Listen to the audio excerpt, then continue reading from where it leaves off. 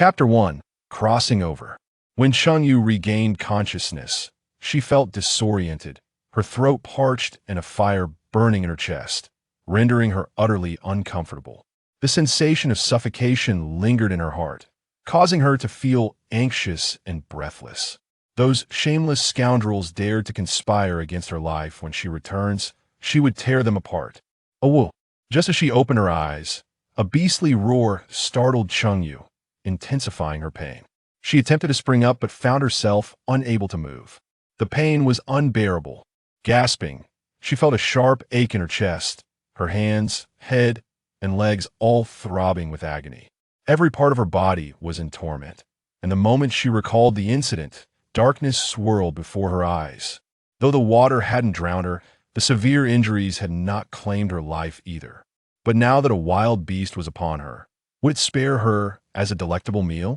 Was she destined to perish in the jaws of a beast? Perhaps it would have been better had she never awakened. Lying on the ground, she sensed the vibrations of something massive approaching. Cold sweat instantly coated her body. Damn it, I can't get up.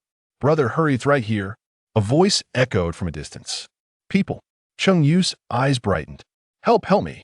Her voice was hoarse and weak at first, but desperate for her life, she cried out louder. Yet, Cheng Yue still felt her voice was too faint. Would they hear her? In truth, the newcomers did hear her, rushing towards her with speed and precision. Faster than they were, however, came a colossal, agile beast. A massive shadow loomed overhead as the creature opened its mouth, revealing its enormous, sharp fangs, its gaping maw filled with jagged teeth, and a throat that seemed like an abyss. Her heart raced to her throat, her eyes widening in terror. This was the end. Bang! At that critical moment, as the beast's saliva rained down upon Cheng Yue, a powerful leg appeared from the side and kicked the terrifying creature away. The roar thundered in her ears as the beast crashed to the ground, shaking the earth beneath her. Both were injured blood streamed from Cheng Yue's mouth, nose, and ears. Hey, what's wrong with you? The explosive tiger was about to pounce on you, and you're just lying there like a fool. Don't you want to live? Song Qing had already dealt with the beast, while Song Sheng rushed over to assess the unfortunate situation. Upon closer inspection, he realized it was Cheng Yue, and she appeared gravely injured, looking as if she were on the brink of death. Song Sheng was taken aback. Brother, it's bad, it's Cheng Yue, she's going to die. Cheng Yue's heart raced like thunder, and upon hearing this, she nearly spat out another mouthful of blood. Even though she knew she was dying, could he refrain from stating it so bluntly?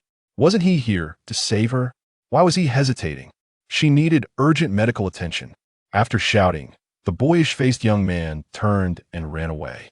He turned and ran. It nearly blinded her. Brother, hurry and take Cheng Yue back. Leave the explosive tiger to me. He'll handle it. Song Sheng snatched the task away from his brother. Song Qing was somewhat bewildered. What was wrong with him? Shouldn't Song Sheng have immediately taken Cheng Yue back? Why waste time coming here? But seeing Song Sheng already hoisting the beast, and with Cheng Yue still bleeding, he could only rush to pick her up. At this point, Song Sheng had already lifted the beast and was striding forward. Even if Cheng Yue was weak, she was still a tiger beast. She shouldn't easily succumb. So let his brother save her. Perhaps, with this act of salvation, Cheng Yue would accept his brother. Song Sheng ran swiftly, but Song Qing was even faster. He held the injured female, a precious find, and he certainly didn't want Cheng Yue to perish just like that. Initially, he intended to take Cheng Yue directly to the priest, but reconsidered he didn't want her to die from frustration along the way. Thus, he veered off and headed toward their cave. Hang in there, you'll find a priest to help you. Placing Cheng Yue on her stone bed, Song Qing prepared to leave to fetch the priest. But Cheng Yue's eyes rolled back, her expression utterly dazed, as if she had lost her mind. What did you say? You can heal my wounds? Then why are you waiting? Hurry. Suddenly, a voice claiming to be a system appeared in her mind, and though she was initially startled, she soon accepted it entirely. In this era of explosions, what hadn't she witnessed? Chapter 2. Side Effects. The bumpy ride tortured Cheng Yue, making her wish for immediate death. All she desired was relief from her pain, regardless of any supernatural beings or the price she would have to pay later. Stop rambling, just heal me first, then we can talk. The more you talk, The more I want to die, Cheng Yu's mind was racing, and she realized she was indeed screaming, startling Song Qing, who had already stepped toward the cave's entrance. What's wrong with you? Song Qing was puzzled. The shout was full of vigor, sounding nothing like someone gravely injured. She had previously seemed weak, as if a gust of wind could blow her away, yet now, blood was indeed flowing from her face, mouth, and ear. She was injured. That was undeniable. No, wait. Song Qing's eyes widened. Something was off. Cheng Yue was indeed better. She had been in excruciating pain, but upon hearing the system's promise to heal her, she had immediately urged it on, disregarding everything else. To her astonishment, it had truly worked. Most astonishing was the speed of the effect. It was miraculous. This system is too powerful. With her body healed, her senses returned, her rationality came back, and she had more time to ponder other matters. Realizing Song Qing's presence, she felt a twinge of regret. I was on the brink of death, but now I'm full of life. This. Before she could finish her thought, an overwhelming desire nearly drowned her rationality. System, what's happening? Cheng Yue gritted her teeth. Her body had ceased bleeding, but had begun to sweat profusely. Her exposed skin turned scorching, and her breathing quickened. Song Qing immediately sensed something was amiss before he could start checking. Cheng Yue grasped his hand tightly. It's the side effects of the treatment. You need to combine with someone to alleviate them. Don't worry. It's harmless to your body. A glowing orb, visible only to Cheng Yue, flickered and danced before her. She felt it was reveling in her plight. I wanted to tell you earlier, but you wouldn't listen. You can't blame me now. Fortunately, there's a man right in front of you. Hee. Don't worry, I won't peek. After the system finished speaking, it vanished. Cheng Yue wanted to scream. What a joke. Did she seem like such a casual person? Yet, with her life hanging in the balance, she couldn't afford to be picky. The man before her was handsome, with a great physique. She certainly wouldn't complain. With a sudden surge of strength, she pulled the man, who had been standing by the stone bed, onto the bed, flipping him over and pinning him beneath her. Hee. You're quite the sight. Would you mind indulging me for a moment? Though her body was burning, upon contact with the man, it felt as though she had stepped into a refreshing air-conditioned room, allowing her to exhale in comfort. Of course, at that moment, she was entirely oblivious to the fact that she was using all her limbs to explore him, her words becoming increasingly flirtatious. The side effects had obliterated her rationality, leaving her acting purely on instinct, believing she was merely dreaming. Cheng Yue, what are you doing? Song Qing was utterly caught off guard, pinned down by Cheng Yue, and though he wished to resist, the moment had passed. The heat emanating from Cheng Yue enveloped him, causing him to feel somewhat dazed, yet a sliver of rationality remained. What am I doing? Oh, come on, you're just feigning ignorance. Cheng Yue giggled, her voice like silver bells, a sound Song Qing had never heard before.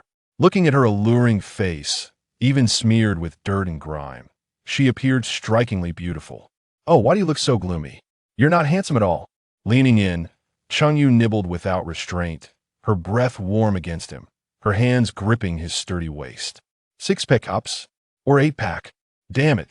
This man had a fantastic physique despite her daily workouts. She had never achieved such results. As the saying goes, saving a life is better than building a 7-story pagoda. I inadvertently consumed the wrong thing, as you can see, so please save me once more. Song Qing? Song Qing was completely stunned. Chapter 3. Are you incapable? Cheng Yue purred playfully at Song Qing, a charm that even Yu Chu had likely never witnessed. Song Qing was first shocked, then furious, and finally, though he attempted to resist, he found himself overwhelmed. He was utterly dumbfounded. He had merely acted out of kindness to save someone. How had he ended up in such a predicament? Cheng Yue, wake up, snap out of it. Song Qing frowned, enduring the sensations coursing through his body, trying to rouse the peculiar person before him. What on earth did you consume? Let go of me, I'll fetch the priest to examine you. His legs were paralyzed, and his hands were caught between Cheng Yue's, provoking her displeasure. What is wrong with you? Cheng Yue, with a firm grip, twisted but found it impossible to move, so she resorted to gnawing instead, this time on the lips of her counterpart, unable to pry open someone's mouth. Her body was restless, fidgeting without respite, growing more irritable with each futile attempt, further fueling her anger. Searching, searching, what are you searching for? If you don't see me, am I to be burned alive? You a grown man? Why are you so whiny? Tell me, are you incapable? With a beauty like me before you, if you remain unmoved, then you must be utterly inept. If that's the case, hurry and take me to someone who can. With such an exquisite figure, it turned out to be futile. Cheng Yue sighed in disappointment, her gaze fixed on Song Qing, filled with frustration at his lack of prowess. Song Qing was equally vexed. Meanwhile, the system, which claimed not to eavesdrop, perched on Cheng Yue's shoulder, offering its unsolicited commentary. Host, this is unacceptable. You hail from the era of information explosion. How can your skills be so rusty? Hey, let me share some experience with you, but don't thank me too profusely. The system, in a moment of benevolence, inundated Cheng Yue's mind with a plethora of stimulating thoughts. Splendidly, the last remnants of hesitation within Cheng Yue dissipated entirely, her hands now exploring the sensitive areas of Song Qing. Having been subjected to such treatment, any lack of response would be abnormal. Not to mention, Cheng Yue had just accused him of incompetence. Incompetent? Allow me to demonstrate just how capable I am.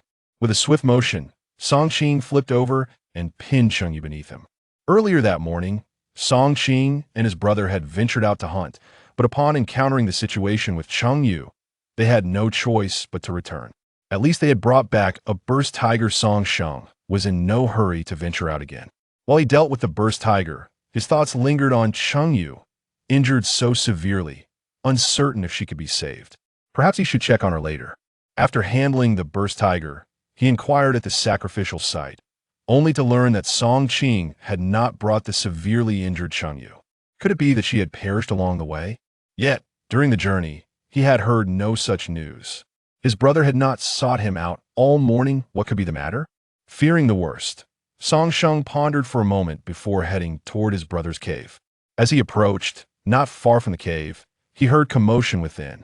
Song Sheng stood frozen in place, utterly bewildered. The male voice echoing from the cave was all too familiar. While the female voice was somewhat unfamiliar, though, he hardly cared about the latter. The crux of the matter was the former. Heaven above, what was happening? At that moment, he could hardly think of Cheng Yue. Given his brother's nature, could he have been outsmarted? With this thought, Song Sheng grinned silently, a smirk of amusement. This was not mere schadenfreude. With a swift turn, Song Sheng dashed off to find their parents. Good news was to be shared, regardless of whether his brother had been outwitted. The fact that he was involved with that female was undeniable. Regardless, they needed to solidify the relationship first. After all, if the warrior who had successfully ensnared his brother was already carrying his child, he must not allow his brother to deny it. Inside the cave, Cheng Yue had long since succumbed to exhaustion.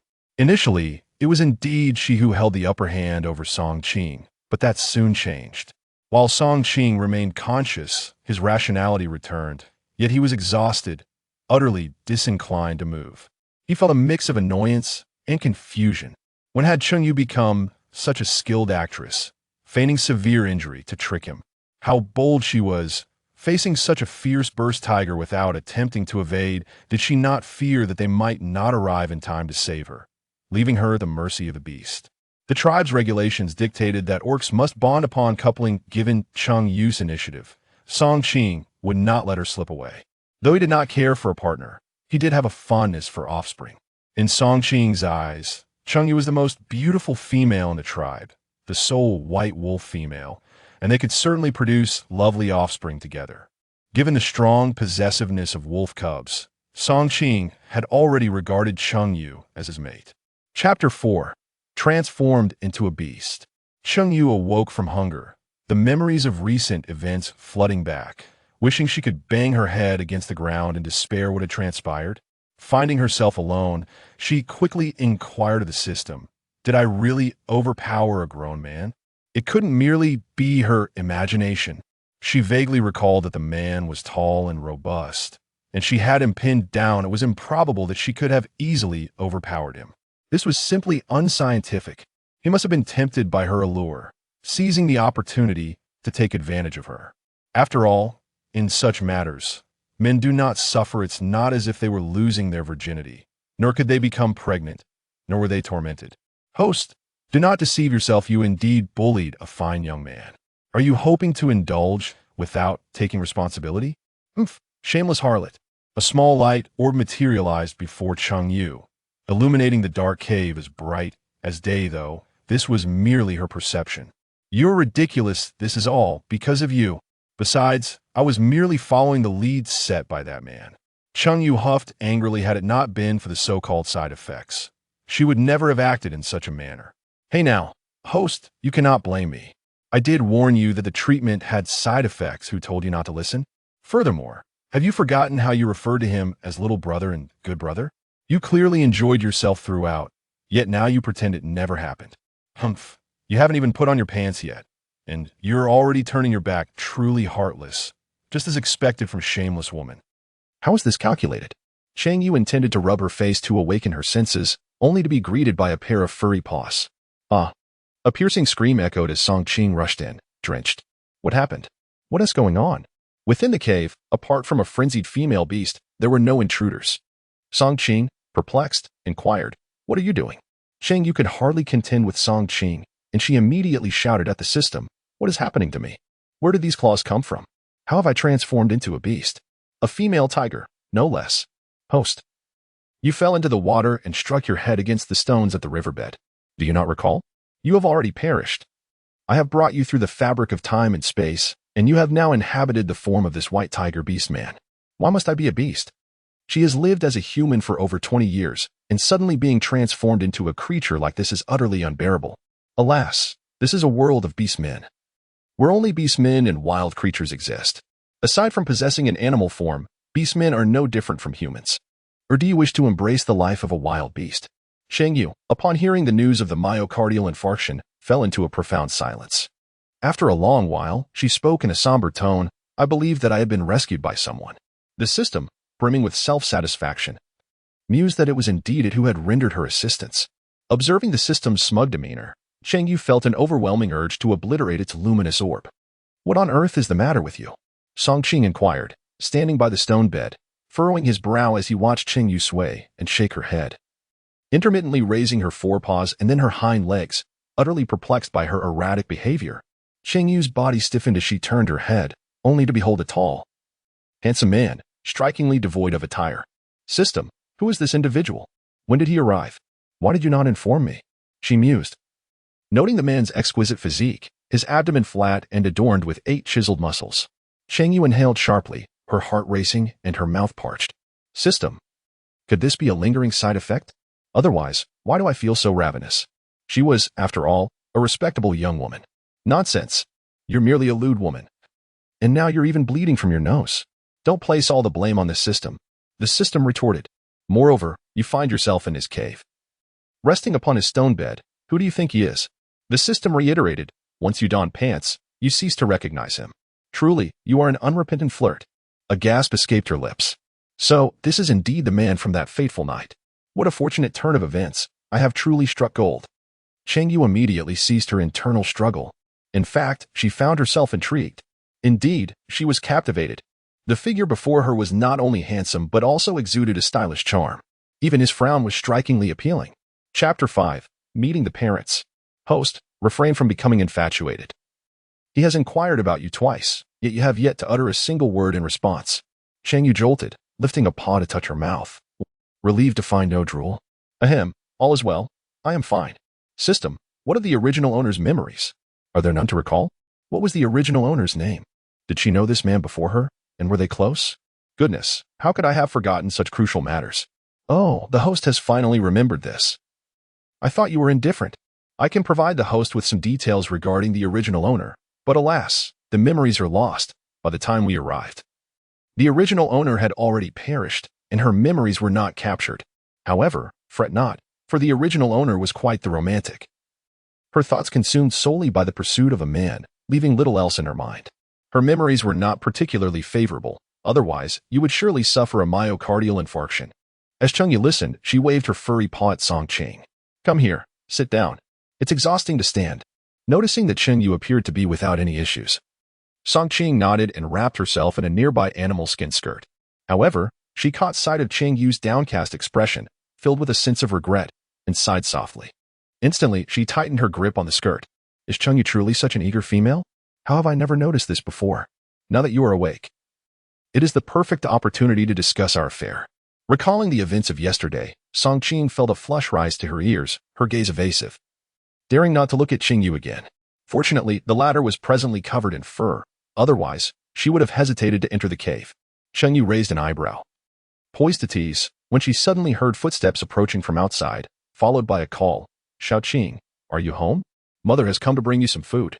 Though the voice belonged to a single individual, the footsteps suggested the presence of more than one person in the cave. Cheng Yue was startled into a rigid posture by the unexpected voice. Glancing around, she found no other caves in sight. Goodness, is there someone else here? What should I do? There aren't any other caves, are there? After just having an intimate moment with someone's son, to awaken and be confronted by a parent was utterly disconcerting. Cheng Yue felt a surge of panic, instinctively seeking a place to conceal herself. However, Song Qing remained oblivious to Cheng Yue's anxiety. Upon hearing her mother's voice, she called out cheerfully, Mother, I'm at home. Please, come in. Wait, no, hold on. Cheng Yue raised her paw and cried out, but alas, it was too late. A pair of middle-aged individuals entered, accompanied by a familiar youthful face reminiscent of a cherubic boy. They exchanged glances across a modest distance. Upon spotting Cheng Yue, it was evident that the leading middle-aged woman's eyes sparkled with recognition, and a tender smile graced her countenance. Ah, it's Xiao Yue. What a pleasant surprise to see you here. Have you eaten yet? Ani has brought some food. Meanwhile, Yuna's partner, Song Li, and their son, Song Xing, shared a barely concealed twitch at the corners of their mouths. How utterly disingenuous. It was clear they had received word early on and had deliberately prepared a meal, all while pretending to be oblivious. Hello auntie. Hello auntie. Cheng Yue has completely immersed herself in the role of the female protagonist caught in a scandal. And the identities of the three individuals before her have already been revealed by the system. Now, facing them directly, the atmosphere is undeniably awkward. When did Xiao Yue develop feelings for our dear Xiao Qing? Yuna casually placed the items she brought onto the nearby stone table, shifting her weight to nudge her son Song Qing aside, and settled herself comfortably on the stone bed, regarding Cheng Yue with warmth. I must say, our Xiao Qing is quite the specimen, tall and robust, undoubtedly the most handsome of the tribe. He can scale mountains and traverse rivers, an expert hunter, and adept at household chores. Your choice of our Xiao Qing is commendable. The middle-aged woman gave a thumbs up, her grin stretching from ear to ear, clearly overjoyed at the prospect of Cheng Yue and Song Qing being together. Mother, please refrain from speaking, Cheng Yue interjected. Though the compliments were well-intentioned, Song Qing felt an unsettling discomfort, as if he were undesirable within the tribe, when, in fact, he simply found those females unappealing. As for Cheng Yue, she was merely a reluctant option. He longed to assert that his attraction to Cheng Yue was indeed her good fortune. Moreover, had his mother forgotten that Cheng Yue had someone she cherished? How could she be so certain that Cheng Yue would cease her mischief simply because she was with him? Enough. Are you unhappy with the praise? Yuna, unperturbed by the possibility of Cheng Yue leaving, seemed more concerned about Song Qing's potential mischief. She waved her hand to silence him, signaling her partner Song Li and younger son Song Xing to pull Song Qing further away. Cheng Yue began.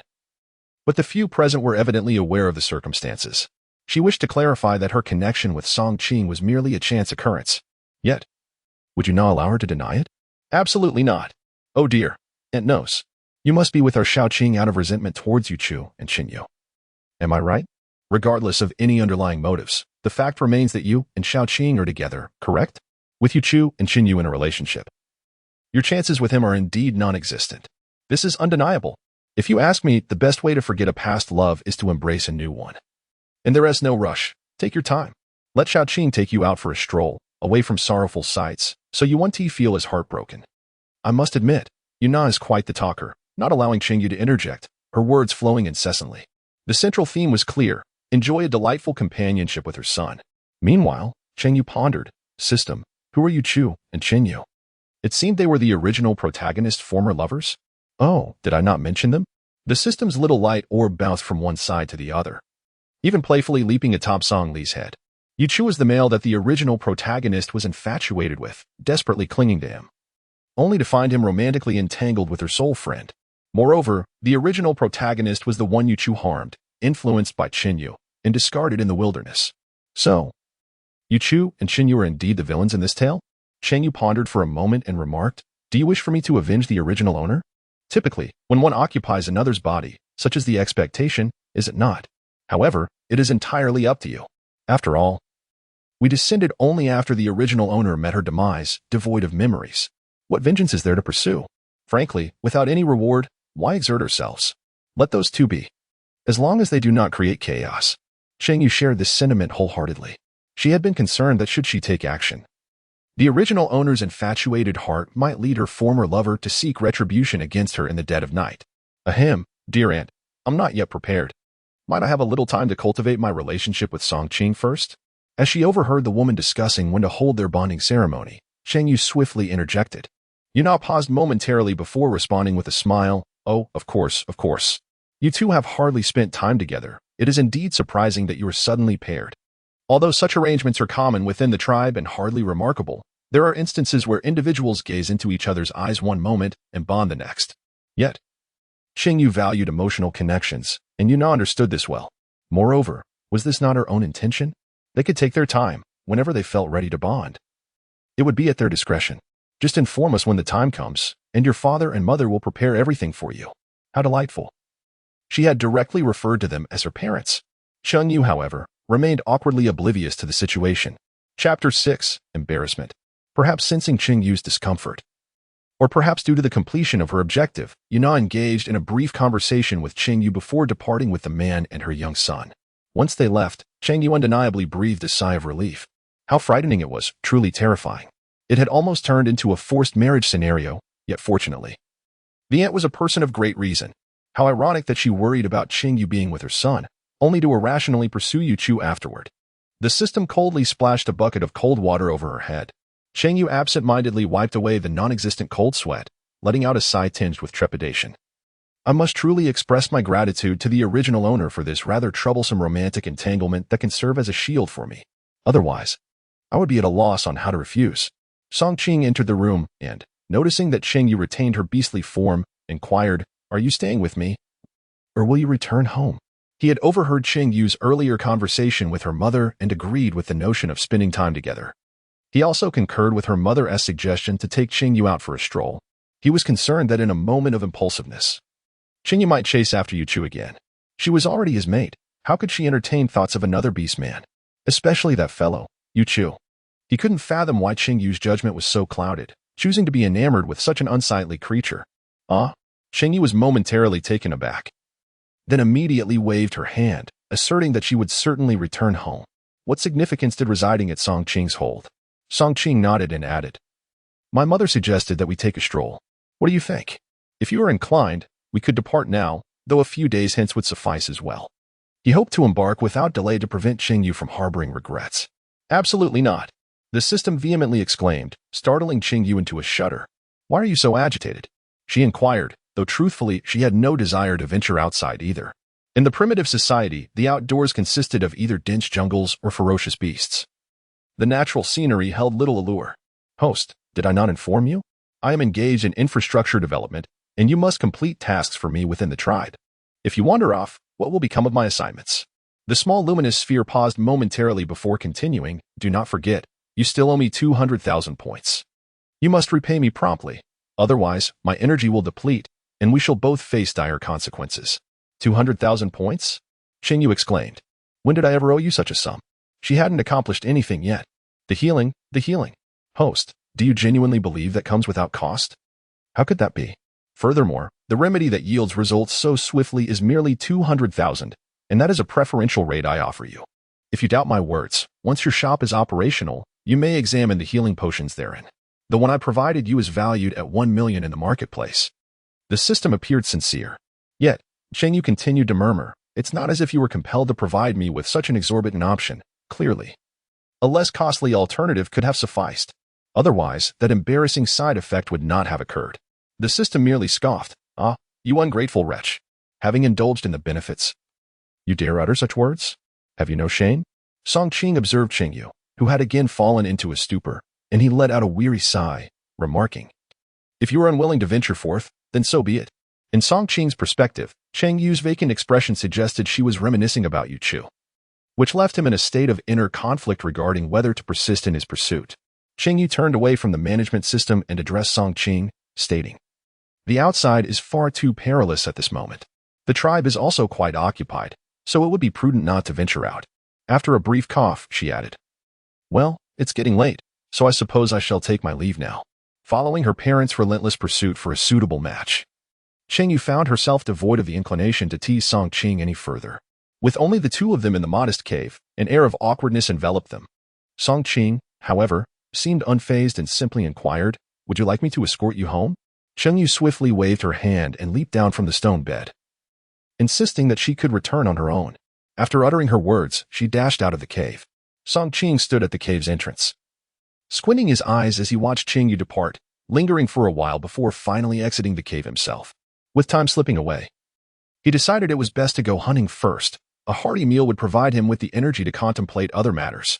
Remarkably, although I possess none of the original owner's memories, I am able to comprehend the language of these beasts and navigate with agility on four legs. Is the inheritance of physical memory truly so effortless? Cheng Yue experienced the exhilarating sensation of galloping on all fours, a feeling that was rather novel to her. It dawned on her, albeit belatedly, that despite her lack of understanding of the orc language, she could comprehend it and even articulate it. How wondrous! The system perched atop the head of the white tiger beast remarked nonchalantly, "It is merely the memory of your body's muscles, which can certainly be inherited. However, do not entertain thoughts of the language. That is a boon I have granted you." Ah, so that is how it is. No wonder. Cheng Yue felt a sense of regret, as she had hoped to inherit a language. If not, did that mean she would have to learn a foreign tongue? How challenging it would be. Cheng Yue, wait, please stop. Following the system's guidance, Cheng Yue made her way back to the cave of her original host when suddenly a loud growl echoed from the side. A large wolf dog, adorned with a striking black and yellow coat, charged towards her. Chapter 7. They are orcs, not beasts. The unexpected appearance of the wolf startled Cheng Yue, causing her heart to leap in terror. Ah, little light orb, please save me. A wolf, a wolf, a wolf. Cheng Yue truly did not anticipate that she would encounter a wolf merely moments after stepping outside. Indeed, the primal world is fraught with peril. Host, a friendly reminder. I possess a name, Ding Dang, not merely a luminous sphere. It seems I had underestimated your timidity, dear host. You are rendered speechless by fear. At this juncture, what significance does a name hold? It approaches, it approaches. You must devise a means to rescue me swiftly. Cheng Yue, in a moment of bewilderment, completely forgot that she now embodied a ferocious tiger, far more formidable than any wolf, her physique dwarfing that of her opponent. Seizing the opportunity, she possessed the strength to overpower her adversary effortlessly. Yet, she overlooked the fact that the system had not forgotten. Host, you cannot so swiftly disregard the nature of this world, can you? Those are orcs, fierce orcs. Just moments ago, they called your name. Did you not hear it? Why do you hide? Even if you choose not to maintain your human guise, at least be mindful of your image. Your beast form is that of a white tiger. A white tiger. Before you stands a mere wolf. What is there to fear? If they dare to harm you, retaliate. Bite, claw, and strike. Do not hesitate. Cheng Yue observed the approaching gray wolf and instinctively sought refuge, swiftly ascending a tree. Upon hearing the system's announcement, she was utterly bewildered.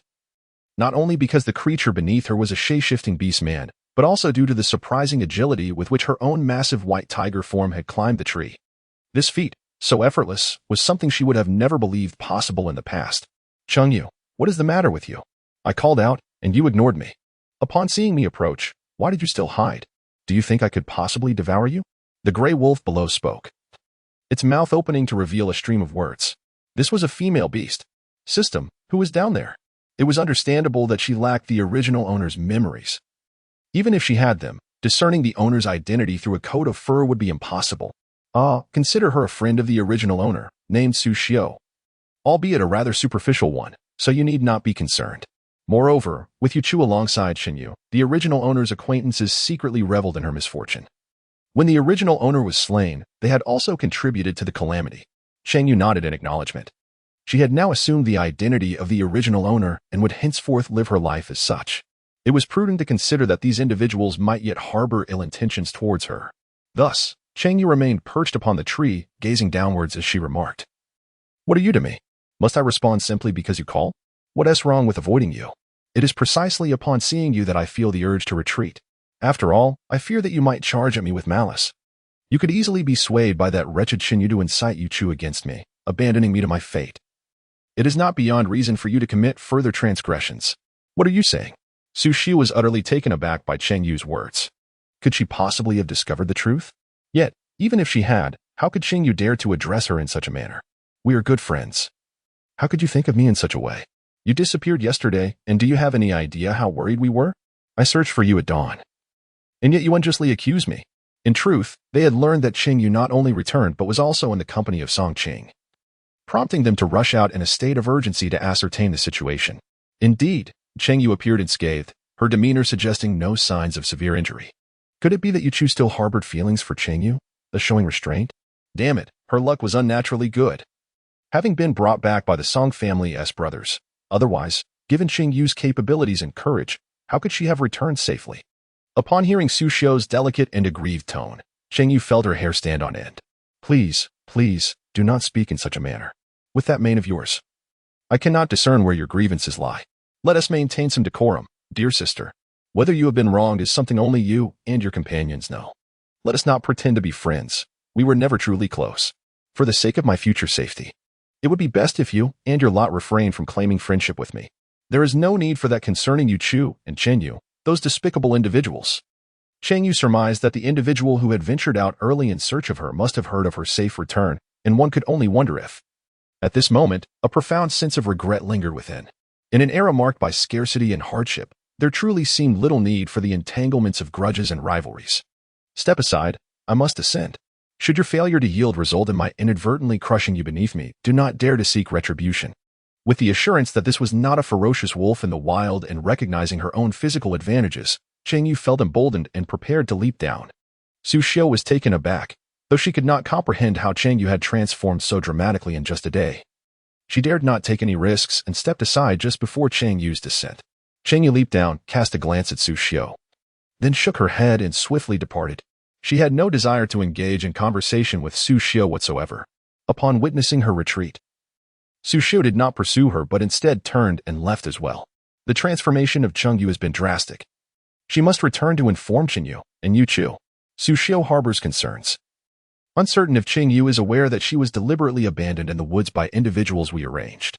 Should Cheng Yue escalate the matter, while they would not face punishment, negative repercussions are inevitable. Cheng Yue exclaimed, What do you mean? Our people arranged it. Cheng Yue has offended so many individuals. Being cast out of the tribe has nothing to do with us. Cheng Yue was astonished that despite sustaining such severe injuries, Cheng Yue had managed to return in such high spirits. At that moment, she began to suspect that Yuchu might have intervened. Furthermore, those orcs, unable to conceal their shame, were so easily located by the Song brothers and brought back. It is infuriating. Rumors suggest that Cheng Yue spent the entire day with Song Qing yesterday, and Song Qing even claimed that Song Qing and Cheng Yue had united, contemplating their relationship, with intentions to solidify their bond at an opportune moment. Cheng Yue desperately wished to declare this was undoubtedly false. Given Cheng Yue's infatuation with Yuchu, how could she possibly consider bonding with another orc? However, this news did not originate solely from Song Qing, and Song Na also spoke of it. And while Uncle Song Li did not respond, his silence offered the clearest affirmation. Sensing her thoughts, Song Lu, besides Su Xiu, immediately nodded and stated, Indeed. Cheng Yue alone is responsible for offending others, leading to her retribution and severe injuries. This has nothing to do with us.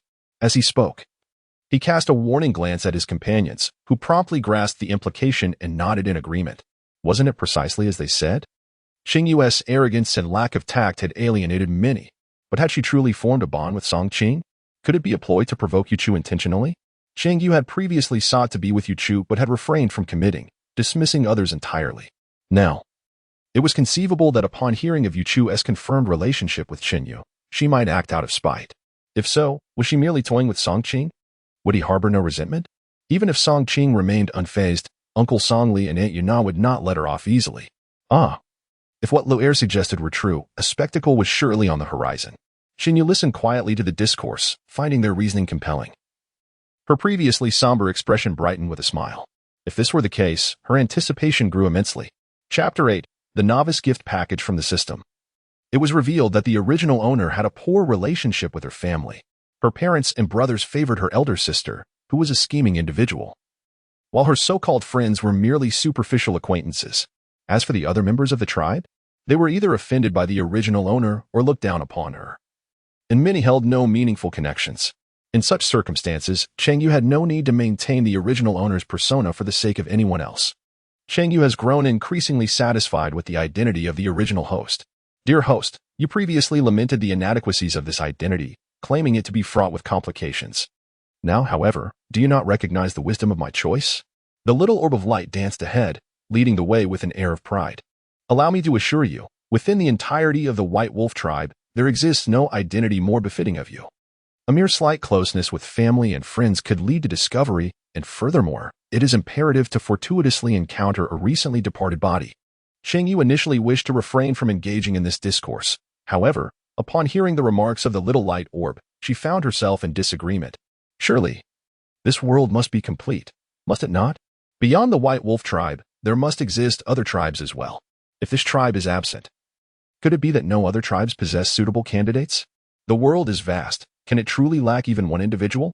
She simply could not believe it. Hey, host. Your perspective is rather uninspired, the orb interjected. At the opportune moment, encountering a fitting vessel, you hesitate to seize the moment. Yet wish to peruse the entire world for options? How delightful. Does lingering not require energy? Furthermore, what if in your indecision, you ultimately find yourself devoid of any suitable choices? With the multitude of beasts outside, can the corpses await your selection? The same applies within the tribe. Do you not fear that in the end, you may be left with no option but to embody a mere beast? Cheng Yue chuckled. Finding the little luminous sphere surprisingly intelligent, its rebuttals articulate and emotionally resonant. As she approached the original owner's cave, peering into its dark depths, an eerie ambience enveloped her. There were no other caves in the vicinity. Was it truly safe to reside here? Within moments of entering, she was terrified out. Goodness, the disparity was staggering. She had just come from Song Qing's domain, and in comparison, their caves were incomparable in every aspect. How did the original owner manage to endure such conditions? Indeed, the interior was hauntingly grim, damp, and cold, not to mention the chaos within, items strewn about haphazardly, the stench of rotting food, a musty odor, and an overpowering scent of sweat that was utterly nauseating. Thus, dear host, it is time to commence your tasks, as the system will provide assistance. To be honest, even the little luminous sphere was taken aback by the state of the original owner's cave. After all, it was meant to be a resting place. A bit of disorder could be tolerated, but the overwhelming stench, how could the original owner possibly sleep in such a place? In this primitive society, where did all this refuse accumulate? Cheng Yue, far removed from the cave of the original inhabitant, wore an expression of hollow emptiness. Entirely overwhelmed by the foul stench that seemed to have driven her very soul away. After venturing into that cave once, one would never wish to approach it again. The system remarked, no wonder the original owner's friends always find excuses to avoid visiting the cave. Host, are you all right? Would you like to receive a purification package? It requires not 20,000, nor even 10,000, and certainly not a mere 1,000. Just 10 points will grant you a comprehensive cleansing, allowing you to forget all sensory memories associated with the cave. Cheng Yue's expression darkened. Did you not instruct me to undertake a task? Where is the task? Furthermore, is there no beginner's gift package? In novels, when one binds to a system for tasks, there is invariably a beginner's gift package, is there not? A beginner's gift package? The system hesitated. What gift package are you referring to? However, it quickly continued. Oh, yes. Indeed, it resides within the system's space. Would you like to take a look, host? As it spoke, a virtual screen materialized before Cheng Yue's eyes. On the screen, there were numerous squares. The first row consisted of 10 illuminated squares, while the ones below were gray and bore locks. This arrangement resembled a game inventory she had encountered before, suggesting that the gray squares required points to unlock. Within one of the upper squares was a parcel, presumably the beginner's gift package the system had mentioned. She had only inquired out of curiosity, never expecting it to be real. System, what treasures lie within this beginner's gift package? Cautiously, Cheng Yue refrained from retrieving the package, her mind already calculating how to best utilize the available squares in the system's space. Host, you shall discover its contents by opening it yourself. I assure you, it will bring you delight. You may utilize the system space without cost, but to access the locked squares below, you will need points to unlock them. Cheng Yue's eyes twinkled as she inquired, are these compartments designed to accommodate only a single item, or can they hold a certain quantity? Each compartment can contain only one type of item, allowing for a maximum of 999 units. Host, if you wish to place all your belongings into one bag or box, occupying a single compartment, that is simply unfeasible. The system space will automatically disassemble the package and categorize the items accordingly.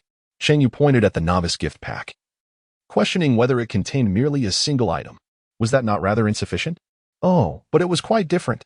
The system promptly assisted in unveiling the package, and in an instant, the available slots were filled. These were the items provided by the system. Before being unwrapped, they naturally occupied only one slot. As for the host, any gift packs purchased from the marketplace would similarly occupy just one slot before being opened, yet once unsealed, they would require categorization. Cheng Yue gazed at the novice gift package, bewildered. Is this truly all the system has to offer? Chapter 9. Sleep has already embraced me. A hoe, a hammer, a kitchen knife, a sickle, scissors, a saw, a shovel, a screwdriver, pliers, a wrench. What is the matter with these? Host, are you truly dissatisfied? I am but a foundational construction system. What more do you desire from the gift package? These items are not even available in the beast world. You ought to be content. Upon hearing that such items were absent in the world of beasts, Cheng Yue fell silent. While these tools may appear ordinary, one cannot deny their undeniable practicality. The system continued. Moreover, there were initially not so many items. The hoe, kitchen knife, scissors, and screwdriver were procured through special means just for you. The little luminous sphere bounced with enthusiasm. So, dear host, shouldn't you express your gratitude? I am truly the best system in existence. How moving. Cheng Yue's lips twitched slightly, yet she pressed her hand to her chest and exclaimed dramatically, I am truly moved. I cannot express how grateful I am. Thank you, little light sphere. She then inquired, henceforth, might it be possible to allow little light sphere to take a few shortcuts? The little light sphere nodded in agreement. Very well, I have accepted your gratitude. Now that you have received the grand gift, it would be prudent for you to commence your task promptly. With that, the system space before them vanished, replaced by a plethora of task lists. Wait, little light sphere. Are you truly this ruthless? So many tasks, how am I to complete them all? Cheng Yue exclaimed, her skepticism evident as she scanned the overwhelming options, questioning whether this was indeed a series meant for a lifetime. You need not finish them all at once. Did you not notice that there are no time constraints? The little light sphere replied, these are merely the tasks I could conceive of for the time being, and I have laid them out for you. You may select those you deem feasible, allowing you to accumulate points more swiftly. I believe these particular tasks are quite suitable. By completing them, you shall earn points and have a place to rest at night. With that, the other tasks faded away, leaving only a few. Cheng Yue glanced at them and saw that one required her to choose a location within the tribe to construct a thatched hut. Before Cheng Yue could speak, the small glowing orb continued. The task does not stipulate that it must be completed solely by the host. Therefore, dear host, seek out that charming individual from before. With his presence, I assure you the task will be accomplished in no time. Cheng Yue was aware of whom she spoke, and to be candid, she felt quite enamored. The proposition of assistance was indeed compelling. With nothing to offer in return, the willingness to help without charge was perplexing. Why would one refuse? Having already succumbed to slumber and with parents having made their acquaintance, it was the opportune moment for her to make a favorable impression, given her current needs. If he chose not to extend his help now, did that imply a lack of desire for companionship? Cheng Yue's dark thoughts pondered. What does it mean to be completely bound by sleep? It seemed as though slumber had forged an unbreakable bond, granting her the audacity to demand assistance from others as if it were her right. The system, seemingly attuned to her musings, interjected, to the outside world. It appears that you are indeed irrevocably linked. Thus, expecting him to come and assist you is merely a matter of course, if he does not aid you. To whom else would he offer his help? Cheng Yue pondered for a moment and nodded. I believe it can be done. I shall go find her. She had seen the thatched cottage before, but whether she could manage to construct it herself remained uncertain. After all, her practical skills were rather limited. By the way, little orb of light, why did you choose to bind with me? I am hardly an expert in construction. In fact, her profession barely grazed the periphery of the construction field. Shouldn't the construction system be bound to professionals instead? The little orb fell silent for a moment, internally reflecting that it had no other options. In its previous secluded corner, it rarely encountered even a ghostly shadow, let alone someone in distress. After waiting for several centuries, it was finally presented with this unfortunate host, and thus it bound without hesitation, especially since it was on the verge of dissipating. Naturally, this was a truth it would never disclose. Thus, Cheng Yue heard the little orb exclaim, "Oh, those who are truly skilled require no system assistance. They might even resent our guidance. It is precisely those who are uninformed and lack skills, like you, who benefit from our support. Our aim is to cultivate talent first. Assistance comes afterward, with the former being of paramount importance. Cheng Yue sighed, exclaiming, "Ah, your system is truly magnificent. Had such a learning system existed during my school years to nurture and assist me, I would undoubtedly have become a pillar of the nation, rather than a balding little gardener. Alas, what a pity. Hey, Xiaoyu, where are you headed?" Cheng Yue, feeling a sudden rush of panic, silently rejoiced that she had not hastily retrieved the saw. Otherwise, she would have been caught red-handed at this very moment. Who, that wretched soul, always lurks in the shadows to instill fear? Xiaoyu, I am calling you. Why do you ignore me? Where did you disappear to yesterday? We searched for you all day and you did not return at night, causing us immense worry. As soon as I heard you were back, I came immediately to find you. Cheng Yue turned her head, revealing a stunning beauty with an alluring figure. No, little orb, why have I remained in beast form? She pondered. Wasn't I supposed to be a beastman? Upon awakening for the first time, she had been human, yet upon her subsequent awakening, she had transformed into a white tiger. While she found this feline form quite appealing, relishing in the luxurious feel of its fur, it did not mean that she cherished the idea of living as a wild beast. The ability to shift between human and beast form is entirely under your control. I cannot assist you with that, the orb remarked. I had assumed you favored this appearance. Oh, is that so? She mused, realizing that the multitude of events during her journey had indeed distracted her from the thought of reverting to her human form. Is the transformation from beast man to human accompanied by clothing, or does it occur without attire? She inquired. If it involves clothing, I would transform immediately. If not, perhaps I shall refrain. She was quite accustomed to walking, sitting, and lying down in her current form. It was not something she found unbearable. What delightful thoughts does the host entertain? Where would the clothing come from? The orb questioned. Ah, so there is none. Chapter 10. The sister is a heartless lotus. Xiaoyu, I am speaking to you. Cheng Yue cast a dissatisfied glance at Cheng Yue, who was lost in thought, entirely oblivious to her words. She attempted to push her, but alas, her efforts were in vain. After all, Cheng Yue was currently in her beast form. TSK, how impolite. Truly impolite. Cheng Yue rolled her eyes and tilted her head in confusion, inquiring, what do you wish to call me for? Cheng Yue, the original owner's beloved elder sister, is indeed a heartless schemer, as the system has indicated. From a young age, she has consistently shown kindness towards her younger sister, granting her every whim and adhering to her every word, solely to indulge the original owner to the point of arrogance and disdain, making her quite unpleasant. While nurturing the original owner in such a misguided manner, she simultaneously creates a stark contrast between herself and her sister. Within the household, this sister subtly vies for affection, employing insinuations to sow discord between the original owner and the family, all the while feigning great love and compassion for her sister, leading the original owner to place unwavering trust in her. The original owner disregards everyone else's counsel, yet she is inclined to listen to and believe her sister's words. Whether it pertains to friendships or romantic interests, this sister covertly manipulates the original owner's attitude towards relationships and others. Sometimes, what is perceived as goodness is merely a poison cloaked in sweetness, silently leading to one's demise. Truly, it is the sister who embodies cruelty. Cheng Yue furrowed her brow, sensing something amiss. Cheng Yue was indeed behaving unusually. Could it be true, as Cheng Yue and the others suggested, that she had uncovered something? Yet, how could someone as foolish as Cheng Yue possibly make such a discovery? Cheng Yue cautiously inquired, Xiaoyu, has something occurred? You seem rather discontented. Please confide in your sister. Has someone wronged you? I shall seek retribution on your behalf. As she spoke, Cheng Yue reached out to tug at Cheng Yue's pristine fur, furrowing her brow. Xiaoyu, are you not the one who detests beastification the most? Why do you appear this way in front of your sister? Could it be that someone has truly mistreated you? Curse be it, for Cheng Yue seemed to bear no injuries. Her fur was immaculate and silky, and the entire beast exuded an imposing presence. Were the tribe's warriors to behold her, would they not pursue her relentlessly? This simply cannot stand. Cheng Yue harbored a deep resentment. Hadn't Cheng Yue already proclaimed her complete aversion to beast transformation? When alone, she had always detested it, and even more so in public. So why now did she appear so relaxed, showing no signs of repulsion? Could it be that someone had uttered something? Was it Song Qing?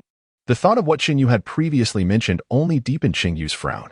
Ah, no one has bullied me, nor have I encountered any troubles. Cheng Yue let out a cold snort internally. It was truly inconceivable that such a fiery beauty could harbor such a tainted heart, scheming even against her own younger sister, having plotted since childhood. After committing nefarious deeds, she still had the audacity to claim she could seek vengeance for her? Is it a performance of self-destruction she wishes to showcase before her? Cheng Yu's eyes sparkled with excitement, and her gaze became fervent. The words that slipped from her lips were sticky with enthusiasm. Ahem, sister, your arrival is truly fortuitous. I was just fretting over something. Cheng Yue instinctively inquired. What troubles you? Indeed, perceptive as always, Cheng Yue nodded in satisfaction and continued, Sister, I wish to tidy up some caves. But they are in such disarray that I cannot manage it alone, and I am at a loss as to where to begin. It is truly fortunate that you are here. I know you care for me the most. Sister, could you assist me in cleaning the cave? If you do not help, I shall have nowhere to rest this evening. Upon finishing her words, Cheng Yue gazed eagerly and expectantly at Cheng Yue. Ah, how clever I am to have thought of such a method. Now, we shall see if this most wonderful sister in the world will acquiesce with a nod.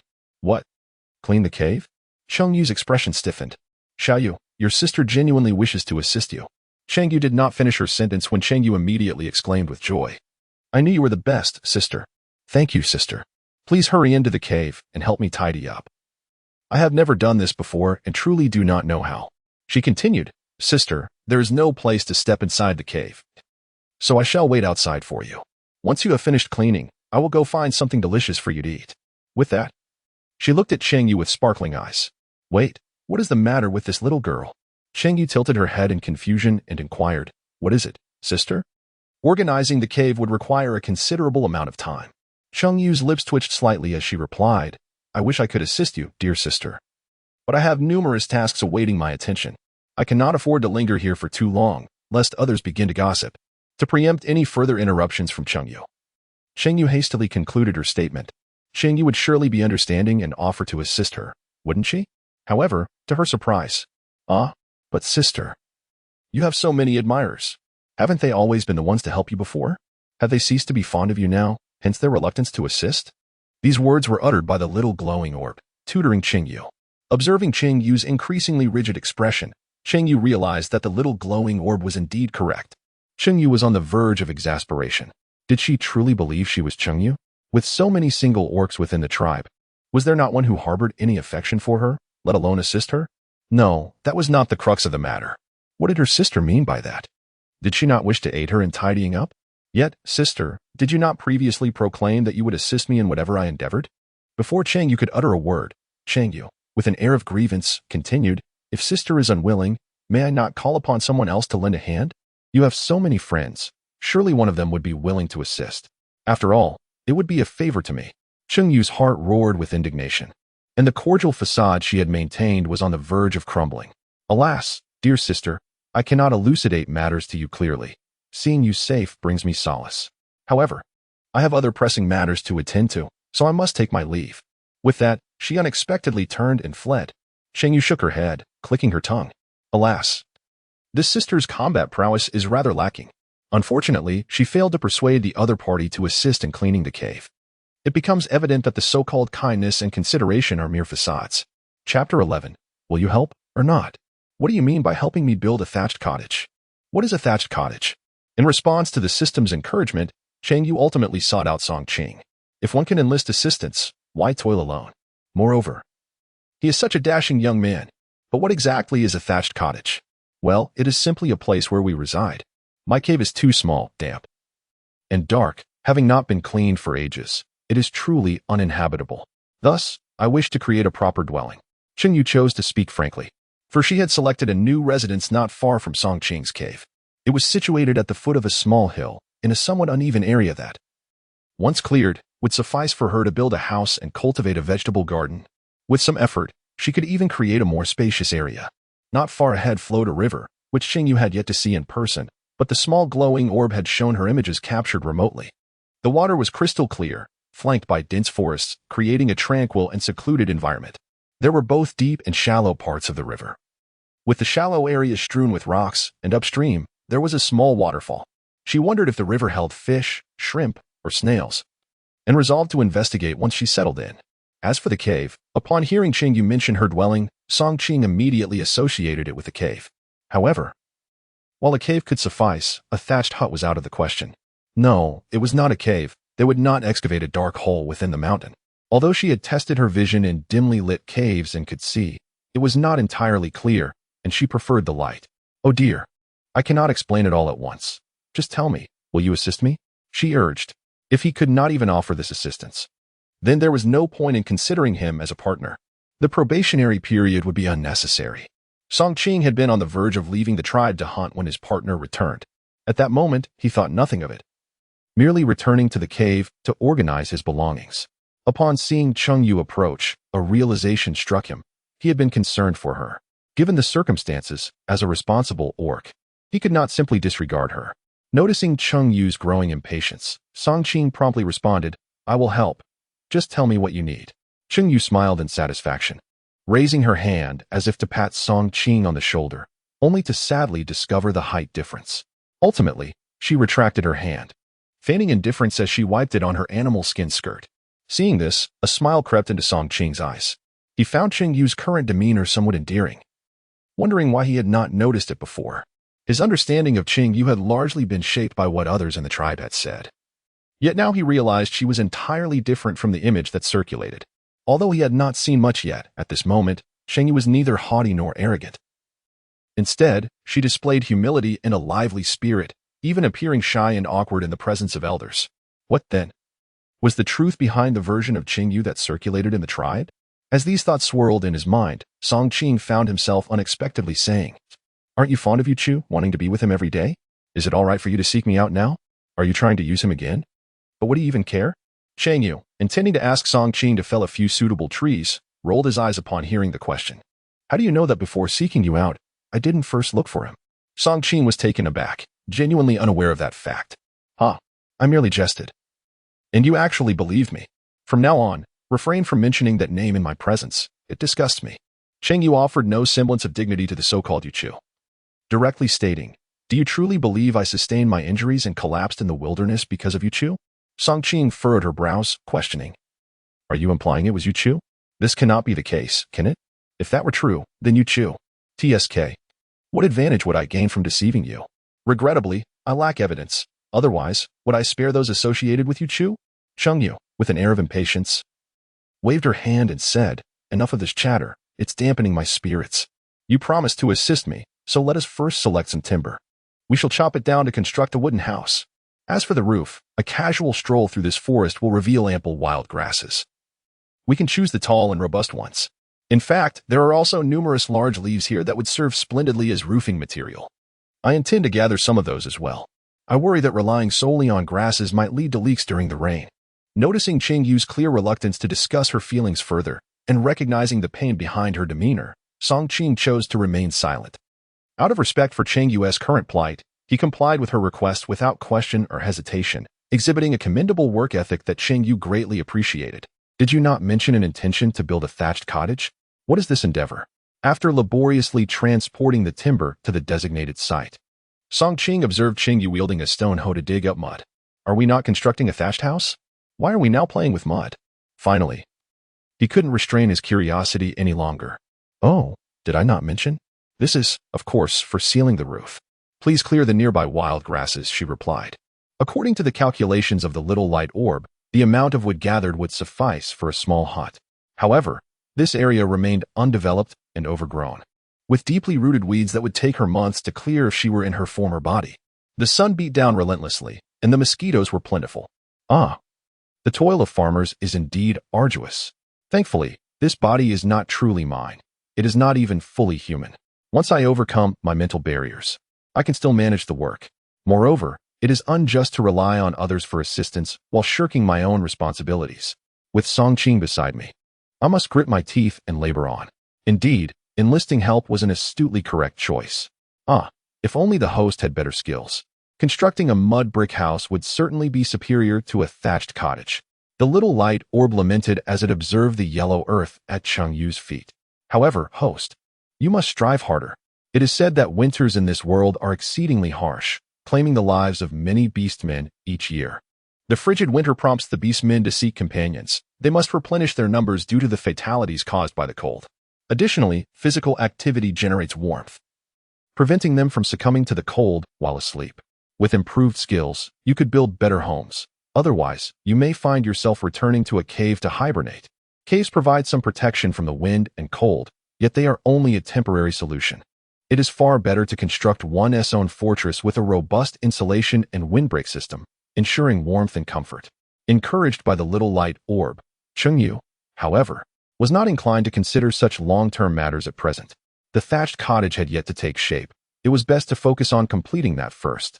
Chapter 12. The most beautiful offspring brother. What are you all doing? At noon, Songxing returned from hunting and, from a distance, overheard discussions about his elder brother and Cheng Yue, the female. Upon hearing that Cheng Yue had instructed his brother to chop down trees, he grew concerned about their need for assistance. He quickly informed his partner and made his way over. Upon arrival, he found both his brother and Cheng Yue covered in dirt, resembling two individuals who had rolled in the mud. It was already midday, and after working tirelessly for the morning, both Cheng Yue and his brother were feeling quite hungry. Just as they prepared to leave to prepare lunch, they spotted Songxing approaching. Shang, what brings you here? More importantly, how did you know we were here? The place chosen by Cheng Yue can only be seen after crossing the mountains. The peaks in this area are rather barren, with scarce resources and abundant shrubs, resulting in fewer individuals opting to dig caves here. Rarely does anyone venture into this region. Did I not hear members of the tribe discussing your presence? By the way, what exactly are you all engaged in? Songxing cautiously glanced at Cheng Yue, subsequently inquiring if assistance was needed. Free labor, indeed, would be most welcome. It would be splendid if you could lend a hand. Cheng Yue replied with a smile, eager to speak before Songxing could interject. However, my brother and I are presently preparing to pack up and head back for a meal. Shall you join us for lunch? Or will you return home to eat and then come back? By the way, do you have any tasks this afternoon? If so, then we wouldn't require your help here. Songxing was initially reluctant to allow his younger brother to assist. Yet upon observing Cheng Yue's warm demeanor towards Songxing, he swallowed the words he was about to voice. Clearly, she did not regard Songxing as an outsider. Songxing scratched the back of his head, glancing from Cheng Yue to Songxing, his expression one of confusion. I'm supposed to eat at home? It is evident that my brother and Cheng Yue intend to dine together, so he decided not to intrude. He continued, if you are still here after your meal, I shall also return home to eat and then come back. Over the next couple of days, both my brother and I are off, and I can come to assist in the afternoon. As for what my brother and Cheng Yue are up to, I will surely learn when I arrive to help. After Songxing departed, Cheng Yue clapped her hands, realizing that after a morning of labor, they had not sought out any food. So, what shall we have for lunch? Should we go hunting? She looked up at the sky. It was too sunny, and at this hour, the beasts must be hiding. Perhaps we could check the river ahead to see if we could catch something to eat? Just then, a light laugh came from beside her. You only just thought of that, did you? Songxing chuckled at Cheng Yue, remarking, you invited Shang to join for a meal. Yet what preparations have you made for him? Cheng Yue stared foolishly at the smile adorning Songxing's face. It was truly captivating. How fortunate she was to encounter such a handsome man. Songxing, feeling somewhat embarrassed under her gaze, cleared his throat. While I am aware of my own attractiveness, might I inquire how much longer you intend to gaze? Aren't you hungry and ready to return for a meal? Songxing had always considered himself the most handsome orc in the tribe, yet being scrutinized so intently by a female was an entirely new experience for him, leaving him feeling a bit uncomfortable. Oh, I apologize. Your smile was simply too enchanting, and I was momentarily entranced. Shall we head back now? Cheng Yue touched the corner of her mouth, relieved to find no drool. Naturally, for I am the most handsome orc in the tribe. So, would you consider joining me in siring beautiful offspring? Songxing proudly lifted her chin, thoroughly pleased with Cheng Yue's acknowledgement. I am the tribe's sole white wolf. While you are the only white tiger, apart from me, you are undoubtedly the most exquisite female in the tribe. Together, we shall undoubtedly produce the most stunning progeny. Cheng Yue gazed at Songxing with a hint of surprise, completely unprepared for the transformation in her demeanor upon the mention of appearance. Moreover, the notion of a white wolf and a white tiger producing offspring? Was there truly no reproductive barrier? Songxing furrowed her brow, inquiring with confusion. What do you mean by reproductive barrier? Oh, it's nothing, Cheng Yue replied. I merely wondered if you're certain that our offspring are the most aesthetically pleasing. Cheng Yue once again inquired about the previous question, receiving the response, Host, this is indeed a world of orcs. There is no reproductive isolation here. They may merely exhibit different beastly forms, yet are essentially the same species. It is akin to people living in the same realm but hailing from different regions with varying skin tones. This concept was beyond Cheng Yue's comprehension, and she deemed it unnecessary to delve deeper into the matter. With enthusiasm, she turned to Song Qing and remarked, "Look, we were all born of parents and have siblings. We all grow differently, some beautiful and some less so. Even if we were to have offspring, should they resemble our parents or siblings rather than us? Would they not be deemed the most beautiful in the tribe?" This was a contemplation Song Qing had never entertained, leaving him momentarily speechless. Is that truly a possibility? Upon reflection, it seemed plausible. Then, what shall we do? Song Qing wished for a child who would be the most beautiful in the tribe. Yet he was now confronted with the unsettling notion that they might not produce the most beautiful offspring, and there lingered the possibility of having an unattractive one. Even the most unattractive. A profound sadness enveloped him. Cheng Yue, indifferent to the situation, could hardly suppress her laughter. Upon noticing the amused expression on Cheng Yue's face, Song Qing managed to quell his inner anxiety. After a moment's contemplation, he remarked, "Well, this is certainly preferable to being with someone else. At the very least, we possess the finest appearances. The likelihood of producing the most beautiful offspring is undoubtedly the greatest." Thus, he concluded that his choice of Cheng Yue was indeed wise. Had he chosen another female, the possibilities Cheng Yue mentioned would likely have been even more pronounced. In the life of a beastman, one does not bear only a single offspring. It would be exceedingly unfortunate to not have even one that is strikingly beautiful, if not the most beautiful. Then surely one comparable in appearance? Song Qing mused inwardly, his demeanor returning to a state of composure. Let us proceed to my place. I went hunting this morning. Chapter 13. Utterly incomprehensible. Cheng Yue had already spent her second day in the orc realm. Logically, she should have been quite famished by now. However, she had not consumed anything since her arrival. It seems I have not even sipped water. Is it possible that the orc's physique is so robust? To endure without sustenance and yet feel no discomfort at all. Being an orc must indeed be somewhat different from being human. Perhaps an orc's body can store energy after a hearty meal, allowing them to forego food for a period. It is likely that the original owner had indulged in a substantial feast prior to this. Cheng Yue nodded in understanding. Does that mean if I indulge in a hearty meal, I could forego eating and drinking for the next few days? How remarkably convenient. Cheng Yue remains oblivious to the means of procuring sustenance in this place, and she senses that it will be quite a challenge. If one meal could suffice for several meals, or even for a few days, she need not feel such urgency. After a few days without food or water, one would surely succumb, for while one might survive without food, the absence of water would lead to death by thirst. Moreover, there exists a limit to consumption. The body has its constraints and cannot indulge without moderation. There is no need for you to endure hunger. Host, do you not already feel the pangs of hunger? Thus, it would be wise to abandon your plans. Cheng Yue felt a sense of injustice, pondering the difficulty of procuring food in this unfamiliar place. She recalled the words of her companions, the Song brothers, who had mentioned their intention to hunt during their free time, alongside the collective activities organized by the tribe. However, the thought of hunting was foreign to her, and she lacked the memories of her predecessor. The system expressed its sympathy for her plight but admitted its limitations. Now that she had arrived in this world, the host had no choice but to adapt. After all, she was now a tiger beast. Tigers are formidable creatures, and one could certainly start by capturing smaller animals. Moreover, as a human, she possessed intellect that could be leveraged. Traps, tools, and weapons could assist her in hunting, and there was no need to emulate the ways of wild beasts. What more can Cheng Yue express? To live, not for any other reason, but solely for the sake of existence itself. Cheng Yue silently encouraged herself. However, upon witnessing the so-called lunch, she felt disheartened once more. Is this really what we are going to eat? She pondered, as she observed Song Qing dragging a whole piece of processed beast meat from a water pit. After washing his hands, he effortlessly tore it into sizable chunks and, rather nonchalantly, offered her a piece, his gaze urging her to eat swiftly. The beast meat, having been soaked in water, appeared pale and was quite clean, with no visible traces of blood. Yet, watching Song Qing devour it with such gusto made Cheng Yue suppress the churning in her throat with great difficulty. Given that they possessed stone knives and axes, indicating their understanding of tools, how could they still consume raw meat? At that moment, she felt fortunate not to possess the original host's memories. Otherwise, she might have vomited uncontrollably and potentially developed a long-term aversion to meat. In a more severe scenario, she could even succumb to anorexia, unable to eat anything at all. TSK, host, your awareness is rather lacking. What is wrong with eating raw meat? Don't humans consume it as well? Think of sashimi, raw beef chunks, and even insects. Those little critters, aren't they all raw? How much more repugnant could that be? The orcs were at least consuming proper raw meat, avoiding insects altogether. Song Qing was relatively fortunate.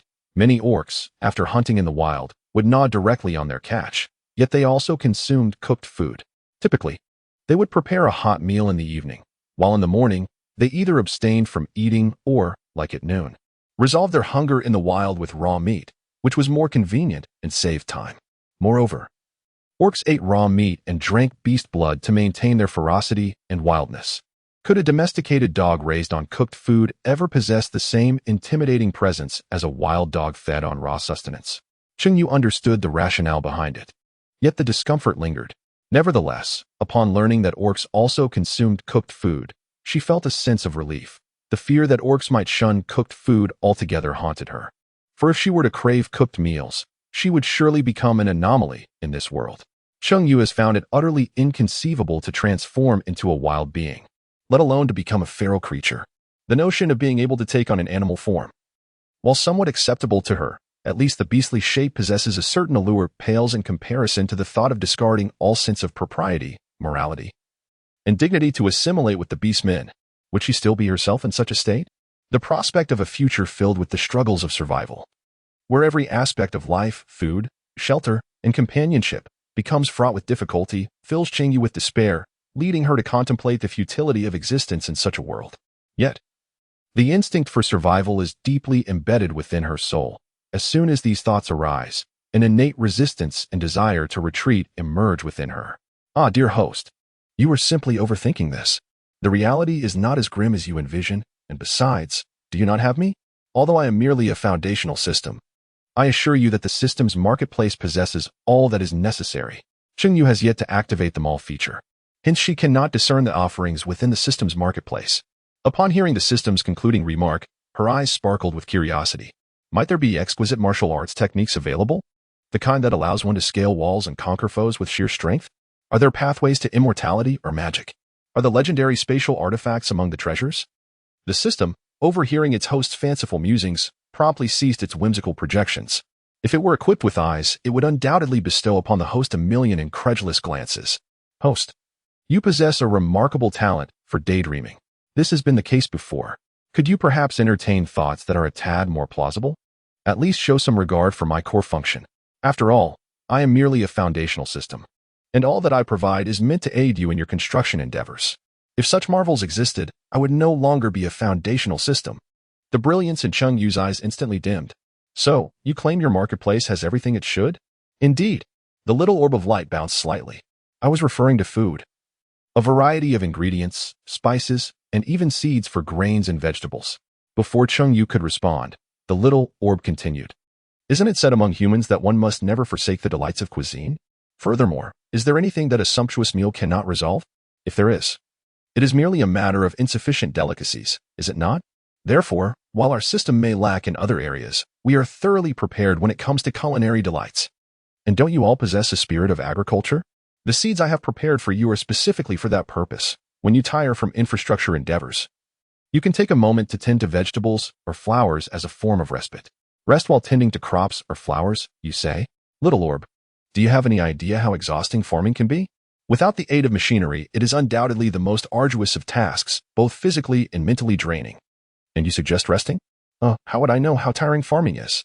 I cannot cultivate myself, it replied. Feel free to do as you wish, after all. Everything in the marketplace requires points for exchange. If you do not fancy it, simply refrain from redeeming. However, the little orb was certain that in this world of beastmen, the host would inevitably exchange for seeds from the marketplace. Cheng Yue had also considered this. Who could ascertain the state of crops in this realm? The only certainty was that these items were all untamed. Whether they could be found or matched was uncertain. To have her seek and tame them? Such a feat was impossible within her lifetime. Song Qing had just finished a substantial piece of beast meat and was preparing to take another when he noticed Cheng Yue, holding the piece he had given her, staring blankly, completely devoid of any desire to eat. Why aren't you eating? Do you dislike that piece? There is plenty more. Choose whichever you wish. Song Qing expressed that he would not be stingy. If she wished to eat, she should do so. Cheng Yue, thank you. Chapter 14, Barbecue. Host, I have an abundance of oil, salt, and sauces available. Since you have commenced your task, this system can extend credit to you. Would you like to exchange for some seasonings? Cheng Yue found herself unable to accept raw food and directly communicated her preference for cooked dishes to Song Qing. Although Song Qing could not comprehend her choice, he nonetheless assisted by kindling a fire. By the time Cheng Yue began to grill the meat, Song Qing had already finished his lunch. "If that's the case, you can take your time eating here while I attend to my tasks," he suggested. Cheng Yue indicated that she intended to clear the area at the foot of the mountain, a task not easily accomplished in a short span of time. With a collective hunting activity planned for the following day, he realized he would not be able to assist her then. Thus he aimed to accomplish as much as possible now. The enticing aroma of the grilled meat began to waft through the air, yet Song Qing remained unfazed. They had tasted grilled meat before, and to be candid, while it smelled delightful, the taste was rather lackluster. Consuming it raw was far more appealing, offering the unique freshness of wild game. "Ah, are you truly going to work now? Won't you take a moment to rest?" Cheng Yue wiped the sweat from her brow, her hand gripping a wooden stick that skewered a sizable piece of meat, which she turned over the fire. Her arm quickly grew weary, and doubts began to cloud her mind. Would this meat truly cook through? She feared that by the time the exterior was charred, the interior would remain a pallid, uncooked mass. She had considered cutting the meat into smaller, thinner pieces, yet the conditions simply did not permit such an adjustment. Now, gazing at the generous chunk before her, she pondered whether it might indeed be possible to achieve the perfect roast. Cheng Yue's eyes shimmered with eagerness. Yet upon hearing Song Qing's intention to attend to his tasks and leave her behind, a sense of unease crept into her heart. What if the meat was inadequately cooked? Without anyone to assist her, would she be forced to consume half-raw beast flesh? There was no need for rest, after all. Song Qing shook his head, noting that there were still many weeds that required tidying up. Having spoken, he paid no heed to Cheng Yue's attempts to voice her thoughts, and simply turned away. No. Could it be that he would depart just like that? So decisively? Alas, had he not mentioned his commitment to work, foregoing rest? Surely, he would not linger merely to engage in idle chatter. What a waste of precious time. By the way, dear host, would you like to exchange for some seasonings? The prices are fair and honest. Cheng Yue gazed at the color-changing meat, then cast a glance in the direction where Song Qing had departed. Gritting her teeth, she shook her head and declared, "No, I must first acclimatize myself. It would be difficult to explain the presence of such items unless you were to use them clandestinely. But what purpose would that serve? Treading cautiously would inevitably lead to discovery. In such a vast world, surely, I can find seasoning. There is no need for haste." Cheng Yue grasped at the system, but her hand closed around nothingness. Gazing at the luminous orb, she inquired, "System, will you assist me?" "Certainly. As long as the host diligently undertakes the tasks," the small orb affirmed, albeit with a stipulation. "Understood. I shall earnestly fulfill my duties. Not for the sake of the system, nor for the tasks, but solely for her own desire to thrive in the beastly realm." Achieving mutual understanding, the system fell into silence as Cheng Yue concentrated on grilling the meat. Before long, the system spoke again. "Host, are you certain you know how to cook meat?" Although it, as a system entity, had never prepared a meal nor tasted human food, it was clear that the host's skills were lacking. What is the matter? "Of course I can grill meat. Doesn't it look splendid?" Cheng Yue grasped a wooden stick in both hands, gazing at the slightly charred meat with a satisfied nod. The darkness was merely the result of smoke, not an indication of being burnt. However, with Song Qing absent, might I dare to retrieve the kitchen knife and slice this meat into smaller, thinner pieces? Otherwise, she would undoubtedly worry that it was charred on the outside yet raw within. Yet, before I could commence slicing the meat, I needed to find a suitable container to place it in. After scanning the surroundings thoroughly, I concluded that there was simply nothing appropriate. The pots, bowls, and utensils were entirely non-existent. Cheng Yue could only pluck a sufficiently large leaf, upon which she placed the roasted meat, and then she returned with some branches. Once the meat was sliced thinly, it could be skewered and roasted, ensuring it would cook swiftly. Although the preparations were somewhat tedious, they were indeed essential. Cheng Yue retrieved a kitchen knife and sighed. Why not have a cast iron pot for greater convenience? She mused.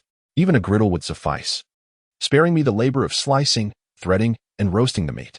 The little light sphere, regarding her incessant demands, merely took her words as inconsequential, akin to a passing whim. Why, dear light sphere, do you not mention the iron pot available for exchange in the marketplace? I could have redeemed it. Initially, she presumed the light sphere refrained from suggesting it, knowing she would not make the exchange. To her astonishment, the response came, "Oh, my apologies, esteemed host. The marketplace offers iron nails, iron stakes, and iron pliers, but alas, no iron pot." You previously expressed concern about redeeming seasonings for fear of discovery. Why then? Is there no apprehension regarding the iron pot? She retorted. The former vanishes after consumption, easily discarded without a trace. Yet the latter is conspicuously large and difficult to explain away. I was merely expressing a thought, dear light sphere. Must you be so pedantic? I have stated my intent to adapt. It is not solely about the fear of being discovered. She continued. I cannot isolate myself, avoiding contact with the orc tribes. During communal gatherings, I cannot afford to be the only one acting differently. While it is essential not to stray too far from the original character, excessive alterations would lead to a complete transformation of my demeanor, resulting in behaviors that are utterly unrecognizable. Amid her musings with the system, the skewers of meat were ready. The fire pit ablaze, the wood having burned low, leaving behind a bed of glowing coals more suited for grilling. The piece of meat provided by Song Qing was exceedingly large, weighing no less than 10 pounds. If she were to slice it into thin pieces, it would take an eternity to skewer them all. Thus, Cheng Yue opted for larger cuts, alternating between fat and lean, each piece impaled on a long wooden skewer. The limited reach of the coals necessitated a slow roasting process. As Cheng Yue deemed the meat sufficiently cooked, the skewers had shrunk, glistening with rendered fat, exuding a rich aroma. Though they appeared somewhat unrefined, she hoped they would be delectable. Cheng Yue's eyes sparkled as she blew on the hot food, taking a bite with an eager awe. However, she was taken aback by how utterly dissimilar it was from her expectations. Though it appeared succulent, the moment she bit into it, she suspected her teeth had lost their efficacy, for she could scarcely manage to chew. Moreover, the overwhelming smokiness made it somewhat challenging to swallow, inducing a wave of nausea. Nonetheless, considering the considerable time she had invested in grilling it, she resolved to accept this culinary misadventure. Perhaps it was merely overcooked. She now possessed the wisdom to avoid such a blunder in the future, deeming it a lesson learned. Well, dear host, will you partake in this? If not, shall we proceed with our tasks? It wouldn't be fair to leave Song Qing to toil alone. The little light orb hopped onto the grill, eager to ascertain just how tough the meat truly was. Though it could not reach it, why not eat? I'll wash up by the river. After ensuring the fire pit was thoroughly extinguished, Cheng Yue grasped a generous portion of the grilled meat and strolled towards the riverbank. She intended to finish her meal before attending to her duties, making her way directly to the river near her future home. Carefully navigating the rocky shore, she perched upon a large stone and submerged the meat in the water. Then took some leaves she had gathered along the way to gently wipe it down. Whether the smoky flavor diminished was uncertain, yet her hands were now slick with grease. The oil swirled in the water, producing a gentle, cascading sound that grew louder as it approached. Cheng Yue perked up her ears, rising from her crouch to stand, squinting as she gazed at the river's waters. Chapter 15, The Yellow-Eyed Water Beast. With a sudden splash, something leaped from the riverbed, only to swiftly plunge back into the depths. Cheng Yue squinted her eyes to examine closely, yet she could not discern what it was. Thus, there are indeed fish in this river. How delightful. Cheng Yue has a fondness for fish, and the fact that she can catch them right at her doorstep is nothing short of delightful. However, she is uncertain about the species of fish that inhabit the river. They are indeed quite lively. Observing Cheng Yue intently gazing at the water's surface, seemingly awaiting the reappearance of the creature that had just leapt out, the system felt compelled to intervene, gently reminding her, Host, perhaps you should direct your attention to the stones beneath your feet. Stones beneath her feet? Cheng Yue lowered her head and exclaimed, My goodness, what are these things, and what do they intend to do? She observed that the large stone beneath her feet was encircled by a multitude of small creatures, with even more emerging from the water. Anyone with a fear of clusters would surely have fainted in this place. Cheng Yue felt an overwhelming sense of dread, as if she were on the brink of developing a phobia of densely packed creatures. On this sweltering day, goosebumps prickled her skin. The sight before her was reminiscent of the red thread worms that once inhabited the foul ditches of her past, yet these were cloaked in black, starkly visible against the crystal-clear waters of the river, inducing a palpable fear. Would they venture ashore? The stone beneath her feet was submerged 2/3 in water, with only a third protruding above the surface. She crouched down, her hand reaching out to touch the river's flow. If those creatures were to crawl up onto the stones, her calves quivered with trepidation as she scoured the vicinity for another stone to leap to, desperate to escape. With so many of these entities in the water, how could she dare to fish here? Previously, she had entertained thoughts of frolicking in the river and drawing water from it, but faced with the current situation, all her notions dissipated, and she even contemplated relocating to build a new dwelling. It was terrifying, utterly terrifying. Fear not, dear host, the system reassured her. These are merely juvenile fish, freshly hatched. Look at their abundance. Once they mature, they will transform into delightful fish meat. Before the system could finish its explanation, the creatures that had leaped from the water surfaced again, this time not leaping but revealing a multitude. These peculiar beings opened their large mouths, voraciously devouring the murky little creatures in their vicinity. In the blink of an eye, the area around her feet returned to its crystalline clarity, and upon closer inspection, she could discern the so-called juvenile fish. Little light orb, do not tell me these are the fish of this world? They were brown with flat, triangular heads, each crowned with a singular, enormous yellow eye, their mouths agape revealing serrated teeth that appeared sharper than the saw included in her novice starter pack. Previously encircled by a swarm of juvenile fish, she now found herself surrounded by these fist-sized, ferocious beings. One had to wonder, which was more terrifying? Do not cower. Dear host, you are now a tiger beast. Seize the moment. The system urged. These creatures are called yellow-eyed water beasts. Delectable indeed. The orcs of the white wolf tribe relish them, but they are quite crafty and not numerous, making them elusive targets. To her astonishment, the river harbored such an abundance of these fish. If she could capture them, dinner would be secured, and perhaps she could barter them within the tribe. Yet, even as those fish resembled piranhas, Cheng Yue lacked the courage to approach. With those large yellow eyes fixated on her, who could claim to be unafraid? She wished those who boasted of bravery could experience her terror firsthand. The little light orb observed Cheng Yue, seemingly paralyzed with fear, utterly exasperated at her inaction. Food was presented before her, and yet she hesitated to seize the opportunity. Host, how did I not realize you were so timid? You have merely changed your form. If it comes to that, simply transform into a great tiger and pounce upon those fish. Even if you cannot catch them all, you might stun a few. Cheng Yue was so exasperated that she couldn't muster the energy to roll her eyes any longer.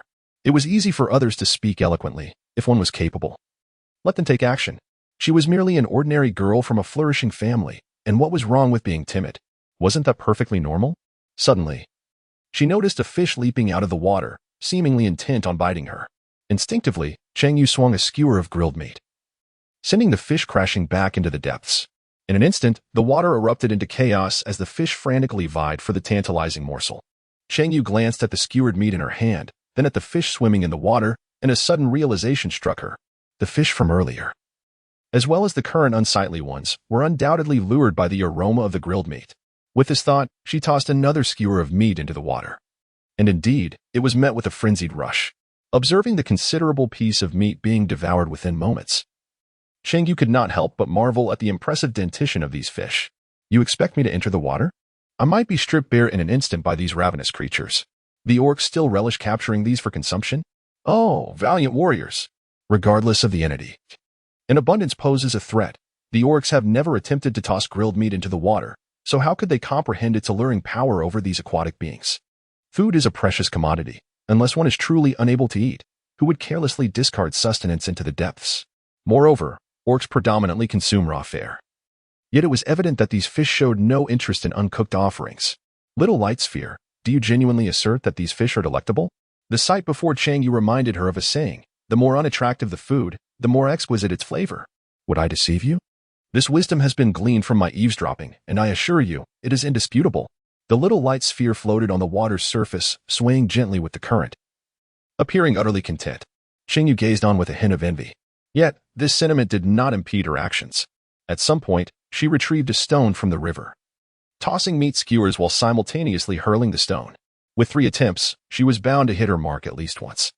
Although the mature fish were known to consume their young, they showed a clear disinterest in adult specimens, seizing the moment while the fish were preoccupied with the meat. She swiftly gathered the belly-up fish. With better options available, Cheng Yue lost interest in the unyielding roasted meat in her hands. Engrossed in her fishing endeavor, she evidently forgot about Song Qing. Meanwhile, Song Qing hastily finished his lunch and rushed over to assist. Upon his arrival, he found Song Qing already present. Yet Cheng Yue was nowhere in sight. Brother, where is Cheng Yue? I haven't seen her, he inquired, furrowing his brow. Could she be resting at home? Leaving you to do the work? Even if she doesn't want to help, she could at least pretend, especially since you haven't even established a relationship yet. Did Cheng Yue mention anything about wanting to define your relationship? Is she merely trying to use you? If that were the case, Cheng Yue was certainly exhibiting remarkable patience. She did not actively seek out Yuchu, nor did she venture over despite the absence of visitors on Yuchu's end. Song Qing continued. Although I was prepared for this, I still feel a tinge of resentment. Why not consider someone else? The tribe has plenty of other attractive females besides Cheng Yue. Why is it that you can't find anyone else appealing? Song Qing tossed a stone hoe to Song Shing. Go over there and tidy up the ground.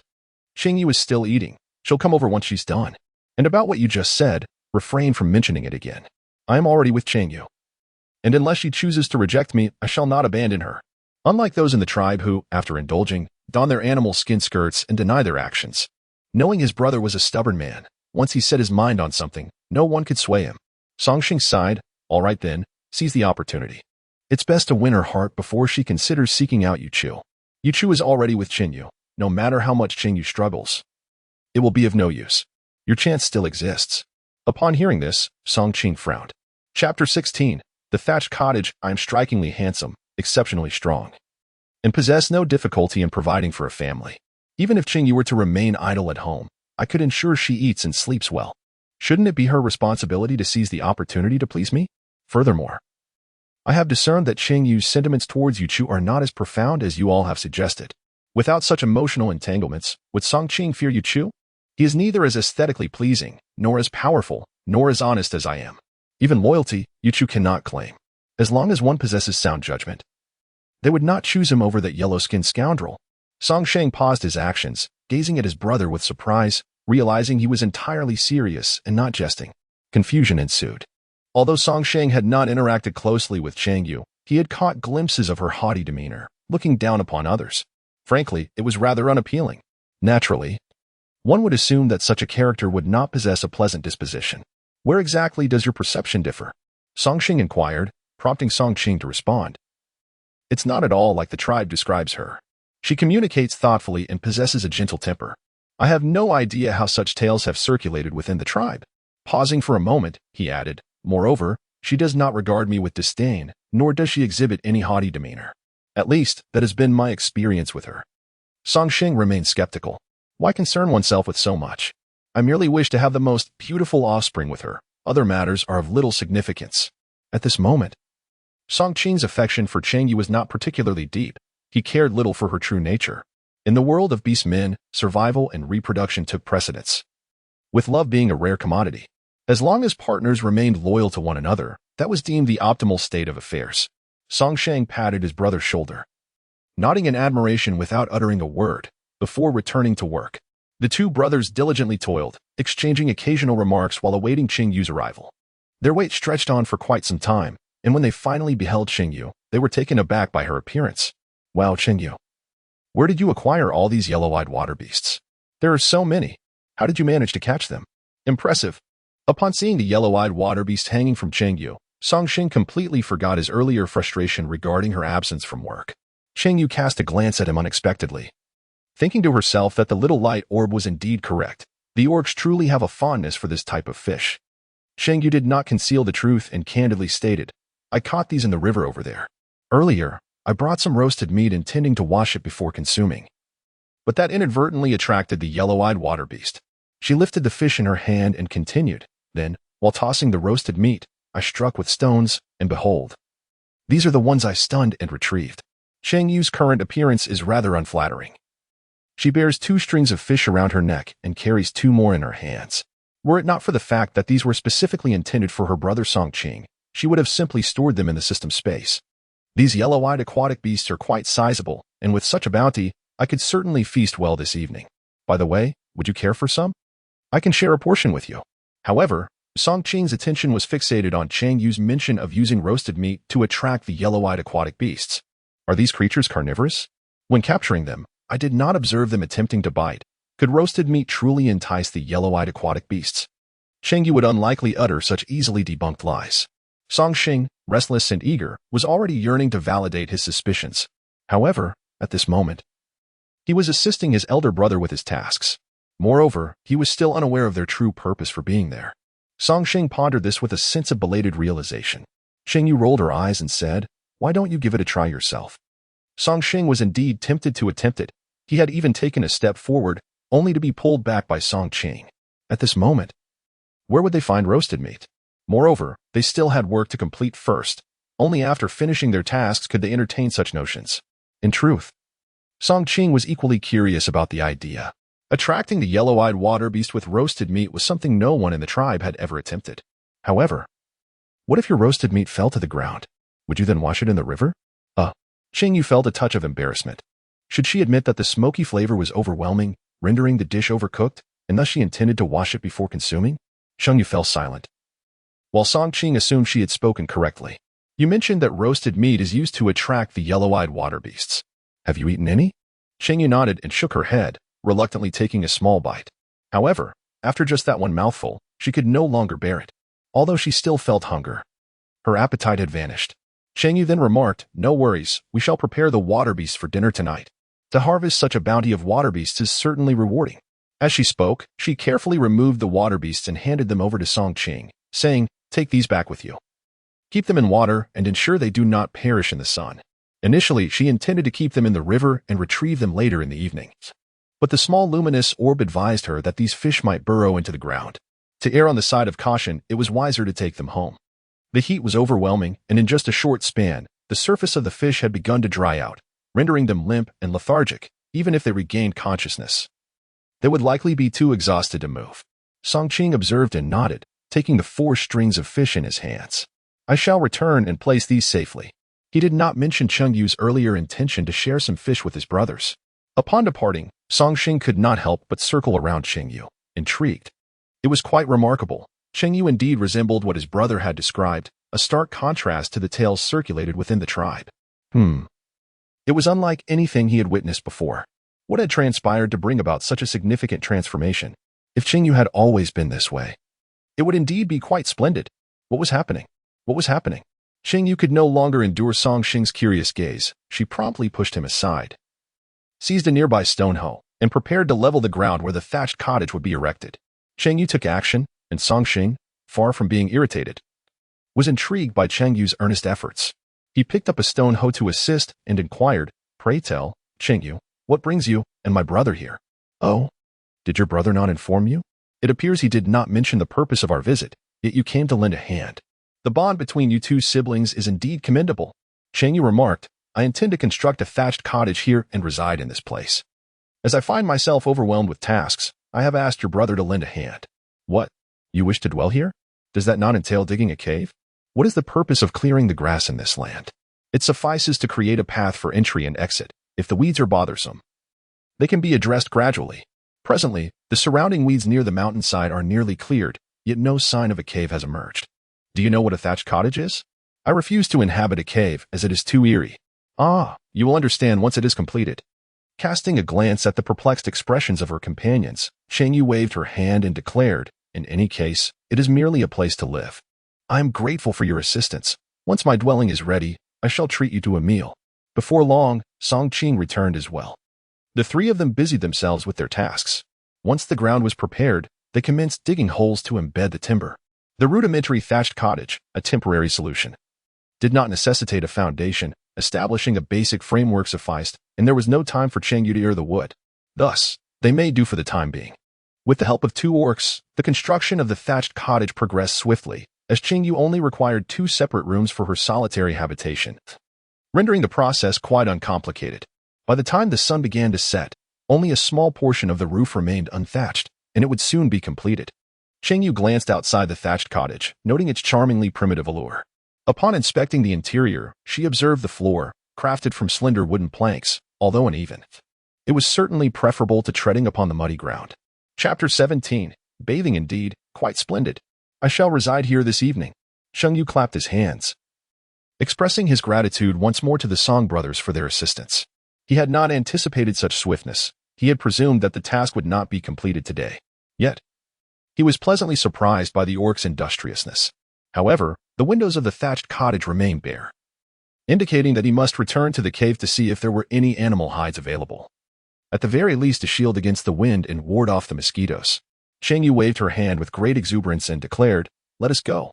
To express my gratitude for your assistance, I shall prepare those yellow-eyed water beasts for you to feast upon." Song Qing glanced at the shadowy mountains surrounding the thatched cottage, her concern evident as she queried, "Are you certain you wish to stay here overnight? You are the only one in this vicinity. Is it really safe? What could possibly go wrong? Besides, your place is not far from here. If anything occurs, I shall simply rush to find you," she retorted. casting a sidelong glance at Song Qing. You will lend a hand, won't you?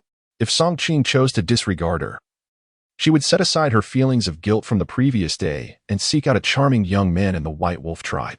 Song Qing met her gaze and replied, "Of course. We are all part of the same tribe. I will assist anyone in need." Cheng Yue nodded in satisfaction. After the three of them had dinner at Song Qing's place, Song Qing returned home, and Cheng Yue made her way back to the thatched cottage. The sky had not yet fully darkened, and as she gazed at the empty house, a sense of speechless melancholy washed over her. "Host, the thatched cottage has been completed.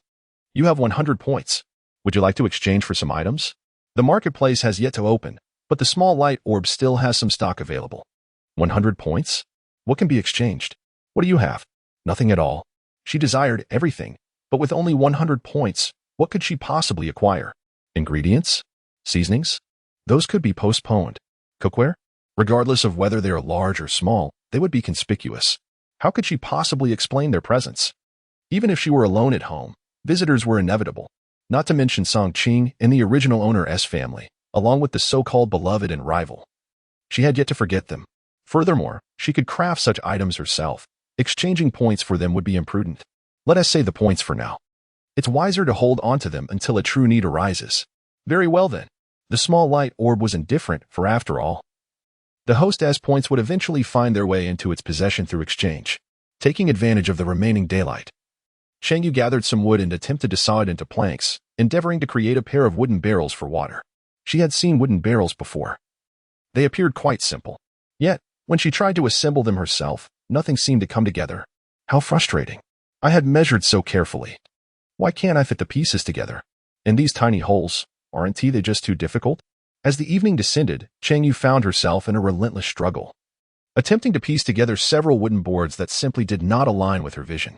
Either the size of the wood was unsuitable, or the holes for joining were inconsistent, rendering them impossible to secure. The baseboard presented its own set of challenges, proving to be quite vexing. How she wished for mechanized tools. Even something as simple as measuring instruments would suffice, as they would eliminate the discrepancies in size and the lack of precision and control. Indeed, it seems that while the eye may perceive mastery, the hands often falter. The small luminous orb observed Cheng Yue's toil with a sense of sympathy. However, when it came to mechanization, the host's inclination was towards larger machinery, which was sorely lacking in this place. Ahem, dear host. It might be more efficient to hollow out a tree trunk directly. That would expedite the process. While there may be a scarcity of certain items here, the abundance of various trees is undeniable.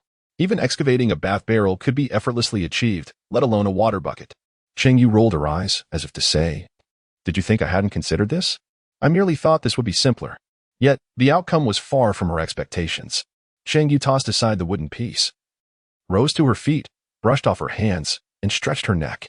Well, it was getting late. She would return to it tomorrow. As for the present moment, taking advantage of the fading light and the absence of anyone nearby, she decided to take a bath in the river. Cheng Yue glanced at the beast skin skirt adorning her form and tentatively gestured towards the small luminous orb, inquiring, "Dear orb, do you possess any garments? If not, perhaps some fabric will suffice." Over yonder in the cave, even if there were garments fashioned from beast skin, the filthy environment rendered them unfit for use. She was quite hesitant to wear anything that had not been properly cleansed. Furthermore, given the sweltering heat, donning attire made from beast hides was hardly desirable. The absence of rashes upon her skin was merely a testament to the orc's long-standing acclimatization, yet Cheng Yue found herself somewhat intolerant of the discomfort. "Host, I only have the type of oversized coat worn by the workers. Nothing else is available." The small orb replied, affirming its role as a legitimate infrastructure system, with its marketplace solely dedicated to supporting construction efforts, lacking any other merchandise. "That will suffice. How many points do I need? Please proceed to exchange one for me." Cheng Yue believed that a coat was preferable, as it could effectively address the issue of warmth. Upon reaching the riverbank and ensuring the absence of any onlookers, she proceeded to remove her fur hide, casting it into a shallow pool to soak while she prepared to swim a lap. "Oh dear, host, are you not afraid of the young of the yellow-eyed water beast at this moment? Previously, you were quite alarmed, your face pale with fear. Yet now..." Cheng Yue too felt her complexion shift, as she had nearly forgotten this matter. "Little light sphere, why must you bring this up now?" Nevertheless, she ventured into the water, heading straight towards the deeper section. "I have no roasted meat in hand. Those creatures shall not emerge. As long as they do not congregate densely, there is little to fear." After all, they are merely fry, not those repulsive insects. During her afternoon visit, she had observed that the water quality was splendid. Still, she felt compelled to utter a cautious reminder. Little light sphere, keep a watchful eye for me. If anything stirs, do alert me. After all, this is an unfamiliar realm, and one can never be too careful in the presence of strange and potentially perilous creatures. Very well, I shall take it upon myself. Even if the host were to remain silent, little light sphere would be vigilant. After all, it had labored to bind with its host, and should any misfortune occur, it would find itself unable to bond with another. Only through Cheng Yue's diligent completion of tasks could it accumulate sufficient points, allowing it to gain enough energy to depart and seek the next host after a century of service. With little light sphere's presence, Cheng Yue felt a surge of reassurance. After enduring a day of heat and neglecting her bath the previous day, she now submerged herself in the cool water, finding relief after the initial discomfort and exhaling a contented sigh. After swimming a lap, feeling sufficiently soaked, she scrubbed vigorously. With nightfall, the moon emerged, illuminating her surroundings, sparing her from total darkness. However, the solitude of the night forest was unsettling, accompanied by the eerie sounds of various insects and creatures, causing a shiver of apprehension to creep over her. Convinced she was clean, she hurried to gather her belongings and return home. Lacking proper cleansing supplies, not even ashes from plants, she had washed the fur hide with mud from the river, uncertain of its cleanliness. Given the circumstances, she had to make do. Upon returning to her thatched hut, she casually hung the fur skirt on a pile of refuse to dry before entering the dwelling. Inside, devoid of any furniture, not even a bed, Cheng Yue found herself sleeping in a tiger's position. With her thick fur coat, it was not particularly uncomfortable. Chapter 18. Family. The system had presumed that, upon entering this unfamiliar world, she would be restless throughout the night, lost in thought. Yet, she lay down and promptly fell into a deep slumber. How audacious! Little light sphere hopped about on the head of the white tiger, marveling at the host's remarkable ability to drift into sleep so quickly. It had sensed a flicker of fear from the host earlier. After all, the thatched hut was nestled within the forest, with no other homes nearby, making it entirely reasonable for a mere mortal to feel trepidation at the prospect of wild beasts. Yet upon her return, she fell asleep so effortlessly. However, this was not the case for some others. As dusk approached, the orc inhabitants of the tribe returned home. Naturally, the family of the original host also returned. As Cheng Yue contemplated the news she had received, an unsettling feeling washed over her. She yearned to rush to Cheng Yue and personally inquire about her situation and thoughts. If it were indeed true, as rumored, that she intended to be with Song Qing, then she would have to dissuade Cheng Yue from such notions. Ayu, do eat. Why are you lost in thought? What occupies your mind? Even when contemplating matters, Cheng Yue typically remains focused. However, her current demeanor suggests she is deliberately seeking her family's attention, anticipating their inquiries. This is a familiar tactic of hers. She set down the skewered meat in her hand, sighed with an air of melancholy, and then inquired, "Father, Mother, have you heard about Xiaoyu?" Xiaoyu? Who? Oh, are you referring to Cheng Yue? What has happened to her? In this family, aside from Cheng Yue, who resides in a cave on a distant hill, the rest of the Cheng family lives in close proximity, sharing a strong bond, which makes communal dining a regular occurrence. For the past few days, there had been no collective activities in the tribe, so everyone gathered for dinner this evening.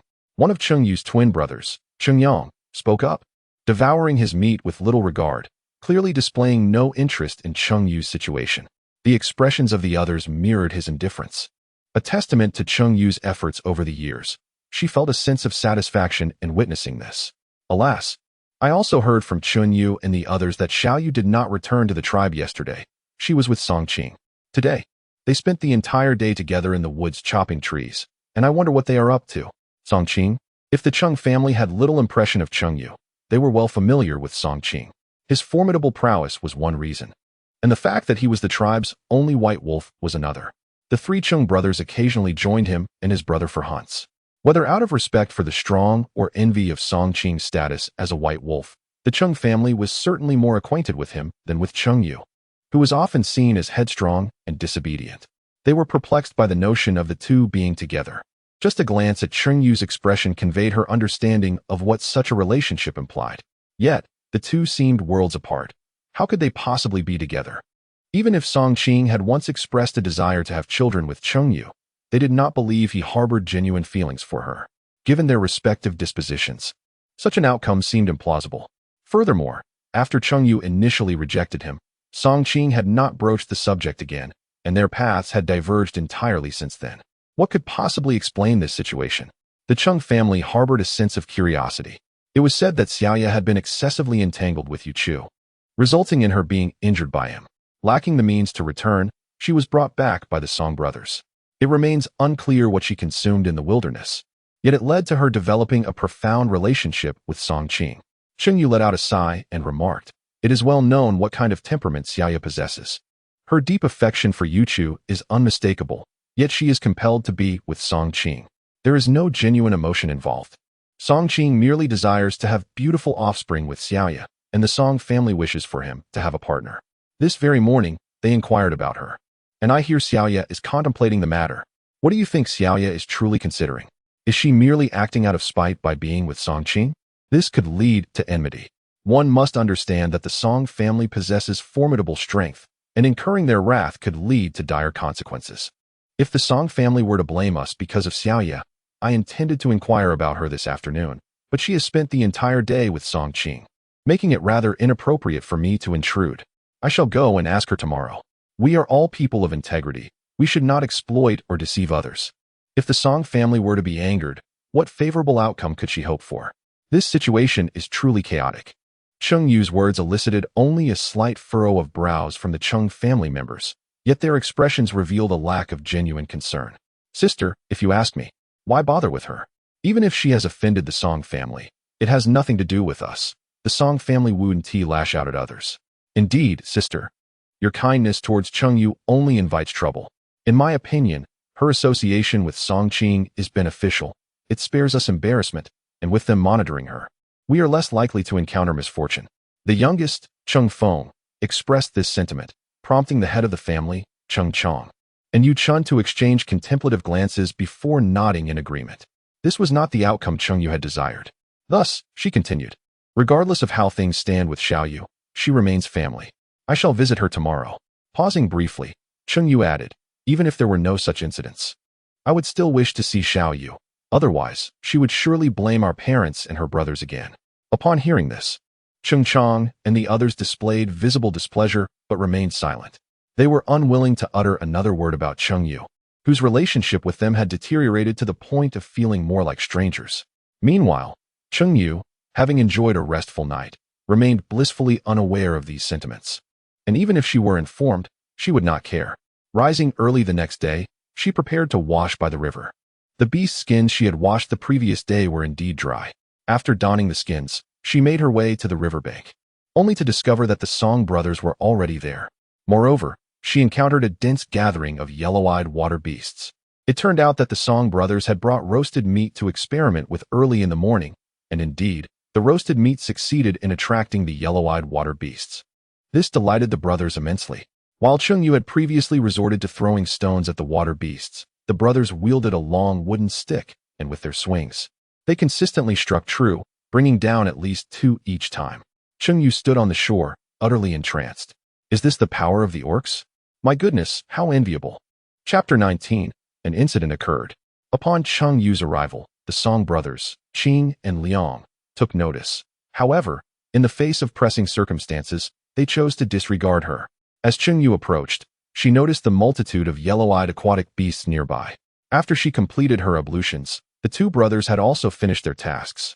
Noticing Cheng Yue's arrival, Song Qing called her over, saying, "Thanks to your suggestion, we managed to capture so many yellow-eyed aquatic beasts. Choose a portion to take back with you." Even if Cheng Yue had not come, he had already intended to bring her a share, so now that she was here, she could select for herself. The flavor of the yellow-eyed aquatic beasts had already been savored the previous day. Their tender flesh surpassed all river and sea delicacies Cheng Yue had ever tasted. Remarkably, they required no seasoning whatsoever, whether grilled lightly, simmered in soup, or even sliced raw. They were extraordinarily delectable. Cheng Yue was indeed preoccupied with thoughts of the matter, and she had not anticipated that Song Qing would arrive early in the morning to catch this fish, intending to share a portion with her. As she gazed upon the rather unsightly fish, Cheng Yue felt a stir of desire, yet she ultimately declined the offer. No, the water beasts reside in the river. Whoever catches them is entitled to their prize. If I desire one, I shall procure it myself. It is not overly difficult. You have toiled to catch these. There is no need to bestow them upon me. Her refusal elicited a surprised arch of Song Qing's brow, while Song Sheng's eyes widened in astonishment. His expression one of utter disbelief. What is the matter? It's merely a rejection of their offering. Must it be met with such incredulity? Dear host, I neglected to inform you that the original owner possessed a rather thick skin and frequently sought items from others. Upon hearing the words of the little light orb and observing the expressions of the two brothers, Cheng Yue's lips twitched slightly. Surely, this was not merely an ordinary level of audacity. As long as you understand, dear host. Cheng Yue, with a silent countenance, seemed resolute. No, Cheng Yue, are you truly unwilling? Song Sheng, filled with skepticism, pondered whether she was merely contemplating ways to acquire more. Nevertheless, the method was indeed as Cheng Yue had articulated. Even if she desired a greater portion, Song Sheng would not decline. Although these thoughts lingered in his mind, he refrained from voicing them, choosing instead to observe what further words would escape Cheng Yue's lips. There is truly no need, she asserted. The methods will eventually be unearthed by others. I have matters to attend to, so I shall take my leave. With that, she prepared to depart, but suddenly recalled something, halting in her tracks. Song Sheng, witnessing this, could not suppress a hint of derision in his gaze. See, I knew it was not so straightforward. Cheng Yue turned and gazed at Song Qing, inquiring, by the way, with so many water beasts at your disposal, do you require my assistance in transporting them? Additionally, might I borrow a spark from you to save me the trouble of venturing to the tribe? Perhaps no one there would lend it to me. Song Qing intended to respond further, but upon hearing her request for a spark, he readily agreed, though he did not solicit her help. Despite the abundance of water beasts, the brothers were still capable of managing the return journey themselves. Thus, Cheng Yue felt a sense of relief. Song Sheng and Song Qing's cave, however, were not in proximity. He had ventured out before having breakfast and was naturally inclined to return home first. As they were about to part ways, Song Sheng asked Cheng Yue, since we have the day off today, do you require any assistance from me? If so, I shall return after I finish my breakfast. Cheng Yue shook her head and replied, no need, I can manage the rest at my own pace. While she could have called upon Song Qing for assistance, that would have provided a valid reason. However, to ask Song Sheng, who was not well acquainted with her, felt inappropriate. Relying on his connection with Song Qing to request a day's worth of help seemed excessive. After being declined twice in succession, Song Sheng appeared taken aback. Yet his gaze lingered on Cheng Yue with a hint of contemplation.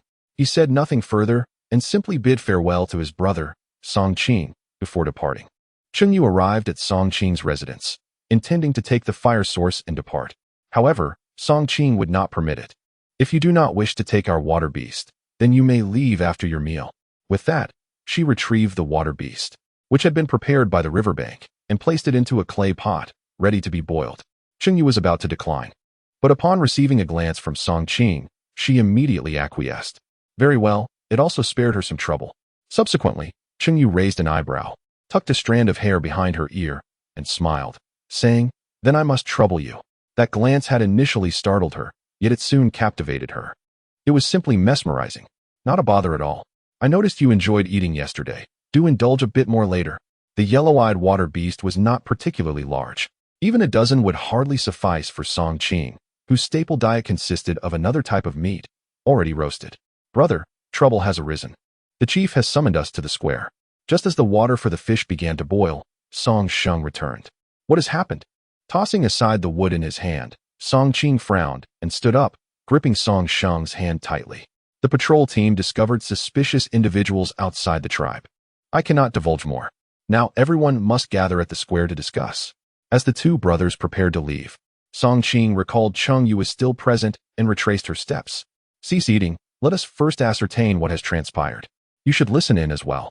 Song Qing extinguished the fire, disregarding the roasted meat they had prepared and the fish in the clay pot. She wondered if, upon their departure, the beasts would consume the unattended meat. Cheng Yue contemplated this, yet she did not lag behind her two brothers. She had only just landed, and she fervently hoped nothing disastrous would occur. Little Light Sphere, do you have any inkling of what might be happening? I shall inquire forthwith. The little light sphere bounced momentarily before vanishing, only to return shortly thereafter. According to that fellow, there are suspicious individuals lurking outside the White Wolf tribe, beastmen from another tribe. Though their origin remains unknown, Their intentions, however, are undoubtedly sinister. Otherwise, they would not be skulking about in secrecy. Fear not, host. It remains uncertain whether these outsiders are targeting the White Wolf tribe. Besides the White Wolf tribe, there are the Salt tribe and the Autumn Mountain tribe nearby. Among these three tribes, the White Wolf tribe is the most impoverished, and any ill-intentioned parties would hardly find them appealing. However, as these tribes are allied, irrespective of which tribe the outsiders may be aiming for, the White Wolf tribe cannot afford to remain indifferent.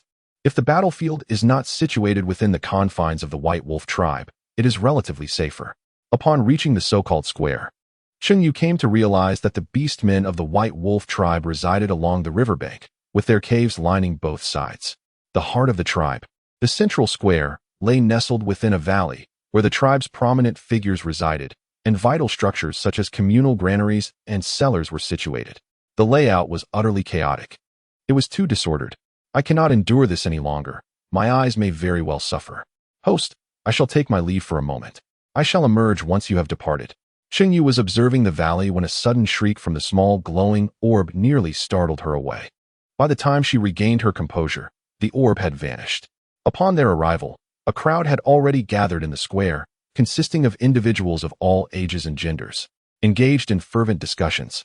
Upon closer listening, it became evident that they were questioning the unfolding events and the reasons for their summoning to this place.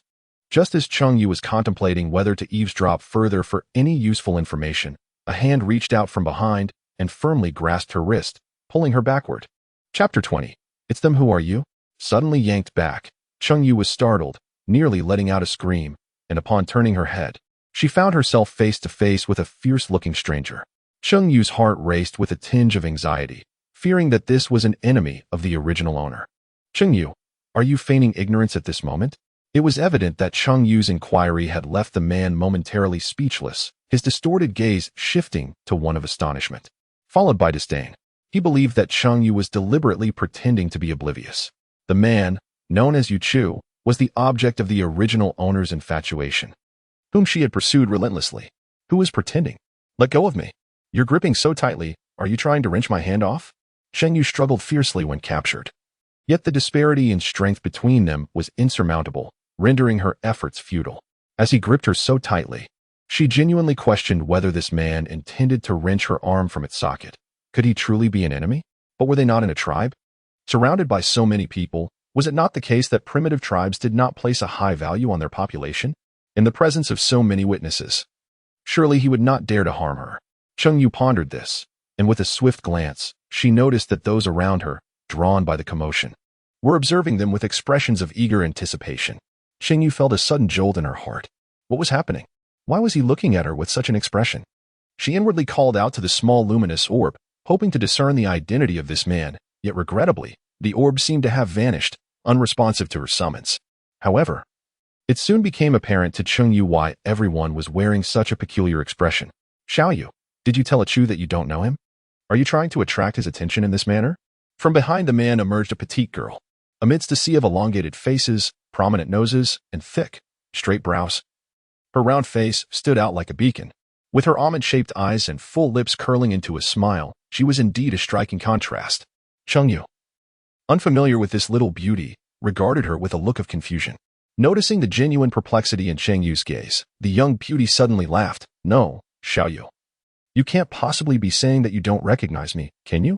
She covered her mouth, her laughter ringing with a hint of playful mockery. Cheng Yue furrowed her brows, feeling quite vexed. After all, I am not acquainted with any of you. How infuriating. Brother Song Qing has departed in haste, and by now, he has vanished into the crowd. Otherwise, I would truly wish to call for help. What is it that you seek from me? If there is a matter at hand, let us address it. If not, kindly release me. Cheng Yue shook her hand, and to her surprise, the other party released their grip. Instantly, she clutched her wrist, exclaiming how truly painful it was. Humph. No matter what you say, I could never harbor any affection for you. Since you claim to be unfamiliar with us, I kindly ask that you refrain from pursuing me and Xiao Yu any further.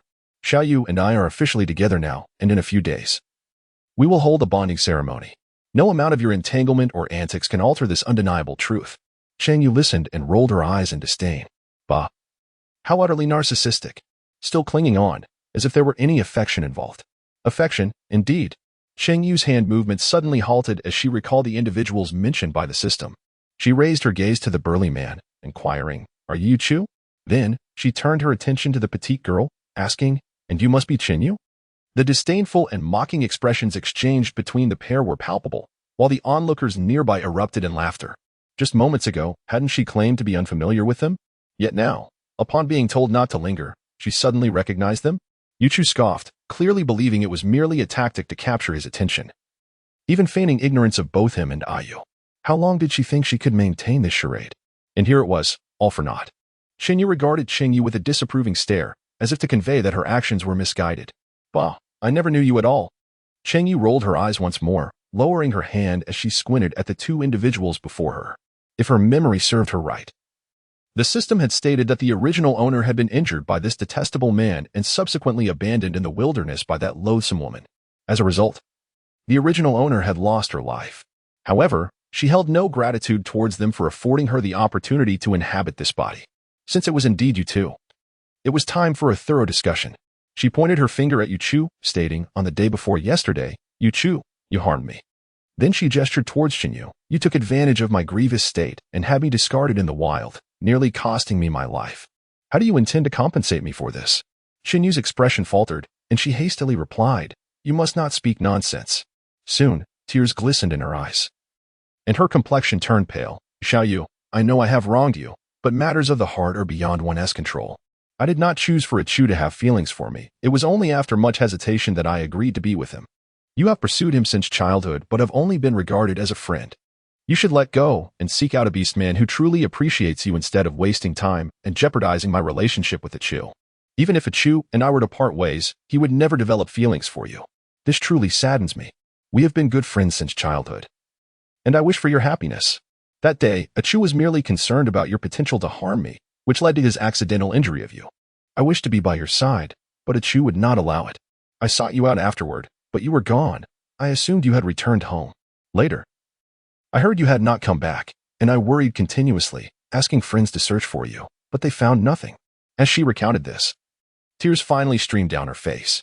Yuchu, anxious, hurriedly wiped her tears while glaring at Cheng Yue.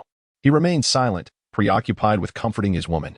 Cheng Yue seemed poised to speak again, but Cheng Yue abruptly interjected, "No, do not say another word. I feel nauseous. I knew you would never admit it, after all. I have no evidence. My intent in saying this is merely to inform you that your actions have caused me to lose a portion of my memory, including my recollections of you. I repeat, I do not recognize you anymore. Whether you choose to believe it or not, I will no longer seek you out. So please refrain from causing me any trouble. Just like earlier, when this person suddenly grasped my hand against my will, such behavior is exceedingly rude and despicable. I hope it does not occur again, for I cannot predict what actions I might take." Having said that, Cheng Yue turned and departed without a backward glance.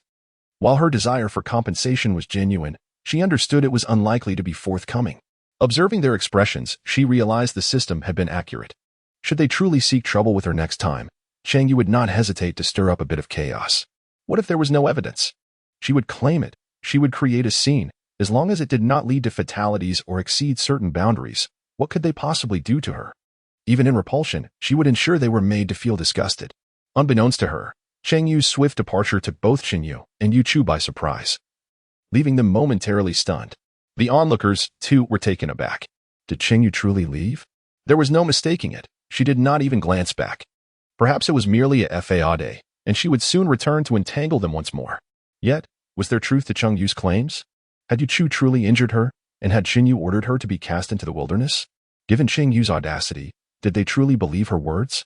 However, had they not heard that the Song brothers had rescued Cheng Yue from the wild? It seemed she had been gravely wounded, which led to her eventual relationship with Song Ching. Whispers began to circulate among the audience, and upon hearing their doubts, Cheng Yue felt a sense of relief wash over her. Noticing Yuchu's dazed expression, she tugged at his hand, and when he turned to look at her, she wore a face full of grievance. A Chu, she cannot be what? Yuchu's brows furrowed in distaste once more. Chapter 21, Vanished before long. The chief arrived to discuss the matter that Song Xing had previously mentioned, along with strategies for dealing with it. Aside from the elderly and children, free teams were to be formed, with dedicated patrols monitoring the surroundings, while the rest remained vigilant within the tribe, ready to heed orders.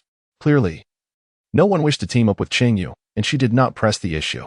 When real enemies approached, she would simply hide behind the beastmen for safety. After the meeting, Cheng Yue returned home, utterly unaware that her departure had unfolded before the eyes of the original owner's elder sister, who perceived her demeanor as strangely unfamiliar. As a result, Cheng Yue began to suspect that Cheng Yue had genuinely lost her memories. As for these matters, Cheng Yue remained blissfully ignorant. Where am I? Little light orb? Cheng Yue opened her eyes and rubbed her forehead to alleviate the throbbing pain. Hadn't she been weeding in her garden just moments ago? What had transpired? How did she find herself in this unfamiliar place? Anyone who awakens to find themselves sprawled on the forest floor would undoubtedly be gripped by fear. Host, I am uncertain. Came a voice. As soon as I emerged, I found you lying here and dared not leave, hence I have no knowledge of what has occurred. Cheng Yue was taken aback and then inquired, are we still within the territory of the White Wolf tribe? No, we are quite distant from it. Already in the downstream area of the river that belongs to the tribe. By the way, host, you must leave this place at once. The mountain adjacent to you conceals those unfamiliar orcs. Ensure you are not detected by them. Even without the system's warning, Cheng Yue felt compelled to depart. Ugh. Could it be that Yu Chu and his ilk have plotted against me yet again, casting me aside? Matt, return and deal with them. Although the system's explanation was vague, Cheng Yue temporarily harbored her grievances against Yu Chu and his companions, for they had a history of misdeeds. Once the throbbing in her head subsided, she promptly followed the system's guidance to leave. However, it was evident that fortune was not in her favor. Her presence had been discerned by the orcs. What is happening? What are those orcs up to? Upon discovering the orcs' presence, the White Wolf tribe dispatched individuals to monitor them. Witnessing the orcs emerge from their concealed haven in the woods, they assumed the orcs were preparing for action. Yet, upon seeing them arrive at the neighboring mountain, they observed the orcs searching for something within. The distance was too great for a clear view, and thus they dared not approach too closely, deciding instead to observe further before determining whether to take action. As Cheng Yue awoke in the woods, Song Qing had assembled his team, finally recalling her existence. Considering Cheng Yue's situation, he assumed no one would be inclined to assist her and decided to incorporate her into his group, believing that as long as she did not impede their progress, he could protect her in the face of danger. However, upon returning, he discovered that Cheng Yue was missing from her home. After waiting for a while with no sign of her return, a sense of unease crept over him, prompting him to search for her. Yet, his efforts proved futile. He promptly summoned his brothers for assistance. I have inquired with several individuals. Since the gathering, no one has seen Cheng Yue. I have searched everywhere, yet she is absent from the tribe. The chief has advised against unnecessary excursions. It is unlikely that Cheng Yue would venture out of the tribe on her own. I am now genuinely concerned that something may have happened to her. Please, join me in the search. Given the previous incident where Cheng Yue had been abandoned in the wild and her claims that Yu Chu and Cheng Yue were responsible, he was apprehensive that such a situation might recur. Last time, his brothers had acted swiftly to bring her back. This time, who could say if she would be so fortunate? Song Sheng furrowed his brow, stating, if she is truly in the wilderness, it is vast and filled with forests. How can we possibly locate her? We must search nonetheless. The potential of Cheng Yue becoming Song Qing's partner motivated them to persist in their quest. Even aside from that, Cheng Yue was a precious single female in the tribe, warranting their search. The two brothers led their companions to the last place Cheng Yue had been seen, but to no avail. Along the way, they discovered some footprints, but they could not ascertain if they belonged to Cheng Yue. As Song Sheng remarked, in the boundless forest, finding a single person was indeed a daunting task. Meanwhile, Cheng Yue soon learned that Song Qing was searching for Cheng Yue. A young man, filled with concern, gazed at Cheng Yue and said, Xiao Yu, do you think Song Qing and the others will actually find her? Cheng Yue inquired, did you truly cast her far away? The young man nodded, affirming that she had been thrown a considerable distance and was still in a deep slumber, unlikely to awaken soon. With the area teeming with beasts, and having passed more than half a day, if all went well, she had likely been taken by the wild animals. He did not fully grasp why Cheng Yue had to die, yet it was the wish of the one he cherished, and regardless of how absurd it seemed, he felt compelled to fulfill it. After all, he harbored a deep disdain for Cheng Yue, viewing her as a weak and unambitious female, merely fleeing from beastmen while daring to look down upon them. Who did she think she was? That is satisfactory. Cheng Yue nodded in approval. Even if Song Qing and his group managed to bring her back, who would suspect that we were responsible for her disappearance? You better keep your mouth shut. If she is recovered, we can always take action again. Rest assured, Xiao Yu, you know us well. We brought her away without anyone noticing, and we have covered our tracks. No one will suspect us. Cheng Yue nodded and added, "It is getting late. Chu will return shortly. You should head back now. We will meet at the usual place tomorrow morning." Having achieved what they desired, the young man beckoned his two companions and left with a beaming expression. Cheng Yue lingered for a moment, then turned away with a smile. There is still time. She could seek out Cheng Yue for a conversation. Their collaboration had been quite pleasant, and lately, there were a few females in the tribe she found unlikable. So it would be a perfect opportunity to inquire if she had any clever ideas to address the situation. Chapter 22. Encirclement. Cheng Yue was uncertain whether her misfortune was merely a stroke of bad luck or if those orcs behind her possessed some skill that allowed them to detect her presence. As soon as the little light orb alerted her that hostile orcs were approaching the mountain she occupied, she followed its guidance and began to seek a concealed refuge. However, before she could find a cave or suitable hiding place, the orcs relentlessly pursued her, drawing ever closer. Now, unable to traverse the forest any longer, Cheng Yue had taken refuge in a dense thicket, laboring to erase her tracks as instructed by the little light orb. She harbored grave doubts that the orcs were tailing her due to her earlier failure to obscure her traces. Indeed, before long, several towering orcs appeared not far from her. Strange, where did it go? It seems to have detected us and hidden away. Brother, should we search? The orcs spoke loudly, showing no intention of concealing their voices, allowing Cheng Yue to overhear their conversation with ease. It was evident to her that they were indeed searching for her. The forest was rife with a cacophony of scents, and without a discernible female sent to guide them, their search would pose a challenge. Yet, how could they disregard the opportunity to discover a lone female here? Regardless of the difficulty, they were determined to find her. With so many of us here, do we need to worry about that female escaping? We've been dispatched for over 10 days, and while you might endure it, I cannot. We must locate that female. Indeed. I wonder which tribe she belongs to. She must have quite the audacity to venture out alone. If she is from the White Wolf tribe, it would be far more enjoyable than the females from the other two tribes. Listening to their crude banter, Cheng Yue's heart raced, yet she controlled her breathing, fearful that the orcs might hear her. Just as the little light orb had said, if she were not from their tribe, they would think nothing of how they treated her. Should she be captured and humiliated, she would rather perish alongside them. The notion of enduring humiliation for the sake of survival was utterly unacceptable to her. If death was her fate, she would ensure that she took as many as she could with her. The footsteps drew nearer, alarmingly close, as one of the orcs approached her, brandishing a stick and striking it against the ground. This was untenable. With such an approach, how could they possibly let her escape? Cheng Yue sought a solution from the little light sphere, yet as a system nearing the depletion of its energy, what could it possibly devise? If only there were special items available in the marketplace, perhaps salvation could be within reach. Alas, such is not the case. Host, why not exchange for a hefty iron hammer? A weight of 100 or even 200 pounds would suffice, one with a long handle. In your current orcish form, your strength is ample enough to wield it. Should any orcs draw near, you could simply strike them down with the hammer. Cheng Yue had already spotted a massive wooden stick about to descend. Disregarding everything else, her heart screamed for the little light orb to exchange. In the next moment, Cheng Yue leaped with the heavy iron hammer in tow, startling the listless orc nearby.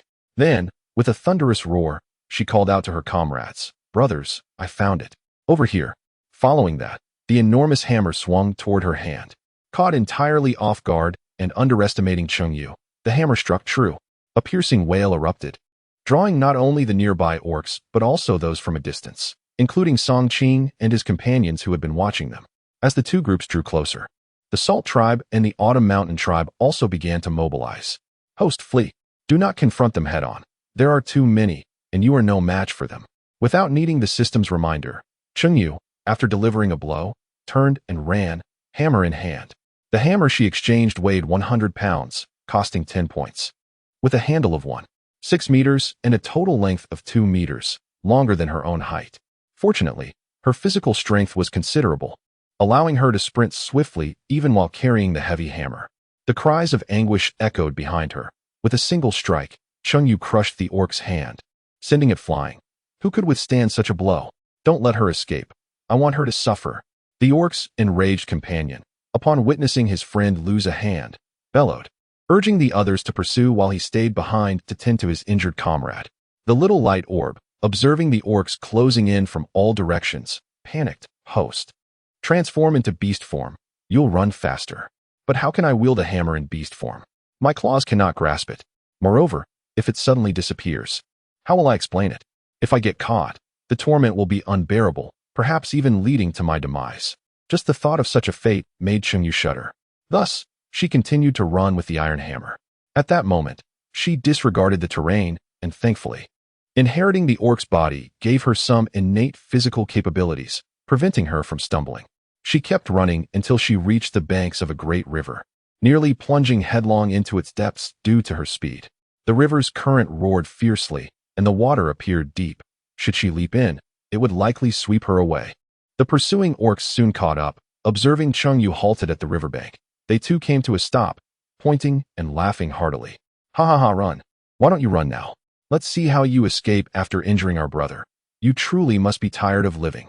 With the river before her, Cheng Yue found herself cornered, and the orcs savored the thrill of ensnaring their prey. Cheng Yue turned around, raising her hammer and striking the ground with a resounding thud, creating a deep crater upon impact. Are you so impatient with life? No, no, I am quite patient in my existence. If you find life so bothersome, then perhaps you should embrace death. Her defiant demeanor, unyielding in the face of the malevolent orcs surrounding her, exuded an aura of fearlessness. With that, she lifted her hammer once more and brought it down with ferocity, her gaze unwaveringly fixed on the orcs before her, brimming with provocation. How foolish to boast in such perilous circumstances. One might soon find themselves lamenting their bravado. In my view, why waste words on her? We should seize her at once. My impatience grows.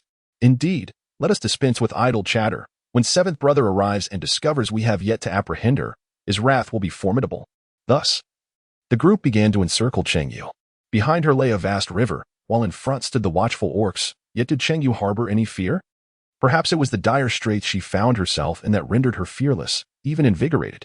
Come forth, just the opportunity one need to test this mighty hammer. The orcs before her recognized the weapon, the very one that had sent their seventh brother's hand flying, and their hearts filled with trepidation. Cheng Yue gripped the hammer tightly. Anyone daring to approach would receive a forceful blow. This indeed deterred the orcs from drawing near. However, the sheer number of orcs posed a challenge. While she could fend off attacks from one direction, she could not guard against all. Despite Cheng Yue's swift movements allowing her to temporarily stave off danger, her strength was not inexhaustible. This truth was acknowledged by both Cheng Yue and the orcs alike. Chapter 23. Taking the Leap. Cheng Yue, breathless and on the verge of collapse, caught the attention of the orcs, who exchanged knowing glances. With a sudden surge of energy, they charged towards her.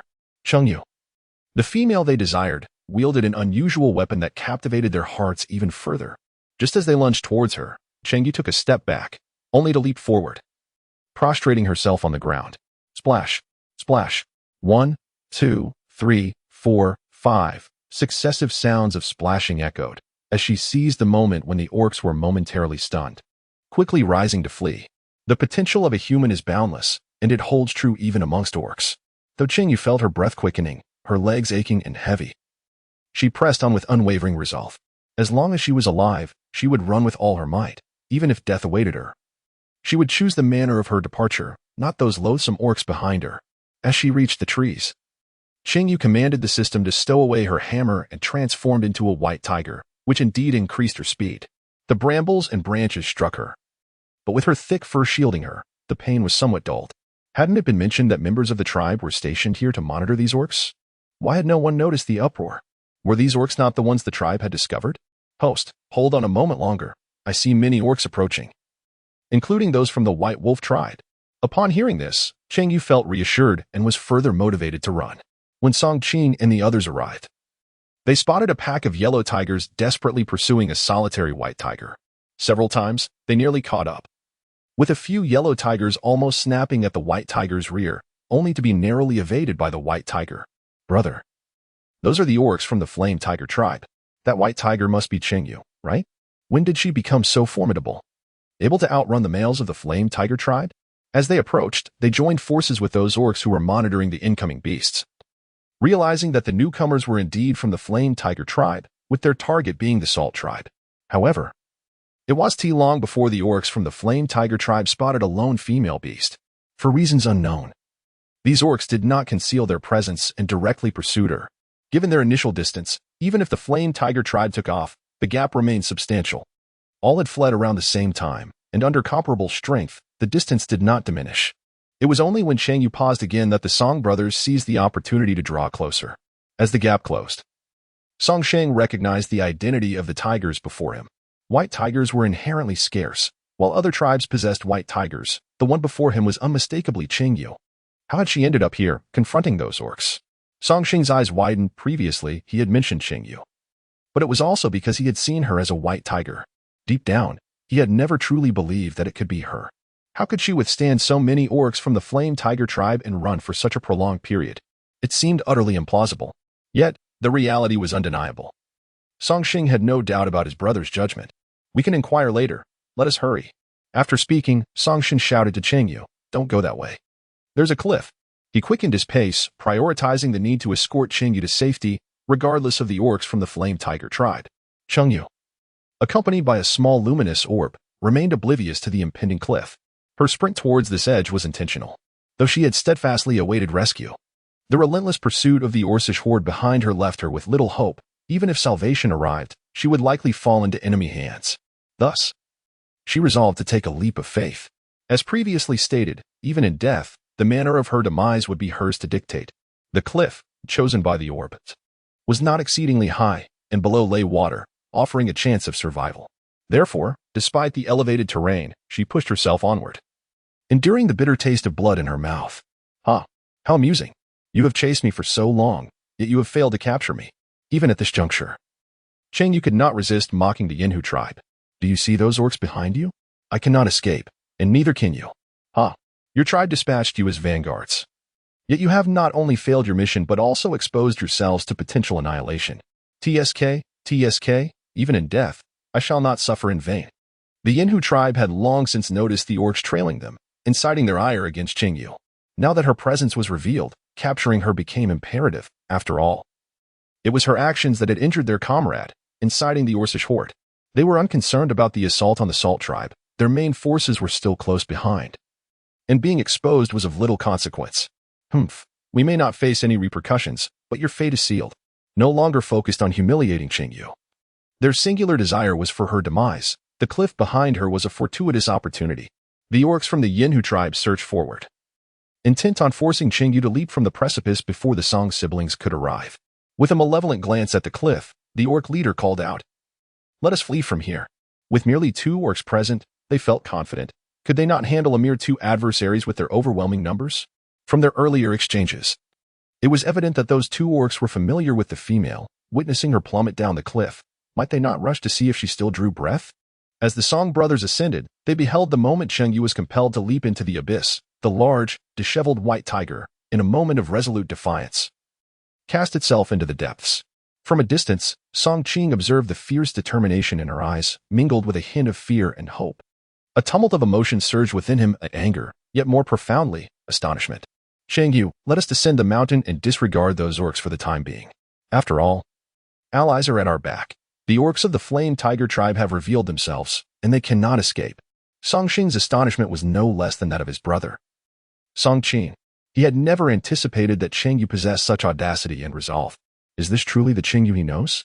Before the orcs could charge, Cheng Yue had already taken the initiative to leap off the cliff, her heart filled with trepidation and apprehension, yet predominantly resolute. As she descended, the wind pressed against her face as if attempting to flatten it. Is the system truly functioning without any issues? It must be, right? She sought solace from the system. Host, quickly, grab the rope. As Cheng Yue continued her descent, the small luminous orb cleverly produced a length of hemp rope, skillfully securing it to a tree on the cliff at the opportune moment, enabling Cheng Yue to grasp it. Fear not, host, there is absolutely nothing to worry about. With the rope serving as a cushion, Cheng Yue plummeted just 2 meters above the river's surface. At such a height, she was able to adjust her posture. The absence of water posed no concern, and with water present, her safety was further assured. Cheng Yue fell into the water, and the system also withdrew the rope. Cheng Yue was proficient in swimming and diving. Just as she emerged onto the shore, a stone knife was thrust against her neck. Chapter 24. Safety. Oh my. Little light ball, why didn't you warn me that it was dangerous to come ashore? Had I known, I would have chosen a different path.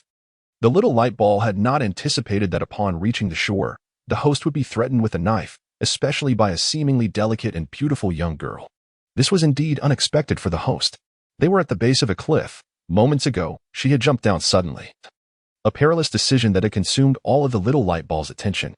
Who would have thought that beneath the cliff, a group of beastmen lay in wait? At this moment, Cheng Yue found herself held at knife point by a petite girl wielding a sharp stone blade. Behind the girl stood more than a dozen towering men. This was the realm of the beastmen. It was evident that they were indeed beastmen. It remained uncertain whether they were associated with the previous pursuers. Hello there. Cheng Yue stiffly extended her hand in greeting. Are you orcs from the Salt Tribe? I am Cheng Yue of the White Wolf Tribe. We are allies. Allies. I implore you to lower your weapons. This situation is far too perilous. Cheng Yue perceived the hostility reflected in the eyes of the orcs. Regardless of her claims of being a member of the White Wolf Tribe, such an attitude was not characteristic of allies. System, devise a plan. I might be captured. After fleeing for so long and believing she was finally safe, the prospect of capture rendered her efforts futile. Do not fret, host. I have spotted Song Qing and the others approaching. I will guide them to you. You shall not come to harm. The host truly seemed to be plagued by misfortune. In such a short time since her arrival, calamities had been incessantly visiting her. As for the orcs of the White Wolf Tribe, the girl wielding a knife neither took her weapon away nor acknowledged being from the Salt Tribe, thus confirming to Cheng Yue that they were indeed not members of the Salt Tribe. Cheng Yue immediately exclaimed, Indeed, I am from the White Wolf Tribe.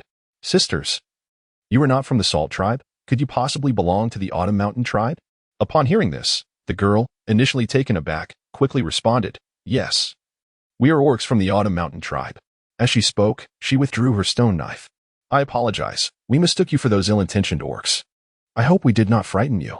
The young girl sincerely apologized to Cheng Yue, but Cheng Yue found her words utterly unconvincing.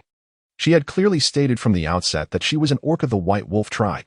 The small luminous sphere interjected, Host, she is casting a net. Do not be fooled.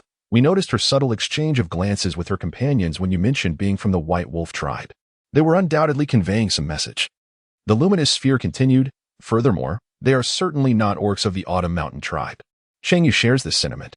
Nevertheless, regardless of the circumstances, she is resolute in ensuring her own safety. Have Song Qing and the others arrived? The small light orb nodded affirmatively. They have indeed arrived and will be here shortly. No sooner had she finished speaking than Song Qing and his companions descended from the mountainside, appearing somewhat astonished upon encountering Cheng Yue and her group. Cheng Yue immediately turned and dashed forward. Song Qing, you have arrived. This is truly wonderful. The first to respond to Cheng Yue was the small glowing orb. Host. That woman has clenched her fist. She has clenched her fist. She just attempted to seize you. Humph. Her intentions are undoubtedly sinister. Cheng Yue did not glance back. Instead, she remained closely positioned behind Song Qing.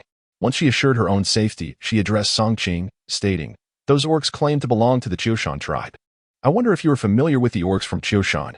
It would be prudent to discern their true identities. Naturally, Song Qing and the others were acquainted with the orcs of Qiushan, yet within a tribe teeming with numerous orcs, not every individual could be recognized. Qiushan tribe? Song Qing mused, casting a puzzled gaze at the unfamiliar orcs, harboring doubts about their identities. How did you come to be here? Just moments ago. The orcs of the Yinhu tribe were in the woods. Why did you not emerge to assist? If they were indeed from the Qiushan tribe, their presence here could only signify that they were tasked with surveillance. Yet, how could they have overlooked the fact that the Yinhu tribe was pursuing Cheng Yue? Even disregarding Cheng Yue's safety, wouldn't they be concerned about a potential ambush from the Yinhu tribe? Conversely, the Salt tribe, which also had a role in surveillance, along with the orcs from the White Wolf tribe, had swiftly given chase. In truth, we were prepared to launch a surprise attack at any moment. But we did not anticipate their continuous evasions, which left us without an opportunity. The orc who spoke, the most imposing among them, had retreated behind the male orcs after securing a female orc. The others nodded in agreement as he continued, We were taken aback when an orc fell from above. We mistook it for one from the Yinhu tribe. We apologize for any offense caused. This is not the time for idle chatter. We are uncertain of what awaits above. Should we not investigate? Though presented as a suggestion, it was evident that the orcs had already made up their minds, even if Song Qing and her companions disagreed. They intended to proceed. This brother speaks wisely. The focus should remain on those orcs. Thus, both parties moved in unison rather than separating. The proximity of their gathering prevented Cheng Yue from seizing an opportunity to express her suspicions to Song Qing. Host, it is better to stay together. If they harbor any ill intentions, we can monitor them closely. Should they plan something, we might not have time to prepare. Upon hearing Xiao Guangqiu's words, Cheng Yue felt reassured, realizing she need not concern herself with those individuals, for Xiao Guangqiu would manage the situation. As it transpired, these orcs indeed joined Song Qing and her companions in the pursuit of the orcs from the Yinhu tribe. Regardless of how closely Cheng Yue and Xiao Guangqiu observed, they found no evidence of deceit among them. It became increasingly evident that the orcs from Qiushan showed no mercy towards those of the Yinhu tribe, who, in turn, recognized the Qiushan orcs as adversaries, striking with lethal intent. Either these individuals were exceptionally skilled at masquerading, or they truly belonged to two distinct factions. Cheng Yue and Xiao Guangqiu leaned towards the latter interpretation. The Yinhu tribe sure is fleet-footed. After Song Qing and her companions arrived, the orcs from the Salt tribe and Qiushan tribe soon followed, prompting the orcs of the Yinhu tribe to realize their time was up. They had failed to capture the female and had not secured the peculiar weapon. Ultimately, they had compromised their own position. This outing yielded nothing, a significant loss indeed. Nonetheless, knowing they were outmatched yet charging forward would be foolish, their lives were not so expendable. Thus, as they observed the approaching forces, the orcs of the Yinhu tribe fled with remarkable speed. Aside from eliminating a handful of orcs from the Yinhu tribe, the remainder escaped. This left Song Qing and her companions feeling quite unsatisfied. However, now that they have revealed themselves, they surely will not think of attacking our tribe again, will they? Spoke one of the orcs from the Salt tribe. Yet uncertainty lingered. After all, these orcs had come to scout. It was entirely possible that the main forces of the Yinhu tribe were not far behind, poised to strike again. The Salt tribe, known for its salt production, was a vital resource for all orcs consumed daily. In the past, both the White Wolf tribe and the Qiushan tribe had entertained thoughts of conquest. But the Salt tribe's strength had thwarted their ambitions, leaving them without an opportunity. Over time, it became more advantageous to trade resources rather than engage in conflict. Given that only 3 tribes inhabited this region, cooperation was essential. Open hostility might invite other tribes to exploit their weaknesses. Thus, at a certain point, the 3 tribes formed an alliance. But I digress. The resources of the Salt tribe have always been coveted, leading to periodic unrest. It is not uncommon for tribes to be unable to resist the temptation of a surprise attack. Chapter 25. The cry for help. What is happening here? The Yinhu tribe has fled. The group, not in a hurry to return, having run for so long, sought a place to rest. Initially, they were perplexed by the sudden exposure of the Yinhu tribe but soon learned the truth. However, they were even more astonished. How could a solitary female appear in this place, one who inadvertently lured out the orcs of the Yinhu tribe? Remarkably, the orcs had foolishly laid bare their presence, as if they had not come to ambush any tribe but merely passed through. They were aware of Cheng Yue's identity, but this knowledge was not shared by the White Wolf tribe. All eyes turned towards Cheng Yue. Cheng Yue could only manage a wry smile and shake her head. I am uncertain. I was simply residing peacefully in the tribe when, inexplicably, I opened my eyes to find myself in this forest. Before I could ascertain the direction to return, I was discovered by those orcs. She refrained from voicing her suspicions regarding whether someone from the tribe had rendered her unconscious and cast her aside. It could be deemed a scandal for the tribe, especially with 3 different tribes of orcs present, and she was uncertain whether it would be appropriate to speak of it. Afterward, I was relentlessly pursued by those orcs. And I believe you're already familiar with the ensuing events, an exhilarating tale of pursuit and evasion. The young girl who had previously held a knife to her throat suddenly inquired, from a distance. I witnessed you wielding some formidable weapon against the orcs of the Flame Tiger tribe. It was quite impressive. May I inquire about its material? Could I perhaps see it? As soon as the words left her lips, the gazes of numerous orcs converged upon Cheng Yue. Indeed, it was evident that these were not virtuous beings. They had observed the host in peril yet chose to remain in the shadows, observing instead of assisting. She wondered if they had noticed her stowing away the hammer. Surely, they had not. Had they seen it, they likely would not have posed such a question. The little light orb seemed to agree that these individuals had not made the connection. What weapon are you referring to? Cheng Yue felt a surge of anxiety within, though her expression remained one of bewilderment. As a female, I possess no weaponry. As for dealing with those orcs, I merely utilized wood or stones I found in the forest. After all, these are the only items accessible to me. Surely, you must have misinterpreted my actions from afar. If I had a powerful weapon, I would not be so obscure within the tribe. Cheng Yue gazed innocently at the questioning girl, a look of bewilderment on her face. Is that so? The girl replied with a faint smile, perhaps suggesting that they had misjudged the situation. Yet, the reality was that neither she nor her companions harbored any belief in that notion. Clearly, Cheng Yue had no intention of revealing the truth to them. If they possessed such formidable weapons, they too would remain tight-lipped if questioned. This matter extended beyond mere individual concerns. It implicated the entire tribe. It seemed that Cheng Yue could not unilaterally make such a decision. However, it mattered little, for the weapons were no longer in her possession, likely lost along the way. Once the orcs from the White Wolf tribe departed, they would venture into the forest to search for them. The mountain was not particularly vast, at worst. They would scour every inch of it, confident that they would not be unable to find them. Originally, their plan was to infiltrate the White Wolf tribe, and now, with the presence of such enigmatic weapons, their resolve to blend into the White Wolf tribe had only strengthened. Cheng Yue never anticipated such audacious maneuvers from the opposition. However, regardless of the circumstances, their aspirations would remain unfulfilled. What should we do now? Shall we return to the tribe, or shall we remain here to stand our ground? Although those flame tigers have departed, they harbor suspicions of a larger force lurking behind them. With greater numbers comes enhanced strength to resist. We shall return, declared Song Qing. Our purpose in venturing out was to seek you, and now that you are unharmed, it is prudent that we head back. After all, we did not inform the tribe of our departure, and prolonged absence may lead them to believe we have encountered dire circumstances. It is imperative that we return to clarify the situation, so that the tribe remains vigilant. They had left. But the scouts from the White Wolf tribe were still watching over this area, so there was no need for concern. Cheng Yue naturally yearned to return. Thus they began to prepare for their journey home. Cheng Yue and the young girl, along with their companions, bid farewell to their departing friends, while the orcs from the Salt tribe and the White Wolf tribe observed nearby. Feeling a sense of relief as they immediately shared their suspicions with Song Qing and the others. Do you think those orcs might not belong to the Qiushan tribe? One questioned. If they are not from there, then which tribe could they possibly hail from? After all, there are no other orcs affiliated with the Qiushan tribe. Could it be that you are being overly sensitive? Pondered Song Qing. Perhaps Cheng Yue, having been cast aside repeatedly, now perceives unfamiliar orcs as harboring ill intentions? I merely harbor doubts, the other replied, for their behavior is indeed peculiar. From the very beginning, I inquired about their identities, yet they seemed oblivious to my questions, later even suggesting they might be from the Yinhu tribe. Moreover, when I probed further into their identities, their reactions were equally strange. Additionally, as we all pursued the Yinhu tribe, does anyone among you recognize even a single name from their ranks? Cheng Yue had indeed made a deliberate inquiry, particularly regarding the maiden who had initially threatened her with a knife. However, how did the other party respond? You may call me Xiaoyu. Ah, I am Dewei. If you do not mind, you may address me as such. I am Dehi. Observe how they all responded. What is the Xiaoyu, this Dewei? This Dehi? The orcs of the White Wolf tribe possess surnames. Could it be that those who share the same sky do not?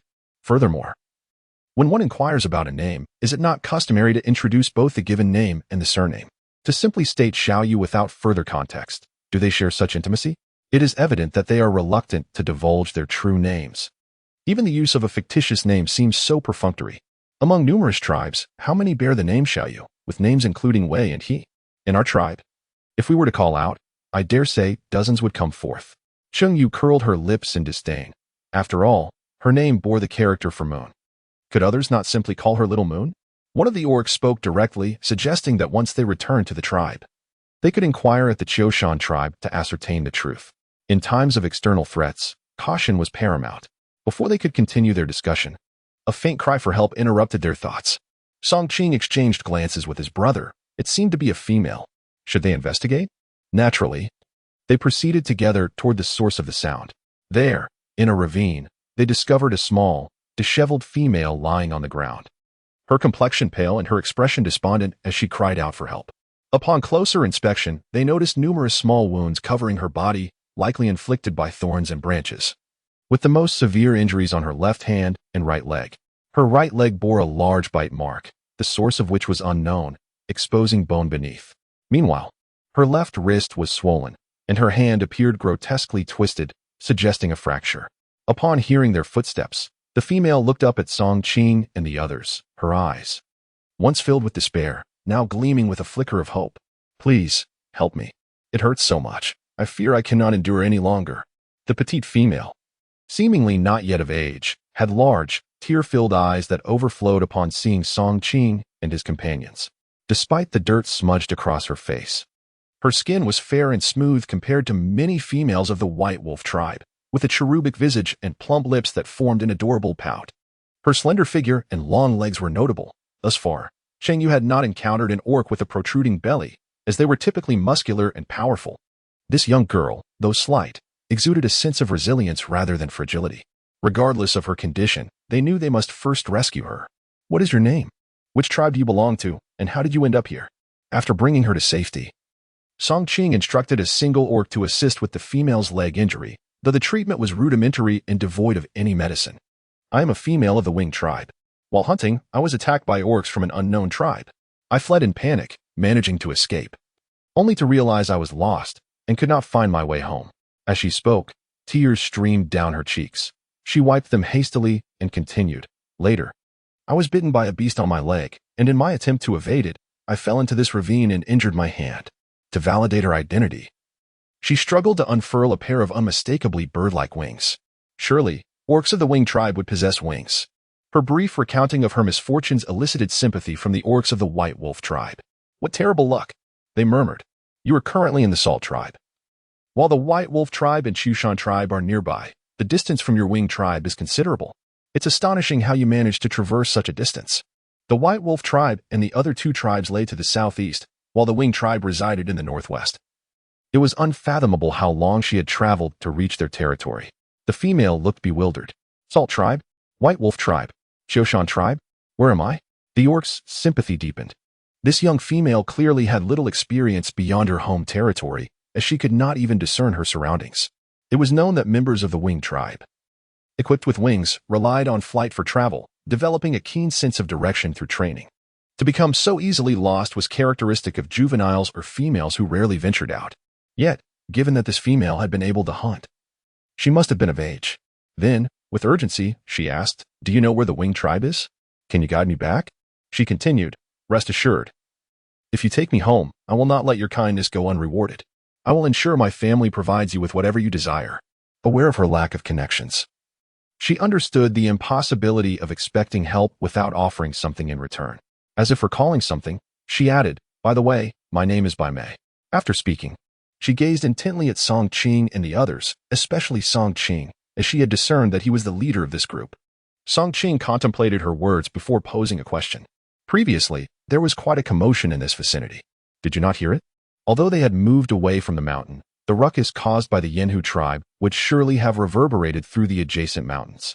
"I did," Bai Mei nodded. "It was the noise that roused me from unconsciousness, prompting me to cry for help. Perhaps my voice was too faint, for I waited long without seeing any orcs come to my aid."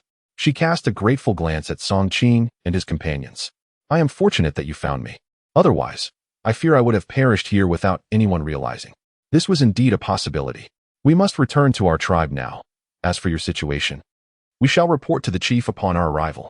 Noticing Bai Mei's hesitation and the guarded look in her eyes, Song Qing reassured her. "After all, we have only heard of the Wing tribe's name but have never visited. Even if we wish to assist, we lack knowledge of the way. You need not worry about what our tribe may do to you.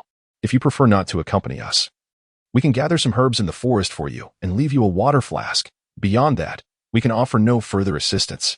He paused before adding, "Moreover, there are orcs from the Salt tribe and Chushan tribe nearby. You may seek their help." With this, Song Qing concluded that perhaps it was unnecessary to bring her back to their tribe. Bai Mei still hesitated, glancing at Cheng Yue, one of the only two females present, before biting her lip and resolutely declaring, "I am willing to go to your tribe." "Cheng Yue, what do you expect me to do?" Can her presence truly assure that Song Qing and his companions, or the White Wolf tribe, would refrain from causing her any harm? Ultimately, Bai Mei chose to accompany Song Qing and his group to the White Wolf tribe. Moreover, once she arrived there, she ceased to express any desire for the tribe to facilitate her return. Perhaps she believed that Song Qing had already assured her that he would discuss her situation with the chief upon their return to the tribe, and all she needed to do was wait. As for Bai Mei and her affairs, they held little significance for Cheng Yue. She had no inclination to involve herself, nor did she see it as her concern. Thus, upon returning to the tribe, she made her way directly home. Except for the times when Song Qing was present, she refrained from mingling with others in the tribe. "Little Light Sphere, I shall endeavor to focus on infrastructure. You must keep a vigilant watch and ensure that I am not outmaneuvered again. Fear not. Even if you do not voice your concerns, I shall remain vigilant." It is utterly infuriating for Little Light Sphere to witness its own host being schemed against right under its nose, prompting it to resolve to remain ever vigilant, regardless of the circumstances.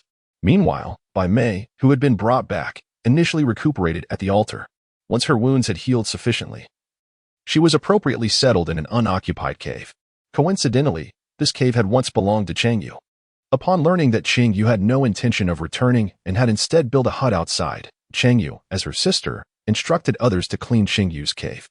Although she had no plans to relocate there herself or use it for storage, her intentions were not entirely benevolent. In the cave, refuse was cleared away. While usable items such as animal hides and pottery were taken by Cheng Yue, clearly indicating she had no intention of returning them.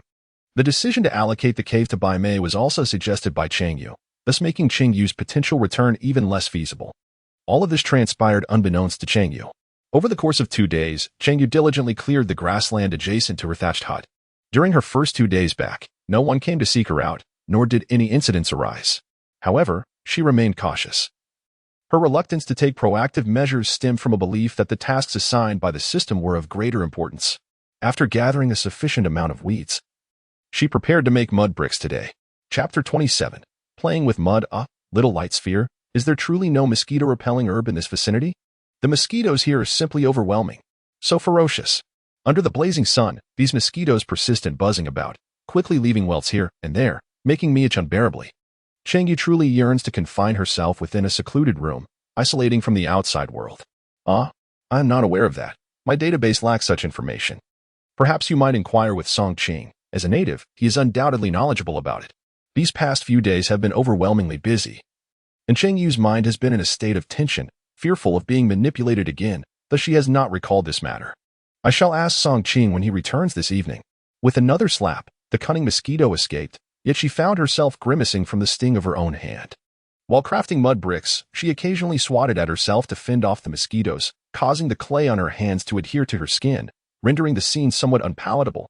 When Song Qing arrived, he encountered a muddy little figure engrossed in play. Upon closer inspection, one would realize that this lump of clay was none other than Cheng Yue herself. Song Qing felt a chuckle rising within him but managed to suppress it. What are you doing, and how did you manage to become like this? Are you secretly playing with mud? Or do you possess a childlike spirit? Why are you here? Cheng Yue asked, somewhat perplexed. Hadn't he mentioned that the tribe was organizing a hunting expedition for the orcs in the coming days? Orcs harbor no grand aspirations. As long as they have food and a stable place to dwell, they find contentment. It is precisely for this reason that orc tribes experience little development. Living in the most primitive conditions, they venture out to hunt and gather only intermittently, seeking to acquire more and better game. The Yenhu tribe seems not to have abandoned their pursuits. The watchful orcs ventured further afield, discovering traces of their presence. The leader declared that they would refrain from venturing out for the time being. If their main force were to depart only to be ambushed by the Yenhu, they would be unable to return in time for reinforcements, hence the decision to remain indoors for now. Cheng Yue nodded, yet still felt perplexed. What brings you here? Song Qing replied with a hint of grievance. Am I not allowed to seek you out? Why do you wear such an unwelcoming expression? After all, we were so close just a moment ago.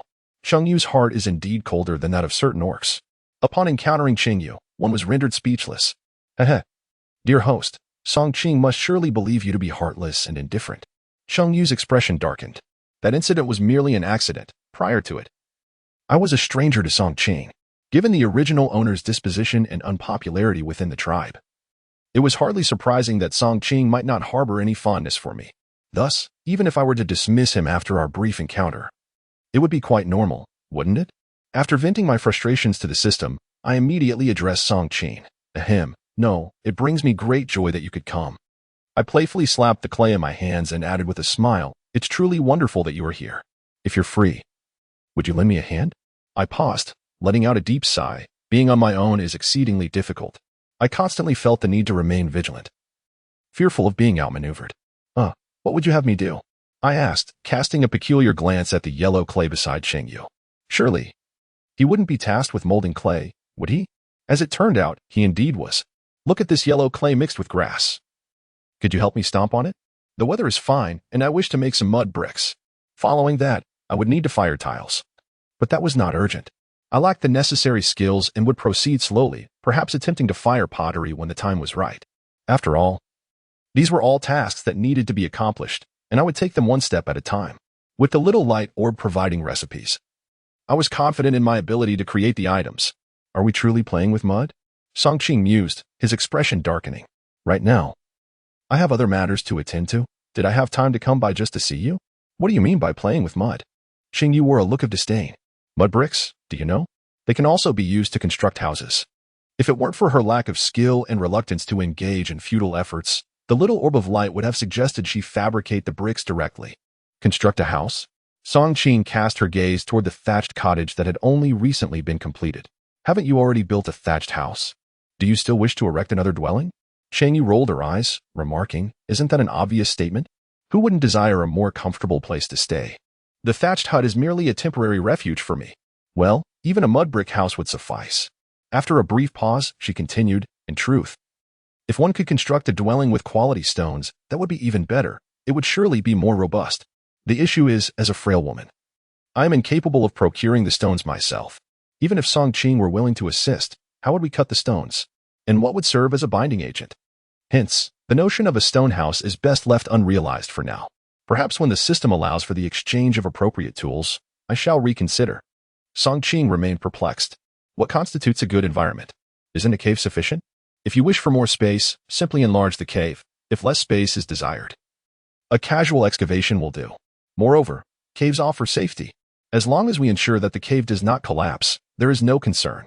During winter, as long as the entrance is sealed, the wind and snow cannot intrude. Cheng Yue directly remarked, if we block it off, are we not afraid of suffocation? With the wind coming in, how pleasant can the cave smell? And what if the cave collapses, burying us within? While the house poses its own risks of collapse, it is undoubtedly far superior to a cave. Moreover, in winter, if we are to warm ourselves by a fire in the cave, with the only entrance blocked, are we not at risk of carbon dioxide poisoning? In short, do you wish to assist? If not, you may leave. I'm currently preoccupied with making mud bricks and have no time for anything else. If you expect my help, do not utter another word. Honestly, what business does a grown man have whining like this? With a swift motion, Cheng Yue successfully squashed a mosquito that had gorged itself on blood and could no longer fly. By the way, do you have any mosquito-repelling herbs on your side? There are far too many mosquitoes here. If I do not procure some mosquito deterrents soon, I fear I shall succumb to them before anyone else has the chance to scheme against me. She turned to the little light orb and said, I should be grateful that the mosquitoes biting me now are not venomous, right? I have heard that in some places, there are mosquitoes capable of killing even orcs. They are quite poisonous. What was initially a jest prompted the little light orb to provide a rather serious response, leaving Cheng Yue feeling a twinge of fear and a heightened desire to gaze at Song Qing. At that moment, Song Qing had removed his shoes and was helping Cheng Yue tread in the mud. Upon hearing her words, he glanced up at the thatched house. Indeed, there are no mosquito-repelling herbs here. I had not thought of that. Once we finish here, I will return and dig some up for you. After a pause, he added, that said, living in a cave is preferable. Residing outside offers no protection against mosquitoes. In a cave, one merely needs to plant mosquito-repelling herbs at the entrance. And the mosquito problem would diminish greatly. A few stragglers would pose no concern. Cheng Yue chose not to comment further. I will accompany you to gather more. I intend to plant mosquito-repellent herbs at the foot of the mountain and see if these mosquitoes dare to approach. Additionally, I plan to make some incense so that I can light it in the house at night while I sleep. This was something she could manage without the little light orb's assistance. Song Qing surveyed the surroundings of the thatched house and did not refuse Cheng Yue's offer. Chapter 28. Are you here to help me? Cheng Yue and Cheng Yue arrived to witness Cheng Yue and Song Qing engaged in cheerful banter, seemingly enjoying their time playing in the mud. Little Yue. Look, calling her Little Yue is rather commonplace, isn't it? Turning around, they then saw Cheng Yue and the others, prompting a frown from Cheng Yue. What brings you here? They were the original owner's elder sister and romantic rivals, those with whom she shared a superficial sisterhood. Having learned from the little light orb that her sister was both kind in appearance yet ruthless in heart, Cheng Yue was taken aback to see her sister accompanied by the original owner's enemies. Could it be that they felt compelled to visit because she had distanced herself from them lately, without anyone to perform with them? Contemplating this, Cheng Yue rose and greeted them with a radiant smile. Oh, sister, what brings you here? And Xiaoyu, why have you come as well? Are you here to help me? Despite having previously shown disinterest in associating with Cheng Yue and the others during their gatherings, she now greeted them as if they were old friends, leaving Cheng Yue and the others bewildered. Has Cheng Yue gone out and returned in a state of bewilderment once more? Cheng Yue, bewildered, inquired, help? What assistance is needed? At that moment, Cheng Yue joyfully approached Cheng Yue and Cheng Yue from behind, delivering a playful slap on their shoulders. Ah, did you not see? I am busy making mud bricks. However, as you both are aware, I am not well liked in the tribe and can hardly find anyone to lend a hand. The sticky sensation on their shoulders caused both Cheng Yue and Cheng Yue to frown, particularly upon noticing the repulsive yellow muck interspersed with grass clippings, making their hair stand on end. Remove your hand. Cheng Yuxian could no longer restrain himself and frowned as he reprimanded. On Cheng Yu's face, an expression of pain immediately emerged, yet she obediently withdrew her hand. However, before the two could exhale in relief, Cheng Yue linked her arms with theirs. Sister, what troubles you? Did you not promise that you would assist me in whatever I wished to pursue? In Xiaoyu, you are my dearest friend. There is no need for explanations, I understand. You braved the scorching sun to come here because you cannot bear to see me suffer, am I correct? Before they could respond, Cheng Yue smiled again. I knew it. You care for me deeply. In Xiaoyu, rest assured, I have come to a clear understanding. You and Yu Chu, one is my closest friend, and the other is the one I admire. I have pursued Yu Chu since childhood. Yet I have never managed to win his heart. It is time for me to let go. Your union brings me joy, and I should be happy for you.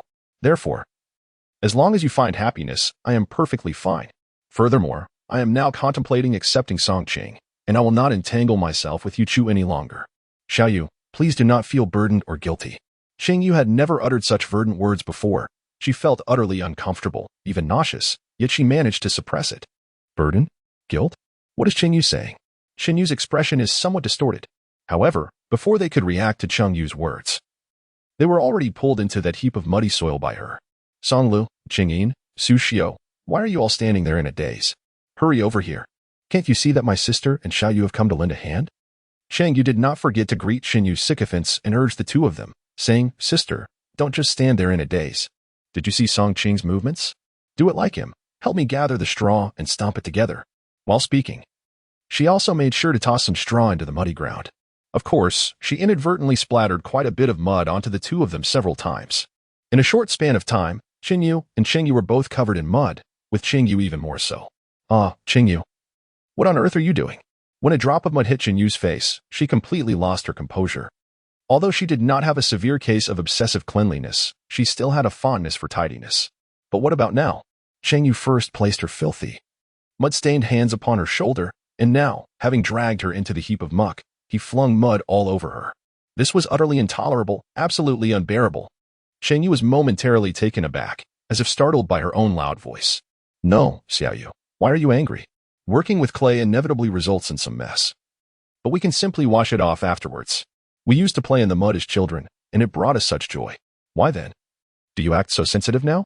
As she spoke, her expression turned to one of amusement as she glanced at Cheng Yue, as if questioning why she had become so finicky.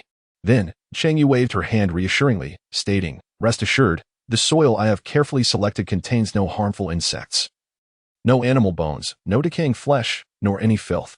With each of her reassurances, Cheng Yue and the others exchanged glances, their expressions shifting dramatically, culminating in a collective scream. Ah! A small glowing orb danced around Cheng Yue, its joyful laughter echoing, ultimately erupting into hearty guffaws. Host, you truly have a knack for this. Just look at how frightened they are. Cheng Yue paid no mind to the small luminous orb. Witnessing Cheng Yue and the others scream and leap in fright, she appeared to be even more startled than they were, swiftly taking refuge behind Songqing. What on earth was happening? Was there something terrifying lurking nearby? As she spoke, she cast anxious glances around her. As Songqing observed Cheng Yue greeting Cheng Yue and the others with an expression of delight, he felt a twinge of confusion. Upon hearing her words, he was further astonished, followed by bewilderment, and ultimately, a sense of numbness. It became evident to him that Cheng Yue was deliberately toying with Cheng Yue and her companions. Previously, Songqing had heard whispers of the close bond between the Cheng sisters, with the elder sister always looking out for the younger. However, those with a discerning eye sensed ulterior motives at play.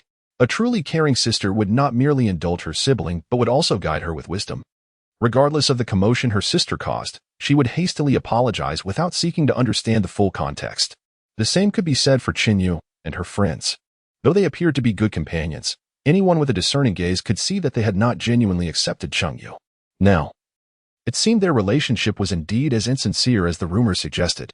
In contrast, Cheng Yue was far from the foolish individual depicted in tales, as she had not failed to recognize their true nature. Otherwise, Why would she engage in such playful mischief?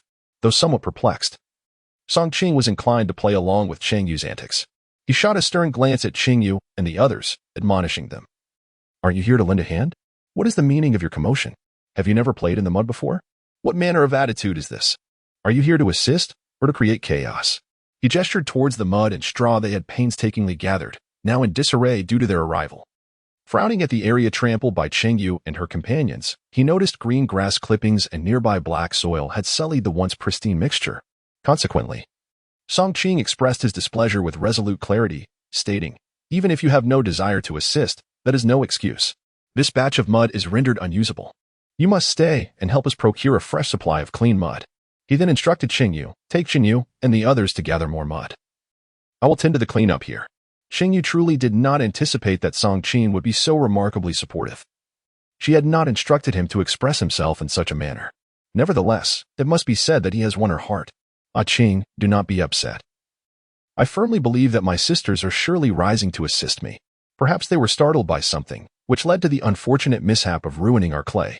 I shall take them to gather yellow mud at once. Cheng Yue placed her hands behind her back and gave Song Qing a thumbs up. Unsure if Song Qing noticed her gesture. Observing that Cheng Yue and the others seemed intimidated by Song Qing, Cheng Yue's eyes darted, and she urged, Sister, let us be off. I will take you to dig for yellow clay. We must hurry, lest Song Qing becomes even angrier and resorts to violence. Behind them, Song Qing glared, thinking, this girl, instead of expressing gratitude for her help, dares to tarnish her reputation. Cheng Yue and the others, misinterpreting Song Qing's glare as directed at them, dared not utter a word and followed Cheng Yue. Chapter 29. The frightening encounter fearful of Song Qing. Cheng Yue and the others obediently trailed behind Cheng Yue to dig for mud. Cheng Yue led them further up the mountain, where the sun blazed overhead and mosquitoes swarmed.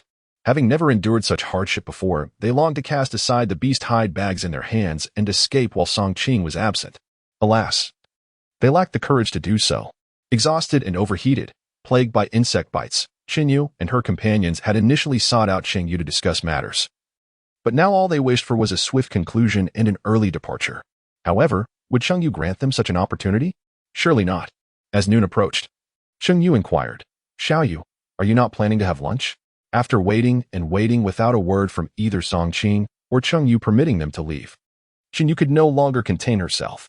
Of course, we will eat, but it is still early. The hottest part of the day has yet to arrive. We shall work a while longer. More work? Cheng Yue cast a cautious glance at Song Qing and said to Cheng Yue, Xiao Yu, let us switch tasks. I shall chop the grass while you tread in the mud. I find myself rather fatigued. Sister, are you not quite formidable? It has only been a morning, and you need only to tread in the mud. How is it that you claim to be out of strength? Cheng Yue exhibited a profound sense of confusion, but eventually acquiesced, saying, very well, sister, you can handle the weeds. The mud here is damp. It's certainly more refreshing than squatting here. With that, she exchanged places with Cheng Yue. Upon seeing Cheng Yue retreat to the shade, Cheng Yue bit her lip in frustration. She caught a glance from Song Qing that conveyed disdain, akin to that reserved for the worthless, which irked her greatly. She was recognized throughout the tribe as the most charming and beautiful female. It was no wonder that Song Qing, lacking in appreciation and tenderness, found no genuine affection from any female. With such a disposition, it was a miracle he didn't offend the females outright, let alone expect their sincere admiration. Only because Cheng Yue currently required his assistance could she tolerate him. Otherwise, given her pampered nature, she would always seek to have others cater to her whims. Cheng Yue felt she had discerned Cheng Yue's intentions and could not help but scoff internally, eager to witness how Song Qing would ultimately be ridiculed by the tribe's beastmen.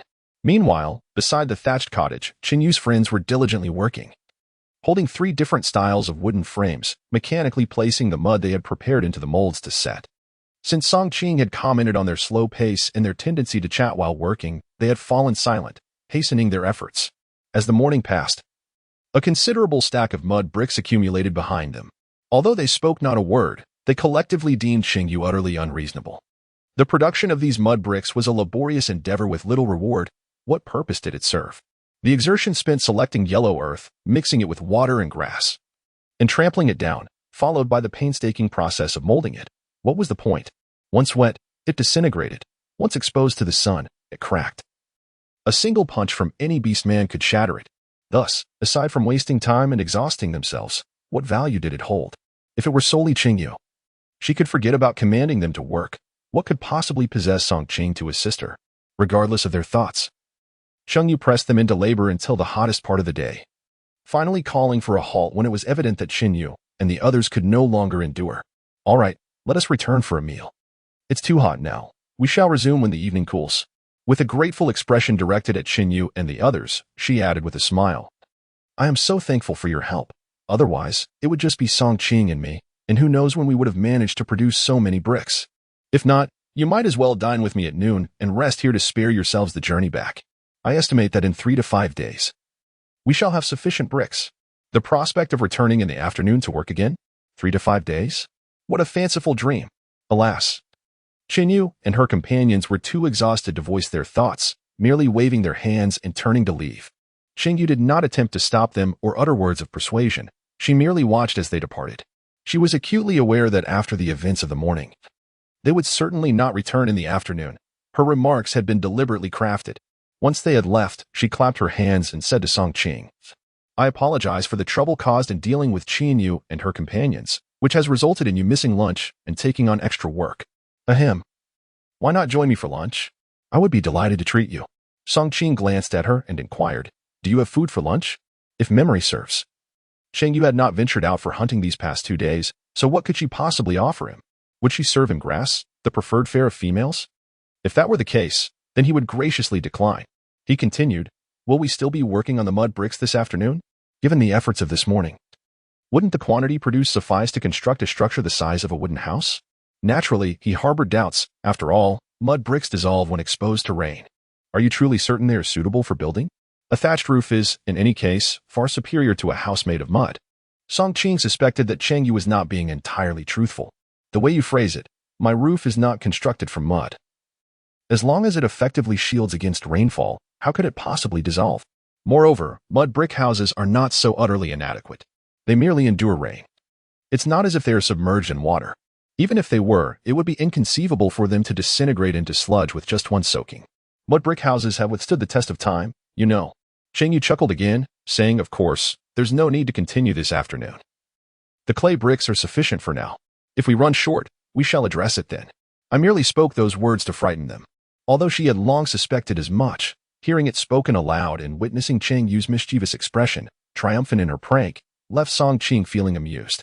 He remarked, Today, it is because I am here that they dare not voice their anger. If I were absent, would you not fear they might trouble you? To which she replied, What of it? If they dare to trouble me, I shall make it known throughout the entire tribe. Not wishing to dwell further on Cheng Yue and the others, Cheng Yue washed the mud from her hands and feet, saying, This morning, I caught a water beast from the river. Would you care to join me for a meal? I can prepare a stew from the water beast, or if you prefer, I can grill it or slice it for you. She then inquired, By the way, what has become of that female I brought back? Has the tribe sent someone to return her? And what of the beastmen from the Yinhu tribe? Having not ventured much within the tribe and lacking any initiative to seek out such news, Cheng Yue was naturally unaware. No need for that. I shall return to eat. I went hunting this morning and will bring you some fast beast meat later. You cannot subsist solely on water beast every day. Song Ching recounted. My mother said that to win a female's heart swiftly, one must be diligent in showing attentiveness, such as offering assistance with tasks, bringing delightful food and entertainment, and actively resolving any troubles the female may encounter. Though Song Ching found it bothersome, he understood that if he desired to have offspring with Cheng Yue, he could not remain idle, hence his presence. The female is still within the tribe. Our White Wolf tribe has not ventured into the territory of the Winged clan and knows only that it lies to the northwest of the continent. So we cannot recklessly return her. As for the Yinhu tribe, it has only been 2 days, and there has been no word from them. However, it seems the chief has received certain information indicating that the Yinhu tribe's objective is the Salt tribe. Chapter 30. Where it fell short after Cheng Yue and the others returned, they became quite irate. Directly telling their close acquaintances about how Cheng Yue had bullied them under the pretense of seeking their help, relying on Song Ching.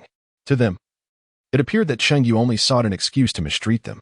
Upon hearing this, their close ones were indignant. Cheng Yue bullies others? This cannot stand. They promptly set out to confront her. Father, wait. Do not go just yet. Song Ching is still there. Though young, Song Chi was more formidable than many older beastmen. Aside from a slight narcissistic tendency to boast about himself, he was solely focused on enhancing his own strength. In the Chung family, There exists no beastman capable of rivaling Song Qing. Song Qing does not even spare Xiao Yu's face. He dares to confront me with disdain, allowing Xiao Yu to bully me at will. If you truly intend to rebuke Xiao Yu in his presence, he may very well retaliate against you. It would be wiser to wait until Song Qing departs. I do not desire much, merely to inquire why Xiao Yu feels compelled to torment me. Meanwhile, Yu Chu, upon hearing Cheng Yu's words, was consumed with rage, yet when compared to the Cheng family's current desire for revenge against Cheng Yu, Yu Chu appeared rather timid. Xiao Yu, do not rush. Eat something first and rest a moment. Why did you not inform me before seeking out Cheng Yu? Look at how sunburned you are. When the sun is less fierce, I shall confront Cheng Yu and ensure she receives a proper lesson to see if she dares to bully you again.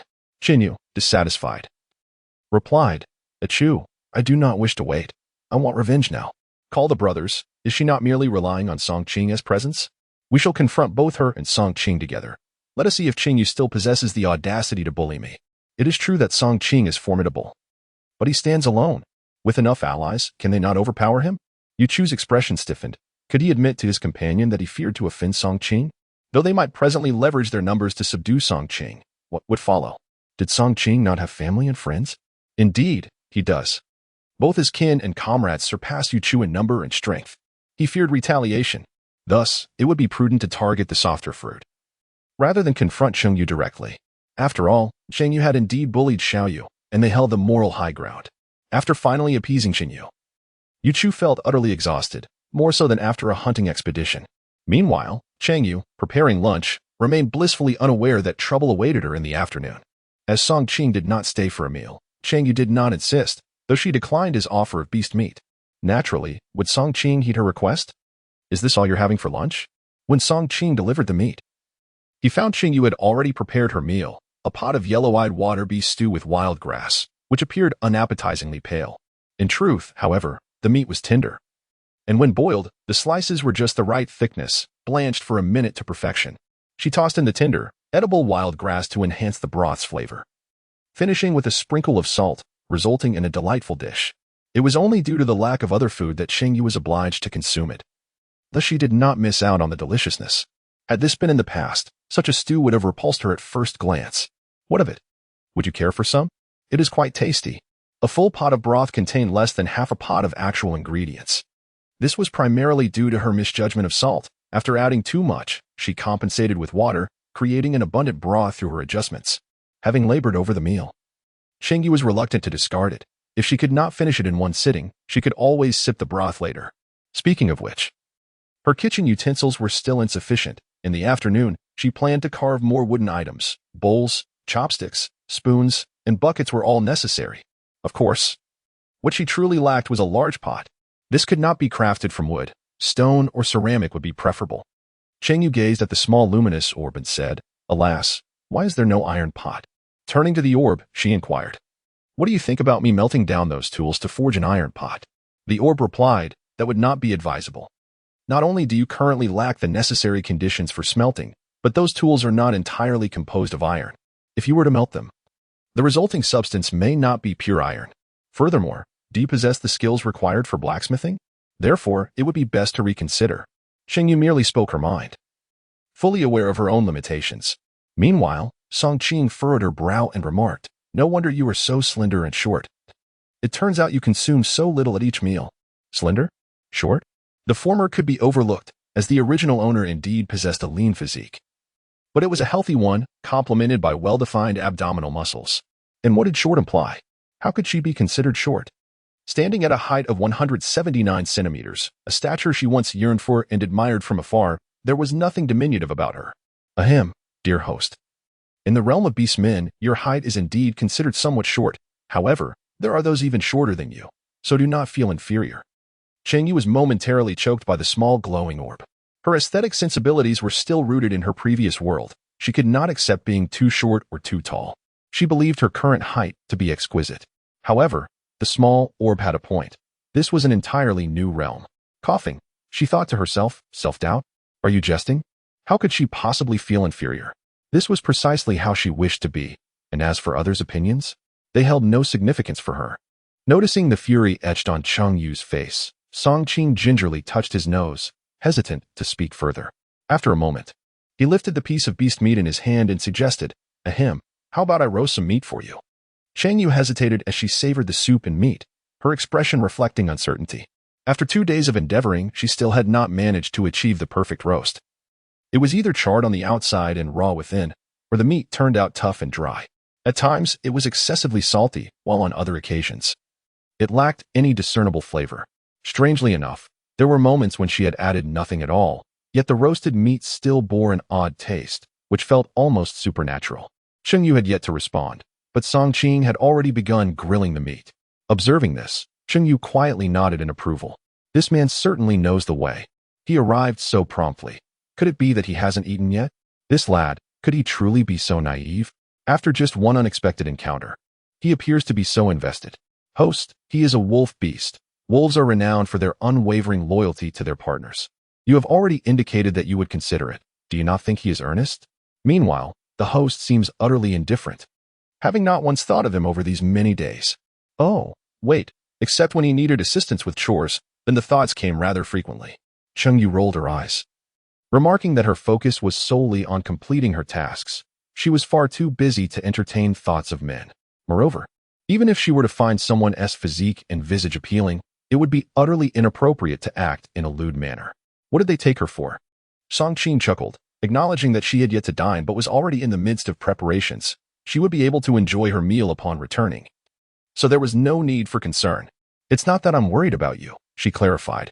I merely fear that you'll end up cooking the barbecue all by yourself here. Cheng Yue glanced at Song Qing and swallowed the words that lingered on the tip of her tongue. Perhaps it was best not to dishearten this honest man after all. Cheng Yue pondered for a moment and said, All right, this afternoon I shall craft wooden bowls and basins at home.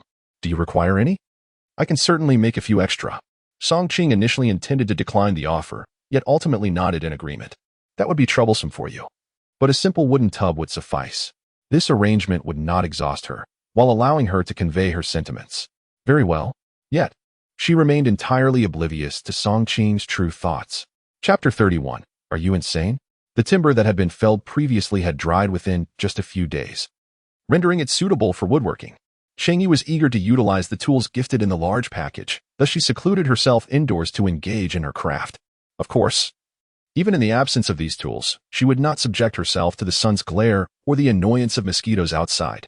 Host, gather your belongings. Trouble is approaching. Just as Cheng Yue was diligently striving to enhance the appearance and orderliness of her wooden creations, the small glowing orb suddenly interjected with a warning. Despite Cheng Yue's quick reflexes, she barely managed to tidy up her tools a mere minute before Yu Chu and the others forced their way through the door. As she stood up, those individuals entered without so much as a semblance of courtesy. Who permitted your intrusion? Cheng Yue was seething with anger. Her humble straw hut consisted of merely a single room, devoid of any partitions. The audacity of these individuals to barge in unannounced left her fuming. She could only imagine the indignity had she been asleep or bathing. Her gaze turned fierce as she confronted them. You have entered without my consent. Do you require my approval for your intrusion? Cheng Chang, known as Cheng Yue's ungracious father, was even more incensed than Cheng Yue herself. He glared at her with fury, exclaiming, What are you still doing standing there? Come here at once. How dare you mistreat and belittle your sister, the one who has always cared for you the most? You heartless wretch, you ought to heed your brother's counsel. Perhaps it would have been better had you been silenced at birth, for after all these years, you bring nothing but shame upon me while bullying your sister. You are utterly incapable. Cheng Yue remained motionless, gazing blankly at Ching Chong as he barked incessantly, seemingly without the need to catch his breath, spewing forth a torrent of nonsensical chatter. And you, what brings you here? Cheng Yue averted her gaze from Cheng Chong's unattractive visage and directed her attention towards Yu Chu. I recall you stating that you would circumvent me upon our next encounter. What, then, prompts your sudden visit? Have you perhaps experienced a change of heart? Realizing the repugnant nature of Cheng Yue and subsequently seeking solace in the embrace of your elder sister? Judging by your demeanor, it appears you wish to deny such sentiments. If your intentions towards me were indeed innocent, why would you so thoughtlessly intrude upon the dwelling of a solitary female without so much as a courteous inquiry? Or is it simply that you are devoid of shame, indiscriminately pursuing any female without hesitation? Cheng Yue's voice was far from quiet. Especially with a loud and boisterous presence before her, she needed to ensure her words reached them. Cheng Yue, what do you mean? Who still harbors feelings for you? Have you no shame? I have rejected you countless times, yet you still entertain such delusions. And you dare to bully Xiao Yu? It seems the lesson from last time was insufficient. This time, I shall make you fully aware of your mistakes. Cheng Yu's audacity, or rather her shamelessness, once again astonished Yu Chu, leaving his face flushed with indignation. It was not the words of Cheng Yue that incensed him, but rather the realization that he had lost face in front of his brothers, having been entangled with such a woman for an extended period. With that thought, Yu Chu raised his hand and charged towards Cheng Yue. Was he preparing to strike her? In a moment of impulsive fervor, Cheng Yue transformed into a formidable tiger, letting out a fierce roar as she lunged towards Yu Chu's hand with the intention to bite. How infuriating! Despite speaking to her with utmost civility, she chose to resort to violence, oblivious to her own limitations. Did she truly believe she was invincible? Yu Chu had never anticipated that Cheng Yue would retaliate or, indeed, enact any form of aggression against him.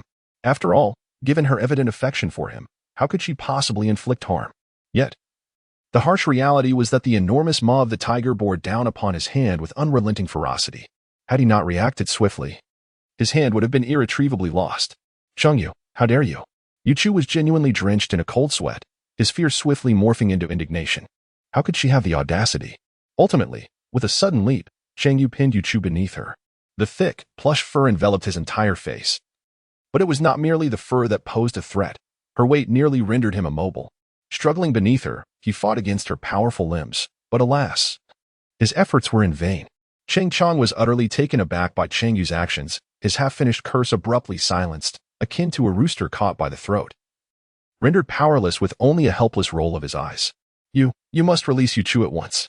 Good heavens, Cheng Yue appeared intent on crushing Yu Chu. Yu Chu's companions immediately rushed forward, eager to intervene and push Cheng Yue aside. However, they were wiser than Yu Chu. Instead of advancing in their human forms, they transformed into their beastly counterparts. Bang! Cheng Yue's eyes turned completely crimson. You wretched individuals! The thatched cottage was constructed in accordance with Cheng Yue's beast form. Perfectly sized to accommodate her transformation, yet it was merely adequate. An overly spacious environment would not be aesthetically pleasing. At this moment, Cheng Yue had already transformed into a tiger beast, occupying a third of the space. Yu Chu arrived with 3 companions, and all 3 simultaneously reverted to their beast forms. That wooden house of Cheng Yue's could hardly contain them. It was merely constructed from ordinary timber, lacking any substantial reinforcement, and could not withstand the pressure exerted by the beastly forms. Just as the 3 of them had transformed, they collapsed the thatched cottage. This was a home she had painstakingly built, her sole sanctuary in this otherworldly realm, only to have it destroyed by these ruffians. Cheng Yue, her eyes aflame with fury, transformed into her beastly form, her gaze imbued with an even greater ferocity. With a thunderous roar, she lunged at the 3 gray wolves before her. In that moment, Cheng Yue displayed no semblance of technique. She resembled a rabid dog, barking and howling as she sank her teeth into the trio of wolves. Cheng Yue, have you lost your mind? Cheng Yue's reaction was utterly unexpected for everyone. Even Cheng Chong was taken aback by her behavior, fearing that she might lose her sanity and bite him as well. Cheng Chong is also a wolf beast, albeit slightly smaller in stature, and he does not possess great strength. Cheng Yue, despite her chaotic demeanor, is indeed a white tiger of exceptional lineage. With a single misstep, Cheng Chong could very well find himself in her perilous grasp, witnessing her seemingly lose all rationality. Cheng Chang pondered for a moment before hastily turning on his heels and fleeing. At this juncture, thoughts of avenging his eldest daughter were eclipsed by the instinct to preserve his own safety. Should he be harmed by his own offspring, the disgrace would be unbearable. Meanwhile, Song Qing remained at home, for the hour was still early and the sun's rays outside were relentless, rendering him in no hurry to embark on a hunt. Not long after he had settled into slumber, the resounding roar of Cheng Yue jolted him awake.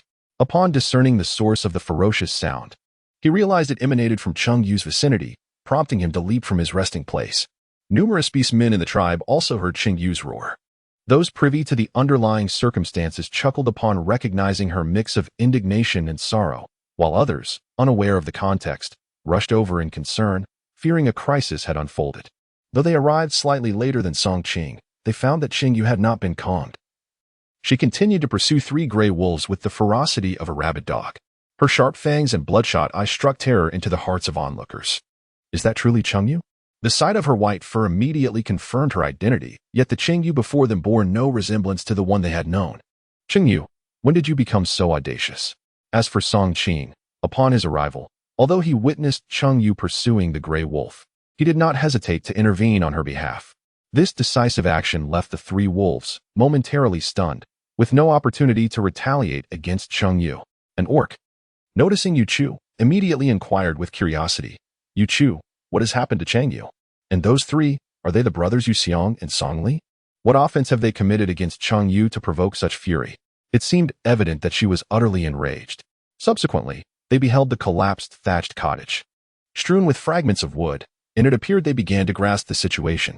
Chapter 32. Compensation. Cheng Yue pursued relentlessly, driven by sheer determination, yet as time wore on, exhaustion began to take its toll. Though she seemed like a ferocious dog, snapping at anything in her path, in reality, her adversaries had sustained minimal injuries. Only their fur bore the brunt of her fervor, presenting a rather pitiful sight. It was only when Song Qing arrived that order was restored and they were subdued. Cheng Yue lay on the ground, resting, when the corner of her eye caught sight of Yu Chu stealthily attempting to escape. She immediately shouted, Song Qing. Yu Chu is trying to run away. Help me bring her back. How utterly shameless they were. They would not be permitted to leave until her thatched cottage was restored. Song Qing promptly went to retrieve Yu Chu, tossing her back among his three brothers. It was only then that Song Qing inquired, what happened? Where is your house? Previously, he had warned Cheng Yue to be cautious, yet someone had indeed come to bully her, leaving her without a home. It remained uncertain whether this was a deliberate act or merely an unfortunate accident. Cheng Yue glared, exclaiming, how could it be gone? Ask them. Humph. If they do not return my house, they shall not think of leaving. She added, and what about the mud bricks we toiled over this morning? Just look at them now. Is there even one that remains usable? All of these must be returned by Yu Chu and the others. Song Li's eyes widened even larger than Cheng Yue's, and with disdain, he retorted, who do you think you are? You think we won't leave just because you say so? Cheng Yue turned directly to Song Qing and inquired, what is your opinion, Song Qing? At that moment, Song Sheng also arrived, having overheard Song Li's words. He was dismayed to see Cheng Yue's house in ruins and the surrounding area in disarray. This land, which he and his elder brother had painstakingly cultivated, was now trampled upon. Brother, they ought to compensate us. All of this was achieved through our hard work. How can they destroy it and yet act so brazenly? The patch of land devoid of weeds was the result of their toil, as was the thatched cottage, which his brother had laboriously constructed by felling trees alongside Cheng Yue. Furthermore, there was a mound of mud, the origin of which remained unclear, but it was evident that his elder brother had assisted Cheng Yue with it that very morning. The efforts of several days had been obliterated by Yu Chu and his companions, and they seemed intent on walking away without consequence, as if nothing had transpired. Even if Cheng Yue chose to overlook the situation, he could not. Song Qing naturally concurred with Cheng Yue and his younger brother, contemplating that Yu Chu had brothers too. Did he not? You all understand what needs to be done, I trust?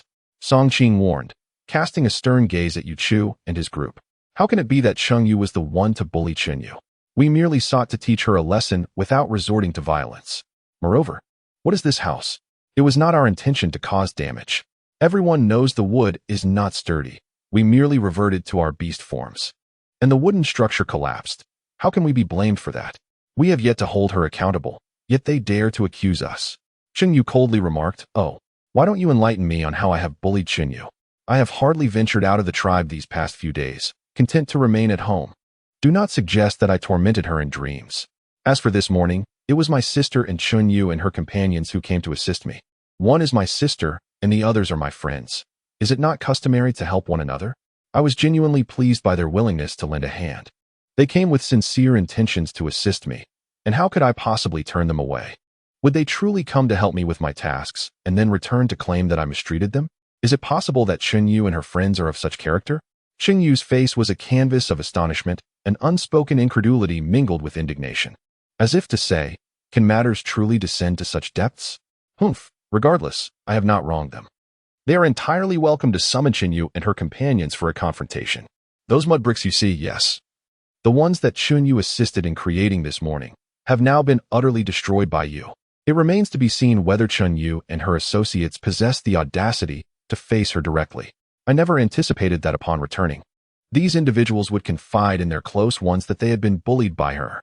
Despite my disdain for Cheng Yue's character, it is unjust to wantonly destroy her possessions. The onlooking orcs, upon hearing Song Sheng's words, echoed in agreement. Indeed, Yu Chu, you have damaged her house. Whether intentional or not, it was your doing, and thus you must compensate her. Since Cheng Yue has stated that she only wishes for the restoration of her house and the retrieval of those mud bricks, then that is what should be done. Compared to compensating Cheng Yue with beast meat, which could lead to exorbitant demands, this seems a far more reasonable course of action. Yes, just agree to it. After all, you are all males. Do not shirk your responsibilities. Should you refuse now, you will surely regret it when Cheng Yue demands material compensation later. In front of so many witnesses, Yu Chu and her companions had to maintain some semblance of dignity, especially with the Song brothers present. Without their presence, perhaps they could have withstood the pressure from other orcs, but with Song Qing among them, evasion was impossible. Thus, Yu Chu and her companions could only begrudgingly acquiesce. TSK, it is merely a dilapidated house and some mud. We can retrieve them. They are not precious items worthy of such stubbornness. However, once they venture into the forest to fell trees, cut wild grasses, and dig mud for brickmaking, they will soon realize that while a thatched cottage and mud bricks may not be rare treasures, they are indeed worth holding on to. Laboring is exceedingly exhausting, far more so than their hunts. Satisfied with their reluctant agreement, Cheng Yue wasted no time and promptly enlisted the help of the Song brothers to oversee Yu Chu and her companions in chopping trees, gathering grass, digging soil for bricks, and even cultivating the land. Cheng Yue discreetly whispered to Song Qing, requesting that they procure more timber and an abundance of thatch, as well as mud bricks. Even if these materials might not be immediately needed, it would be prudent to store them for future use. However, it was evident that the orcs possessed acute hearing. Every word Cheng Yue uttered was clearly overheard by Yu Chu and the others. Cheng Yue, do not go too far. Though the eavesdropping created a moment of awkwardness, Cheng Yue was unperturbed. Excessive? Are you the ones who are excessive? Since you have overheard, you should comprehend my intent. Regardless, with the support of the Song Qing brothers, she felt no fear of their potential refusal to work. Why should it be that only we toil? Your father is also here. Why do you not summon him to labor alongside us? Cheng Yue rolled her eyes and remarked, you mentioned that he is my father, and besides, he hasn't damaged my home. He ran away quickly. Regardless of my feelings towards the original owner's father, the truth remains that he is a benefactor. If he truly oppressed him into labor, could the orcs of the tribe still stand by my side? I doubt even the Song brothers would agree. That old scoundrel, when he comes around, only utters unpleasant words and does nothing else. I might as well pretend he doesn't exist. Observing Yu Chu and the others being directed in circles by the Song brothers, Cheng Yue leaned against a tree, squinting her eyes, and said, "Ah, what a delightful sensation it is to be a foreman. No wonder so many desire to take on leadership roles. Song Qing, I shall venture over to the river. You all can toil here. In the future, I will ensure to reward those two brothers handsomely when something good comes along." Cheng Yue arrived at the riverbank, selecting a spacious and shaded area to relish the moment, feeling the oppressive heat of the outside world dissipate before she finally rose to begin her work. She intended to gather some stones to take back. Chapter 33. What a pity. Indeed, you have proven to be quite adept. As she gazed at the new house, which was more than double the size of the previous thatched cottage, Cheng Yue reached out to pat Song Qing on the shoulder, but alas, her height was not conducive to such an action, and she reluctantly withdrew her hand, offering him an approving glance instead. Previously, due to time constraints, the so-called thatched cottage was merely a wooden enclosure with a roof for shade and rain protection. Now, the newly constructed cottage featured a floor elevated 20 centimeters off the ground as a measure against dampness, and the interior was divided by wooden partitions into 3 distinct rooms, one for her sleeping quarters, another serving as a storage area, and the last one yet to be determined. The kitchen, however, was situated outside the house in a small designated space, out of concern that the wooden structure might catch fire.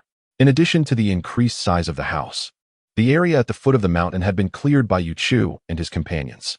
They had cut down the weeds and shrubs without turning the soil. Beneath the shade of trees at the mountain's base, a tall mud brick wall had been constructed anew by Cheng Yue, with a quantity 3 times that of the previous effort.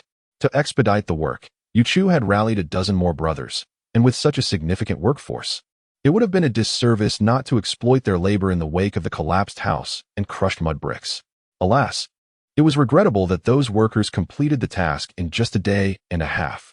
This work involved restoring the collapsed house and recultivating the land, as well as remaking the mud bricks, leaving no further tasks for Yu Chu and the others. With such a plethora of labor, one could only lament the lost potential. Beside her, Song Qing listened to her words, his lips twitching as he asked, Is there anything else I can assist you with? Oh, absolutely not. No. There is nothing else to be done for the time being, Cheng Yue replied hastily, shaking her head. Speaking of which, another day had passed, and she wondered if the Yanhu tribe was still plotting something. This was becoming quite a delay. If they intended to act, they should do so swiftly. Did they not fear missing an opportunity? Now that all three tribes were aware of the Yanhu tribe's intentions, they were all on guard, making it clear that the Yanhu tribe's objectives were unlikely to be realized. Therefore, they might as well retreat. Yet she heard rumors that the Yanhu tribe still lurked outside, eyeing their intentions. She could not fathom their thought process. Moreover, the other tribes, in conjunction with the two remaining tribes, were undoubtedly aware that the Yanhu tribe could not mobilize their entire force. Could they not simply drive them back? If they instilled fear in those adversaries, perhaps the provocations would cease. In truth, Song Qing was equally perplexed. The beastmen of the Yanhu tribe could flee and evade. A conflict would not be resolved in a short time, and any struggle would inevitably result in casualties. Thus, with no activity from the Yanhu tribe, their own tribe was not inclined to take the initiative. They remained prepared, confident that even if the Yanhu tribe launched a surprise attack, they would not be overly concerned. Their primary apprehension lay in the possibility that if their main force ventured out, their tribe would be left vulnerable, allowing the Yanhu tribe to exploit the situation. What about the beastmen I mentioned earlier? Did you send someone to inquire at the Qiushan tribe? Cheng Yue questioned, realizing that Song Qing had yet to provide an update on the matter. At this, Song Qing furrowed his brow. Indeed, the Qiushan tribe has many individuals bearing those names, but those we sent found no one resembling those we encountered previously. This indicates that those individuals were using false identities. They are not members of the Qiushan tribe. I knew there was something amiss. You all did not heed my warnings at the time. Had you listened, those few beastmen could have easily been captured, and we could have brought them back to the tribe for thorough interrogation to uncover any ulterior motives. Song Qing shook his head. It's not that simple. Moreover, the presence of these unfamiliar beastmen makes it even less likely that the tribe would send a large force to search for members of the Yanhu tribe. What if those unfamiliar beastmen are allies of the Yanhu tribe? What if there are more than two groups secretly observing us? One must consider all possibilities. Very well. As long as you are aware of the situation, Cheng Yue concluded. After all, she was but a minor character, not involved in decision-making nor able to offer assistance.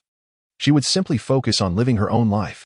If the tribe truly fell, she would pack her belongings and make her escape. I have nothing else to attend to here, so if you have matters to attend to, please go ahead. Song Qing cast her a forlorn glance, feeling used and discarded, pondering her lack of compassion. Why are you looking at me like that? Cheng Yue gently touched her arm, feeling a chill run down her spine under Song Qing's penetrating gaze. I have done so much for you. Do you have nothing to say in return?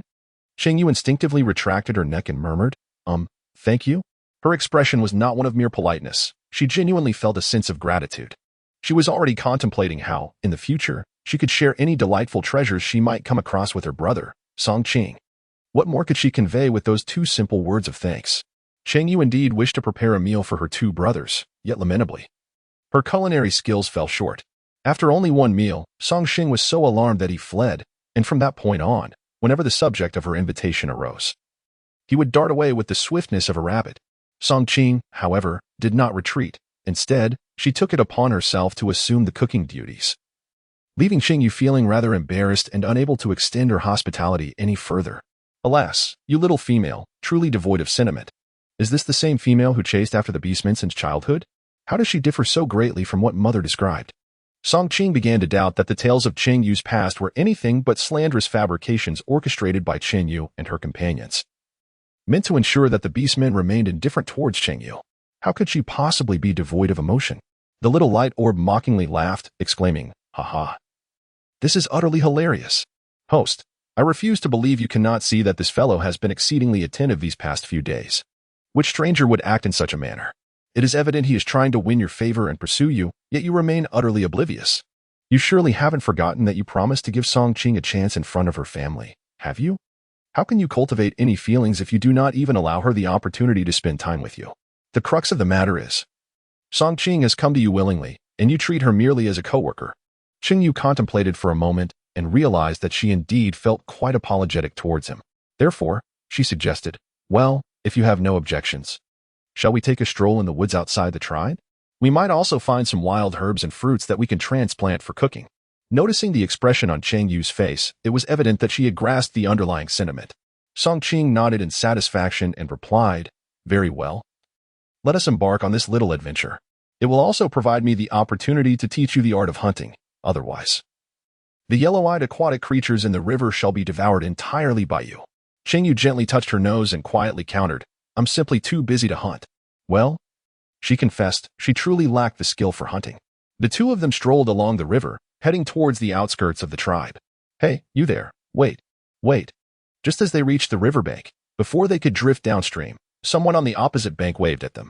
Upon noticing their gaze, the person across became even more animated. Excellent, they had indeed found the ones they were searching for. Cheng Yue squinted her eyes and took a closer look. "Isn't this the female we brought back that day? She is still here." Although Cheng Yue harbored a degree of skepticism towards the female's words, the pitiful demeanor she exhibited compelled her to withhold her doubts. Bai Mei crossed the bridge and ran towards the two.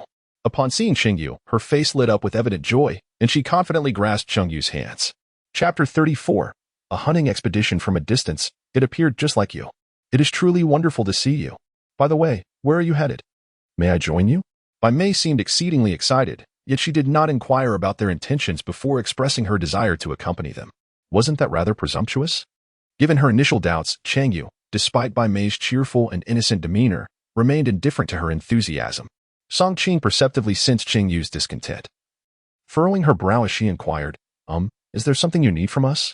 We are going hunting outside the tribe, and bringing you along may not be convenient. Hunting? How delightful! Bai Mei exclaimed, clapping her hands. I suspected you were heading out for a hunt, which is why I mentioned it. After speaking, she turned her hopeful gaze towards Cheng Yue, seemingly awaiting her consent to join them. Cheng Yue was uncertain whether Bai Mei was directly pursuing her or merely using her as a means to engage with Song Qing. Upon noticing Bai Mei's insistence to accompany her, Cheng Yue's expression shifted, and she cast a sorrowful glance at Bai Mei. After conversing for so long, haven't you discerned anything? We are but two individuals, and moreover, a man and a woman. Venturing out at this moment under the pretext of hunting is, in truth, akin to a date. In an effort to avoid wasting time, Cheng Yue stated plainly, do you understand what a date entails?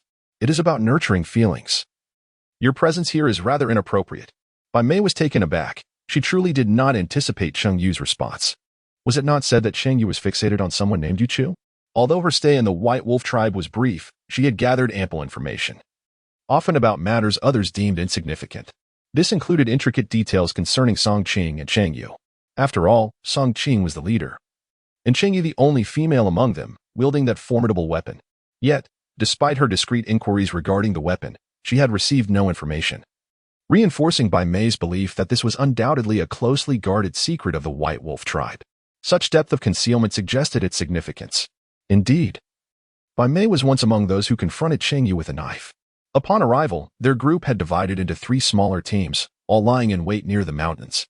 The female who was initially to infiltrate the White Wolf tribe was not Bai Mei, but rather the one who had threatened Cheng Yue with a blade.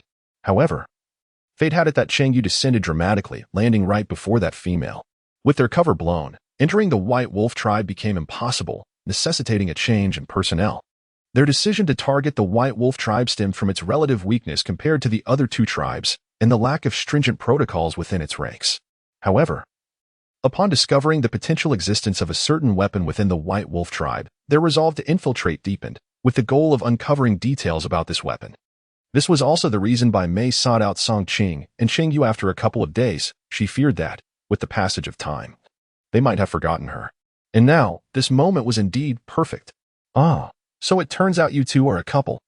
Cheng Yue had already articulated her thoughts so clearly that Bai Mei found herself devoid of any excuses to linger. She could only feign astonishment as she cast a fleeting glance at Song Qing and her companion. In that brief moment, it became evident that Cheng Yue was speaking the truth. Song Qing was akin to a wolf, fiercely loyal to her partner. And it was rumored that she had certain peculiarities. It appeared that Bai Mei's opportunity to draw near had slipped away. Thus, she resolved, if that is the case, you may proceed. I shall seek you out when the opportunity arises. The latter part of her statement was directed at Cheng Yue. As long as she could extricate herself from the current situation, the future could be contemplated at another time. Cheng Yue nodded and then urged Song Qing to depart. Once they had distanced themselves, Song Qing smiled and remarked to Cheng Yue, I heard what you said earlier, and from now on, you must refrain from seeking others. Particularly that shameless Yu Chu. Ahem, All right, I understand, Cheng Yue replied. I already mentioned that I would ponder it. It has only been a few days. Why the urgency? Although those words were intended to prompt Bai Mei to take her leave, they were not entirely devoid of truth. Cheng Yue felt a twinge of guilt for being unexpectedly bound to Song Qing, especially considering her relatively innocent disposition. Song Qing seemed pleased, saying, "Fine. But don't take too long. I am eagerly awaiting the birth of beautiful offspring." It appeared that this lad was more concerned with whether she could bear children that met his aesthetic standards than with her as a person. As the two ventured into the dense forest outside the tribe, they encountered not only the wild beasts that naturally inhabited the area but also creatures that the White Wolf tribe had specifically captured from elsewhere.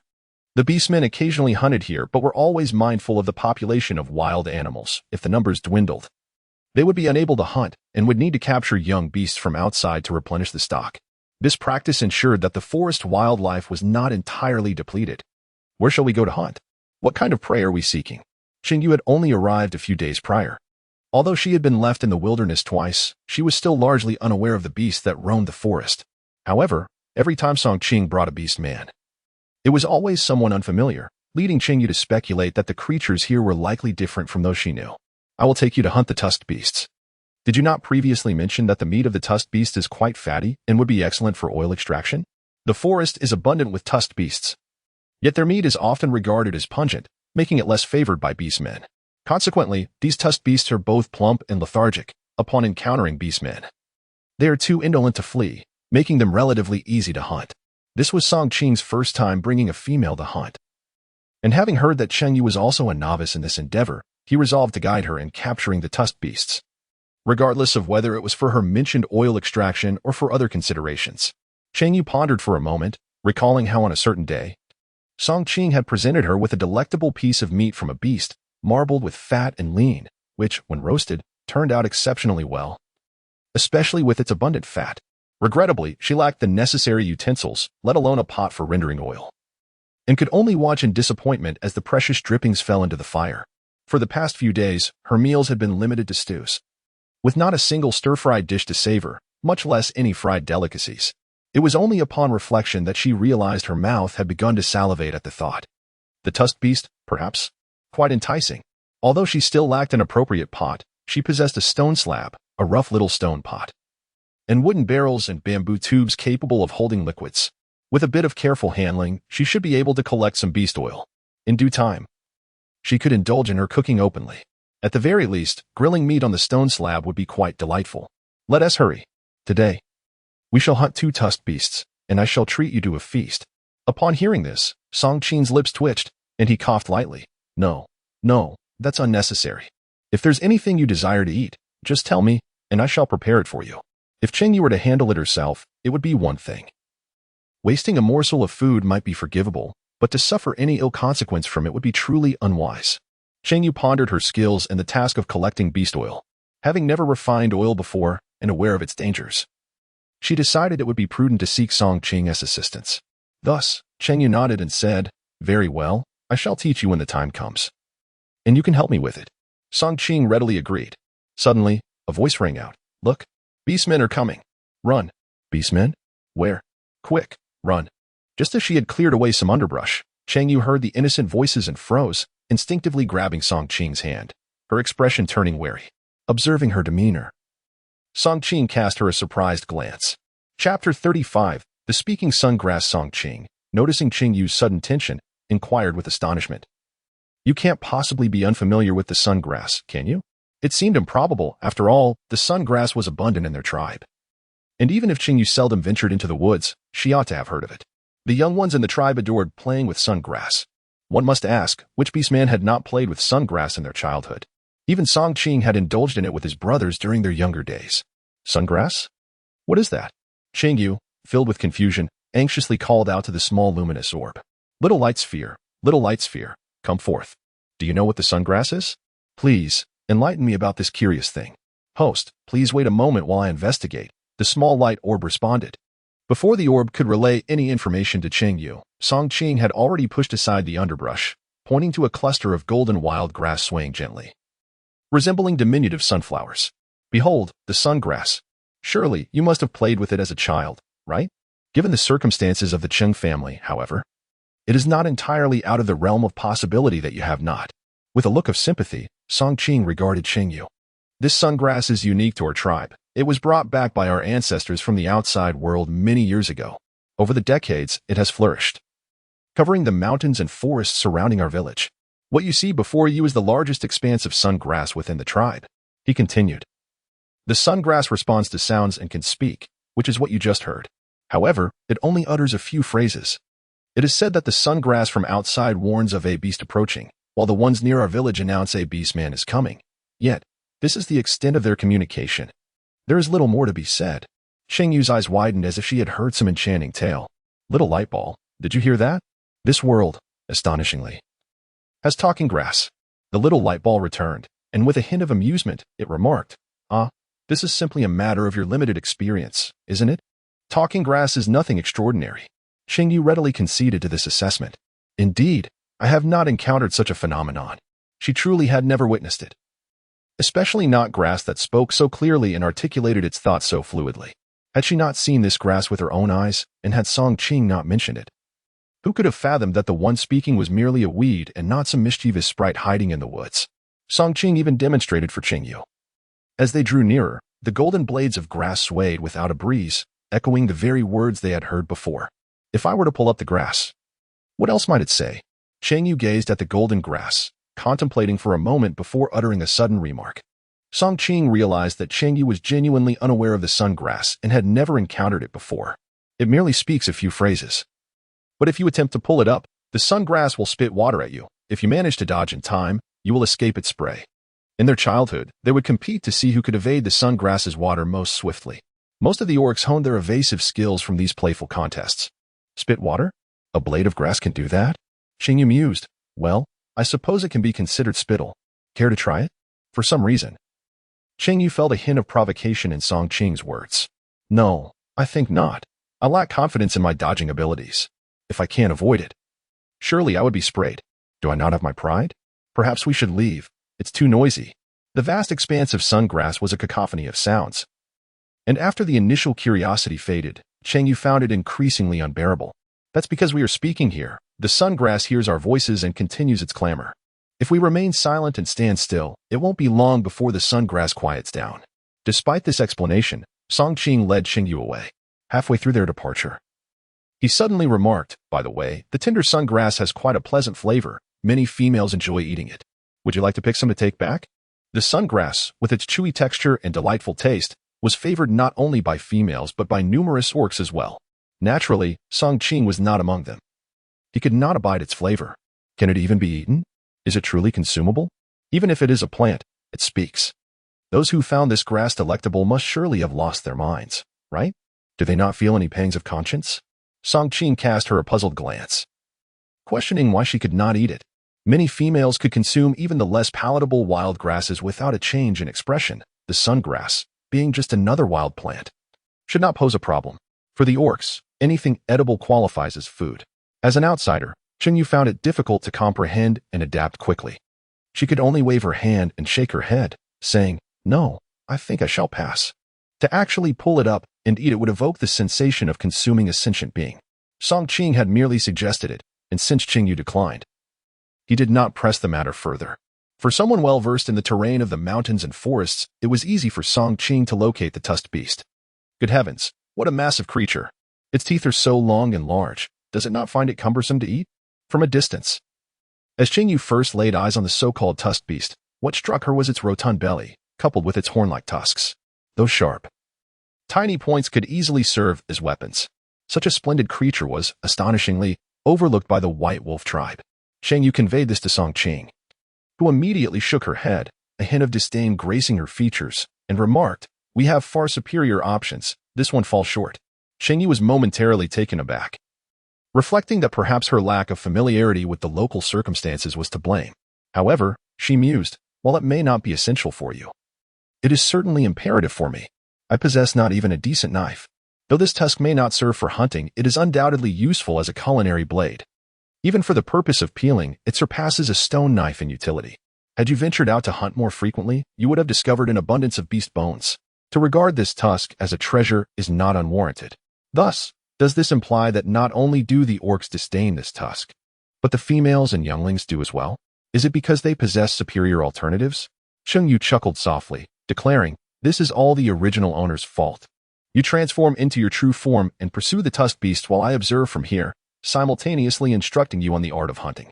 Upon gazing at the two enormous tusked beasts, as well as the 5 considerably sized ones trailing behind them, Cheng Yue found herself momentarily stunned. "Are we not going together?" Song Qing nodded in affirmation, then shook his head. "Of course we will go together, but first, I must assess your hunting prowess. Allow me to guide you, rest assured.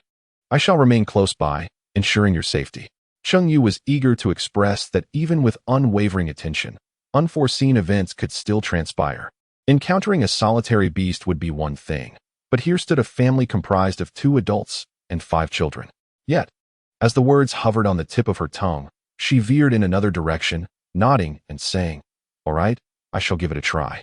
You must keep a vigilant watch over me. I certainly do not wish to be pierced by those fangs. If such a fate were to befall me, it would undoubtedly be a most spectacular demise." Song gently patted her shoulder and replied in a serious tone, "Rest assured, since I have brought you along, I shall take full responsibility." Chapter 36. Instruction. Cheng Yue possessed little experience in hunting, and this was not a world she was well acquainted with. When Song Qing instructed her to transform into her beast form for the pursuit, she complied without hesitation. In an attempt to bolster her courage, she shut her eyes and let out a loud shout before charging forward, inadvertently startling the pack of tusked beasts. It was then that the family of tusked beasts took notice of Cheng Yue and swiftly launched their attack. Who claimed that these tusked creatures were rather lethargic and would ignore the presence of beastmen. Clearly, that assertion was far from the truth. Cheng Yue charged halfway forward before abruptly retreating. Hesitation is detrimental. The more you waver, the more it works against you. The beast senses your fear and will pursue you relentlessly.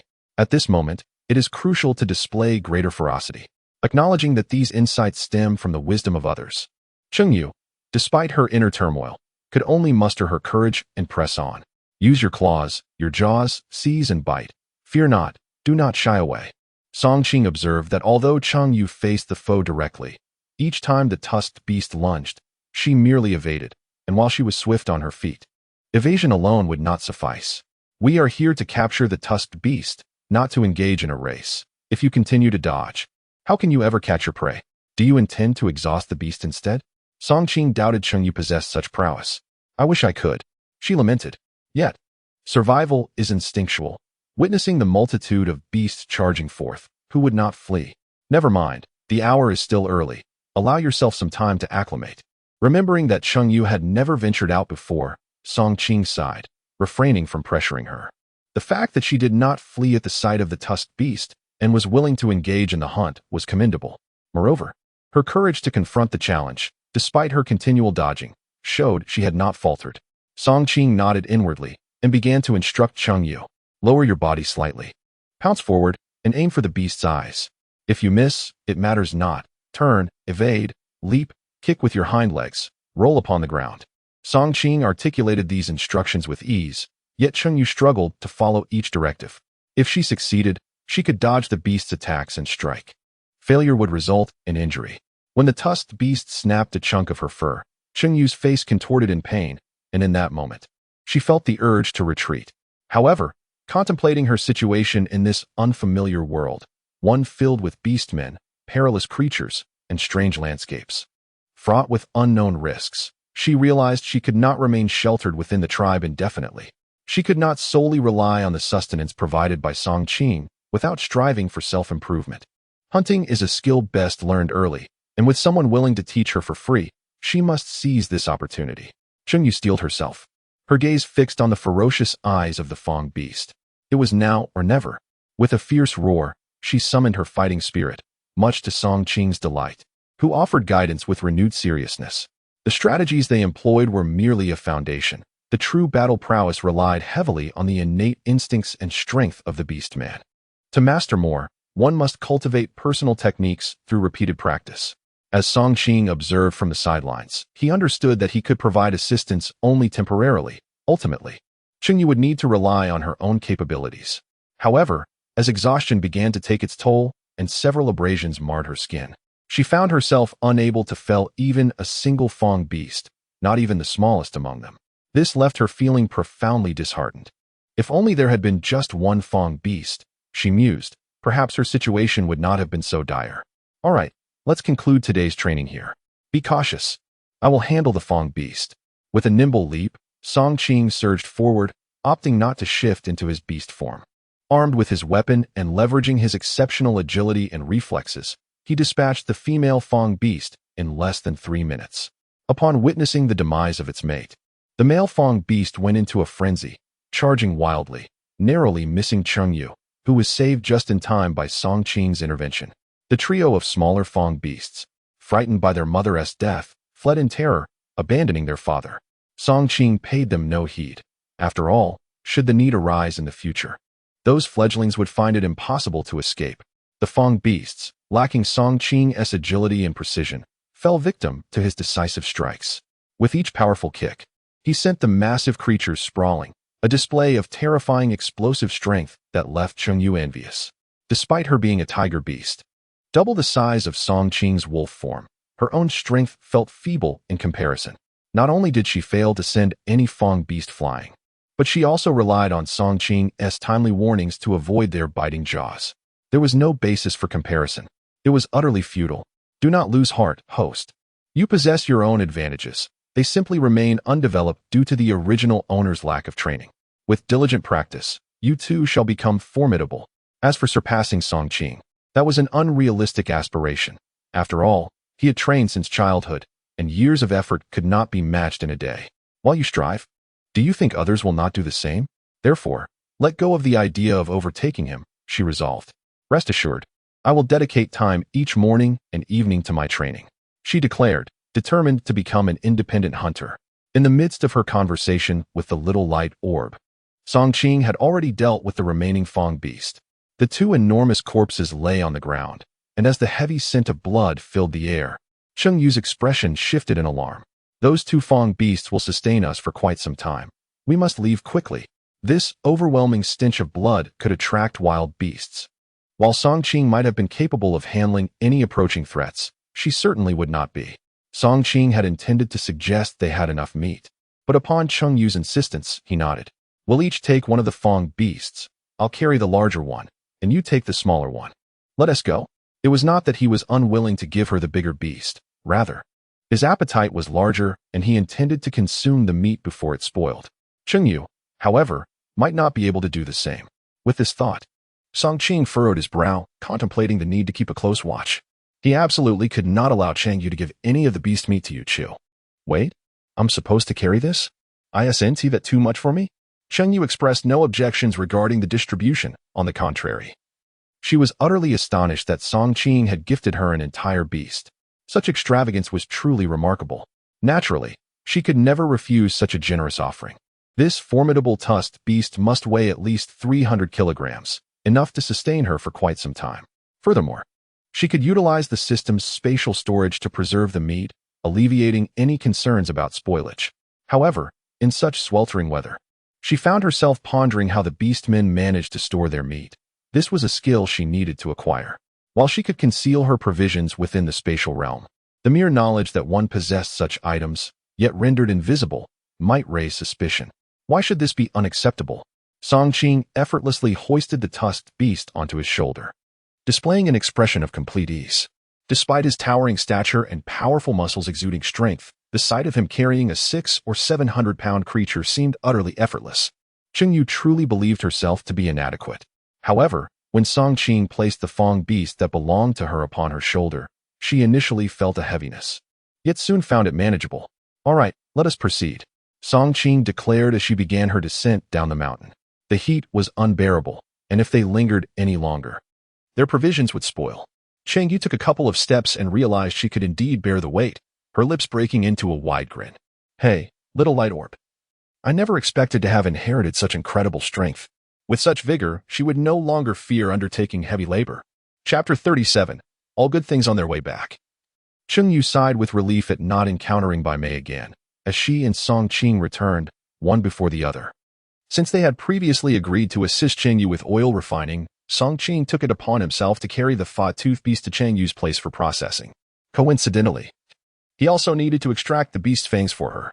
The yellow-eyed water beast proved to be quite peculiar. It relished cooked meat yet exhibited no interest in raw flesh. The two of them, bearing the fat-toothed beast, made their way to the small river in front of Cheng Yue's house to carry out the task. They eviscerated the beast and submerged it in the water. Though the stench of blood and raw meat lingered, the yellow-eyed water beast showed no reaction whatsoever. It was no wonder that amidst the multitude in the tribe, not a single beastman had discovered that roasted meat could attract the yellow-eyed water beasts.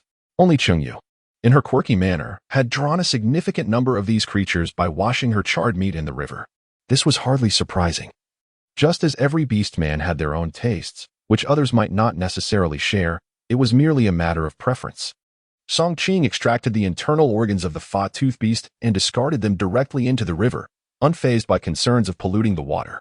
Besides the yellow-eyed water beasts, various other creatures inhabited the river, all of which would clean up the remnants. Moreover, it was a flowing river, not stagnant water. Impurities would not settle in one place for long. However, when Cheng Yue observed this, she exclaimed, "Oh no, you threw away the internal organs. Those are valuable." She reached out, but was a moment too late. Nevertheless, it mattered little. This was not a deep section of the water, and she could wade in to retrieve them. Cheng Yue was just about to instruct Song Qing to descend and retrieve the items when she noticed the sheer terror etched on his face. Those were entrails. Reeking and filthy, how could she possibly regard them with such an expression of delight, as if they were a culinary delicacy? What kind of life had Cheng Yue previously led? She had heard tales of her scavenging alongside the beastmen. Yet never had she imagined her consuming the viscera of wild beasts. The thought of the contents within the small and large intestines sent a wave of discomfort through Song Qing, altering the way he looked at Cheng Yue. At that moment, he found himself regretting his choice in her companionship. Although Cheng Yue is regarded as the most beautiful female in the tribe, he finds it difficult to accept the notion of her consuming him. Cheng Yue restrained herself for a moment, but could no longer hold back, slapping her hand down. What kind of gaze is that? Our ancestors always said that one should consume what one wishes to strengthen. The kidneys, brains, bellies, hearts, livers, and even intestines of wild beasts, once properly prepared, are no less delectable than the flesh itself. Clearly, you lack experience. Such treasures should not be discarded so carelessly. Despite her fervent words, Song Qing's expression remained peculiar, as if he were on the verge of speaking but held back. "All right, I understand. It's evident you've never tasted them. Go fetch the discarded items, clean them up, and bring them back. I will prepare them for you. And then you shall see whether my claims hold any truth. Are we truly going to eat them?" Song Qing's pupils contracted, his entire demeanor radiating refusal. He urged, "Ahem. Cheng Yue, consider that we have a substantial wild boar. We could feast for several days. Those parts are indeed unappetizing and quite unsanitary. Let them go. We are not lacking in sustenance, truly. Ah, but your words compel me to prove you wrong. Even if they are innards, they are still meat, after all. One must understand that in my world, many of these items are even more precious than flesh itself. Where did Cheng Yue come across it? Such fine meat. So carelessly discarded? She certainly had means to preserve it, so why not keep it? The little glowing orb did mention that winters here are exceedingly harsh, with heavy snow sealing off the mountains. When that time arrives, the sustenance for everyone, aside from a meager portion allocated by the tribe, will largely depend on individual reserves. Everyone is frugal, and by the time winter passes, the orcs will likely have shed considerable weight in the event of an unfavorable year. It would not be surprising if some were to starve. Cheng Yue harbored a profound sense of urgency, despite it being summer and winter still a season away. The abundance of space around her compelled her to commence preparations for winter supplies. Song Qing resisted the notion of wading into the river to retrieve the discarded entrails. Yet Cheng Yue, gritting her teeth, plunged into the water. She feared that prolonged exposure would result in the river's creatures consuming the entrails. Fortunately, perhaps due to their presence above, no creatures had yet ventured to gnaw at the remains. At that moment, Cheng Yue exhibited remarkable agility, swiftly retrieving the entrails of the tusked beast and setting them aside. "Are you truly planning to take those back for consumption?" Song Qing attempted to dissuade her, secretly wishing to toss the entrails far away, yet he also feared inciting Cheng Yue's ire. Regardless of their disposition, once a female's boundaries were crossed, they could become exceedingly fearsome, and male beastmen generally dared not provoke them. After all, they were merely entrails. Once Cheng Yue had sampled them and recognized their inedibility, he knew she would discard them without further persuasion. With this thought in mind, Song Qing refrained from voicing any objections, even offering to assist in cleaning the entrails. Cheng Yue was exceedingly pleased with this turn of events. "Rest assured, I am not deceiving you. These are indeed valuable items. You male beastmen often indulge in the consumption of wild beast tails, and these entrails are no different. Do not think I did not notice when you concealed the tusked beast's tail. If you do not want it, I shall certainly discard it. Song Qing's face flushed at her comment, yet he retorted, how can they be the same? They are not alike at all. How are they not alike? They are clearly similar. Are those not unclean? Once cleaned, do you not consume them as well? These entrails are the same, some even cleaner than that tail. Cheng Yue argued, insisting that as long as the blood vessels were properly dealt with, they were perfectly acceptable for consumption. All right, fine. I have already assisted you in handling the entrails, so let us not dwell on that. Here, this is the tusk you desired. Will you use it as is? Or shall it be processed further? Song Qing, concerned that further discussion might elicit more astonishing statements from Cheng Yue, quickly shifted the topic and handed her the well-prepared tusk. The surface of the tusk was somewhat coarse, but that mattered little. It could be refined later, and using it in its current state would be wasteful. Does the tribe have individuals skilled in processing such materials? This tusk is sufficiently large and long to be divided into several pieces, allowing for the creation of multiple items. If there are professionals, that would be ideal. If not, I shall ponder over it myself. Indeed. We have skilled artisans in our tribe who specialize in weapon crafting and processing beast flesh, but you must provide materials for them to assist you. Otherwise, no one will work for free. Cheng Yue nodded in understanding, acknowledging the situation. However, she requested a favor, expressing her concern that if she approached them alone, she might be ignored. After all, the little light orb had mentioned that the original owner was not well liked among the tribe. Clearly, Song Qing shared this apprehension. After a moment's contemplation, she replied, very well, I shall deliver it to you when the time comes. Should I take everything for crafting? What style do you envision? Please share your thoughts. If you have no specific requests, I shall proceed with liberty. Cheng Yue, of course, had certain preferences in mind. There was no need to take everything at once. She decided to start with a pair and assess the situation thereafter. Cheng Yue was concerned that her description might not be sufficiently accurate. She feared that the final product could differ significantly from her vision. Therefore, she directly rendered the design onto the wooden board with charcoal, allowing Song Qing to use this as a reference for customization. Chapter 38. Introducing friends to you. Cheng Yue and the others had yet to finish their tasks when they heard a familiar voice calling out to her. Stepping outside, she was pleasantly surprised to find none other than Song Qing's mother. Aunt, are you here to see Song Qing? He is still busy with the processing of the game meat. I shall fetch him for you at once. Curiosity piqued, she followed the girl beside Yuna. No. I am not here for that young man. I came specifically to find you. I simply did not expect that Song Qing would also be present. Yuna beamed at Cheng Yue. Previously, she had harbored concerns that Cheng Yue might still be pining for Yu Chu and would not genuinely engage with Song Qing. However, seeing the two young people clearly enjoying each other's company brought her much relief. Here for me? Cheng Yue looked at Yuna with a hint of confusion. Her heart filled with unease. Could it be that she was inquiring once more about when she would contract with Song Qing? Just a few days had passed. Was that not rather hasty? She acknowledged that Song Qing was indeed handsome and of good character. Yet how could one possibly fall in love so swiftly? So readily pledging a lifetime? Unless, of course, it was merely a partnership for cohabitation. After all, Song Qing seemed only to desire having children with her. While her own significance appeared quite negligible, however, he did possess a commendable sense of responsibility. After spending several days together, Cheng Yue found him rather agreeable. If he were a tad more romantic, it would be hard not to be swayed. Indeed, given more time, he could eventually win her heart. Even if she did not develop romantic feelings for him in the end, and neither of them found someone who stirred their hearts, cohabiting together would still be a commendable option. Lost in her thoughts, she was suddenly jolted back to reality as Yuna introduced her to three young ladies nearby. Oh no, she had completely missed what her aunt had just said. How could she have allowed her mind to wander while an elder was speaking? Cheng Yue smiled outwardly, though internally she felt a rush of panic. The little light orb cast a disparaging glance at Cheng Yue, but dutifully informed her. The one on your right is your daughter-in-law, Su Mian, the wife of Song Qing. The two on your left are Su Mian's sisters, Su Lu and Su Yun. Your aunt brought them over, thinking you might need some reliable friends in the tribe, hence this introduction. In this regard, Yuna was indeed thoughtful, knowing their identities. Cheng Yue immediately offered them a friendly smile and said, Hello, it's a pleasure to meet you. By the way, Aunt, would you like to come over to my place for a visit? As she spoke, she gestured for them to follow her toward the thatched cottage. Yuna and the three girls had already spotted the thatched cottage and found it quite intriguing. They had refrained from visiting earlier due to the absence of its owner. Now that Cheng Yue had mentioned it, Yuna chuckled. So this is your thatched cottage? I wonder why it's called that.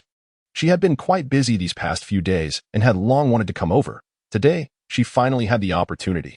It looks rather nice, doesn't it? Upon entering the thatched cottage, they asked Cheng Yue if she minded, and after her assurance, they explored a few rooms. This thatched cottage was not the result of Cheng Yue and Song Qing's previous efforts, but rather a well-constructed space built with care to provide comfort. Distancing itself from the earlier chaotic living conditions, it boasted ample space, with large windows on 3 sides that allowed for ample light and ventilation. Entirely devoid of the musty odor typical of caves, the robust wooden walls created a cozy, private environment, making it a delightful place to reside. With such a comfortable dwelling, it was no wonder Cheng Yue preferred it over the cave. And this thatched cottage is truly splendid. It's spacious, bright, and odorless. They learned from Cheng Yue that the stone-enclosed area outside was designated for cooking, eliminating the worry of fire hazards. Inside, there was a generously sized wooden bed that was soft and inviting, making one reluctant to leave.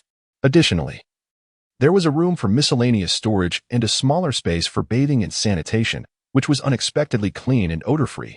After their exploration, the 3 sisters, Su Mian, Su Lu, and Su Yun, were quite taken with the cottage. "Aunt, what do you think about us building a thatched cottage like this? In winter, we could return to the cave." The ambience in this cottage was vastly different from that of the cave. The longer they stayed, the more enchanted they became. Su Mian was already contemplating that if her mother did not agree, she would discuss with Song Qing the idea of constructing a thatched cottage solely for the 2 of them. If her mother consented, that would be even better. Yuna, too, felt a stir of desire for such a dwelling. The contrast between the thatched cottage and the cave was stark and palpable, making it entirely understandable to feel a bit enamored. Thus, she nodded at Su Mian and turned to Cheng Yue, asking, "Xiao Yu, how did you manage to build this house? Are there any particular considerations we should keep in mind?" Cheng Yue, unfazed by their enthusiasm, smiled and replied, "It's quite simple. You can easily grasp it.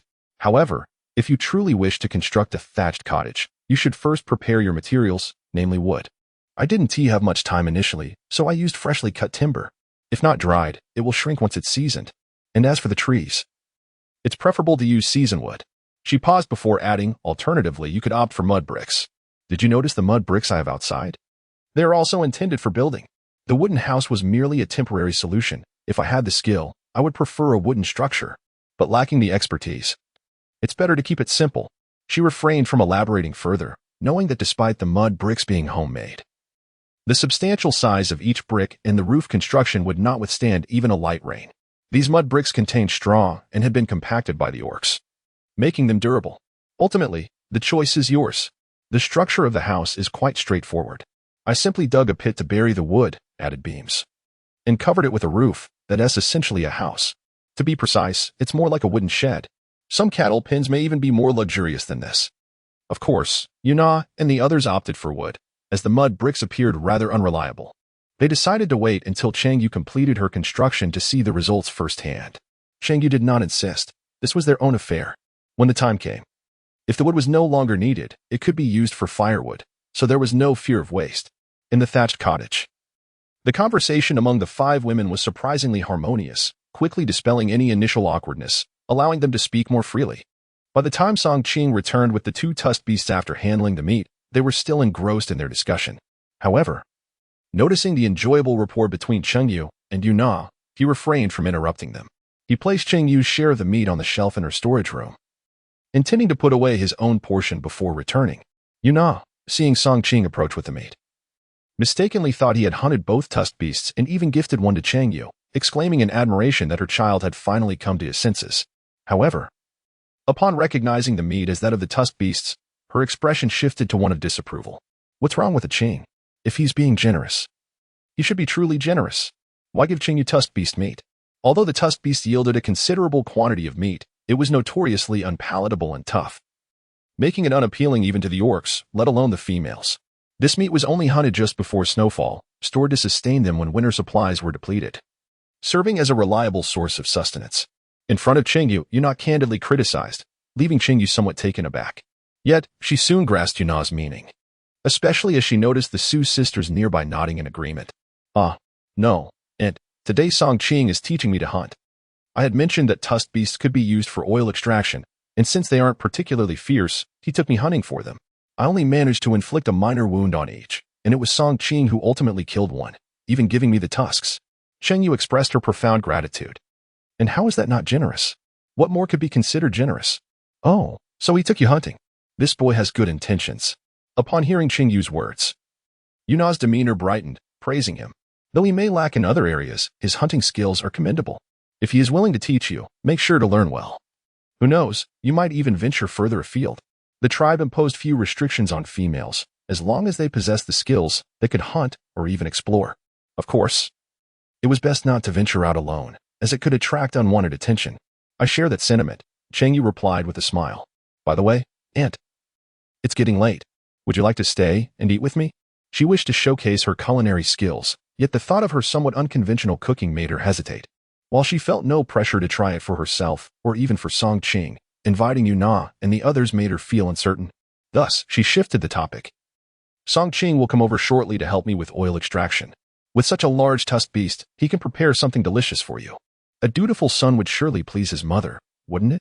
Suddenly recalling Song Qing's earlier remark that orcs generally dislike tusked beast meat due to its strong flavor. She quickly added, cough, well, once prepared, tusked beast meat can be quite delectable. You must try it. Internally, she called upon her little light orb, urging it to exchange for some seasonings. No, host, didn't you say you couldn't exchange for too many items from another world? When you're alone, you're so cautious about being discovered. Why, now that there are so many outsiders, are you not afraid? As long as something was not native to this world, it would be easily noticed. Moreover, despite the different worlds and races, it did not mean that these orcs were foolish. Cough, well, it's all just plant roots and fruits, right? When the time comes, I'll just say I found them somewhere. It's just for one-time use. It's no trouble. After all, the recipient was Song Qing's mother. Though their relationship had not yet been defined, they had shared that initial encounter. Ultimately, Cheng Yue could only reassure herself that her reverence for elders was the cause of her anxiety. The little light orb eagerly awaited her exchanges. Only through giving could there be receiving. Without points, there would be no motivation to earn them. Would Yuna and the others believe her? Certainly not. But how could they discourage Cheng Yue, who had taken the initiative to invite them to dinner? This was her first time expressing a desire to treat someone.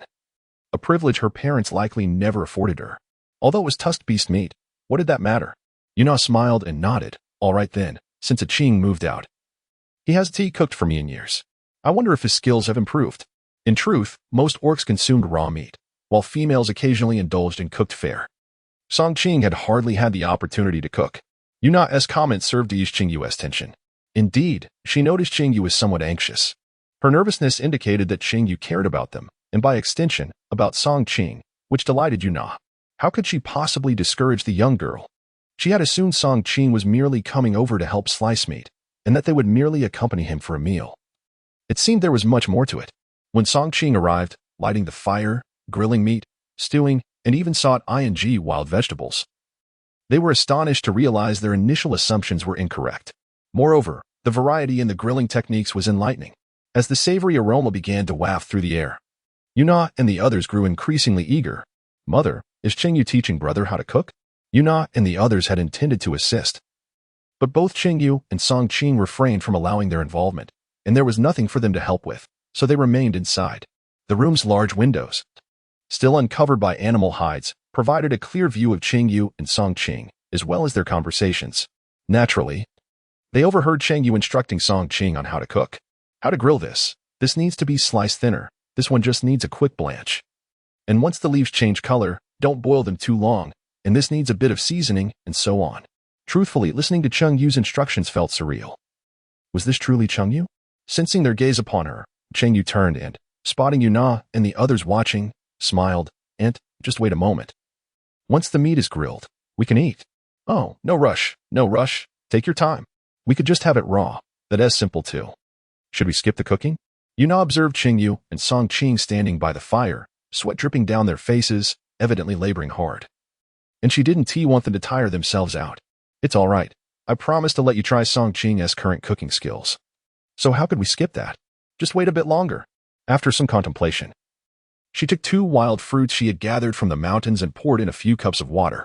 It is rather embarrassing to admit that, due to her earlier nervousness, she had completely forgotten to serve tea to her guests. Thankfully, she remembered now. Let us hope it is not too late. Auntie, The meal will take a little while longer. You must be quite thirsty after your journey. Please have some water. These are wild fruits I picked from the mountains, and they are delightful when steeped in water. To give them a try. Yuna and her companions were more familiar with the mountains than Cheng Yue. Upon seeing the sliced fruits, they instantly recognized them. These fruits were notoriously sour. Regardless of their ripeness, whether green or yellow, they were exceedingly tart. And no one would dare to gather such things. Yuna exchanged glances with her daughter-in-law Su Mian and Su Mian's two younger sisters. Do we really have to eat something like this? Surely, they won't be unable to eat due to the sourness? Yet, this was brought forth by Cheng Yue. Yuna signaled to the three young ladies with a knowing glance, then, with a look of grim determination, cautiously lifted the wooden bowl to her lips and took a small sip. Initially, she intended to gulp it down, but upon seeing the yellowish slices, she lacked the courage. However, after taking that first tentative sip, she found the flavor surprisingly pleasant. Could it be that they had misjudged the fruit? Yuna took another cautious sip, and then another, until she had consumed the entire bowl. To her surprise, upon savoring it, she realized it indeed possessed the flavor of the sour fruit. Who would have thought that steeping it in water would yield such a delightful result? Perhaps this was the intended manner of consumption for these fruits. Chapter 40. How fragrant. Cheng Yue was exchanging an unprecedented quantity of condiments for the first time. Previously, during barbecues, she had not even exchanged for barbecue powder or chili powder. Yet now, she had acquired both barbecue powder and a modest amount of chili powder, not to mention the essential spices required for preparing braised pork. She had even exchanged for some starch, intending to create a dish of steamed ribs. The long-anticipated aroma flooded her senses, and Cheng Yue felt a slight sting in her nose and a prickling in her eyes. No, host, you aren't about to cry, are you? It's merely the fragrance of food. Is such a reaction truly warranted? Humph, how absurd. I'm merely affected by the smoke in my eyes. Not because I'm reminiscing about my hometown. Sensing Cheng Yue's emotions at that moment, the small light orb hesitated briefly before cheerfully suggesting, all right then, just bear with it. But if it gets too uncomfortable, perhaps rinse your eyes with water? Cheng Yue was momentarily taken aback, letting out a cold huff, and disregarded the small glowing orb. The aroma grew increasingly intoxicating, and not only was Cheng Yue unable to resist, but even Song Qing and Yuna found themselves captivated. How delightful it smelled. Indeed. I noticed that Brother Song was preparing meat from beasts. How could it possibly smell so exquisite? Could it be attributed to his unique methods of preparation? Yet the primary ingredient is still beast meat. Regardless of the cooking technique, the flavor should remain relatively unchanged, should it not? No. I observed that a Qing had added some unknown ingredients while handling the meat. Might those be the reason behind this alluring scent? In any case, it could not be solely due to the beast meat. They were well aware of what the fangs of a beast resembled. Even after soaking for an extended period before roasting, the flavor remained foul and pungent, certainly not capable of emanating such a delightful aroma. Among them, the most astonished was the chef, Song Qing. He understood better than anyone the difference between raw and cooked beast meat. What is the matter? Noticing Song Qing's intense gaze, Cheng Yue instinctively touched her face. Is there something wrong with my appearance? No. It's just that the beast meat, how can it smell so divine? Although she had not yet reached the point of drooling, an overwhelming desire to feast was undeniably stirring within her. Song Qing had suppressed this intense craving for quite some time before finally managing to quell it. Cheng Yue smiled with delight, exclaiming, haha, indeed. I also find it quite delightful. Your culinary skills are commendable. You possess the potential of a great chef. She merely commented from the sidelines, noting that if Song Qing could achieve such excellence, it must be a natural gift. Upon witnessing the exquisite barbecued meat prepared by Song Qing, she couldn't help but reflect on her own unruly attempts at grilling, leading her to conclude that without comparison, one cannot appreciate the true impact of one's abilities. Cheng Yue has long harbored the determination to hone her culinary skills, yet she finds herself devoid of confidence in her ability to prepare meals. Alas, if she truly falters in this endeavor, then Song Qing indeed presents an excellent candidate. After all, she has trained for several days, and the other party has already managed to create some delightful dishes. What is more, this individual is willing to lend a hand and prepare meals for her. Were it someone else, one could not guarantee that they would be willing to provide daily sustenance without requiring retraining. Ahem, it seems prudent for her to engage more within the tribe, at least to gain a peripheral understanding of Song Qing. Relying solely on her own perspective may prove rather one-dimensional, especially considering her incessant guilt and insecurity that could skew her perception of Song Qing. It is commendable that you, the host, recognize this. It is not a matter of becoming dependent on the tribe's male orcs, but rather a reality that surviving alone in the orc world is a formidable challenge. Furthermore, the original host you inhabit comes from a rather complex familial background. The little light orb genuinely hopes that you will find someone to mutually support you, so that in this foreign realm, you will not feel so isolated, especially in moments of vulnerability when one might find themselves without even a single pillar of support. While youth may cloud the urgency of this sentiment, what will become of you in old age? Shall you rely on the tribe to provide for your twilight years? With this system at your disposal, it is certain that you will make significant contributions to the tribe. However, the fulfillment of material needs is entirely distinct from that of spiritual contentment. The little light orb feels a sense of responsibility for having brought you to this place. Of course, it has not divulged all these thoughts to Cheng Yue. If the system can contemplate such matters, surely the host has pondered even more deeply. Cheng Yue, of course, could not discern the system's intentions. She merely observed Song Qing's culinary skills and felt once more that he was indeed a commendable choice. After all, emotions can be nurtured gradually. The other party has already determined that they are in a phase of cultivating feelings. If she simply nodded in agreement without offering any response, that would be rather inconsiderate. Cheng Yue glanced at Song Qing, then at the skewered pieces of grilled meat beneath his hands, and inquired, "Would you like to sample the flavor and see if there is anything amiss?" As she spoke, she licked her lips, clearly craving a taste. Song Qing cast a fleeting glance her way before promptly averting his gaze, then skewered a piece of meat with a wooden stick and offered it to Cheng Yue, saying, "Why don't you give it a try?" Cheng Yue had taught him how to use chopsticks, yet, at present, he had not mastered the skill. Ah, how embarrassing. Although she had already been tempted by the enticing aroma of the food, if it were just the two of them, she would have undoubtedly taken the initiative. However, with an elder present and 3 guests, it would be impolite to behave in such a manner in front of them. Yet, when the slices of meat were finally presented before her, she could hardly contain herself. Without a second thought, she grasped the chopsticks and wooden bowl beside her. Eagerly, she rolled a generous piece of roasted meat and stuffed it into her mouth. Oh, it was hot, so very hot. Indeed, it was as delicious as she had imagined. Splendid, truly splendid. What a remarkable skill you possess. Cheng Yue gave Song Qing a thumbs up, utterly impressed. The grilled meat, seasoned solely with barbecue powder and devoid of chili powder, was sliced thinly, showcasing a harmonious blend of fat and lean portions. It was grilled to perfection, tender without being excessively charred, slightly oily yet still acceptable. At that moment, a vegetable wrap would have been the perfect accompaniment. Fortunately, Cheng Yue had prepared for this in advance. However, having already savored a piece, it would be inappropriate for her to indulge further, as the guests were still waiting inside. Cheng Yue looked up, startled. Oh, the guests could no longer contain their excitement and had come out. Is it delicious? Truly delightful? May I have a taste? Indeed. Indeed, when we previously enjoyed barbecuing, did we not savor the food while grilling it? Earlier, Cheng Yue had asked them to wait inside, wanting to observe the interaction between the two, which is why they obediently stayed indoors. However, the overpowering aroma was simply irresistible for them. Auntie, why have you all come out? Noticing their eager gazes fixed on the grilled meat, Cheng Yue reconsidered her intention to send them back. The barbecue was nearly ready, perhaps. Auntie, you could make do and eat here? She had initially thought to keep the guests inside until the dishes were prepared, only to forget the orcs' customary ways. They had no habit of waiting until all the dishes were served before dining. As her sisters mentioned during summer, they preferred to grill and eat simultaneously, sitting on the ground without such formalities. Even if she wished to uphold decorum, there was no need for such urgency, as it was beyond their understanding. After a moment of contemplation, Cheng Yue hurriedly fetched 3 small wooden stools. Auntie, please sit here and enjoy your meal. While setting up this modest kitchen, Cheng Yue had prepared several large wooden stools, a cutting board, and a table, ensuring a clear division of tasks.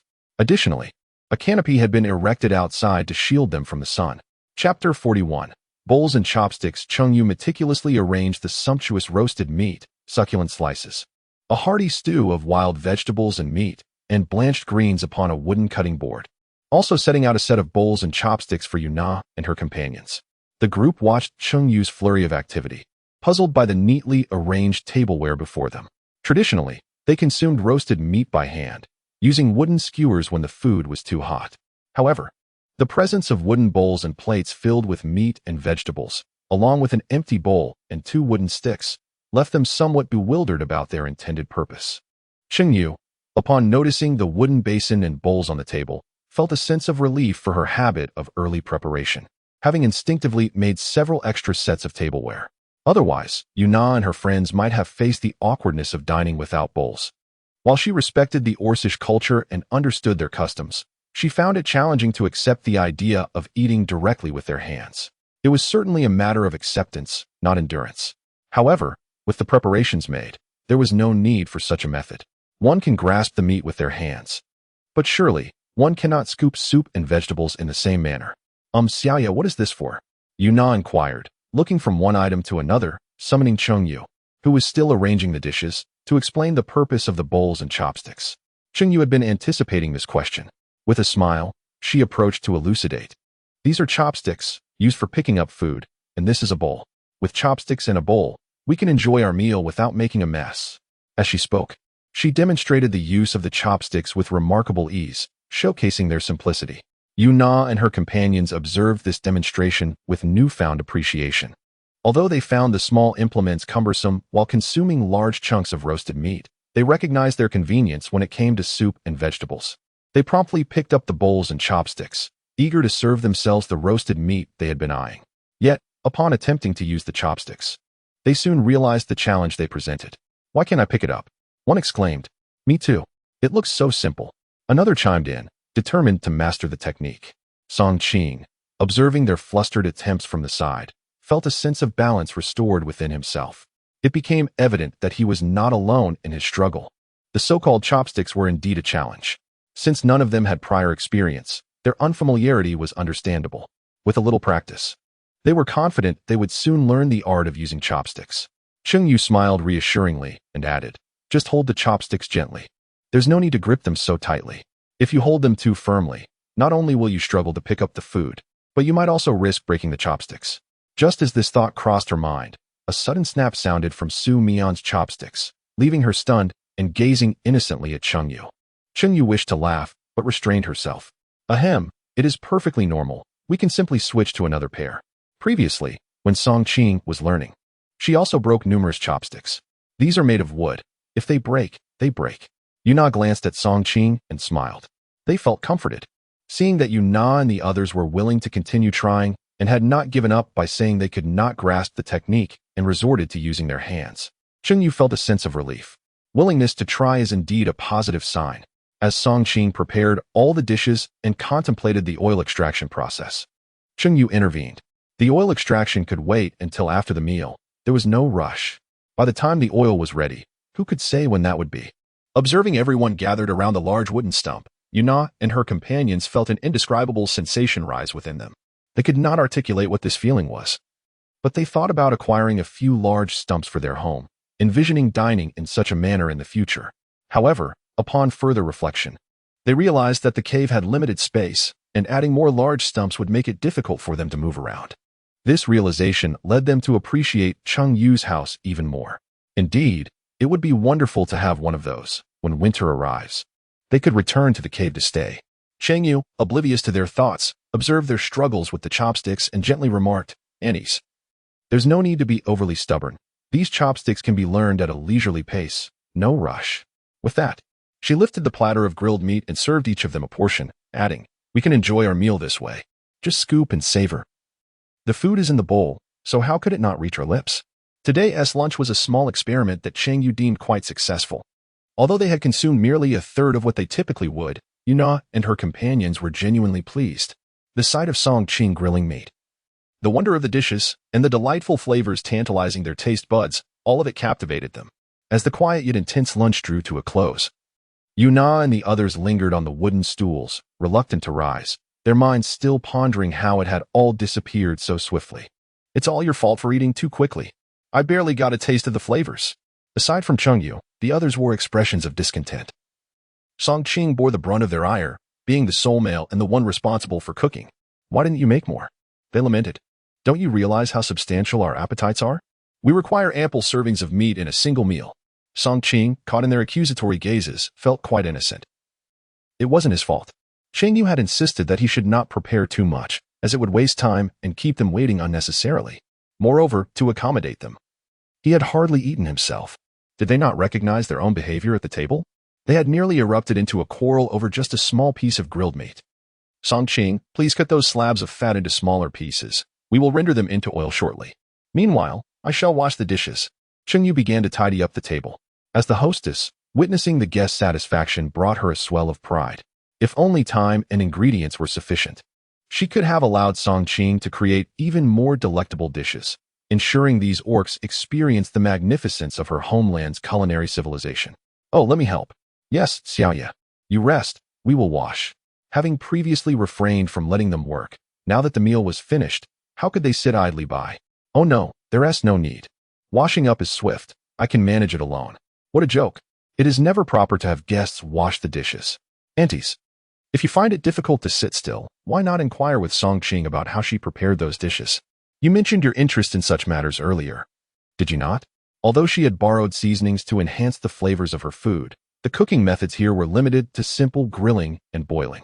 Surely, they must be curious about the techniques. Yuna and her companions were not merely interested, they were exceedingly eager. As soon as Cheng Yue mentioned it, they dashed over to inquire with Songqing. Naturally, their questions eventually centered around the seasonings. Those were all my own concoctions, using leaves and wild herbs picked from the mountains. The flavors were rather unique, so I thought, why not experiment with them in cooking? While each item alone cannot be directly used, just a hint added to other wild vegetables or beast meat, akin to salt, what could that yield? Thus, I endeavored. And the results, as you can see, speak for themselves. As she spoke, Cheng Yue felt a pang of guilt. After all, she truly lacked understanding in this area. She had relied on ready-made products, and as for specific measurements or the appearance of raw materials, regrettably, she was in the dark, embarrassed, anxious, and apprehensive. She was nonetheless grateful that she had considered these matters and prepared accordingly. Chapter 42. Spices. Cheng Yue emerged from her dwelling, cradling a wooden bowl filled with unground spices obtained through the system. Each spice was introduced by the system, detailing its identity and purpose. However, not all existing spices were presented. Only a selection of the most commonly used ones was displayed, namely, chili, Sichuan pepper, cinnamon, star anise, and the aromatic trio of scallions, ginger, and garlic. For everyday culinary needs, these were entirely sufficient. Now, Cheng Yue showcased these items to Yuna and her companions. These are treasures I stumbled upon in the forest, she explained, recalling how her initial curiosity led her to experiment with them in cooking. Yet, the precise locations from which she gathered these spices had faded from her memory. If you wish to find them, you may have to seek them out yourselves. It would be splendid if you could discover them.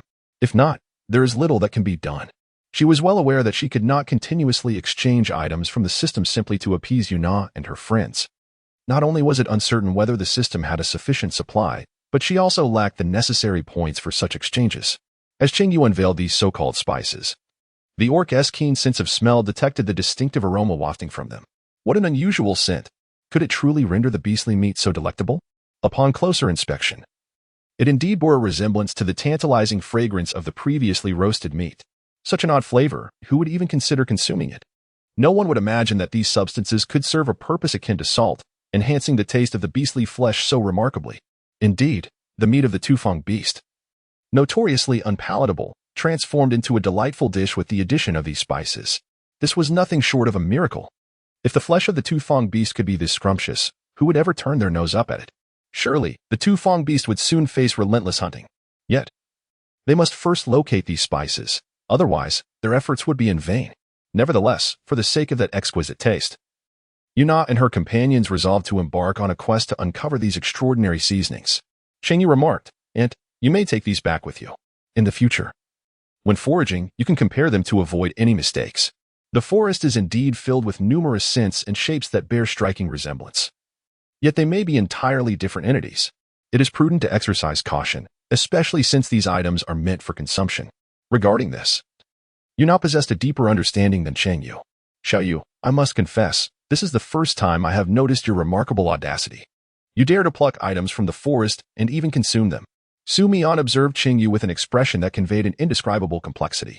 Initially, they had approached Cheng Yue out of respect for Aunt Yuna, but after a brief period of interaction, they realized that Cheng Yue was not as others had portrayed her, and they genuinely wished to forge a friendship with her. One could only wonder what delightful surprises Cheng Yue would unveil in the future. Indeed, Cheng Yue, Your courage is truly commendable. Seemingly ordinary plants in the forest may harbor dangers, let alone those with peculiar fragrances. It seems only Cheng Yue would have the audacity to gather such items and bring them back for consumption. Cheng Yue forced a smile, clearing her throat. I am not so foolish. I have ensured that these items posed no danger before I gathered them. Indeed, in this unfamiliar world. She was hesitant to reach out to the flora and fauna, valuing her life. It was evident that Cheng Yue's reverence was genuine, and after her reckless act, Song Qing and the others breathed a sigh of relief. Their curiosity about the items Cheng Yue had presented grew immensely. One must admit, the midday meal had truly reshaped Song Qing and her companions' perceptions. They discovered that beast meat could be prepared in such delightful ways and that wild vegetables could be crafted into delectable dishes, complementing the meat marvelously. Even Song Qing contemplated the prospect of indulging in such culinary delights daily, should there be an abundance of seasonings available. It was no wonder that Cheng Yue had appeared so pained while consuming meat earlier. It was not merely the inherent nature of the beast meat that troubled her. Cheng Yue continued, "Aunt, you must have ventured farther in your hunts than I have.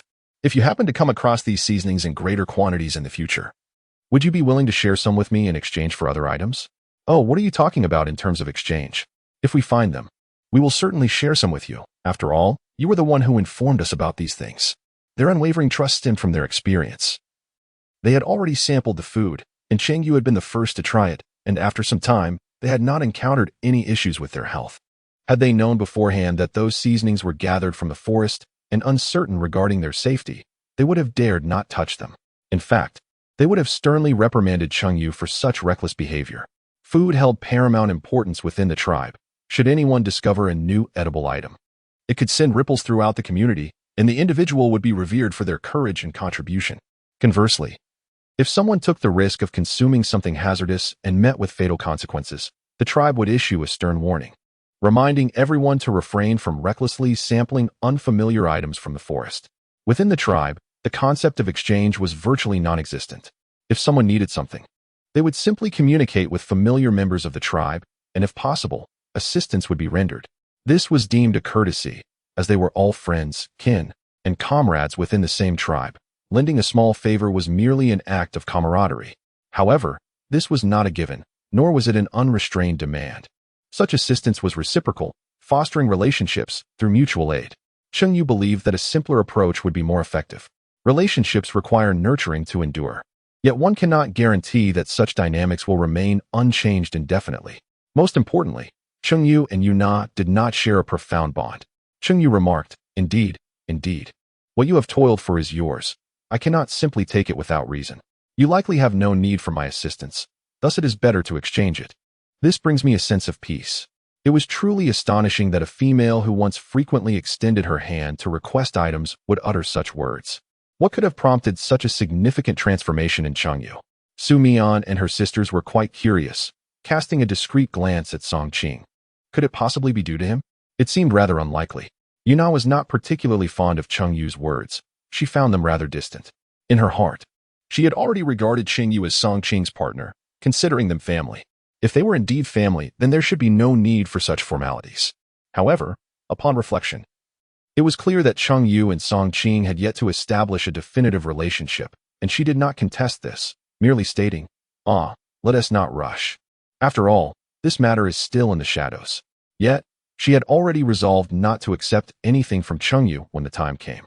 With the items yet to be found, discussing them felt premature, and Cheng Yue chose not to elaborate further. The bowls and chopsticks had been cleaned, and Song Qing had prepared the lard. The household lacked a large ceramic pot. The stone pot was a small one, painstakingly chiseled out, barely sufficient for cooking soup on ordinary days. However, now that they needed to render the oil, she felt a twinge of anxiety that this ordinary stone might crack unexpectedly along the way. Chapter 43. Lard. What should be done next? The two-tusked beast yielded 3 large barrels of lard. Greasy as it was, even the most gluttonous of orcs would have no desire to consume it. When roasted, the oil dripped incessantly, posing a significant fire hazard, and naturally, no one would wish to take such risks. Thus, lard was generally regarded as something to be discarded. Cheng Yue was the first to ponder the collection of the rendered fat from the slab of lard. For what purpose would it be gathered? To drink it? The mere thought made Song Qing feel as though something were constricting her throat, a sensation that urged her to abandon such contemplation. This pot is far too small. If I were to use this, with so much lard, I shudder to think how long it would take, and the stone pot might crack before the task is complete. I have not thought this through. I also did not anticipate returning today with 2 tusked beasts, nor requiring such a significant amount of lard. Please wait a moment, she said. Earlier, I discovered a large stone slab by the river. I will go retrieve it and carve it slightly to serve as a pot. When she had initially sought stones by the river, her eyes had immediately settled upon that large, flat slab. Alas, it was too thin to be used as a pot, yet too thick for a grilling stone. She had mused that, in due time, it could be brought back to pave the ground or fashioned into a stone platform, both excellent options. Little did she know, before she could act on it, she now needed to repurpose it as a shallow pot. As she spoke, Cheng Yue made her way outside, while Yuna nudged Song-Ching, giving her a knowing glance. Understanding the cue, Song-Ching immediately called out to Cheng Yue, "The stone slab? Where is it? I shall carry it back." "No need," Cheng Yue replied. "I can manage. It's not far, and the stone isn't heavy. Once I clean it up, I will return swiftly. In the meantime, please assist me in creating a simple stove, similar to those we have used before, but larger, to accommodate the stone slab." Cheng Yue pointed towards the stone slab used for barbecuing, and below it lay the hearth. Though referred to as a hearth, it was merely a rudimentary assembly of a few clay bricks encircled by some stones, fashioned into a simplistic fire pit. After Cheng Yue finished speaking, she walked away directly. Song-Ching did not follow her. Instead, he glanced at the stove before heading to fetch some mud bricks. Yuna watched him from behind, her expression one of frustration at her son's lack of ambition. "What are you doing with the stove at this moment? Aren't we here? You should catch up with Xiao Yu. The 2 of you should spend as much time together as possible. Besides, Xiao Yu is going to work now. If she doesn't perform well at this time, when will she? No wonder after all this time, that Qing has yet to secure Cheng Yu's affections." Song-Ching cast a peculiar glance at his mother and replied, "Cheng Yu asked me to do this. How could I let you do it? Besides, it's just a stone slab. We must trust that Cheng Yu can bring it back effortlessly." "But is this merely about whether Cheng Yu can retrieve a stone slab? Mother, please move aside. You're blocking my way. If you wish to help, just assist me in moving a few mud bricks." Yuna's eyes widened in indignation at that moment. She found it hard to accept that this was her pride and joy, her eldest son. The Su sisters, watching from the side, stifled their laughter. As females, they instinctively understood Yuna's sentiments and were surprised by Song-Ching's reaction. Previously, he had never interacted with other females, always showing disdain for any female he encountered. To see him so naive was unexpected. "Mother, please don't be upset. Brother doesn't understand. Just teach him more in the future. It's not urgent at this moment. He is simply inexperienced." Inexperience, indeed, with no one to guide him. Su Mian thought this was quite normal. What could Yuna say? After all, he was her son. She had to teach him. Otherwise, with such behavior, the only eligible female could very well slip away. Song-Ching paid no heed to their words. He had his own ways of interacting with Cheng Yue. Meanwhile, the reason Cheng Yue did not allow Song-Ching to fetch the stone slab was that she intended to use tools to process the slab before bringing it back. Concerned that she might accidentally break it, she worked meticulously, using a screwdriver to chisel away bit by bit. Fortunately, the tools provided by the system were remarkably sharp, a hammer, a screwdriver, and her own claws. It did not take long to finish the stone. Although it was not perfectly smooth and was quite rough, it resembled a deep dish. And Cheng Yue was immensely satisfied with her work. "Apologies for keeping you waiting. I just finished processing the stone slab in the river." Upon Cheng Yu's return, she discovered that Yuna and the others had yet to depart, which made her feel somewhat embarrassed. No, how could you say such a thing? This is merely a normal task. There is no need to mention waiting. If anything, it is rather surprising that they have lingered here for so long. However, dear Xiao Yu, do you truly intend to grill that beast meat? What purpose does the oil serve? That concoction is rather unpalatable and poses risks.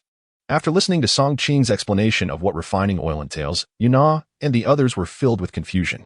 Such greasy beast meat is not even consumed by the beastmen, yet Cheng Yue plans to roast it, all the while aiming to collect that oil. Cheng Yue was taken aback by their inquiries. Animal fat is truly a valuable commodity. We require oil for cooking. It prevents wild vegetables from burning and sticking to the pan, enhancing the flavor of our dishes. While excessive consumption of this animal fat may not be beneficial to our health, we are left with little choice. We cannot forego oil altogether. In the future, I shall search for any plants that might yield oil here. If none exist, it seems we shall have to rely on animal fat indefinitely. You have mentioned how delightful our midday meal was. The dish of wild vegetables stir-fried with meat was prepared after the meat rendered its fat, resulting in vegetables that appeared quite appetizing, did they not? Moreover, they were indeed delicious. Although a hint of the wild vegetables' inherent bitterness lingered, it was far superior to the alternative of boiling them into a broth. Humans tend to compare.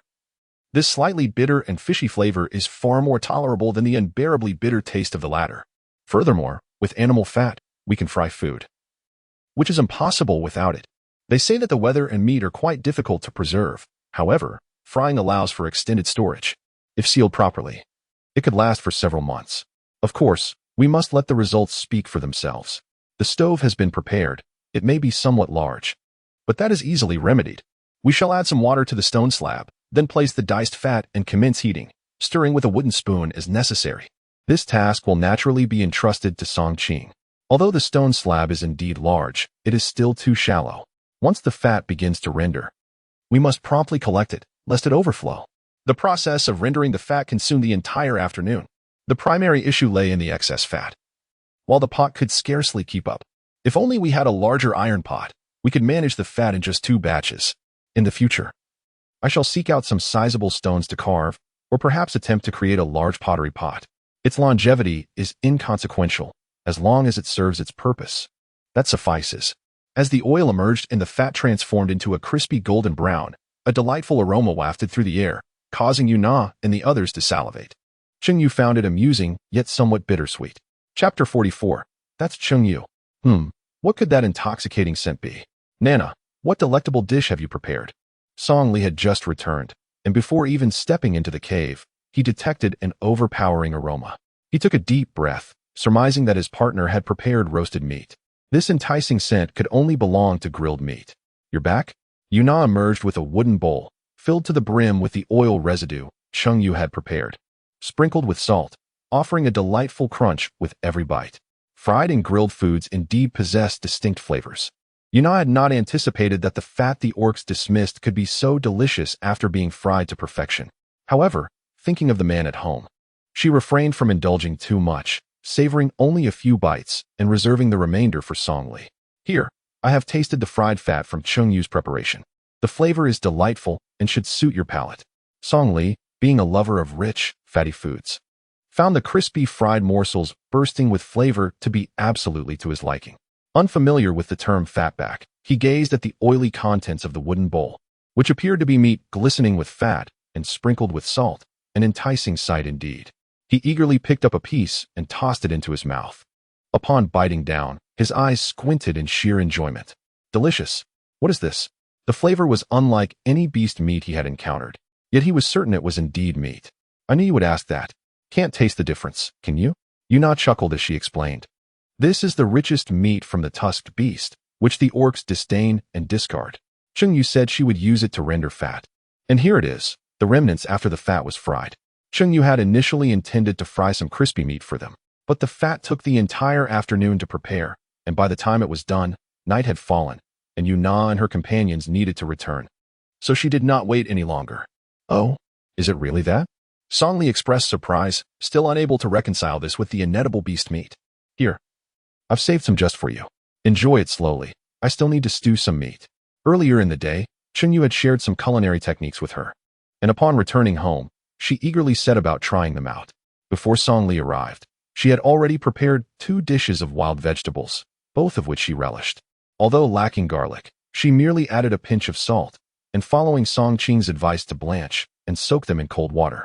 The flavor was indeed enhanced compared to before. Currently, a pot of soup simmered on the stove, and instead of large chunks of beast meat, she had sliced the meat into thin pieces, combining it with the wild vegetable leaves in the broth. Song Li, unaccustomed to the scent of wild vegetables, had not noticed it before, but upon entering the cave, even without prompting, the delightful aromas infiltrated his nostrils. Upon learning that these techniques had been acquired from Cheng Yue, Song Li's astonishment grew. Wait, you mean Cheng Yue from our tribe? Yue rolled her eyes. Is there another Cheng Yue connected to our Qing? Indeed. It is that Cheng Yue. While the tribe boasted other females named Cheng Yue, none were as flamboyant or well-known as this one. In fact, some females had even contemplated changing their names due to Cheng Yue's reputation. Is she truly capable of such things? Song Li inquired further. Why has there been no word of this in the tribe? Yuna replied. Have you considered who Cheng Yue's family is and what sort of friends she associates with? Besides, she merely speaks. If she cannot execute well, it falls to our Qing to handle. Reflecting on the Cheng family, Song Li understood why Cheng Yue might wish to keep her abilities under wraps. He pondered why she had ceased to do so now. Yuna sighed. What other reason could there be? Our Qing's brothers mentioned that Cheng Yue had been abandoned in the wild twice and nearly lost her life. When one's life hangs in the balance, who has the luxury to worry about such trivial matters? I believe she should have acted sooner. Perhaps it is due to a lingering hope that she endured until she could no longer pretend to be oblivious and finally rebounded. The Cheng family did not seem foolish. Yet their thoughts remained a mystery. Cheng Yue, despite the circumstances, remains a precious female, possessing an admirable appearance, and is the sole white tiger of the tribe. Yet, what can one say? Yuna shook her head, remarking, what else is there but bias? She sighed, enough of them, it is getting late. Let us finish our meal and retire for the night. The lives of the orcs revolve around the early hours spent hunting, honing their skills and leisure, eating at designated times, and sleeping soundly under the cover of darkness. Their existence is simplified to 4 essential pursuits: sustenance, hydration, survival, and procreation, with little aspiration beyond that. Meanwhile, upon returning, Yuna and her companions found Cheng Yue finally exhaling a sigh of relief, so pronounced that Song Qing couldn't help but notice. Gazing at her in perplexity, and inquired, what is the matter? Cheng Yue waved her hand dismissively, indicating that it was nothing significant. It's getting late. Let's tidy up and have a light dinner. I'm utterly exhausted. At that moment, she yearned for a soothing bath followed by a moment of repose. As for your meal, help yourself. The beast meat is inside. You can retrieve it yourself. In a secluded spot at the foot of the mountain, she had excavated a deep pit, intended for use as a cellar. The underground ambience was quite cool, a consideration she had made knowing that there was no refrigerator to preserve food. However, she had yet to test its efficacy. Given the sweltering heat of the day, she pondered whether the meat had spoiled. Song Qing shook his head. No need for that. I'll manage with what I have at home. We have a large boar waiting to be consumed, and if we don't eat it soon, it will go bad. Therefore, their current hunting strategy revolved around finding a wild beast that could adequately satisfy their needs for the day. Oh, speaking of which, how does everyone preserve their beast meat in this heat? If left out like this, it could easily spoil. Do you also dig a hole in the ground for storage like I do?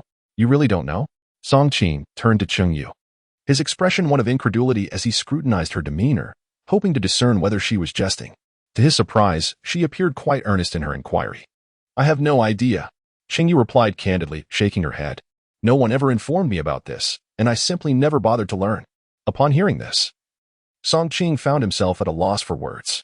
Essentially, a cave is naturally cooler than the outside. By digging deeper within the cave, any surplus meat can be stored there, or it could be placed in the river. As long as it is consumed that day, it should be fine. After a brief pause, he added, of course, if you have an abundance of salt at home, you could also cure the meat with it, or alternatively, you could roast it and store it, which would allow for longer preservation. Cheng Yue nodded, realizing that the orcs possessed quite a few cunning tactics. After Song Qing departed, the night had fully enveloped the surroundings, devoid of even a sliver of moonlight, with only a flicker of firelight illuminating the area. Cheng Yue felt weary, yet sleep eluded her despite lying down. Ultimately, she rose once more. The meat from the beast remained in the cellar. Although it wouldn't spoil immediately, it would be prudent to store it in the system space for safety. The system space, with its multitude of vacant storage slots, was indeed the finest repository imaginable. It would be wasteful to let resources go unutilized. Little light sphere, let us reach an accord. How about I first store a batch of supplies and then return to focus on construction? Cheng Yue mused. With my hunger unassuaged, other considerations must take a back seat. You're not required to dedicate the entire day to construction, retorted the little light sphere. Allocate a little time each day, and little by little, it will accumulate. Furthermore, you need not construct a grand edifice all at once.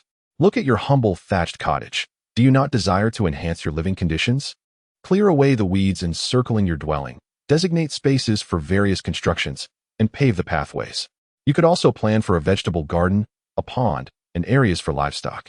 Arrange these gradually. This too constitutes development. Do not expect immediate results. Your thought process often leads to missteps, and do not rely on it for design blueprints.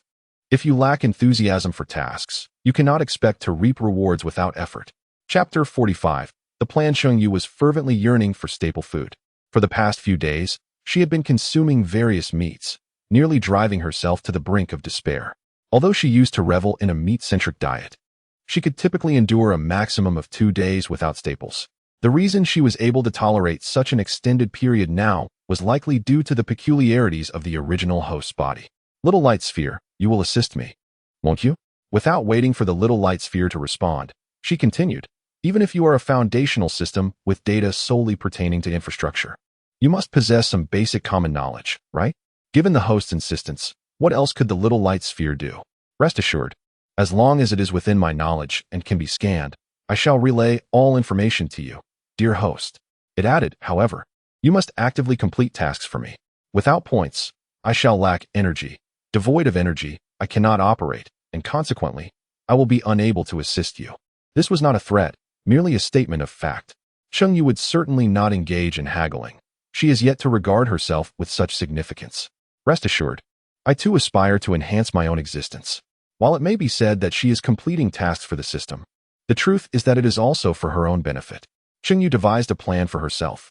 In the early hours of the morning, when the sun had yet to unleash its heat, she intended to take a stroll through the safe woods surrounding the White Wolf tribe, ensuring she became well acquainted with the flora and fauna therein. It would be most fortuitous if she could discover staple food sources in the vicinity. By late morning, she planned to return to tidy up her surroundings, both in front of and behind her dwelling, and to fetch some stones from the river. Xiaoguangxi was indeed correct. The paths of entry and exit required some repairs, for it would be impractical to navigate them during the rains. After enjoying her midday meal, she would indulge in a short nap, and later, when the afternoon heat had subsided, she would venture into the woods once more in search of edible treasures. Upon her return in the evening, she would plant the wild vegetables she had gathered. As for the night, she would engage in conversation with the system before drifting into a deep slumber, for what else could one possibly do? Cheng Yue's plan received the endorsement of the small luminous sphere.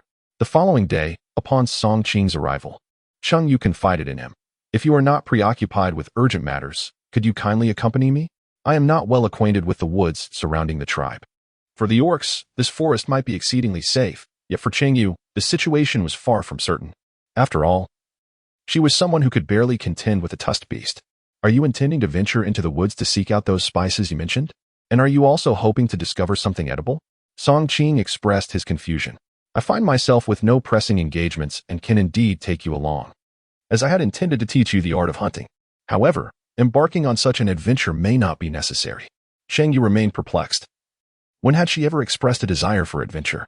It was then that Song Qing interjected, there are plenty of edible wild vegetables in the vicinity. Why risk venturing out in search of unfamiliar items? If you happen to make a mistake, the consequences could be perilous, perhaps even fatal. Although the White Wolf tribe has long inhabited this area and is well acquainted with the surrounding mountains and forests, it cannot be guaranteed that all flora and fauna are harmless. Since our ancestors have already discovered numerous edible wild vegetables, and we have sufficient sustenance from them, why take unnecessary risks? Cheng Yue glanced at him with a sense of helplessness. How could someone so fearful of death, like herself, dare to take risks? Although there were indeed plenty of edible wild vegetables available, what she truly sought was a staple food. The concept of staple food was utterly foreign to Song Qing. In the biting cold of winter, hunting was hardly feasible. The provisions gathered before winter would scarcely suffice. She had no desire to endure the debilitating pangs of hunger or, worse yet, starve to death. Thus, she was determined to seek fruits that would satiate her hunger and could be stored for extended periods. Even if meat was scarce, she would not fear hunger. In the forest, not all creatures were carnivorous. She could follow the herbivorous beasts to discover their food sources. As long as the taste was not unbearably repugnant, Cheng Yue believed she could manage. Song Qing, however, understood her last statement, but felt that Cheng Yue's assumptions were rather naive. Moreover, did they really need to search for alternatives? The roots of the stinking tree were quite filling. During winter, they would dig up some to consume when food was scarce. Regrettably, Cheng Yue had no recollection of what a stinking tree root was. The little light orb promptly enlightened her. Host, it is a type of root rich in starch. It is called a stinking tree root because the tree itself emits a foul odor, and nearby grow plenty of noxious grasses that release an unpleasant stench. Thus, during ordinary times, the beastmen would avoid both the stinking grasses and the stinking tree, and would never consider digging up its roots. Indeed, The stinking tree root was one of the foods consumed by the tusked beasts, discovered by the beastmen through their foraging. However, they typically consumed it raw, assuming that its flavor and texture would be unpalatable and difficult to digest. If there were other options, the beastmen would certainly avoid the stinking tree root. Only in dire circumstances, when food was utterly depleted, would they resort to gnawing on it. After the little light orb's explanation, what lingered most in Cheng Yu's mind was the notion of the stinking grass. A grass that emitted foul gas. Such a thing existed in this world. Previously, there had been a talking sun grass, and now there was a farting stinking grass. What other wondrous creatures might inhabit this realm? Host, your reaction seems a bit off. Nonetheless, the little light orb continued. Oh, for the time being, there are also dancing grasses, red fruit grasses that bear luminous fruits, and red-tailed fish that envelop themselves in bubbles when away from water. These are all found within the hunting territories of the 3 tribes. I cannot speak to the wonders of other tribes. It seemed there truly was an abundance of strange entities. She wanted to see them. Why are you silent? Song Qing cast a curious glance at Cheng Yue, having noticed her propensity to drift off into thought, pondering who knows what. Oh, it's nothing. You mentioned the stinking tree roots, and it reminded me. Let us dig up some stinking tree roots today, since they were rich in starch. She could extract the starch for culinary uses later. The stinking tree roots were somewhat similar to kudzu roots and cassava, but she needed to see them for herself. Upon hearing this, Song Qing's face contorted with resistance. Are you certain? Cheng Yue has indeed ventured into the realm of digging up foul tree roots, is it not? This is highly plausible. Of course, there are also deceptions to consider. Rest assured, I understand your concerns regarding the noxious grass and the foul trees. However, in pursuit of the foul tree roots, these are challenges one must confront. Cheng Yue's relaxed demeanor in conversation is rooted in her ignorance of the formidable powers of the foul tree and the noxious grass. Once she witnesses their true nature, she may reconsider her stance on the necessity of digging for the foul tree roots. Song Qing had intended to voice further thoughts, but ultimately refrained. Once Cheng Yue has gained experience, her perspective will undoubtedly shift. The task of excavating the foul tree roots will be postponed until their return. For today, I shall take you hunting for the tusked beasts. Once you are adept at managing that challenge, I will introduce you to the pursuit of other wild creatures. Familiarizing oneself with the forest while hunting the tusked beasts would indeed cultivate one's skills in navigating the wilderness, a notion Cheng Yue found agreeable. However, unexpectedly, they encountered Bai Mei along the way, and this time, she was not alone. Cheng Yue and Cheng Yue accompanied her. How did they come to be together? Both Cheng Yue and Cheng Yue harbored ill intentions towards her, and there was something unsettling about Bai Mei's presence. The convergence of the 3 seemed rather fortuitous. Chapter 46. Here they come on. At last, Xiao Yu, I have awaited your arrival. What business do you and Song Qing have? As soon as Cheng Yue appeared, Cheng Yue stepped forward to obstruct her path. However, Cheng Yue evaded her grasp, leaving Cheng Yue somewhat taken aback. Have you come seeking me? Cheng Yue was certain that these individuals were there to obstruct her. Were they simply too full and had nothing better to do? Did they spend their days seeking to create trouble for others? Xiao Yu, what has happened to you recently? Why do you ignore me? You haven't visited me in ages. It truly saddens me. The one who spoke was Cheng Yue, seemingly genuinely distressed. Her expression was sincere, yet Cheng Yue remained skeptical. If you have nothing to discuss, please step aside. I am occupied with hunting. After a moment's contemplation, she added, unlike you, I do not possess family or friends to assist me in hunting. Even in their absence, I can manage on my own. I refuse to believe I can only rely on Song Qing to accompany me. Even if you waste my time, do not squander Song Qing's. It was clear what she meant, leaving Cheng Yue even more astonished. Regardless of her interactions with Cheng Yue and the others, Cheng Yue would never adopt such a tone with her. What had changed in Cheng Yue? No matter how she pondered, it was unfathomable that Cheng Yue had transformed entirely.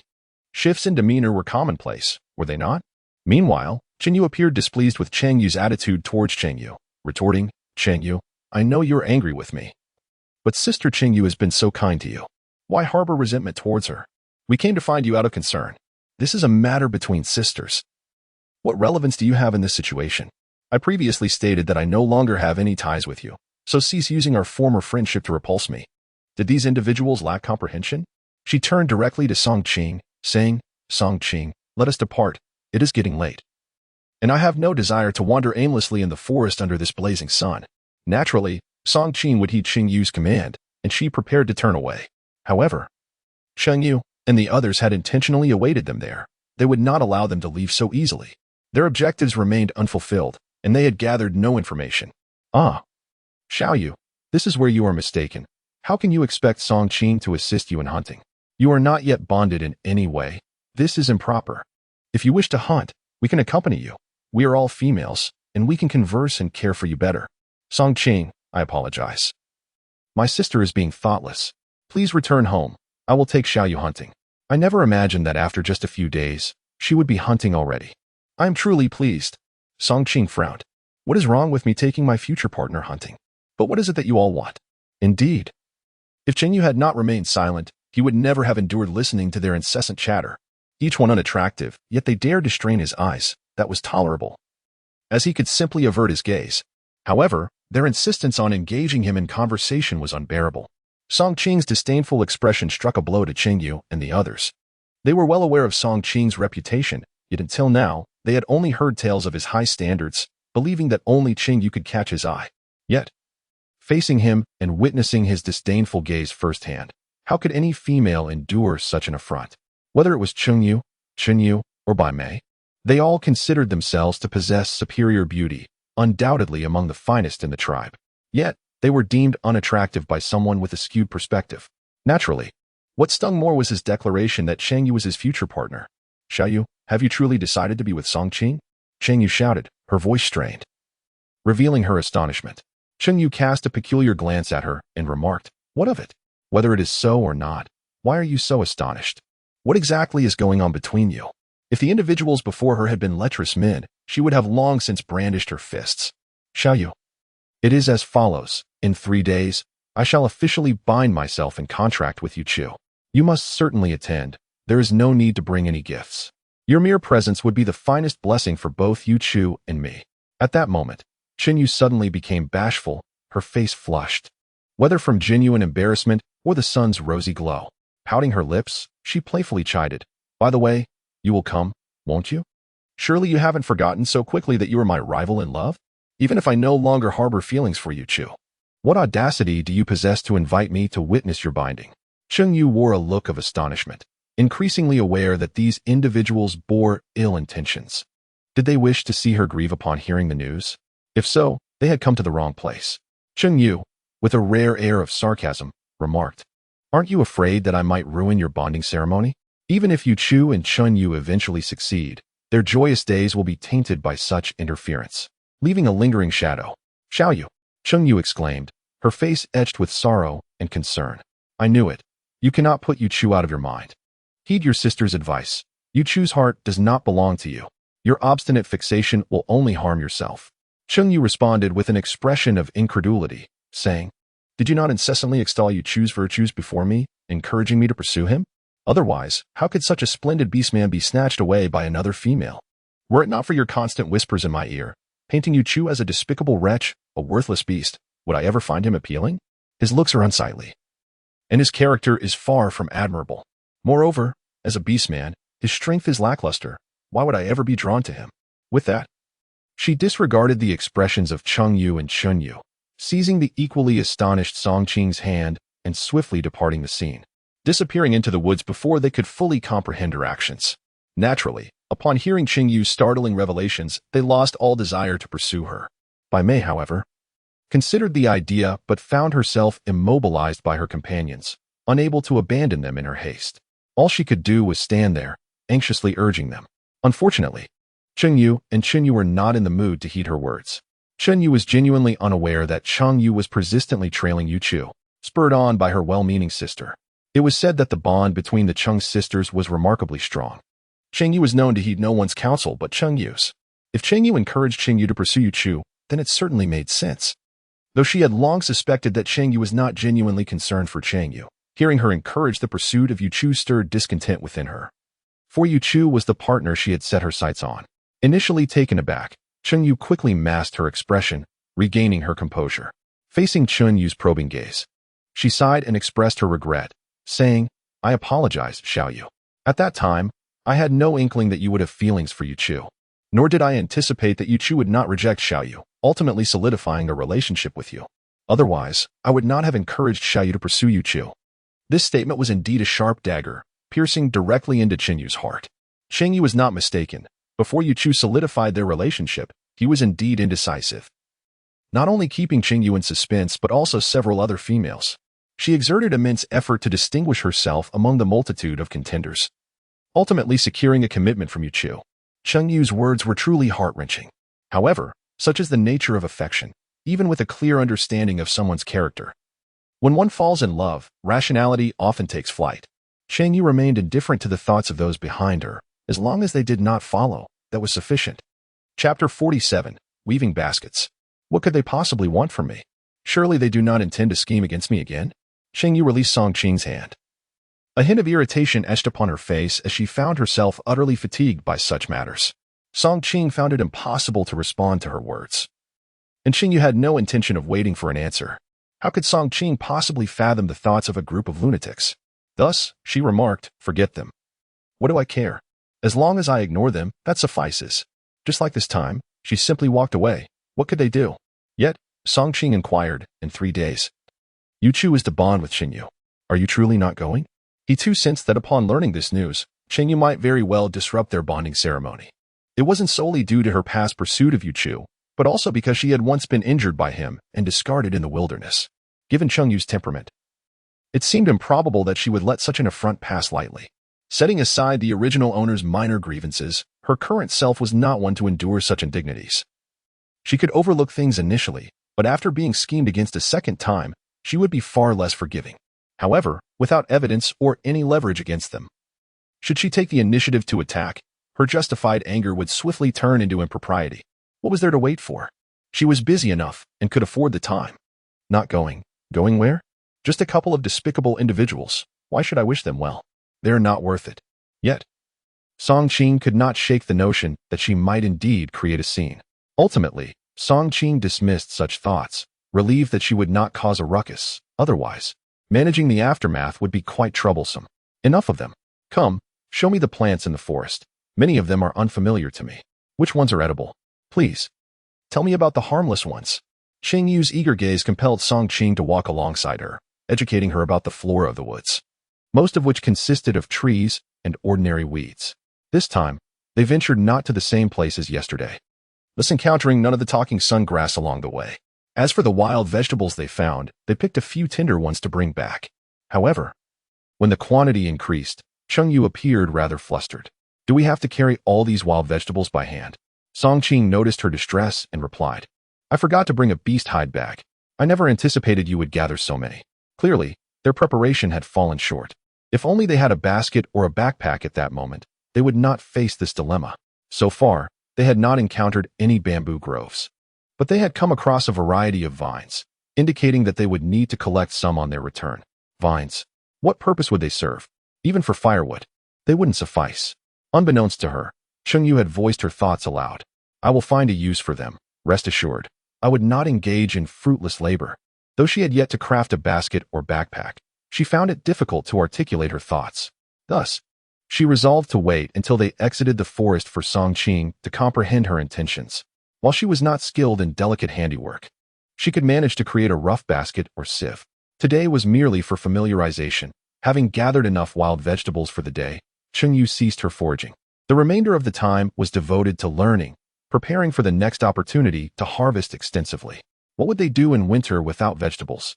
They would have to resort to dried and pickled foods, and now was the time to start preparing. As for storing fresh wild vegetables in the system space, that would have to be done surreptitiously. They could not openly consume them. After locating the tusked beast, the following days were dedicated to instruction. Over the course of 3 days, Cheng Yue had become adept at capturing the tusked beasts without peril. Of course, this was contingent upon there not being many of them. What she needed to learn was not merely the skills of hunting, but to confront the deeply ingrained fears of wild beasts, as well as her hesitations regarding the protection of animals. These were psychological challenges.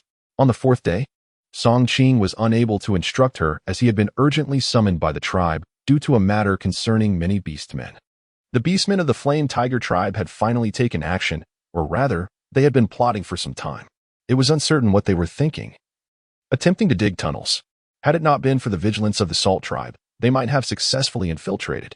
A battle had already commenced, and the tribe urgently gathered reinforcements, hoping to drive the beastmen of the flame tiger tribe away, thus preventing further harm. With the teaching responsibilities lifted and the previous supply of beast meat ample, Cheng Yue was in no rush to hunt. Moreover, in Song Qing's absence, she had directly concealed all the beastmen within the system space. These vines should prove useful. Let us see how they perform. Even if the results are less than satisfactory and the woven items have a short lifespan, there was little else to be done. Any utility was welcome. Additionally, she contemplated the fish and shrimp in the river, considering weaving a larger fish basket to set in the river each morning and evening. Perhaps she might indeed catch some fish or shrimp. Fish were certainly present, but she had yet to see any shrimp, and whether there were any at all remained uncertain. If so, it would add a delightful variety to her meals. The vines were manageable to work with, and she chose thicker ones for the basket, ensuring they were not too tightly woven but that the openings were not excessively large. The thinner vines were utilized for crafting a smaller basket, a sieve, and after spending the entire morning engaged in this labor, she completed a basket, a sieve, and a large fish basket. Oh, I'm utterly exhausted. After sitting and weaving with her head bowed for an entire morning, her body felt somewhat stiff. Once she organized her finished creations, Cheng Yue stood and stretched lazily, ready to take her crafted items outside. In the afternoon, she would carry the basket to forage for wild vegetables, and upon returning, she could start drying them. Ah, host. Someone has left several large black spiders at your doorstep. Quick, go catch those spiders. Spiders? In Cheng Yue's mind lingered memories of the small spiders that inhabited the eaves of houses in her village during her childhood. The largest of them was scarcely bigger than a thumb, and their favorite pastime was to weave webs with bamboo and then capture dragonflies, which they would use as bait for fishing. However, upon Cheng Yue's emergence, she was met with a startling sight. Alas, what a colossal spider! It appears thicker than my thigh, she exclaimed. You expect me to catch such a creature? From a distance, the echoes of Cheng Yue's anguished cries reached certain individuals who couldn't suppress their amusement. Although they were eager to witness her predicament, they understood that if they ventured outside, Cheng Yue would undoubtedly accuse them of releasing the spider. While this accusation held a grain of truth, they feared her tempestuous nature would lead to the entire tribe being made aware of their actions. As orcs, their reputation and dignity would be irrevocably tarnished should they be known to intimidate a female. Thus, upon hearing her cries, they retreated, entirely oblivious to the fact that the reality of the situation was far removed from their assumptions. Chapter 48. The venomous spider, such an ugly, fierce spider. And you expect me to catch it? Are you out of your mind? As Cheng Yue spoke, she searched for weapons around the house. Such a large plant, entirely black, made her wonder if a single bite would prove fatal. Even if it were not lethal, the pain from a bite would undoubtedly be excruciating. Ah, host. There is a reason I asked you to catch it. Do you know what this is? It is merely a spider. However, this is no ordinary spider. While it may not be edible, the silk it produces is quite valuable. Have you not always complained about the discomfort of wearing leather garments, especially when the wind makes them drafty?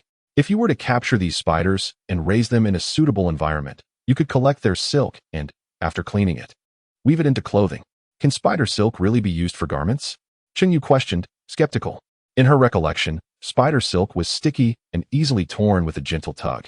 She had never heard of it being used for clothing. We are in this together. Why would I deceive you? The little light orb expressed a desire to roll its eyes, if it were capable of such a gesture. Cheng Yue contemplated and realized the truth of the matter. Observing the audacious spiders scuttling about her domain, she turned to fetch some tools, intending to fashion 2 long chopsticks. In the midst of her preparations, she inquired, You mentioned wanting to rear this spider. Where shall I keep it? What does it consume? Am I expected to catch insects for them? By the way, do they eat earthworms? Those are relatively easy to find and not at all repulsive. Ah, host, your abode is divided into several rooms, is it not? You could temporarily house the spiders in the wood shed.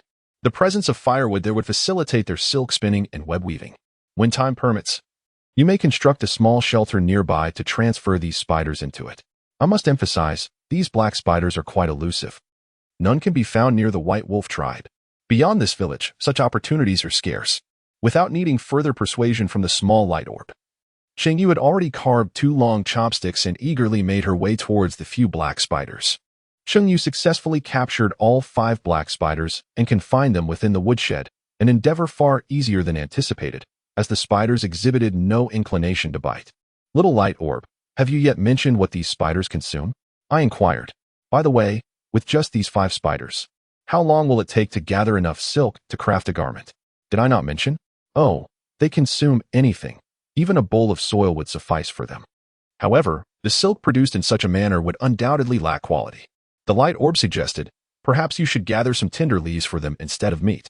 This may aid in their domestication, making them more docile in the future. It is indeed unwise for animals to consume blood-based food. So let us proceed with this approach for now.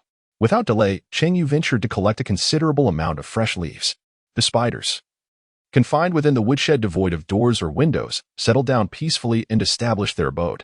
When Cheng Yue returned the following day, the woodshed was already adorned with strands of spider silk in every corner. Cheng Yue encountered a small luminous orb, which was said to be capable of producing fabric from spider silk. This silk was unlike ordinary strands. The threads spun by these dark spiders were as thick as her little finger. One could hardly call it silk, it resembled yarn instead. Moreover, these threads were coated with a viscous substance, appearing rather sticky. When she touched it with her hand, it proved to be exceedingly adhesive. Cheng Yue opened the door to the woodshed, only to find a black spider, which did not grant her even a glance, but continued diligently weaving its web. The quantity of spider silk was, overall, rather meager and of little use to her. Thus she set it aside, contemplating the removal of some silk strands.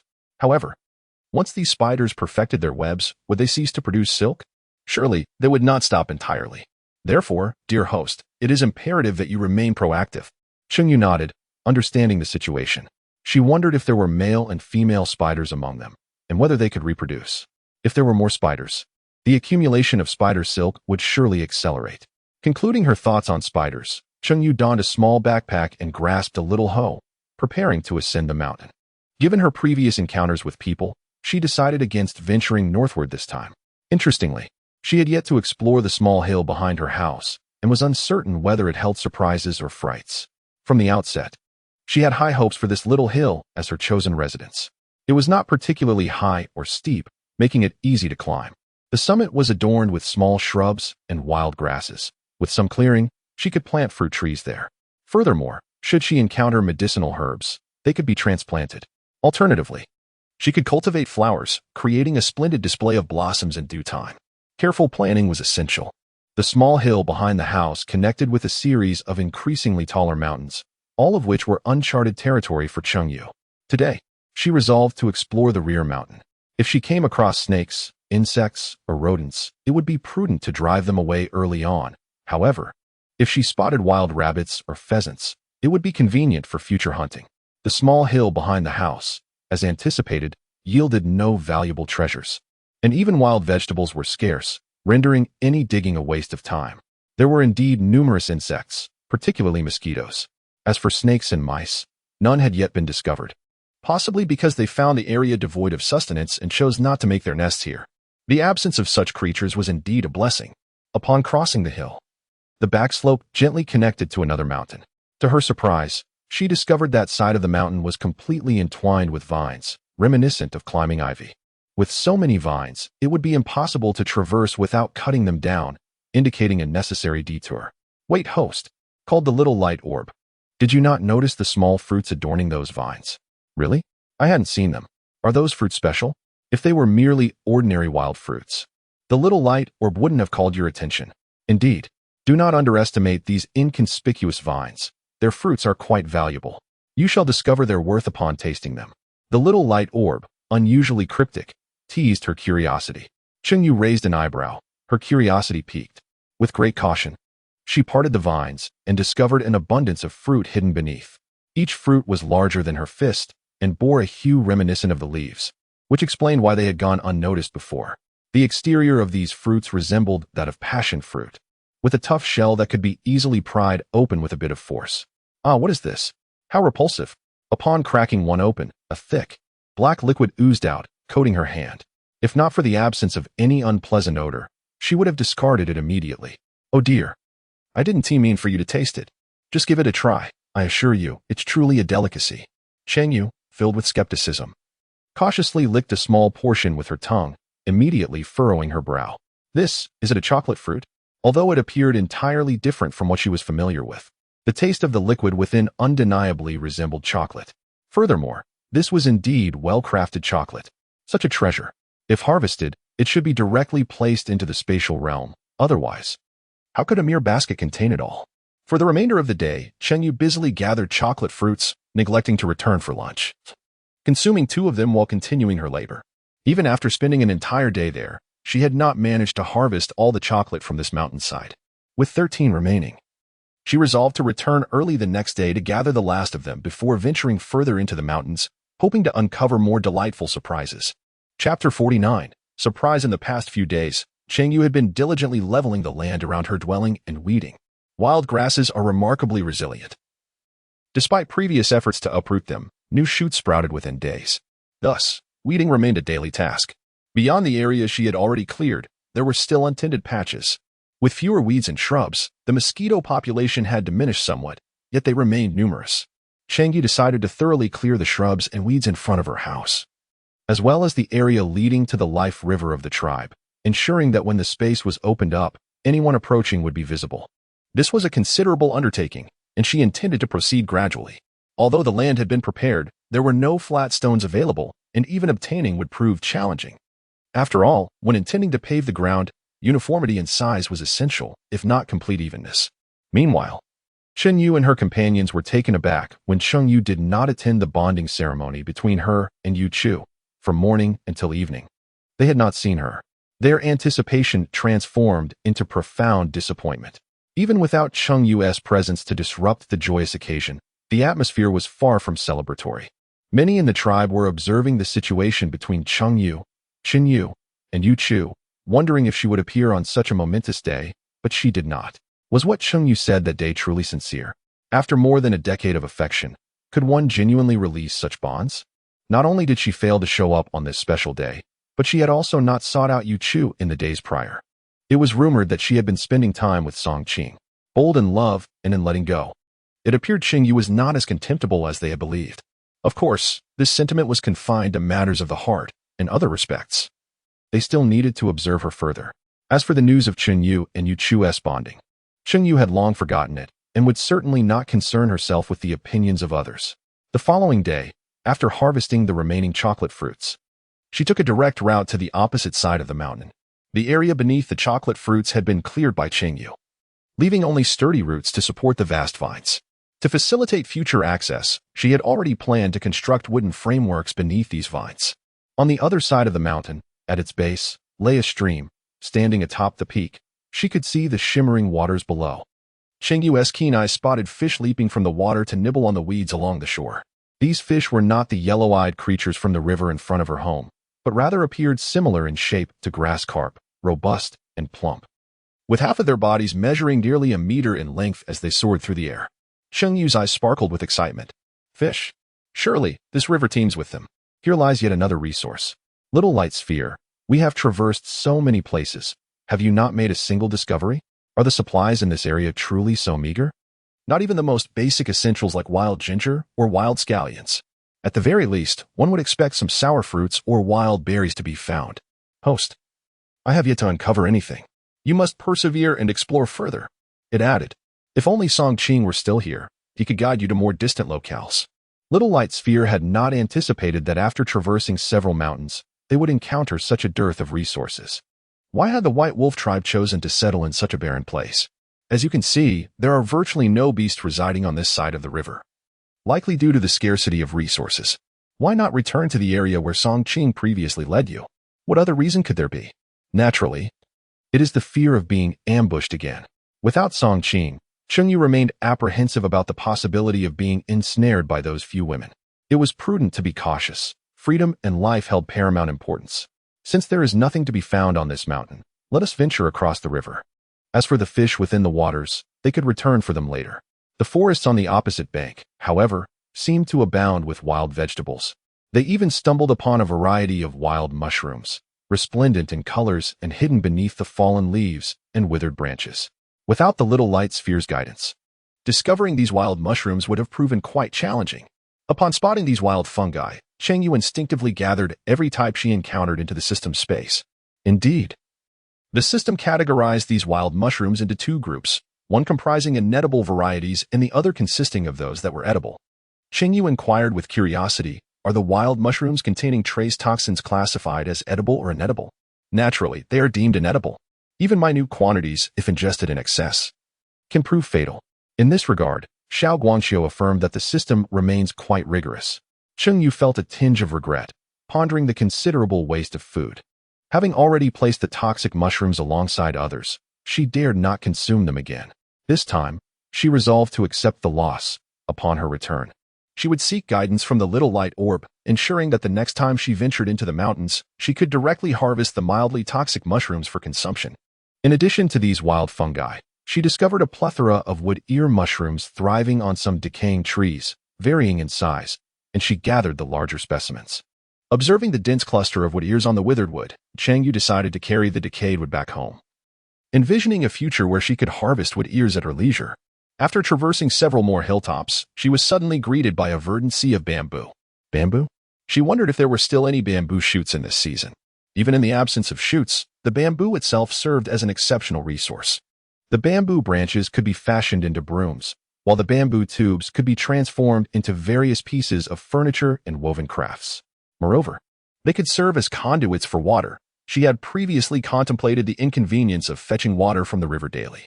If she could create a simple water system using bamboo tubes, it would greatly enhance the convenience of water access at home. Her beginner's gift pack was conveniently stored in her space, readily available for her use. The bamboo she encountered was within her grasp. Unlike the towering trees in the dense forest that required several individuals to encircle, even a full day's labor with a stone axe might yield only a single tree. Instead, she opted for a saw. With each fallen stalk, she would stow one away in her space. Time slipped by unnoticed as she continued her task, until the little light orb finally interjected, prompting her to pause. Host, that will suffice. You have gathered enough bamboo to your heart's content. What are the bamboo shoots? Though many have matured, the tender tips remain delectable. Indeed, she acknowledged. Cheng Yue took out her sickle and began to harvest the bamboo shoots. Although there were only a few newly sprouted ones, she felt quite content, aware of the rapid growth of bamboo shoots in comparison to bamboo itself. She found herself utterly captivated by the task at hand. Every bamboo shoot that came into her view was seized without hesitation. After all, the bamboo grove was so dense that even if she were to cut down all the shoots that had emerged this year, it would hardly affect the forest. The grove was pleasantly cool, with a damp ground beneath her feet, and despite spending an extended period there, she did not feel stifled by the heat. Most remarkably, she had not been bitten by mosquitoes at all. It was not a matter of becoming accustomed to the bites and thus overlooking them. Rather, there were simply no mosquitoes to disturb her.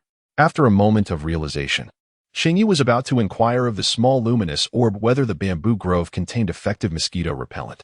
Generally speaking, bamboo forests are known to harbor more ferocious mosquitoes than typical jungles. However, upon raising her gaze, Cheng Yue's eyes nearly bulged from their sockets, and she instinctively took a step back, landing squarely on the ground. Ah, little orb, why did you not alert me? If the orb claimed not to have noticed, she would never believe it, even under duress. Host, I merely intended to deliver a surprise for you. Were you not surprised? Surprise? More like a shock. Cheng Yue felt an overwhelming urge to burst the little orb's form. What sort of surprise was this? It was more akin to a fright.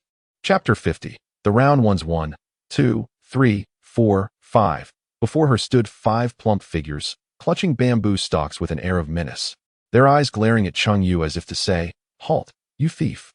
Return our bamboo shoots." Under normal circumstances, the sight of these fluffy, rotund beings would have brought her immense joy. Yet, surrounded by these furry entities now, the situation was far from delightful. Well, hello there. Cheng Yue, with the hand that did not grasp a sickle, foolishly greeted the round creatures. Little glowing orbs, are these ordinary round creatures, or beasts? If they are beastmen, it would indeed be quite awkward. They are merely ordinary round creatures, so the host need not worry. As I mentioned, there are only 3 tribes in this vicinity. The little glowing orb paused momentarily and continued. However, in this world, there do exist round beastmen, so host, do not take advantage of them simply because they appear to be ordinary beasts. They are a group of ordinary beasts protected by beastmen. Cheng Yue was astonished. If there exist rotund orcs, then why are they not residing in the rotund tribe, but rather in the white wolf tribe? As for this, I cannot provide an answer.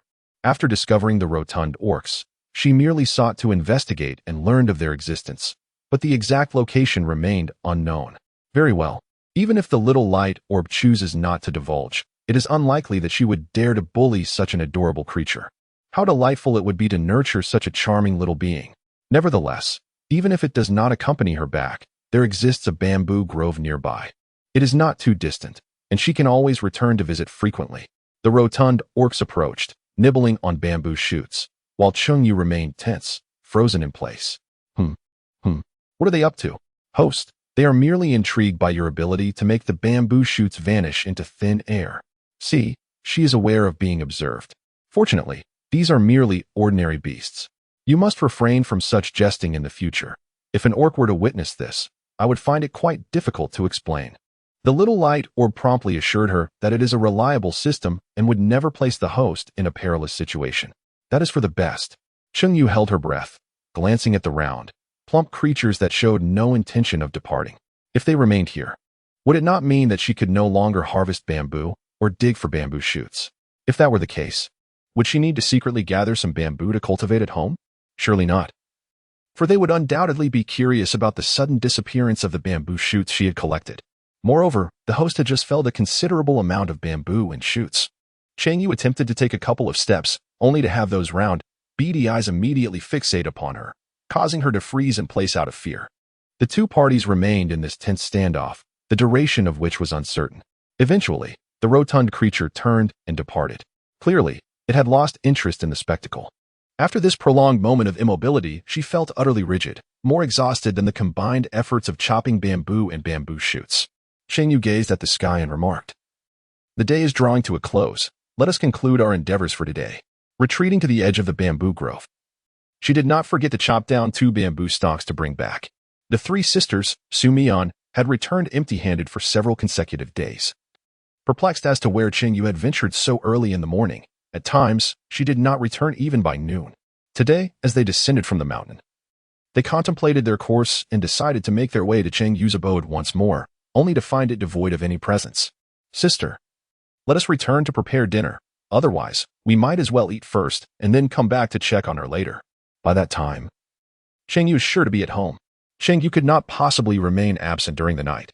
After expressing this thought, they prepared to turn and leave, only to see Cheng Yue descending from the mountain behind her house. Ah, it is Cheng Yue. It turns out she ventured over to that mountain, which explains why we could not locate her. However, how did she manage to reach that mountain? Could it be that she was unaware of its desolation? Look. She has brought back 2 green branches. Cheng Yue was somewhat taken aback by the arrival of the Su Mian sisters, unaware that they had visited a few days prior, only to perfectly miss each other. "What brings you here?" Cheng Yue casually tossed aside 2 bamboo poles and wiped the sweat from her brow. Su Mian inquired, "We came to see you. Earlier, I wanted to ask if you would join us for gathering, but by the time we arrived, you had already departed." Indeed. Cheng Yue, do you rise so early each day? You were also absent when we came this afternoon. Their observations clearly did not pertain to today, leaving Cheng Yue even more astonished. "Ah, you see, it was cooler in the morning before the sun became so intense. I thought it wise to venture out early and return sooner." When she returned home, she found herself alone. Yet it was evident that Su Mian and the others had not intended to seek her out at that time. Cheng Yue expressed her apologies, saying, "I am truly sorry for making you travel in vain." Although Aunt Yuna had encouraged them to maintain frequent visits, Cheng Yue, recalling the previous owner's notorious reputation, did not take this matter seriously. To her surprise, the 3 sisters had indeed taken Aunt Yuna's words to heart, which made her feel quite embarrassed. "Oh, it's nothing. We simply did not consider it thoroughly. We shall also be heading to the mountains early tomorrow to gather." "Cheng Yue, will you join us?" Su Mian remarked, as she retrieved 2 fruits from her animal skin bag and added, "These are the fruits we picked today. Here, try them and see if you like them. If you do, we can take you along to gather more tomorrow." Cheng Yue found herself in a rather pitiable situation. She ventured out early in the morning, only to return empty-handed, save for 2 inconsequential pieces of wood. "Ah, how grateful I am to you. I shall graciously accept this gift." The fruit appeared quite unfamiliar to her, and after days of trekking up the mountain without encountering many wild berries, her curiosity piqued regarding the taste of this peculiar fruit. If it proved delectable, she would indeed wish to gather some for herself. "Oh, it's nothing, merely a few wild fruits. They abound on the mountain. Whenever we desire, we can simply ascend to pluck them." Consequently, she had not harvested a substantial quantity. "The sun is scorching. Why not come inside for a moment and have a drink?" Before she could finish her sentence, Su Mian and her companions waved her off. No, no. We must return to prepare our meal. Oh, but wait. You've made it to the doorstep. At least indulge in a sip of water before departing. I discovered some exceptional fruits on the mountain, and they taste quite delightful. Allow me to fetch some for you. Without waiting for their response, she dashed into the house to retrieve the chocolate fruits. In her quest for convenience, she had previously unearthed several chocolate fruits. After excavating the chocolate-like liquid within, she allowed it to rest overnight, and by morning it had solidified. Additionally, she brought forth some neatly cut chocolate pieces. Su Mian and the others did not harbor lofty expectations. However, upon witnessing Cheng Yue's enthusiasm, they reconsidered their departure. Here, this is the fruit. You must peel away the outer shell to enjoy the liquid inside. Exercise caution while consuming, lest you spill it on yourselves. Furthermore, the liquid within this fruit hardens after being removed for a while, making it more convenient to eat. When one is quite famished and lacks the time to prepare a meal, one can simply enjoy a piece or two, as it is quite filling. Cheng Yue emerged with a basket in hand, having gathered over 30 fruits, with chocolate blocks wrapped in leaves resting atop them. Su Mian and her companions were immediately drawn to the sight of this basket. What is this? It's so convenient for carrying things, they exclaimed. Unlike animal skin bags, which tend to crush everything together, this basket appeared to be far more accommodating, ensuring that the wild vegetables and fruits brought home would remain intact. This basket is crafted from vines. What do you think? It looks quite nice, doesn't it? Cheng Yue inquired. Not just nice, it is exceptionally splendid, the Su sisters thought, their eyes reflecting a singular desire to possess one. However, given that Cheng Yue had only a few, it was impossible for her to give them away. Thus, she proposed, would you like to learn how to make one? I just brought back 2 bamboo poles. They are even better than vines. After lunch, you can come and learn from me. I'll be home then. Really? Such a useful item. You would truly teach us how to make it. They were filled with envy and desire, yet they wouldn't dare ask Cheng Yue to give them one. They were pleasantly surprised that she offered to teach them. Almost fearing that Cheng Yue might change her mind, they quickly replied, yes, we will learn.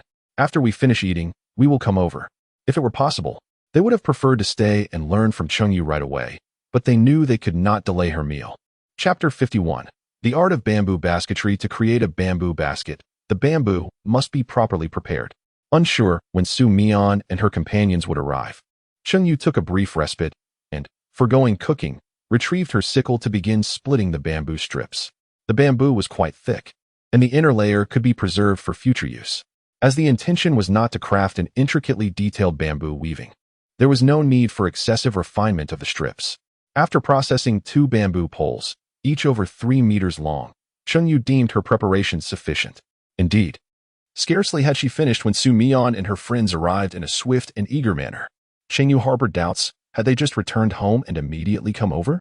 Was that truly the case with Su Mian and the others? Indeed, it was. Xiao Yu, we have arrived. The entrance of Cheng Yue's residence faces the river, and as Su Mian and her companions approached from the east, they could see Cheng Yue not far from the entrance. Previously known simply as Cheng Yue, she was now affectionately referred to as Xiao Yu, signifying a deepening of their relationship. How have you arrived so swiftly? I had anticipated that it would take you some time to get here. I have just finished preparing the bamboo. If you're not weary, I can teach you how to weave bamboo baskets right now. No rest, no rest. What is there to rest for? Let us begin at once. Yes, indeed. Let us commence immediately. Cheng Yue distributed some bamboo strips to them and commenced teaching them how to create the base. In truth, the process is remarkably straightforward. It merely involves interlacing the bamboo strips. Depending on the desired size of the basket, one must prepare strips of corresponding lengths. When bending them upwards, we gently heat the bamboo over a flame, facilitating the curvature without causing any breakage. If one finds this technique challenging, employing an object to stabilize the strips can simplify the process. Ultimately, we utilize 2 thicker bamboo pieces to fashion a handle. To enhance sturdiness, additional thicker strips are incorporated at the base. Should one choose not to add a handle, this would result in a shallow bamboo basket. However, by continuing to weave upwards, one can create a deeper basket, and adding 2 shoulder straps transforms it into a backpack. Cheng Yue took out all the baskets she had previously woven from vines for comparative teaching, enhancing the depth of the lesson. Upon hearing Cheng Yue's words, Su Mian and the others immediately comprehended. My goodness, Xiao Yu, what on earth were you thinking? How could you conceive such an extraordinary creation? Your mind is truly remarkable. Cheng Yue chuckled, expressing that her intentions were merely for convenience. She dismissed any notion that animal skin bags were ineffective.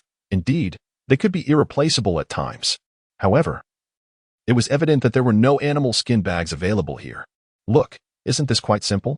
You should all give it a try. To facilitate a more intuitive and swift understanding of how bamboo baskets are woven, Cheng Yue crafted a basket with slightly larger openings, suitable for accommodating larger items like chocolate fruits, though not for those the size of a thumb.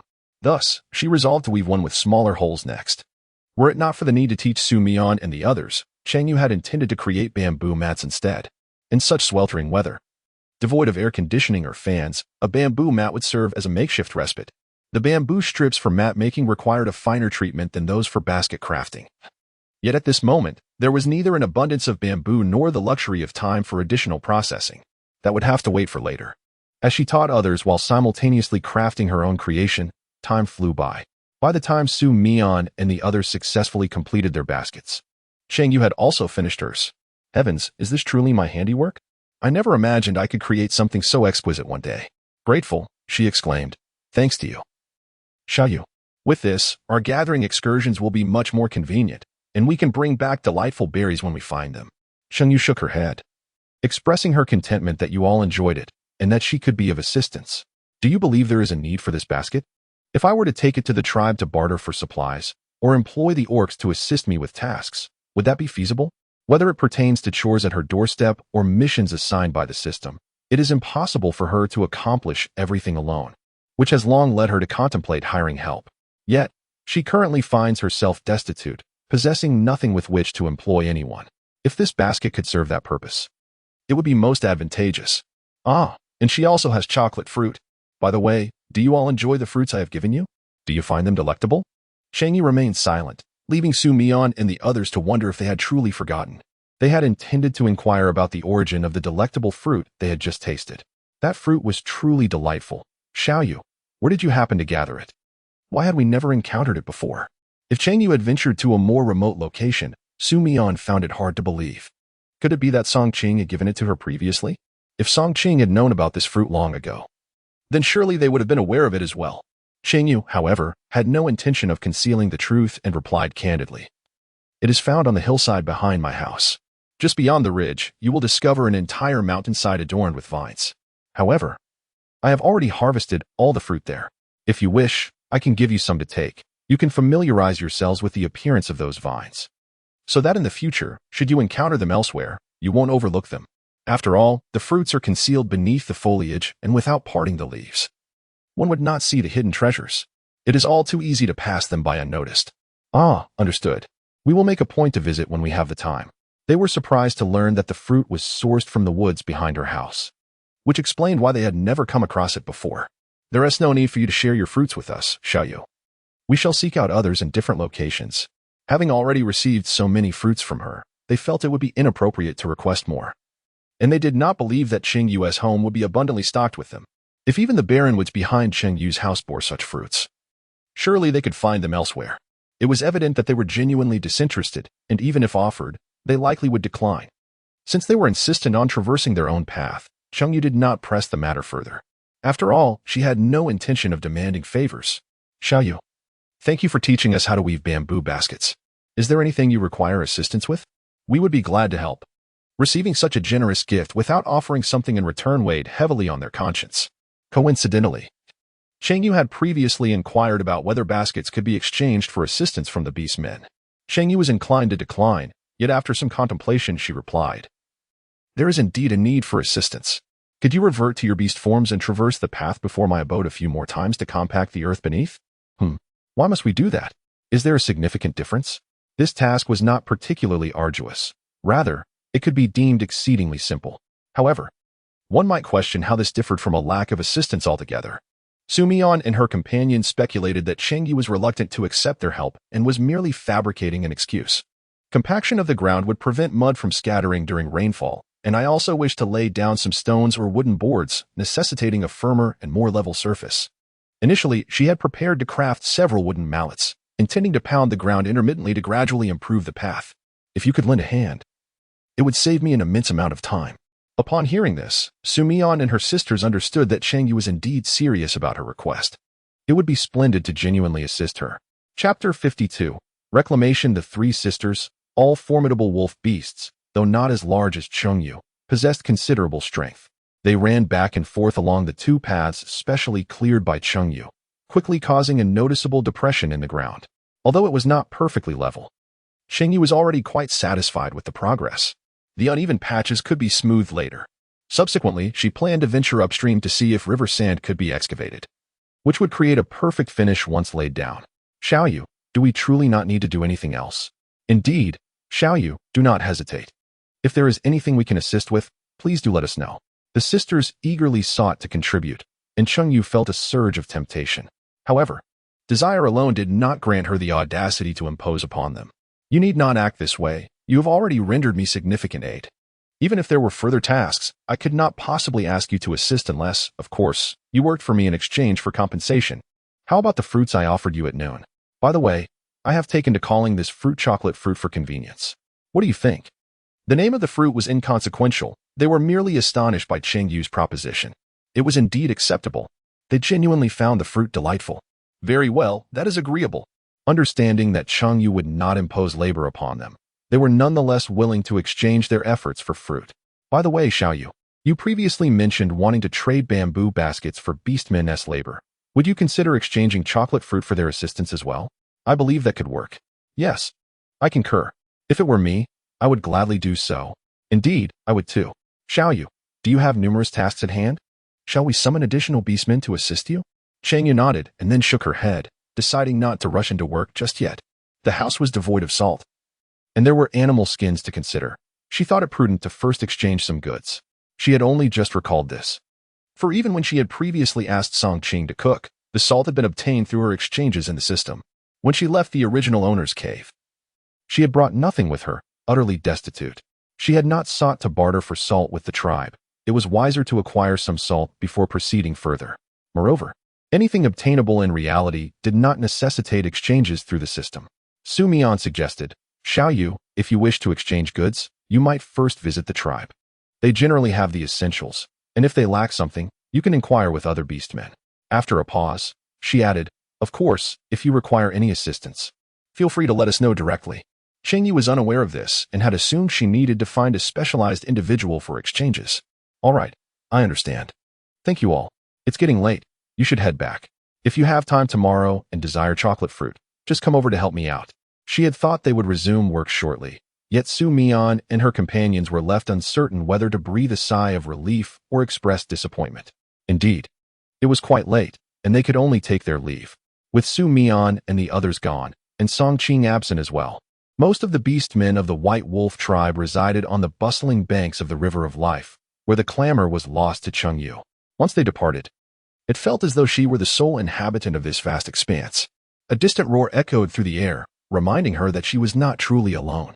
The melancholy that enveloped Cheng Yue dissipated in an instant. She contemplated turning to enter the house, shutting the door behind her to disregard everything. Yet she realized the necessity of preparing a meal. I must prepare an ample supply of cooked provisions so that on days I lack the inclination to cook, I may abstain. Unlike now, when hunger compels me to dutifully engage in cooking. The troubling matter remains that what I produce is utterly unpalatable. Once more, as I encounter the oversalted, bitter, and charred stir-fried meat slices, tears threaten to spill. It has been 3 days since Song Qing departed, and I find myself yearning for him. It is solely for the sake of Song Qing, who heeds my desires and prepares delectable dishes for me, that I feel an urgency to solidify our relationship. Otherwise, I fear I may one day bring ruin upon myself. Why is it that despite my meticulously sliced vegetables and precisely measured seasonings, the result remains so unsatisfactory? Surely, it must be the ingredients, this wretched pan, and this stove conspiring against me. My hands, my eyes, they deceive me. A small orb of light scornfully remarked, lacking such talent, want it not to concoct endless excuses. I advise you to relinquish this endeavor sooner rather than later. In this world, food is a precious commodity. Do not squander it. Cheng Yue was indignant. Just wait. Once I gather enough ingredients, I shall dedicate myself to practice. I refuse to believe that with such diligence and effort, I cannot master the art of cooking a dish. The little light orb refrained from expressing any opinion, yet it could foresee a certain outcome. The following day, Su Mian and her companions indeed arrived. Not only them, But Aunt Yuna also came along. Aunt Yuna was not motivated by the allure of chocolate fruit. Rather, she had heard that there were numerous tasks to undertake on Cheng Yu's side and had come specifically to lend a helping hand. Cheng Yue did not assign them overly complicated tasks. Her instructions were simply to clear the nearby trees and weeds, leaving behind only a couple of substantial trees. She insisted on removing everything else.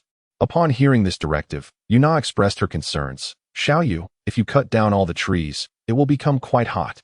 There will be no shade whatsoever. The few trees that remain are far from the house and won't provide any shelter from the sun. It would make more sense to fell those large trees and keep the smaller ones, which could grow over time." Cheng Yue replied, "There are simply too many weeds and trees, which attract mosquitoes and vermin. For safety's sake, it is better to clear them all away. As for the issue of shade, I can transplant some trees later." She preferred to eliminate the pests over dealing with the heat. Nevertheless, Yuna pondered the necessity of such drastic measures. After all, these trees and weeds serve as a barrier against potential dangers. Removing them all is rather risky. Unbeknownst to them, Cheng Yue planned to construct a wall around the cleared area.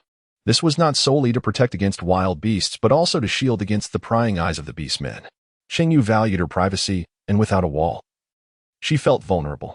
Seeing her unwavering resolve, Yuna and the others felt compelled to assist. Fortunately, this area fell within the tribe's safe zone, where beastmen patrolled regularly, ensuring a general sense of security barring extraordinary circumstances. One could not deny that clearing the space in front of the house opened up the view, making it quite pleasant. The beastmen operated purely on brute strength and lacked any mystical abilities, yet their physical prowess was more than sufficient for the task of land clearing. Even the females exhibited remarkable efficiency. What Cheng Yue believed would take her months to accomplish, Yuna and her companions completed in just 5 days. Remarkably, they had cultivated a total of 10 acres, split between the north and south, all within that brief time frame. And Cheng Yue had only offered them less than 50 pounds of chocolate in return. With her vast supply of chocolate fruit exceeding 10,000 pounds, she considered this an exceedingly advantageous exchange. Indeed, Yuna and her companions felt it was worthwhile as well. Pulling up trees, clearing weeds, and removing stones from the land were tasks that posed little challenge to them. The uneven patches left behind did not require filling, rendering the endeavor rather unchallenging. Chapter 53. Enclosing the land early in the morning, before Cheng Yue had fully awakened, she was informed by a small luminous orb that several female orcs were outside. Could it be Cheng Yue and her companions? Were they already up to no good so early, displaying such enthusiasm? However, the orb clarified that they were unfamiliar female orcs. How peculiar. How did strangers find their way to this secluded corner? It is often said that one does not visit without purpose. Cheng Yue doubted they were merely here to admire the scenery. Were they not causing any trouble in her vicinity? The orb assured her they were not, which only deepened her curiosity. Neglecting her morning routine, she stepped outside. "Do you come here with a purpose?" Upon seeing Cheng Yue emerge, the female orcs beamed with delight. "We have come to assist you," they exclaimed. "Indeed, we heard from Su Mian that we could help you in exchange for something called chocolate. Is that true?" In fact, these orcs were friends of the Su Mian sisters and had already indulged in chocolate at their place. If it weren't for that, they would not have arrived at Cheng Yue's doorstep before dawn. The taste and texture of chocolate resonated profoundly with their preferences. After just one bite, they were enamored. Though they were good friends with the Su Mian sisters, they could not rely on their generosity indefinitely. The prospect of obtaining chocolate directly from Cheng Yue, simply by assisting with some straightforward tasks, was irresistible. They had come early because they had heard from Su Mian that if they did not arrive promptly, Cheng Yue might leave. Listening to their explanations, Cheng Yue felt a surge of mixed emotions. She had not anticipated that the Su Mian sisters would recommend helpers to her. This was indeed a significant boon. She would have to express her gratitude to them. Alas, if only she possessed culinary skills. She could prepare a delightful meal to show her appreciation. In that case, she would have to see if she could procure some fine ingredients. Cheng Yue, with a radiant smile, addressed the newcomers. "What Su Mian and her companions said is indeed correct. I have chocolate fruits here, as well as perfectly molded chocolate. You may choose one. If you could assist me by turning over the soil here and digging a large pit, I would be willing to offer each of you either 50 pieces of chocolate or 100 chocolate fruits. Since you are already acquainted with the situation through Su Mian, there is no need to present the rewards to her. You may simply commence your work." The arriving females were all quite capable, and upon finishing her words, Cheng Yue prepared to get to work. Cheng Yue proceeded to delineate the area designated for the pond excavation. imparting her knowledge on soil tillage before leaving them to their tasks. In the absence of company, she had already extracted a portion of the bamboo from the space, some of which had been meticulously processed into bamboo strips. Today, she aimed to weave herself a bamboo mat, though I wonder if a single day's labor would suffice for such an endeavor. These tasks may appear deceptively simple, yet the execution proves to be quite challenging. She was unaware of how many bamboo poles had been squandered in her attempts, barely managing to fashion one mat, uncertain if it would be sufficient. As Cheng Yue wove her bamboo mat, the nearby women would occasionally steal glances at her while laboring, gathering to whisper amongst themselves. They had never witnessed Cheng Yue so quietly and diligently engaged in her work. Moreover, was the item in her hands indeed the bamboo basket that Su Mian and the others had spoken of? I wonder if she would be amenable to trading a few when the time came. Of course, she replied. Come take a look at what I have here. For now, I only possess these few styles. If you have a preference for any particular type or several, do let me know. Once I have completed them, you may return to collect your selections. Cheng Yue gazed contentedly at the females as they excavated the pond and cultivated the land. The orcs were truly remarkable workers. Is that so? How wonderful. I desire one of everything you have here. May I? She inquired. Would this be a bother? Indeed, indeed. I wish for them all as well. The females chimed in, expressing their admiration for the appealing baskets and containers, each yearning to possess one. Cheng Yue, of course, had no objections.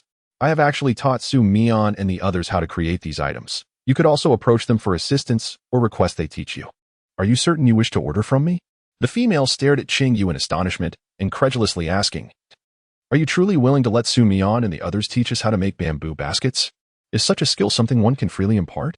If they all acquire this knowledge, who would still trade with you? What does that matter? Cheng Yue replied with a smile. I would actually welcome more individuals learning this craft, as it would save me from the labor of making them myself. Moreover, my own skills are not exceptionally refined. Perhaps some possess a natural talent for this craft, capable of creating even more exquisite bamboo baskets. Would that not be splendid? In the future, our tribe might even rely on this to exchange resources with other tribes. While bamboo weaving may seem simple for small items, it is undeniably challenging without a modicum of talent. The females exchanged glances, taken aback by Cheng Yue's magnanimity. Yet, they pondered why she had previously sought food from others. The mere act of crafting bamboo baskets could earn the respect of the tribe's orcs. Matters of emotion, after all, are often deeply personal, and those who genuinely care are few. Cheng Yue paid no heed to their thoughts and inquired once more, Do you wish to place an order with me? Or shall you seek instruction from Su Mian and their associates? The females, undoubtedly inclined to pursue learning, felt a twinge of guilt at the prospect of departing without expressing their gratitude to Cheng Yue. Thus, they responded, Yes, indeed. What do you require? Beast meat? Salt? Or perhaps something else? Salt, please, Cheng Yue replied, for my supply is running low. If you could bring me a barrel of bamboo salt, along with the 4 other items, would that be agreeable? If so, let us finalize the arrangement. Cheng Yue produced a bamboo tube, signifying a set of bamboo products. In exchange for a barrel of coarse salt, she intended to further refine the salt for her own use. The time required to craft a quality set of bamboo products was not insignificant, and Cheng Yue deemed a barrel of salt to be a fair price. The females concurred, and thus the agreement was reached. Subsequently, with the assistance of the Su Mian sisters and their friends in promoting the venture, the number of females coming to work for Cheng Yue increased significantly after they had savored chocolate but had yet to discover chocolate fruit on the mountain. They were unconcerned about Cheng Yue's prior reputation. As long as she could provide them with the chocolate they were entitled to, they diligently fulfilled the tasks she assigned. Even Cheng Yue was taken aback by this, having anticipated that few would offer assistance given the original owner's reputation. However, upon reflection, she realized that as long as she offered fair compensation, the nature of her past was of little consequence. Within merely a few days, Cheng Yue's surroundings had transformed dramatically. The thatched cottage, along with the trees and undergrowth surrounding it, had been meticulously cleared, and the ground had been turned over. If it were not for the encroaching territories of others, she would have been eager to cultivate those lands as well. More land meant more space for cultivation, which in turn promised a greater harvest in the future. Naturally, Cheng Yue hoped to expand her own holdings. Although the path towards the life stream was obstructed, the ascent remained passable as this area was desolate and the beastmen tended to avoid it. Cheng Yue deftly directed the diligent females to commence their labor, guiding them towards the development of the land until they reached the rugged highlands, where the terrain was steep and strewn with rocks, at which point she decided to halt their efforts. Upon conducting a meticulous assessment with her luminous orb, she discovered she possessed nearly 100 acres of arable land, inclusive of 3 small hills, 2 ponds, and 1 large water basin. Once the land had been cleared, Cheng Yue instructed the females to encircle her territory with stones. As the stones could not be hewn, they were required to transport the large boulders directly to the site, prioritizing the establishment of the enclosure. She intended to plant a ring of thorns around this stony barrier, allowing for cultivation to proceed at a leisurely pace. As she had no intention of permitting intruders into her private domain, the series of actions undertaken by Cheng Yue was undoubtedly significant, drawing the attention of nearly the entire tribe of orcs. Reactions varied. Some were astonished, others scornful, some were shocked, while others were puzzled. A few even ventured forth to witness the spectacle. They soon realized that Cheng Yue was indeed squandering resources by having the orcs clear the area of trees, weeds, and stones, purportedly to cultivate wild vegetables and fruit trees. Many believed she had lost her sanity, including those who had come to assist her. The vegetation had been uprooted, revealing patches of yellowish and blackened earth, which were neither safe nor aesthetically pleasing. With no rain in sight, dust swirled about, and when the rains did arrive, the ground would turn to mud, rendering it nearly impassable. Clearly, her endeavors seemed both arduous and thankless. Yet, Cheng Yue remained resolute, impervious to the counsel of others. While the results were not yet visible, who could mock her when the land bore fruit in abundance? Chapter 54. The return. Having concluded the fencing process and dispersing 2/3 of the chocolate fruit, Cheng Yue decided against enlisting further help for the land. The groundwork had been laid. She needed to meticulously plan where to plant fruit trees, flowers, cultivate fish, and graze livestock. In the ensuing days, Cheng Yue scoured the mountains and forests, seeking out the most beautiful flowers and worthy fruit trees for transplantation. Various wild vegetables also needed to be unearthed for cultivation. But there was no urgency, as it was not the planting season. Just as she was on the verge of forgetting someone, that very person unexpectedly returned. Song Qing gazed at the stone-enclosed, vast expanse of barren land with a look of bewilderment. Had he taken a wrong turn? If there was a chance of misidentification, it might pertain to Cheng Yue's residence, but there was no mistaking his own dwelling. He had traversed from his own cave, surrounded by familiar terrain. Indeed, perhaps he should enter and investigate further. After walking a short distance, he spotted Cheng Yue's familiar thatched cottage. He had not erred after all. Yet he remained clueless about the changes that had transpired outside. Song Qing had returned just before dawn the previous night, and due to the late hour, he had not greeted anyone. Upon waking early, he had come to seek out Cheng Yue, hence he had no means of learning about her situation from the other orcs. However, upon discovering her absence, he turned to his parents to discuss his experiences and inquire about Cheng Yue. It was then that he learned the truth. Cheng Yue had indeed summoned help to excavate wild vegetables and fruit trees for planting. While he had heard her mention this before, he had never anticipated the scale of her undertaking. The enclosed area was vast, aside from a few large trees left standing. All other plants had been removed. How many wild vegetables and fruit trees could she possibly plant? Or rather, what was the extent of her ambitions for wild vegetables and fruit trees? After all, in the mountains, one could freely gather both. Yet, he could not comprehend the difference between what was solely his and what was communal. Moreover, how much could the mountains provide? The resources were scattered. How could they possibly satisfy Cheng Yue's desires? At that moment, where was Cheng Yue? She had ventured into the bamboo grove to see the round creature again. Although she had previously been surrounded by it and found it fearsome, her curiosity was insatiable. This time, she intended neither to cut bamboo nor the bamboo shoots. So surely the creature would not be aggressive towards her again. The creature indeed harbored no hostility, allowing her to observe it with satisfaction. She could return any time in the future. Unexpectedly, upon crossing the bamboo forest, she found herself by the tribe's lifeblood river. It made sense, after all. The location she had chosen was not far. Perfect. She could take a different route back and perhaps encounter delightful surprises. If none were to be found, she would simply change her destination. At that moment, a small light orb conveyed a message. Host, Song Qing has returned. Do you wish to head back? Return? Why should I? He has come back. So what? Why must I go back just because he has returned? Climbing a mountain was no trivial feat. The orb faltered. Did you not previously say to seize the opportunity and not let such an exceptional man be taken away by others? The orb's bluntness elicited an eye roll from Cheng Yue. Seizing an opportunity was not synonymous with desperation. After all, those who pursued too eagerly were often undervalued. Much like the original owner of her body. What was the hurry? However, It was indeed good that Song Qing had returned. Heaven knew how she had managed during his absence. Despite her earnest efforts to prepare a meal, it had either turned out too salty or burnt, too bland or bitter. And how could she have produced a strangely sweet flavor without adding sugar? She felt as though her eyes and hands were malfunctioning.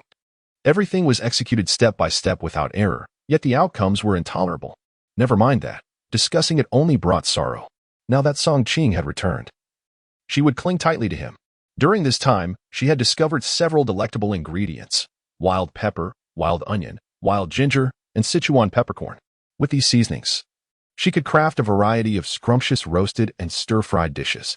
Regrettably, thus far, she had not found a single staple food, leading her to question whether any existed near the White Wolf tribe. Indeed, the forest, recognized as the most barren by the tribe, offered little of value. Aside from the commonly found wild vegetables, nothing else had been unearthed. Cheng Yue could only sigh as she descended the mountain. Fortunately, she had unearthed some flowers and herbs, so this outing was not entirely fruitless. Just as she was preparing the dishes for lunch, Song Qing arrived, bringing with him a piece of meat from a beast. Upon seeing Song Qing, Cheng Yue's joy was palpable. "Ah, Song Qing, when did you return?"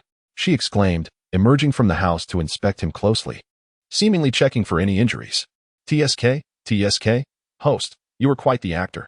It was clearly stated that Song Qing had returned in the dead of night yesterday. Yet here you feign ignorance. Noticing the smile on Cheng Yue's face, a glimmer of amusement appeared in Song Qing's eyes. "I returned last night. Are you truly pleased to see me?" "Of course I am," she replied exuberantly. Cheng Yue gracefully accepted the substantial piece of meat from his hands. "Just in time. I was about to prepare a meal. Since you have arrived, why not take charge of the cooking? Do you have any idea how exasperated I am?" Despite being quite a clever individual, effortlessly slicing meat and vegetables without fear of smoke or splatter, and adhering meticulously to each culinary procedure, the final outcome has been utterly disappointing. Cheng Yue, in her customary manner, poured forth her grievances, yearning to release the pent-up frustrations of recent times. Song Qing listened quietly, naturally making his way to the kitchen to prepare some dishes, a smile gradually illuminating his eyes as he absorbed Cheng Yue's complaints, perhaps unbeknownst to her.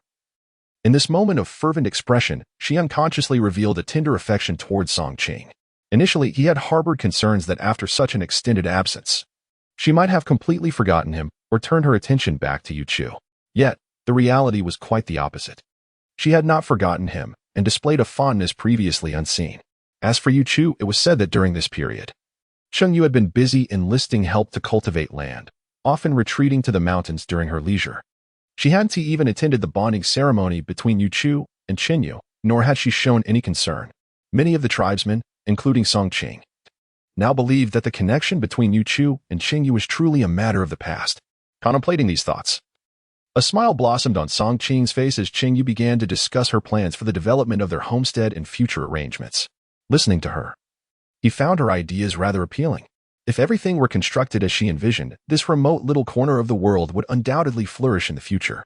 Furthermore, Cheng Yue expressed her desire to venture out in search of more food to transplant and cultivate, ensuring that once they thrive, they would no longer need to worry about sustenance, able to procure food simply by stepping outside, rather than toiling over mountains and bringing back meager supplies. The more he pondered, the more he found her ideas enticing. Song Qing even considered the possibility of cultivating the area at the entrance of his cave. Upon hearing him express such thoughts, Cheng Yue was filled with delight. That is splendid. It should indeed be this way. While there are still few people around, and they have yet to recognize the significance of this issue, we ought to seize the opportunity to claim more territory. In the future, the prime locations will be fenced off, and if we wish to clear land, we'll have to venture far from home. Song Qing nodded. I shall give it careful consideration. Cheng Yue's chosen location was situated directly beneath Song Qing's cave, and she had already enclosed a substantial portion of the area. The trees and stones had been cleared, making the distance between them seem remarkably shortened. With Song Qing having cultivated the land, they would soon be able to gaze at each other directly from their respective plots. Furthermore, once the pathway in between was constructed, traversing the area would become even more convenient. Song Qing did not deliberate for long. He summoned his brothers to assist in the cultivation. Not for any other reason but to keep pace with Cheng Yue, he felt compelled to clear the land. Due to Cheng Yue's significant endeavors, there were plenty of onlookers in the tribe eager to witness her potential failures. and having him alongside her would mean that if Cheng Yue faltered, he would be there to share in her misfortune. As for the apparent dangers that arose from the lack of protective barriers, did he not possess the capability to safeguard a female? Chapter 55, Quarrel for Song Qing. The task of land cultivation was considerably simpler than for Cheng Yue. He merely gathered a group of brothers and instructed them to clear the designated area of trees and weeds without needing to supervise. He had already explained his reasoning, echoing both Cheng Yue's words and his own thoughts. The brothers did not harbor such narcissistic notions. They were astonished that a solitary orc would go to such lengths to appease a female. Quite remarkable indeed. Song Qing was unconcerned with their opinions. He communicated his demands and then departed. He had promised Cheng Yue that he would accompany her up the mountain to forage for flowers and herbs. Upon meeting Cheng Yue, Song Qing inquired, "Where would you like to go today?" "Ah, you get to decide?" Cheng Yue replied, "You are more familiar with the forest than I am. Wherever you believe we can find the most flowers or wild fruits, that is where we shall go." After considering her words, Song Qing agreed, and they set off together. Not long after they had departed, Yu Chu and Cheng Yue returned from their honeymoon. In high spirits, their mood quickly soured upon hearing about the situation with Cheng Yue, leading to an abrupt collapse of their joy. Yu Chu, puzzled by Cheng Yue's grim expression, asked, "What is wrong? Is there something amiss?" "We just returned. Who could have upset you?" Having just come back, they took a brief rest at home before heading to their parents to update them on their circumstances, intending to reassure their elders. The time spent was not lengthy, and since they were merely visiting their parents, why the sudden change in demeanor? "Have you heard about the situation with Cheng Yue? She is supposedly using resources to enlist help for her work. Aren't the orcs in the tribe generally opposed to her?" "Cheng Yue?" Yu Chu furrowed her brows, questioning why there was a need to mention her. She felt that Cheng Yue had no connection to them, and her merits or faults were of no concern. Why bring her up? Are you regretting it? After all, she's more beautiful than I am. And I hear she is quite capable now, somehow acquiring abundant resources to waste on having the orcs assist in tree removal. It's utterly wasteful. That thing called chocolate. She had just tasted it at Cheng Yue's. It was a flavor she had never encountered before, and with just one bite, she was enamored. Yet, it was not someone else's, but rather something that Cheng Yue had provided. Whenever it concerned Cheng Yue, her heart was filled with displeasure. "What are you saying?" Yu Chu retorted. "Why would you speak like this? You were so happy during the bonding ceremony, and going out was a delightful affair. Yet, Cheng Yue often brings up Cheng Yue, dampening the mood. In the throes of passion, mentioning a rival occasionally stirred jealousy, which the orcs found quite flattering. However, now that their relationship was established, even bonded, constantly referencing a past love interest was intolerable. Are you upset? Angry? Anxious? Am I right? You're still thinking about Cheng Yue, aren't you? No wonder. That foolish girl. No matter how much she adores you or pursues you, she never truly succeeded. And thus you remain fixated on her." Observing Yu Chu's evident impatience, Cheng Yue exploded. Now that they were bonded, she no longer wished to endure this. Cheng Yue's confrontational demeanor was truly irksome. Everyone knew she was two-faced, but none expected her to reveal it so quickly and in this manner. In that moment, Yu Chu felt a tinge of regret. Yet, it was fleeting, for he genuinely liked Cheng Yue. Otherwise, he would not have bonded with her. However, Cheng Yue, ever observant, caught that fleeting regret and became even more relentless. "You, I'm too tired to deal with you. Just be quiet for a moment." The typically gentle female suddenly transformed into a fiery dragon, and Yu Chu felt compelled to retreat, too intimidated to confront her directly. But was he the type to show weakness in front of a female? Certainly not. Thus, he muttered a harsh remark and stormed away. In her fury, Cheng Yue collapsed onto the ground, weeping. It was all Cheng Yue's fault. Had she not existed, Yu Chu would not be behaving this way. If only Cheng Yue had attended the bonding ceremony, Yu Chu would not be lamenting her now. No, she needed to think of a strategy. She absolutely could not allow Cheng Yue to feel triumphant. Unfortunately, after 2 failed attempts, Cheng Yue had grown considerably more vigilant, especially with Song Qing by her side, making any further attempts difficult. Nevertheless, she had come to a resolution. Since she could not eliminate Cheng Yue, she would not allow her the satisfaction either. Perhaps it would be more painful to have her around, causing her distress, just as she felt now. Her heart ached to the point of breathlessness, wishing she could simply vanish. If Cheng Yue knew her thoughts, she might well retort, "If you desire to disappear, then do so. No one is stopping you." Regrettably, Cheng Yue was unaware. Nor did she know that someone was preparing to trouble her. After a prolonged period, Cheng Yue had crafted several baskets. Now, climbing the mountain, She and Song Qing each carried a large basket along with 2 leather pouches. Of course, the pouches belonged to Song Qing. Up till now, Cheng Yue had been unable to acquire a decent piece of leather. This is quite ingenious. How did you come up with this? Upon seeing the basket, Song Qing immediately recognized its utility. In certain respects, it surpassed the leather pouch. What is this made from? It resembles wood, yet has a hint of vine. It must be vine, as I've never seen wood twisted into such a form. Oh, this is made from bamboo. Given the scarcity of supplies at home, I had to venture to the mountains to gather materials, and I had to devise a way to bring things back myself. Upon reflecting on her situation, Song Qing fell silent. Before leaving, he had forgotten to send her some supplies. Clearly, he hadn't considered her needs thoroughly enough. At that moment, he remembered that Cheng Yue seemed to lack even a decent piece of leather. The leather she wore appeared to be the same set all along. Cheng Yue then said, "You know my circumstances well. Now tell me about yours. You were suddenly summoned away and have returned after such a long time. How did it go?" Song Qing appeared unharmed, able to run and jump, suggesting he had suffered no internal injuries, and the tribe had not reported any dire news. It seemed there were no casualties. As for me, I'm fine. No need for concern. Though I was urgently summoned, it was primarily due to worries about the orcs outside getting hurt, which is why I needed to hurry. The only tribe that attempted a sneak attack was the Flame Tiger tribe. We had 3 of the most elite orc warriors from our tribe, and the Flame Tiger tribe was no match for us. The reason it took so long was that I didn't want our people to be harmed. So I delayed as long as possible, only engaging when necessary, until the orcs from the Flame Tiger tribe were driven away.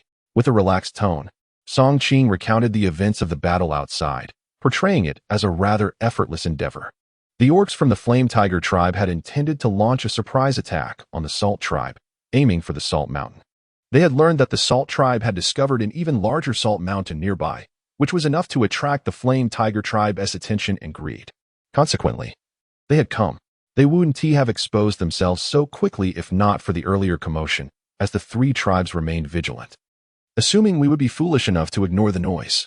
While speaking, Song Qing glanced at Cheng Yue. That so-called commotion referred to the orcs on the mountain attempting to capture her. Chapter 56.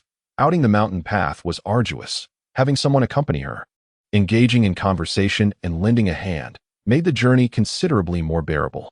The 2 of them walked together, chatting and pausing to rest when fatigued. They were heading out of the tribe, and in Song Qing's words, he was very familiar with the safety zone of the tribe, aware of what lay where.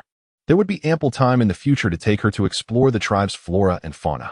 Given they were carrying such a large basket, they ventured further out to explore beyond the safety zone, ensuring they wouldn't return until noon. Cheng Yue felt indifferent. In truth, she had long desired to explore the world beyond her confines, yet the prospect of venturing out alone instilled a sense of trepidation within her. Previously, during her 2 excursions into the outside realm, she had been oblivious to what lay beyond, lacking both the time and the energy to truly observe her surroundings. After wandering for over an hour, she had ventured quite far from her tribe. "Well then, let us explore this mountain," she suggested. "I recall that at this time of year, a certain fruit ripens here, quite delectable, though I'm uncertain of your preferences. Shall I lead you to it?" Cheng Yue shook her head. "Is it far? If it is still quite distant, there is no need to rush. Let us take our time and explore the journey. Upon arriving in an unfamiliar place, it would be a pity to not wander about and instead head straight for a specific destination." Cheng Yue gazed upon the dense forest before her, harboring a fervent desire to uncover something of great value. Although Song Qing believed that the vast expanse of the mountain rendered such trivial concerns unnecessary, she glanced at Cheng Yue and nodded in agreement, saying, "That sounds acceptable." Thus, they prepared to ascend the mountain. However, after taking only a few steps, Cheng Yue abruptly halted. "What is the matter?" Cheng Yue crouched down, observing something intriguing. She unearthed the herb mentioned by the system, and Song Qing, upon inspection, found it to be nothing more than an ordinary weed. What was so fascinating about it? Well, let us continue our journey. Previously, she had dug up a type of herb known for its ability to clear heat and detoxify. The little light orb suggested drying it and then rolling it into pills for use. The original owner had never possessed knowledge of pharmacology nor recognized various herbs. Thus, Cheng Yue offered no explanation regarding the herb she had just unearthed. Song Qing, displaying an indifferent demeanor, did not inquire further, but also refrained from discouraging her from collecting these seemingly useless items. This mountain appeared particularly conducive to the growth of medicinal herbs, in the time that followed. They scarcely took a few steps before the little light orb would remind them of the presence of more herbs. Cheng Yue found herself compelled to pause repeatedly to gather these herbs, causing Song Qing to halt just as often, which rendered her quite embarrassed. Little light sphere, please take note of these herbs for me. I shall return to collect them when time permits. After all, they are merely common herbs, not particularly rare. And they are abundant here, especially at the foot of the mountain. Surely, there will be even more higher up? Very well, that is acceptable. I am considering the host's needs. This beastly world is lacking in medical supplies, and I possess no ready-made medicines for exchange. Thus, the host must gather more herbs. After a brief pause, it continued, therefore, the host should undertake more tasks. With increased points, my privileges will expand. And perhaps I could access other systems to exchange for items on your behalf. Is that truly possible? Of course. Although I am merely a humble foundational system, I do have my own network. Thus, host, you must strive. Without unlocked privileges, I cannot even contact other systems, let alone assist you in exchanging items. Upon hearing this, Cheng Yue finally felt a renewed interest and enthusiasm for completing tasks. Rest assured, I have already marked the area. Once the plans are set and materials are gathered, we shall commence. Points will undoubtedly accumulate. Noticing that Cheng Yue had ceased her weeding, Song Qing breathed a sigh of relief and intentionally led her toward a spot where wild fruits grew. Once you see the wild fruits, you will surely lose interest in those weeds, won't you? Wow, that fruit looks enormous. Is it edible? Before Song Qing could respond, Cheng Yue spotted a massive fruit tree not far away, its fruits the size of basketballs, glistening in a golden hue, appearing exceedingly attractive and appetizing. Such beautiful fruits would be a shame if they were inedible. Little light sphere, have you scanned it? Is that fruit consumable? If it is not edible, that is acceptable, as long as it serves a purpose. Host, I regret to inform you that it is inedible. However, it does possess value. The fruit contains a substantial amount of pectin, which can be extracted and used as a building adhesive. Is there such a beneficial item? I had been quite troubled by this matter before. It seems that what I wished for has indeed come to pass. Cheng Yue, filled with excitement, dashed forward. Be careful.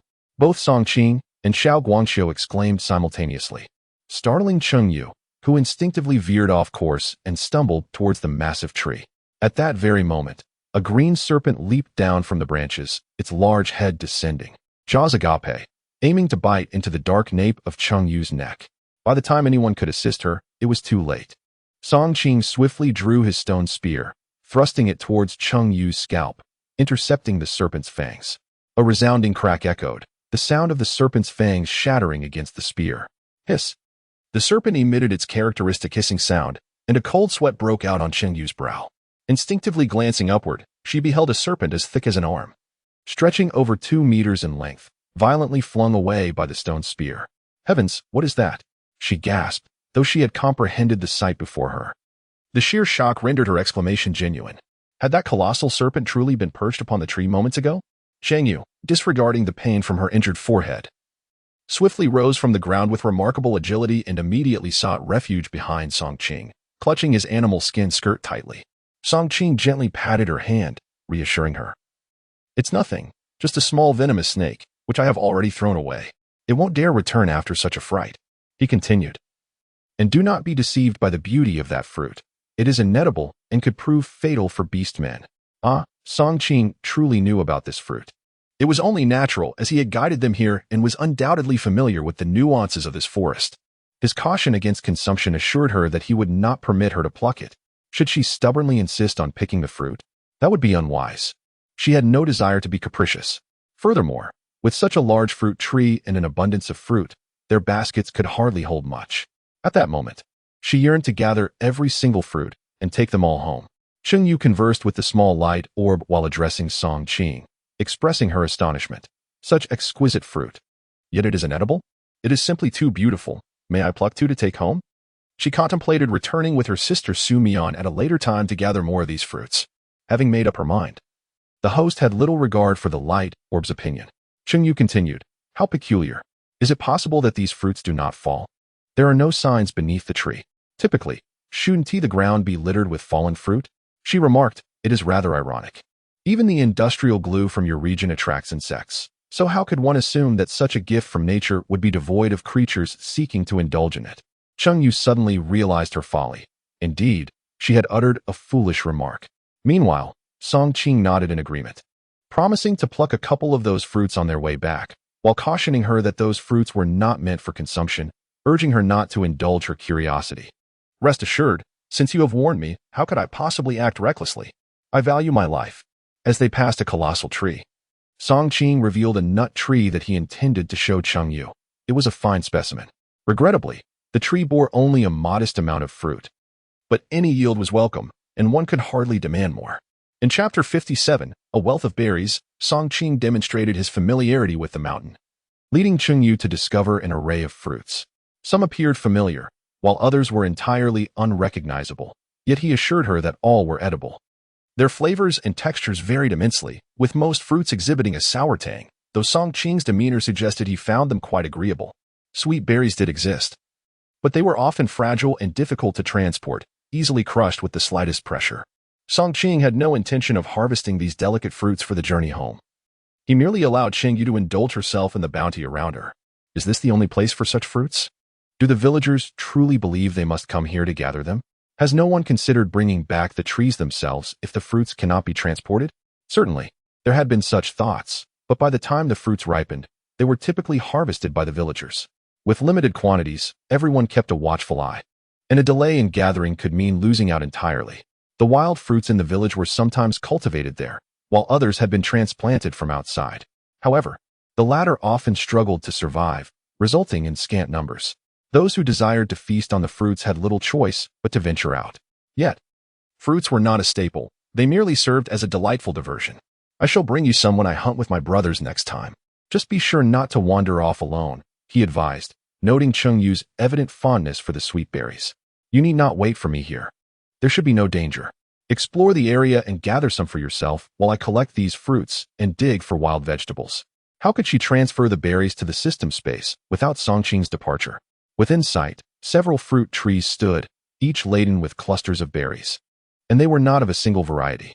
The berry she was sampling now had a delightful balance of sweetness and acidity, ideal for making preserves, snacks, or seasonings. They would surely be popular in trade among the females of the tribe. Very well, I shall remain nearby. Call for me if you need anything. Time is slipping away. I must see if there is something to eat.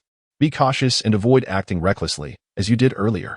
While I have driven off the larger beasts, there are still snakes and insects to contend with. After the earlier incident, Cheng Yue was understandably vigilant, not only watching her own surroundings but also enlisting the help of her small light orb. Rest assured, she reassured him. Song Qing nodded and took his leave.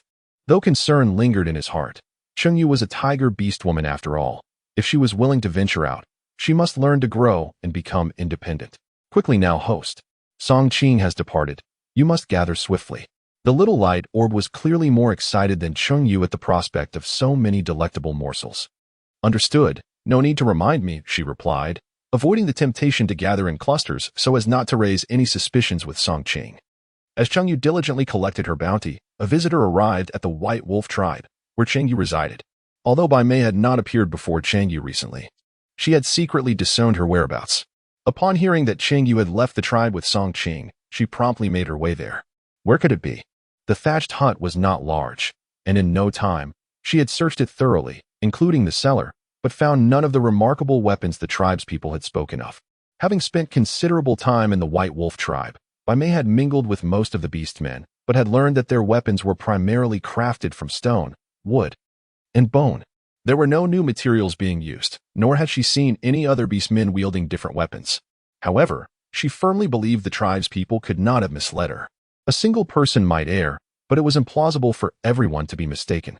Could it be that only Cheng Yue possessed such a weapon? Crafted from materials she had discovered herself? Had she concealed it and not informed anyone? Such a possibility could not be dismissed. It was said that when Cheng Yue was found, she no longer had the weapon, perhaps having lost it in the woods, which would explain why it was not discovered in her home. But could there truly be only that one? Perhaps Cheng Yue had simply not valued the weapon, discarding it without a second thought. Is Cheng Yue truly so foolish? Does she not comprehend the formidable nature of weapons crafted from such materials? It is precisely with that weapon that she has repeatedly evaded the pursuit of the Yinhu tribe's beastmen.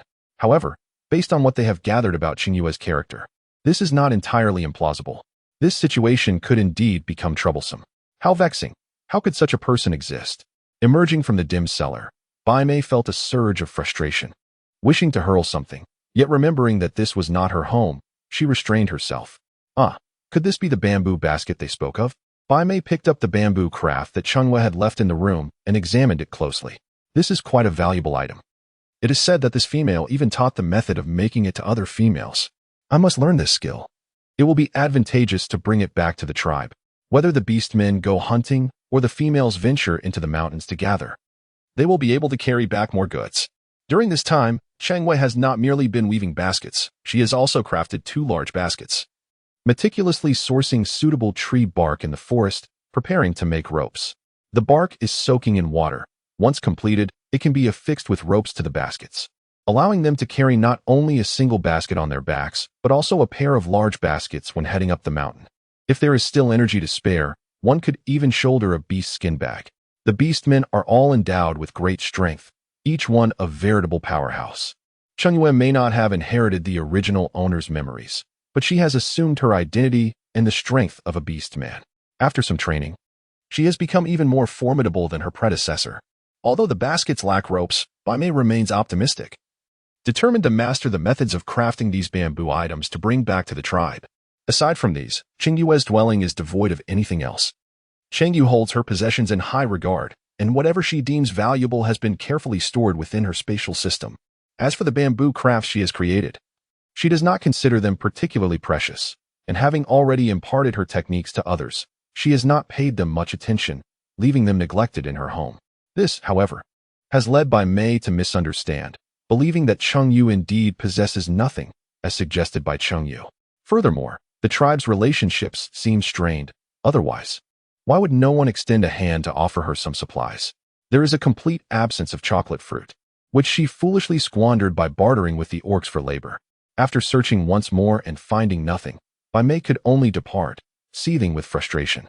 Cheng Yue perceived that Cheng Yue's invitation for others to assist her was not genuinely rooted in a need for help. Rather, it stemmed from an inexplicable mindset that compelled her to gather familiar faces around her. After all, who could blame her for her solitude? Following her fallout with Cheng Yue, she found herself devoid of friends. Perhaps it was loneliness that drove her, or perhaps mere boredom. It was indeed Cheng Yue who foolishly brought forth rare delicacies, urging the orcs to engage in such trivial pursuits. Had it not been for the commotion caused by Cheng Yue, she would undoubtedly have insisted that Cheng Yue share the delectable chocolates with her. Fortunately, these treats were also found in the mountains, though they had yet to be discovered by anyone. Cheng Yue waited for Cheng Yue to humbly concede to her, which is why she refrained from demanding her share during that period. Bai Mei was privy to many details concerning Cheng Yue, most of which were relayed by Cheng Yue. She eagerly wished for Cheng Yue's folly to be unveiled to a broader audience, indifferent to whether Bai Mei had any ulterior motives. Cheng Yue mistakenly believed that Bai Mei was inquiring about Cheng Yue with the intention of targeting Song Qing. Thus, in her misguided cleverness, she offered Bai Mei numerous suggestions, discussing various things that Cheng Yue held dear, as well as her flaws and vulnerabilities. An elder sister who would so ruthlessly undermine her own younger sibling is indeed a rarity throughout history. Of course, Cheng Yue remained oblivious to these machinations for the time being. Chapter 58. Someone is visited. As Cheng Yue arrived at the doorstep, he was informed by the small glowing orb that there were visitors in his home. The house had been thoroughly searched, with someone rummaging through his belongings. While it may not be immediately apparent to you, I discerned at a glance that the intruder seemed to be in search of something specific. As Cheng Yue initially dismissed the situation, considering that Su Mian and her companions had visited before, the notion of others coming was not particularly surprising. However, upon hearing that someone had entered the house and rummaged through belongings, her expression darkened immediately. Did we have anything of value? At that moment, she felt immensely relieved that, out of caution and a desire for protection, she had placed all her items into the system space, ensuring that the house contained nothing of worth. Even if something were genuinely amiss, it would not cause her distress. There was nothing missing, and any traces left by the intruder had been meticulously erased. The small light orb was puzzled. It was common knowledge throughout the tribe that the host possessed nothing of significance. Why would anyone specifically come to the host's home in search of items? Could it be that someone had hidden something here? This seemed implausible, for the orb would be aware if any new items had entered the home. Could it be that the items from the novice gift pack had been discovered? Although she typically used them within the confines of her house, there were occasions when she ventured outside. If someone were lurking in the shadows undetected by the orb, It could very well be possible. Yet, that seemed unlikely. There were trees all around. What person could possess such keen eyesight to penetrate the dense foliage and witness her employing those tools? Moreover, with my presence, I could scan the entire tribe. If anyone were hiding, I would certainly detect them. There was no need to keep the scanning range so extensive ordinarily, yet within the host's designated area, it sufficed. If it were not due to those tools, then what could it be? I do not perceive anything particularly valuable in my possession. Do not worry, host. Everything is secured within the system space. No matter how they search, they shall not find anything. As long as they remain interested, they will eventually reveal themselves. That is how it is. Presently, there are no leads, and the identity of the one covertly coveting remains unknown. We can only proceed step by step. With Song Qing still nearby, Cheng Yue spoke to the small light orb, her face betraying little emotion. Moreover, she was carrying a backpack, searching for a place to retrieve its contents. After conversing with the orb, Cheng Yue fetched a basket and said to Song Qing, "Please go outside and collect a few larger leaves. We should share the berries we brought back with Aunt Yuna and the Su Mian sisters." "Did you not enjoy eating them?" Song Qing replied, surprised. He recalled vividly the scene in the mountains where Cheng Yue had been reluctant to leave due to the berries, and how, after indulging in them, he had been unable to eat any beast meat at noon. "We have so few left. Why should we share them? I do like them, but what does that matter?" Cheng Yue was even more astonished than he was. "You traveled such a long distance and encountered so many delectable delicacies. Did you not consider bringing some back for Aunt Yuna? After all, you are her beloved son." "I hadn't thought of it," Song Qing replied candidly. "My mother has my father to look after her. If I were to bring something back, my father would surely be upset." Jealous? That seems rather petty, doesn't it? You are her cherished son, raised with such care. Now that you are capable of working, shouldn't you think of showing some filial piety to your parents? What was the purpose of bearing you if not for that? It is rather devoid of human sentiment." Cheng Yue expressed her astonishment with a series of clicks and shook her head vigorously. "Let us not dwell on that. Instead, please gather some leaves for me. They are intended as a gift for Aunt Yuna and have nothing to do with you." Cheng Yue placed all the berries into the basket, leaving only a few for herself, while also selecting various other fruits. Previously, it was mentioned that berries are difficult to transport. Thus, the quantity she brought back was rather meager, barely filling half a basket when combined with several types of berries. To complete the basket, she included an assortment of wild fruits. This particular fruit is challenging to store. Otherwise, you could deliver the fruits first and then return for dinner together. It was somewhat awkward to request assistance with the cooking, yet Song Qing, recalling Cheng Yue's culinary skills, understood perfectly. He maintained a facade of indifference, pretending not to notice anything. "Very well, you may rest for a while, and when I return, we shall grill the meat." Cheng Yue's heart swelled with joy, and she nodded eagerly. Of course, of course. Ahem, you should hurry along. The weather is so hot, and after our long journey, many of the fruits have begun to wilt." Song Qing turned around, a smile flickering in her eyes, and then strode away with purpose. Cheng Yue returned with a considerable amount of wild vegetables, eager to test her culinary skills that evening. Despite the sweltering heat rising from the ground, she refrained from hastily planting the seemingly lifeless plants. After meticulously washing the wild vegetables, she prepared a sizable piece of meat from the beast that Song Qing had hunted, awaiting his return. Meanwhile, Song Qing hastened home, contemplating the meal he would prepare for Cheng Yue. "Mother, this is for you from Cheng Yue. She wants you to share it with Su Mian," he announced at the mouth of the cave, where he spotted Yuna grilling meat. He promptly handed her the basket. Curiosity piqued, Yuna inquired, "Is this from Xiaoyu? What is it? Where did you two go today?" Her questions stemmed from the fact that the basket was delivered by Song Qing. The basket was covered with a few leaves, and upon seeing Yuna accept it, Song Qing replied, "Just some fruits. You can keep the basket. I'll come by tomorrow morning to retrieve it. I must be going now." With that, he turned and left. "Wait, not so fast." Yuna called after him, realizing that he had been with Cheng Yue today and wanting to inquire further. However, Song Qing had already dashed away before she could finish her thought. Removing the leaves from the basket, she revealed the fruits beneath, which she recognized and cherished. Could it be that Xiaoyu had specifically gathered these for her? That was indeed thoughtful. Setting aside her previous concerns, she genuinely liked Cheng Yue. Who was there? Song Li emerged from the cave, having heard a sound, yet finding no one in sight. He then noticed the basket in Yuna's hands, filled with her favorite fruits. "Who gave you this?" he asked, his eyes widening with suspicion. Yuna rolled her eyes, exasperated. "This was sent by Xiaoyu through a Qing. What are you thinking? You really are jealous over nothing." Oh, it's Cheng Yue. Song Li realized, understanding that it was indeed thoughtful of a Qing to send something she loved. Their camaraderie seemed to be flourishing, prompting Yuna to consider a timely conversation to delve deeper into their relationship. Previously, she had worried that Cheng Yue might be sidelined with the Qing's absence, hence she had sent Su Mian and the others to check on her, only to find her engrossed in work, devoid of time or inclination for romantic matters. Now that a Qing had returned, the two appeared to be quite comfortable with one another, but Yuna felt it necessary to inquire further for her peace of mind. Yu Chu and Cheng Yue had already formed a bond, and it wouldn't be long before they welcomed offspring. A Qing, being of a similar age to Yu Chu, should not lag behind too much. Chapter 59. Interrogation. After enjoying the dinner prepared by Song Qing, Cheng Yue sent him away, embodying the archetype of someone who discards what they have used. What else could she do? She would keep him at her home overnight. Would she? Hearing the little glowing orb refer to her as a heartless woman, Cheng Yue gazed up at the sky, feeling a sense of helplessness. Given the lack of entertainment in this place, was she expected to have him stay to gaze at the stars and moon? With swarms of mosquitoes around, what was there to admire? Ah, host, do you not need to transplant those herbs and wild vegetables you dug up? Why not have him stay and help you with the planting? The little glowing orb scoffed at Cheng Yue, questioning how she could manage the task alone. Cheng Yue's body stiffened. She had indeed forgotten about this matter. The primary reason was that she had indulged too much in her meal, and now, satiated, she longed for slumber. Without the little luminous orb's reminder, it had entirely slipped her mind. However, she would never concede to that. This was her own affair. How could she possibly ask for assistance? Well, it was about time. She needed to plant those medicinal herbs and wild vegetables, or else she would truly face dire consequences. Thus, under the moonlight, she toiled alone, sewing until the midnight hour.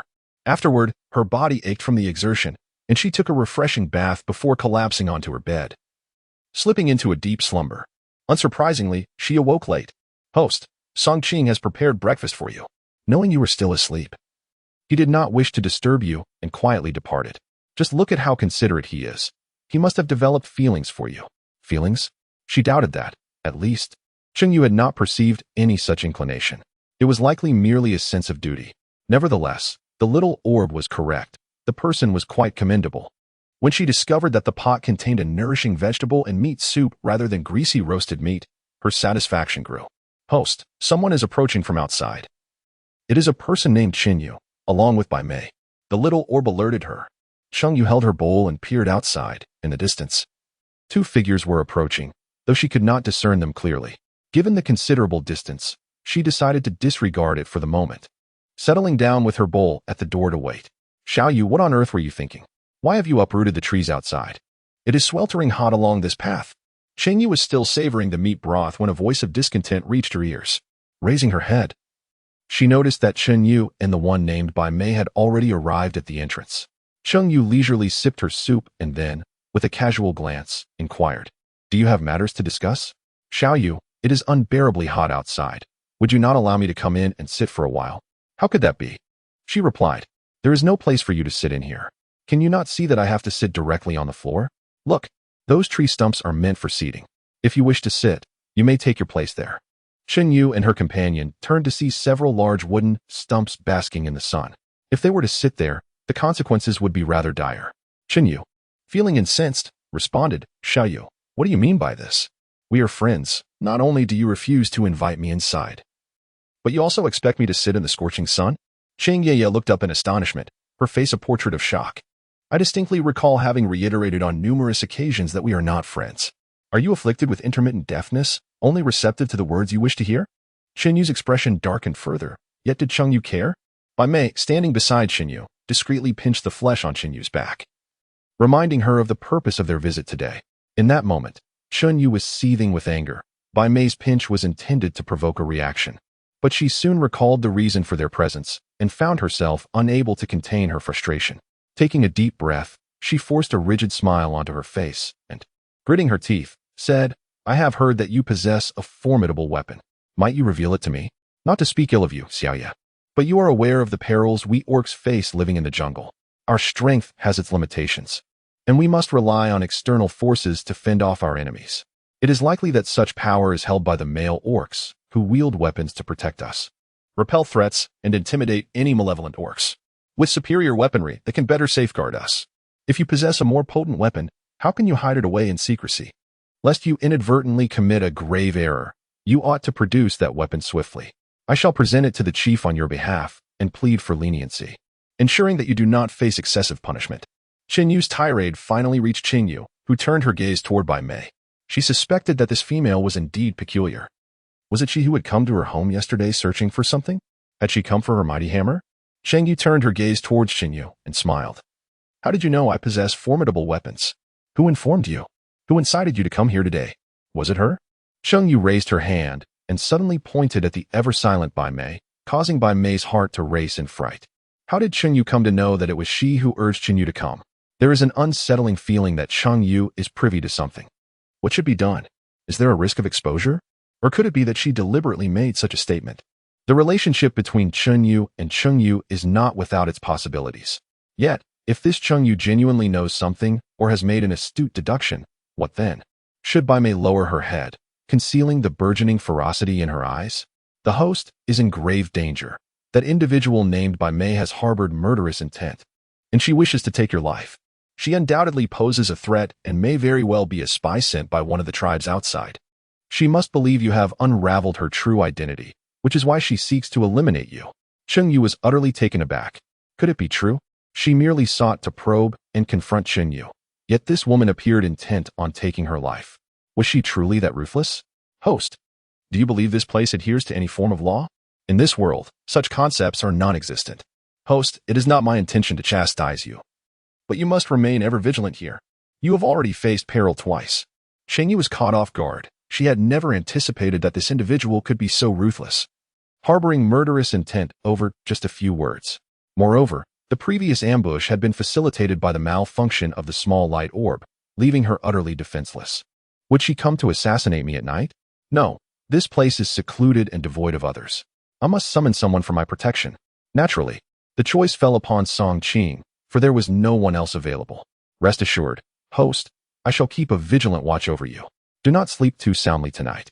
I sense that if this person intends to strike, they will surely choose the cover of darkness. After all, the location you selected is exceedingly convenient for such heinous acts. On the other hand, Cheng Yue was startled but quickly regained her composure upon hearing Cheng Yue's words. Humph, there were so many beasts outside. Naturally. I heard it from them. And what do you mean by incitement? You should hasten to produce the weapon. Females are not responsible for patrolling or protecting the tribe, so there is no need for you to possess such fine arms. Furthermore, do tell, from whence did you acquire this weapon? What materials were used, and where are they? You have concealed it for so long. If you reveal it now and hand it over to the leader, the tribe will surely be lenient. Cheng Yue shook her head, exasperated. What more do you wish for me to say? If you are so certain, go and inform the leader yourself. Have the leader bring people to find me. If they succeed, I shall concede defeat. You claim it was the beasts outside who spoke of this. Tell me, which beast disclosed such information to you? I am unaware of any such details. If memory serves me correctly, I had previously clarified that I merely picked up stones from the forest. There are no formidable weapons involved, as those tales were spun by beasts from other tribes. You are far too gullible, believing every word of others, after all these years. I am surprised to learn how easily you can be deceived. Cheng Yue cast a quick glance at Bai Mei, and Cheng Yue, observing this, realized that it was indeed Bai Mei who had urged Cheng Yue to confront her. The matter of the so-called weapon was likely instigated by Bai Mei as well. It seems that I must exercise even greater caution when utilizing those items in the future. Chapter 60. Confrontation. Xiao Yu. No matter what you say, I shall not believe you. It would be prudent for you to confess the truth. Otherwise, I shall indeed inform the leader. If it truly surpasses the weapons currently possessed by the tribe, the leader will undoubtedly be intrigued. However, Cheng Yue was not truly interested in the alleged weapon. Her curiosity lay in troubling Cheng Yue. In truth, she did not believe that Cheng Yue possessed such items. Did she not know her well enough? If she truly had them, she would have made it known to the entire tribe at the first opportunity. Would she possess the cunning to secretly hide them for her own use? Surely, she would have displayed them immediately to curry favor with Yu Chu. But if she claims to have them, then they must exist, even if they do not. Go on, go ahead. I am eager to inquire who seeks to harm me by speaking such words. Cheng Yue savored the soup with an expression of delight on her face, as if indulging in some exquisite delicacy. Yet, in truth, the wild vegetables, regardless of how they were prepared, carried a certain bitterness. Thus, the soup was bitter as well. However, once she reminded herself that she was drinking bitter melon soup, the adjustment became swift. After swallowing a mouthful, she continued, "Furthermore, even if I truly possess something of value, what of it? Does the tribe intend to seize a female of my kind? I would willingly relinquish my possessions out of goodwill, but if I choose not to, who has the right to reproach me? If there are grievances to be aired, let them bring forth their own treasures. In the future, should anyone acquire fine weapons from the outside, let them not keep them for themselves, but instead surrender them. If someone hunts rare beasts, they should not feast upon them, but hand them over to the tribe. If anyone discovers valuable herbs, they must not hide them, but present them, for they belong to the tribe. Should the tribe establish such explicit regulations, I would have no grounds for objection." Pausing for a moment, Cheng Yue added, "Without a second thought, I would gather my belongings and depart. As for such a tribe, let those who wish to remain do so." What do you mean by that? How can you speak in such a manner? Who would willingly part with their cherished possessions?" Cheng Yue cast her gaze upon her companion in silence, questioning, "Is this not your intention? Did you not just express this sentiment? Why is it permissible for you to speak while I am silenced? Your double standards are rather pronounced." The burden of excessive conversation weighed heavily upon her, leading Cheng Yue to finish the remaining soup in one swift motion, followed by devouring the vegetables and meat with her chopsticks. "Well then, are you not planning to report me to the leader? Why the delay? I have finished my meal and must soon attend to my duties. Unlike you, who seem exempt from labor, merely satisfying your basic needs of food and drink each day. It is no wonder the tribe remains stagnant and impoverished. A single calamity or disaster could extinguish lives in an instant." She harbored no desire to endure such a life indefinitely. Thus, self-sufficiency became her goal. Setting a modest target, she aimed to stockpile sufficient provisions for the coming year before winter's arrival, and to construct the outer walls. If she could amass provisions for 2 or even 3 years, that would be ideal. It seemed an achievable ambition, especially as she was but one individual. One person well-fed ensures no one goes hungry. With the advent of glue, she could begin erecting walls, aspiring to build a sturdy, high stone barrier, encircled by a thicket of thorns to deter any would-be climbers. Oh, and she must also strive for the freedom of natural water access. After Cheng Yue finished speaking, she washed the dishes and then shouldered her large backpack, setting off immediately. Before she departed, she paused for a moment, turned around, and added, "By the way, do not harbor any delusions about destroying my house. If, before I leave, anything happens to my belongings, I will hold you accountable." With that, she truly departed, her pace brisk. From the moment Cheng Yue uttered those words, Cheng Yue began to gasp heavily. Cheng Yue's direct rebuke left her at a loss for words, and she could only point at Cheng Yue's retreating figure, seething with anger as she looked towards Bai Mei, hoping she would intervene. Bai Mei, however, was reluctant to do so. "Xiao Yu, Cheng Yue has already stated that she possesses a formidable weapon, yet she refuses to wield it. If that's the case, we should seek out the leader. Cheng Yue is simply too selfish. What purpose does she have for such a powerful weapon as a female? Her character remains unchanged. Do not be swayed by her words, as her circumstances are entirely different from ours. Surely, if we inform the leader, he will confront her directly. We may not be able to persuade Cheng Yue, but if she wishes to remain in the tribe, she must heed the leader's commands. And as for her claim of leaving, without the protection of the beastmen, she would be devoured by wild beasts in an instant. She merely speaks in jest." It was unexpected that Cheng Yue was so ineffectual while Cheng Yue remained so defiant. Frustrated by their inability to achieve their goal, Bai Mei felt anger rise within her. Now, they could only rely on the White Wolf tribe to resolve the matter themselves. No matter how it escalated, she would eventually learn of it. Cheng Yue, flustered by the barrage of words, seized Bai Mei's hand and declared, "Let us go find the leader." On the way, Bai Mei replied, "I cannot do this. After all, I am not a female of your tribe. Matters concerning such an important weapon are not suitable for my involvement. I will accompany you to the valley, but you must meet the leader alone." Cheng Yue was solely focused on teaching Cheng Yue a lesson. At this moment, she paid little heed to the details. If she had to meet the leader alone, so be it. It was not insurmountable. Meanwhile, Cheng Yue, having left Cheng Yue and the others, sought out Song Qing directly, with the small light orb guiding her. She had no fear of losing her way. Upon finding him, she quickly brought Cheng Yue and Bai Mei to his attention and recounted the recent events. I previously mentioned that Bai Mei's presence was suspicious, her timing and location were all amiss. She claimed to be seeking someone to escort her back to the tribe. Yet she has made no haste to return. I suspect she is a spy sent by another tribe, aiming to glean information about us. It is puzzling how she came to know of my possession of such a weapon and even encouraged Cheng Yue to seek it from me. Furthermore, I believe Bai Mei harbors ill intentions towards me. I am far too vulnerable alone. Starting tonight, you shall stay with me. Rest assured. I shall not impose upon your protection without recompense. While I may lack formidable weapons, I am aware of a certain material capable of crafting weapons that surpass those currently in use. Cheng Yue spoke of iron ore. Xiao Guangqiu asserted that iron ore indeed exists in this world. Otherwise, the items within the novice gift pack would not be fashioned from iron but rather from bone, stone, or even wood. However, they were unaware of the locations where iron ore could be found and could only send the orcs of the White Wolf tribe to seek it out. In any case, they seldom engaged in collective activities, so they might as well search for iron ore. If found, it would benefit her, and if not, she could not be held accountable. For the time being, she had nothing to offer, but in the future, should she acquire something of need, she would provide it without hesitation. Song Qing observed the anxious expression on Cheng Yue's face and sighed internally. There was no need for further words, as he would remain to protect her that night without expecting anything in return.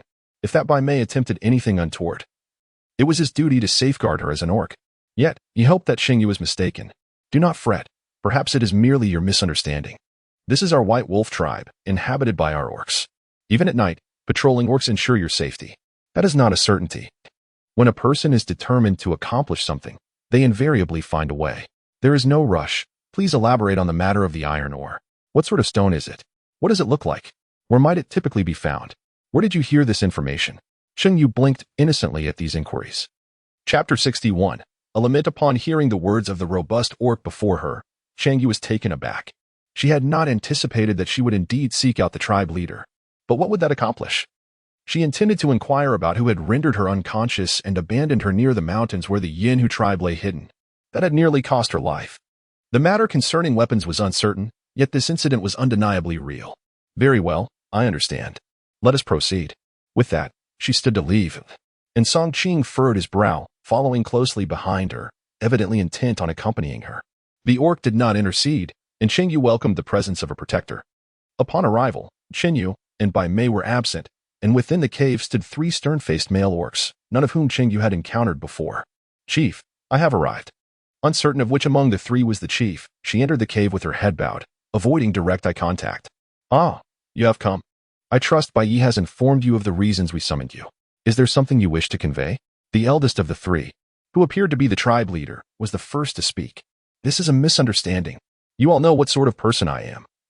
If I truly possess such items, how could I have concealed them for so long? Moreover, my presence in the wilderness was entirely due to being rendered unconscious by an unknown assailant and abandoned there. I have previously recounted this incident. Yet not a single member of the tribe spoke on my behalf. I acknowledge that I have made many mistakes in the past, particularly in my dealings with others. It is understandable that no one would wish to assist me, and thus I shall investigate this matter on my own, which is of little consequence. However, the circumstances of my return were evident to any orc with eyes. I possessed nothing. Were it not for Song Qing's presence, I might have returned to the tribe on an empty stomach. Cheng Yue's words struck at my heart. Did she not resent me for my past entanglements with Yu Chu? But how could I be blamed for that? Yu Chu and Cheng Yue developed their bond without informing me right away. He reveled in the gifts I provided and in my pursuit of them, only to later accuse me of being shameless and clingy. It was he who was disloyal, wavering among numerous female orcs, deceiving our affections. After he explicitly stated his intent to bond with Cheng Yue, I ceased my pursuit of him. At the last tribal gathering, I made it clear that I had severed ties with them. How could she still wish to harm me? Cheng Yue, with a quivering voice and a hint of grievance, reached out to her eyes and face as if overwhelmed with sorrow. Regardless, my stance remains unchanged. I possess nothing. If you inquire with those orcs, you shall discern the truth of the matter. I am at a loss as to where Cheng Yue sourced her information, brimming with such misplaced confidence regarding my supposed possessions. It is a lie so easily shattered, yet she stands resolute in her belief. Who has bestowed upon her such audacity? Just yesterday, she conspired with that female from the Qingyao tribe to confront me, uniting with an outsider to bully a companion with whom she has grown up. Cheng Yue's eloquence left the leaders utterly speechless, ensconced in profound embarrassment. Before summoning individuals, had they not inquired? Had they failed to investigate the matter beforehand? They were not foolishly naive. How could they simply accept the words of a female? Yet, was it not for the sake of the tribe? If such a remarkable artifact truly existed, it certainly could not be overlooked. It seemed that Cheng Yue's purported weapon indeed did not exist. Just as their disappointment reached its zenith, Cheng Yue pivoted her discourse, asserting that even if the leaders had not sought her out today, she had intended to find them. Her home had been ransacked by someone clearly searching for something. The following day, Cheng Yue and Bai Mei confronted her, subtly inquiring about the whereabouts of that weapon. Bai Mei's reaction was also peculiar, casting doubt upon her identity. I had previously discussed this series of events with Song Qing, suggesting he relay this to you. As she spoke, her head bowed. She sobbed quietly, repeatedly wiping her eyes, projecting an unmistakable reluctance to engage in conversation. The leader, the elders, and Wu exchanged glances, finding it awkward to allow Cheng Yue to continue. It felt as though they were pressuring this young female. The leader turned to Song Qing, positioned behind Cheng Yue, and said, "Song Qing, you may speak." As Cheng Yue's voice began to falter, Song Qing furrowed his brow, contemplating a response, but just as he moved to act, Cheng Yue discreetly prodded him with her finger. His gaze, imbued with curiosity and a hint of anger, met Cheng Yue's indifferent glance, devoid of tears. The riddle was solved. This young lady was feigning tears. Since her grievances were not genuine, Song Qing felt a sense of relief, yet his heart simmered with indignation. Cheng Yue was, after all, a precious female of the tribe, clearly subjected to indignities and covert harm, which the orcs seemed to willfully ignore. However, Song Qing was mistaken. For among the orcs at that time were himself and his brothers. He had already communicated the matter. How could it not have been reported? The issue lay not in the absence of evidence or leads, making it difficult to investigate. Subsequently, the tribe urgently dispatched orcs to address the situation, and over time, it faded from scrutiny. Cheng Yue remarked that it would be ideal if the tribe could assist her in investigating the matter. However, if they remained indifferent, there was little she could do, as she lacked the power to compel the tribal leader to probe into the issue. Song Qing, when speaking, adopted a much less courteous tone. After recounting the events Cheng Yue had shared with him the previous day, he solemnly demanded a thorough investigation into the circumstances surrounding Cheng Yue's abandonment in the wilderness on 2 separate occasions. To cast a fragile, defenseless female into the wild was evidently an act of murder, a grievous and atrocious offense. Today it was Cheng Yue. Tomorrow it could easily be another female. Should the tribe fail to identify and severely punish the perpetrator of this incident, some orcs might be emboldened by a sense of impunity to commit the same crime again. With females already scarce, how could the White Wolf tribe maintain its lineage if such actions were tolerated? Rest assured, we are fully aware of this situation and will address it with the utmost seriousness, ensuring that Cheng Yue receives the justice she deserves. Chief Bai Jun turned to the head guard, Bai Yi, instructing him to take personal responsibility for uncovering the schemers behind this incident. Bai Yi nodded in understanding. Chief Bai Jun also arranged for some supplies to be brought to Cheng Yue as a token of apology for the delay in addressing the matter. Surprised by this unexpected fortune, Cheng Yue gratefully accepted, expressing her continued faith in the tribe. At this moment, she was in a more agreeable mood. In truth, even if the masterminds behind the incident were never apprehended, it would be somewhat understandable, given the time that had elapsed. Those responsible would undoubtedly have taken precautions to avoid leaving clear evidence. Nonetheless, this was a reprehensible event, and if the tribe did not impose a deterrent, it was inevitable that similar occurrences would arise in the future. If the safety of the females could not be assured, how could they possibly feel secure within the tribe? Therefore, it was impossible for this matter to be dismissed lightly or fade away quietly. Cheng Yue articulated precisely what the leaders had feared. However, her utterance felt akin to a resounding slap across their faces, leaving their expressions understandably sour. The leader, with a stern countenance, declared, "Enough. We shall manage these matters. This is no concern of yours. You may return now." Yet, she, reluctant to linger, had little desire to remain. Cheng Yue clutched her belongings and set off with Song Qing. Chapter 62, Freedom of Water. As they emerged from the cave, having walked only a short distance, Cheng Yue began to examine the compensation provided by the tribe. Among the items were 3 pelts of coarse animal skin, unsuitable for the current weather. And while these goods were not new, they were also not damaged, thus deemed valuable for the winter. Additionally, there was a large sack of salt and a substantial piece of lean meat. Most of the beastmen did not favor lean meat, but Cheng Yue did. This paltry compensation was all that the tribe could muster, revealing their dire state. The only items they could offer were animal skins, meat, and salt. After reorganizing her belongings, Cheng Yue curiously inquired, "Why did you not mention the matter of the iron ore?" Despite Song Qing's somewhat indifferent demeanor in the cave, she had paid attention to his words. However, it was not an opportune time to discuss this. She preferred to return and inform her parents first, suggesting they should seek out the iron ore themselves. Even if they did not send someone immediately, they would need to devise a plausible excuse. Song Qing instinctively wished to keep the source of the iron or information undisclosed, revealing that there was something he could not explain. He implied that it would be best if he or his companions had discovered this news accidentally. "It's up to you," he said. "I have shared everything I know. The choice is yours whether to disclose it." Cheng Yue was certain that the matter of the wedding would be mentioned, as the pursuit of strength was an inherent instinct among the beastmen. Who among them would not be enticed by the prospect of acquiring weapons that would render them even more formidable? Once back home, Cheng Yue resolved to detach herself from the matter, recognizing that the tribe's decisions were beyond her influence and would unfold naturally. "There should be no issues during the day, and since I have just returned from the river, if you have matters to attend to, go ahead. I shall remain at home." There were numerous tasks she wished to tackle, each appearing essential, leaving little room for rest. Upon returning home and observing the empty water tank, Cheng Yue sighed. Indeed, the priority must be achieving a system of running water. "Song Qing, what do you mean by freedom of water?" "It's nothing," she replied. "I wish to channel the river water into our home, so I want to have to fetch water daily from the river, which is often forgotten, and at times I find myself making the eerie trek at night." Noticing that Song Qing had not departed, Cheng Yue asked, "Are you all right?" "At this moment, nothing is more important than your safety. Is there anything you need assistance with? Just let me know, and I will help." While Song Qing indeed had his own matters to attend to, they were not urgent. Whether he addressed them or not was inconsequential. Cheng Yue's words touched him deeply. "Very well, come with me to the mountain to cut some bamboo. I intend to construct some water pipes, though I have supplies in the system space. It is inconvenient to retrieve them while you are present. Gathering some bamboo will not go to waste. It will eventually be put to good use." Though Song Qing did not fully grasp the meaning behind Cheng Yue's intentions, it mattered little. He simply needed to follow her instructions.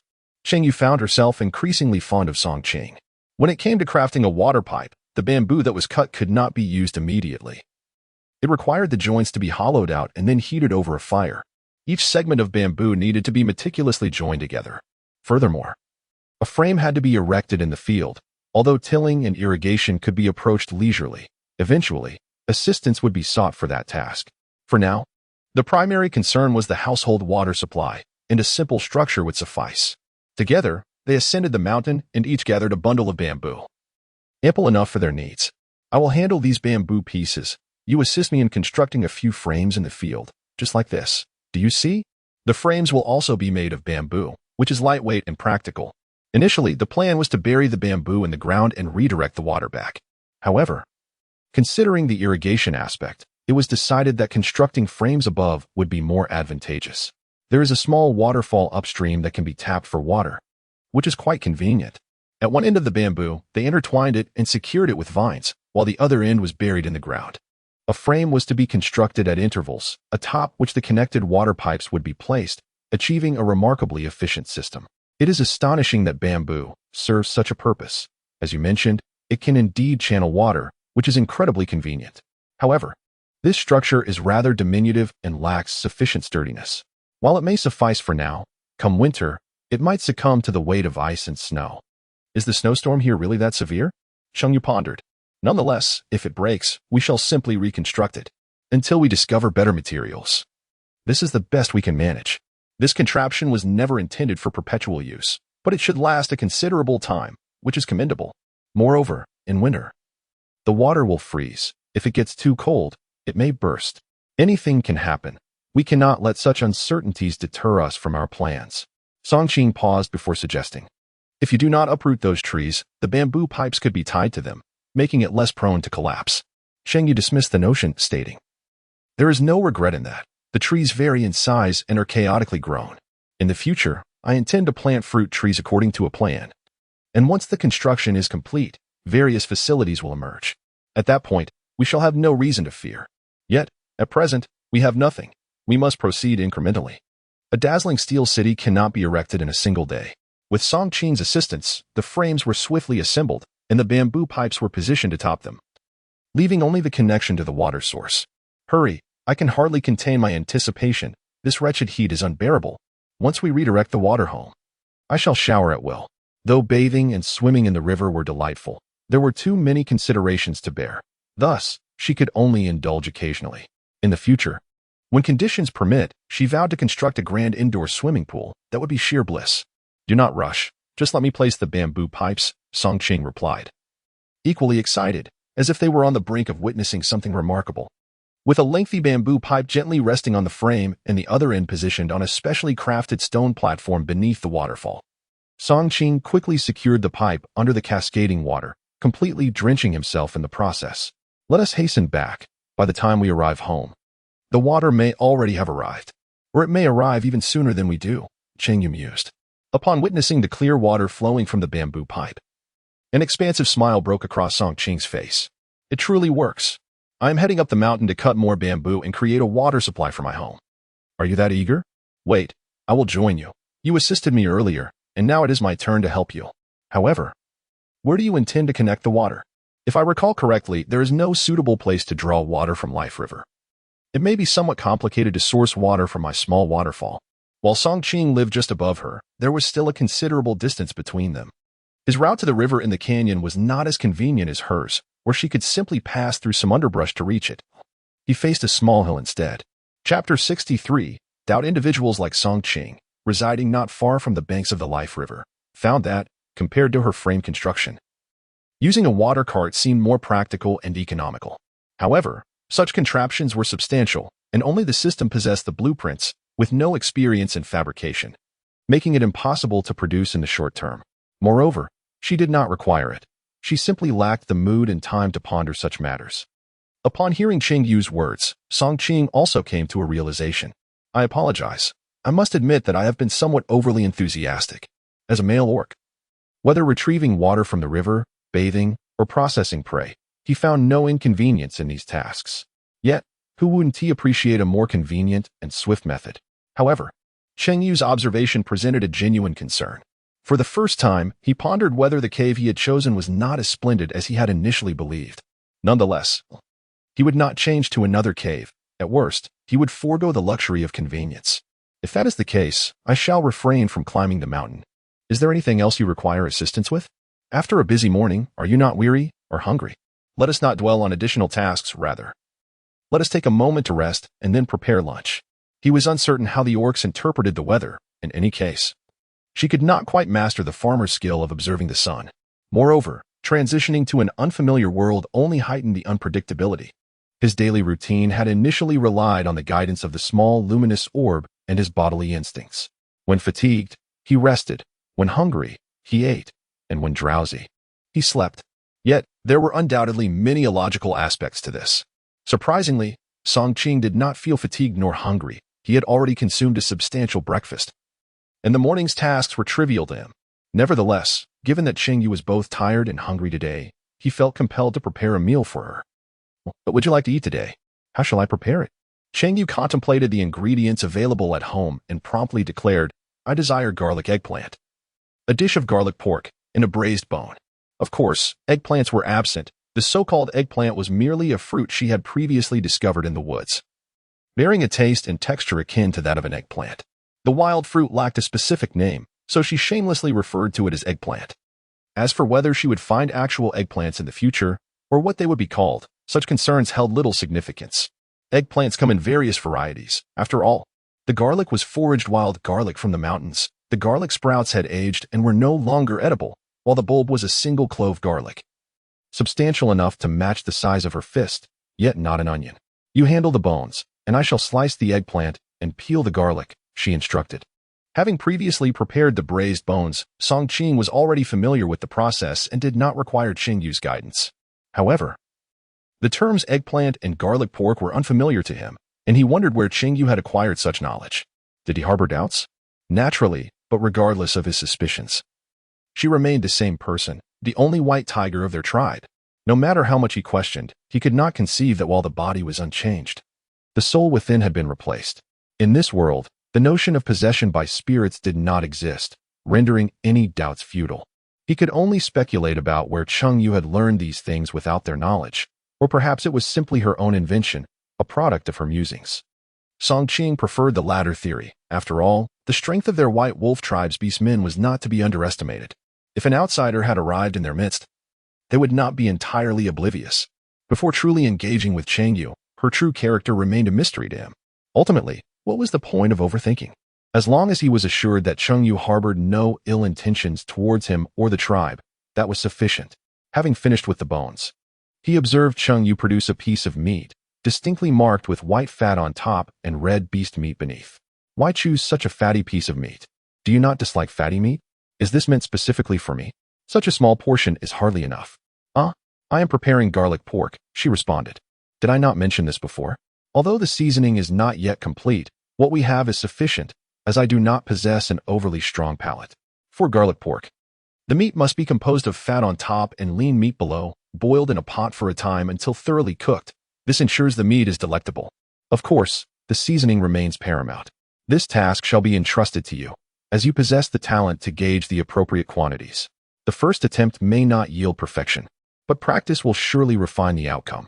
Is the eggplant similar? If that is the case, it seems rather straightforward. Indeed, it need not be overly complicated. Without ample seasoning, one cannot concoct intricate dishes. Moreover, the weather is excessively hot. Both the eggplant and garlic pork can be enjoyed chilled. Cheng Yue clapped her hands and let out a deep breath. We shall have a simple meal at noon, followed by a brief respite, and then resume our endeavors in the afternoon. Are we not preparing any soup? Cheng Yue shook her head, still feeling too warm to indulge in a drink. As the cooking progressed, the aroma of the food grew increasingly enticing, particularly the braised ribs, whose robust meaty fragrance tantalized her senses, making her eager to reach out and seize a piece even before it was ready. The meat itself lacked a distinct flavor. The inherent gaminess of the beast's flesh was unavoidable. Perhaps due to the nature of the beastman's physique, Cheng Yue did not find it particularly off-putting. Once the meat was cooked to perfection, she eagerly picked up her utensils and exclaimed, Allow me. I excel at slicing meat. This meat, after all, needed to be cut into exceedingly thin slices. Cheng Yue was quite confident in her abilities, as her years of practice in the kitchen had endowed her with ample experience. Despite her struggle with cooking, Song Qing, accustomed to her enthusiasm, refrained from competing for the task. The meat sliced by Cheng Yue was indeed exceedingly thin and beautifully presented.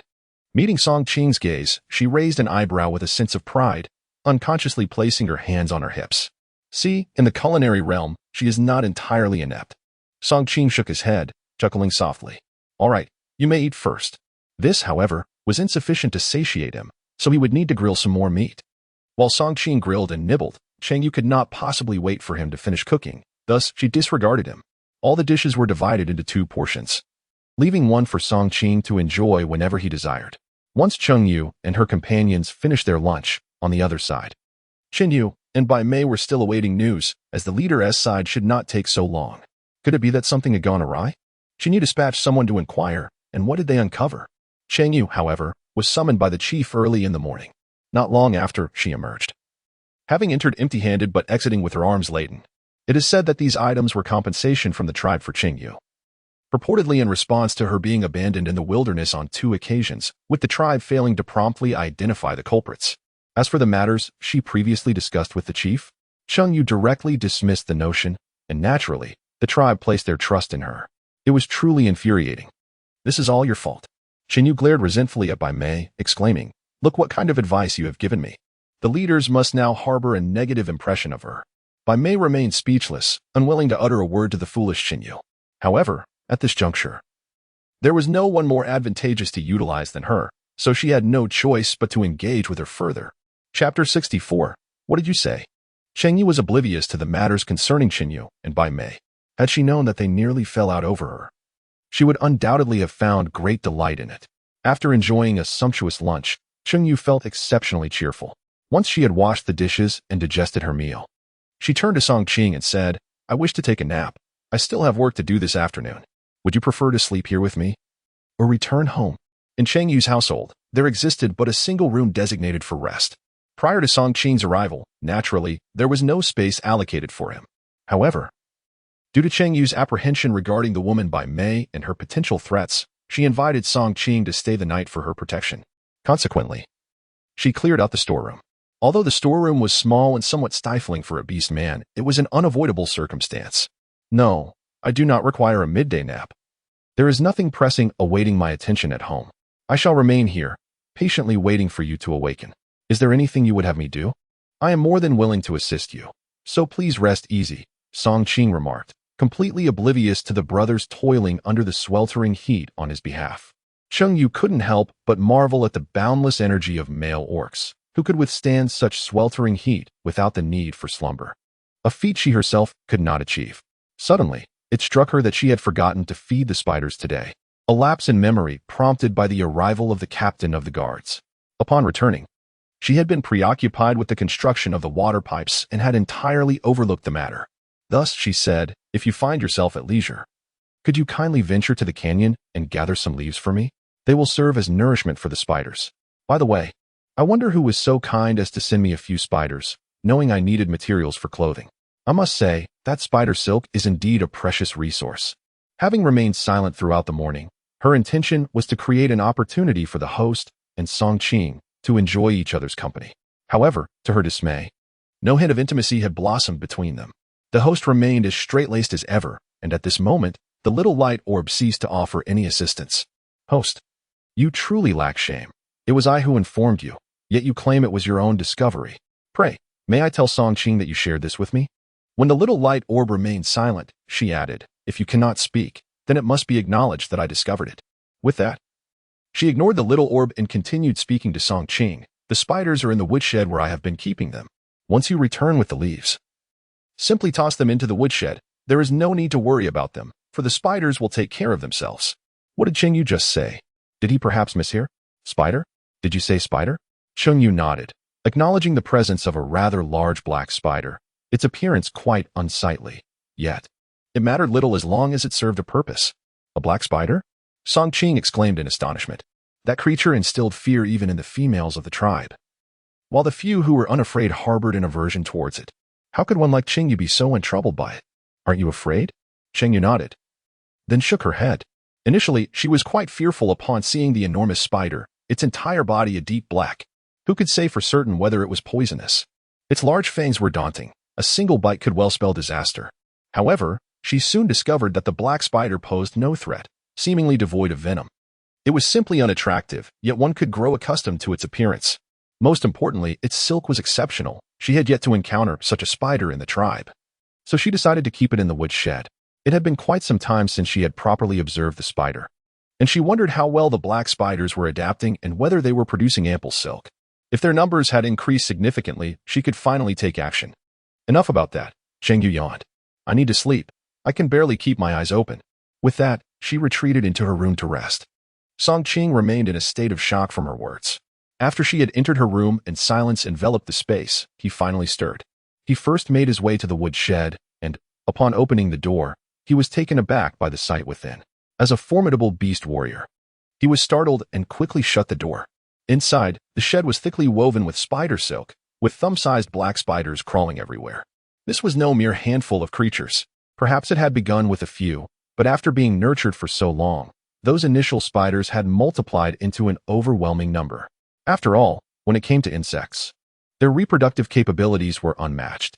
Deciding he didn't want to bear witness to that, he turned toward the canyon, contemplating many things along the way, including the water pipe he had seen. He couldn't help but wonder about Cheng Yue's thought process. Though she was not fond of physical activity and, as the sole white tiger, squandered her innate talents, it was indeed frustrating and contemptible. Yet, she simply lacked interest, and there was little to be done about it. Moreover, Song Qing now recognized that she possessed numerous admirable qualities. The bamboo pipes and frames had been crafted by him, but even now, they struck him as remarkably ingenious. In a tribe teeming with beastmen, none had conceived of channeling river water into their homes. The bamboo had grown on the mountain for ages, unnoticed by anyone. Yet Cheng Yue had realized its myriad potential. What Cheng Yue had been like in the past was a narrative crafted by others, before their acquaintance. Who could say what kind of person she truly was? Now, Song Qing found himself increasingly curious about what other talents she possessed and what delightful surprises the future might hold. After a refreshing afternoon nap, Cheng Yue awoke to find herself transformed into a beast, her entire body damp with sweat and exuding an unpleasant odor. It was no wonder she had felt so hot while sleeping. Not only was there the oppressive heat outside, but she was also covered with a thick layer of fur. What troubled her further was that she was shedding hair. Though not excessively, it was still a cause for concern. Fluffy creatures were undeniably adorable, and she enjoyed petting them. But when she herself became one, it was far less charming. In her furry form, she was unable to groom herself on such a sweltering day. Her fur became matted and unkempt, lacking luster and utterly unappealing, leaving her with no desire to touch it. Song Qing was quite accommodating, and she unhesitatingly asked for his assistance with various tasks, but to request that he groom her fur felt rather embarrassing. Cheng Yue sighed, transformed into her human form, and began to wipe her body with a damp cloth, rinsing her hair with water. The heat was intense, and her hair dried almost instantly, which was of no concern to her. "Are you awake? What are your plans for the afternoon?" Just as she stepped outside, she spotted Song Qing, who was gesturing with a bamboo stick, seemingly engaged in some unknown activity. "Do you know where I might find a good number of stones? I intend to gather a few. Stones are abundant everywhere. They can be found in the river and on the mountains. What kind are you looking for?" Cheng Yue pointed towards the distance and said, "Do you see those enclosed areas over there? I desire that kind of material, both large and small. I intend to construct a towering wall. In the future, not just anyone will be able to access my domain. With a stone wall in place, I can fend off certain dangers. I shall no longer fear beasts descending from the mountains once I cultivate vegetables and grains in my fields. I need not worry about them being ravaged by wild animals.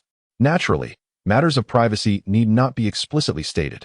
The orcs are not particularly discerning in this regard, and even if mentioned, they would not comprehend. Let us journey upstream along the river of life.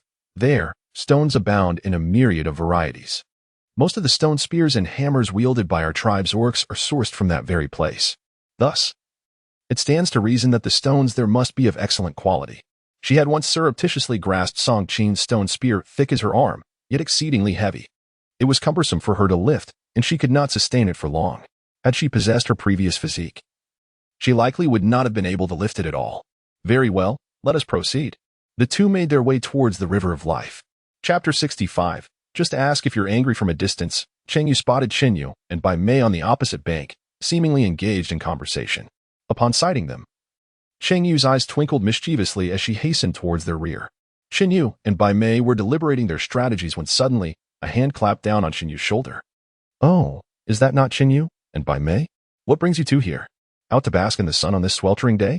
Quite an unusual pastime." Cheng Yue stifled a laugh, utterly unfazed by the grim expressions of the two before her.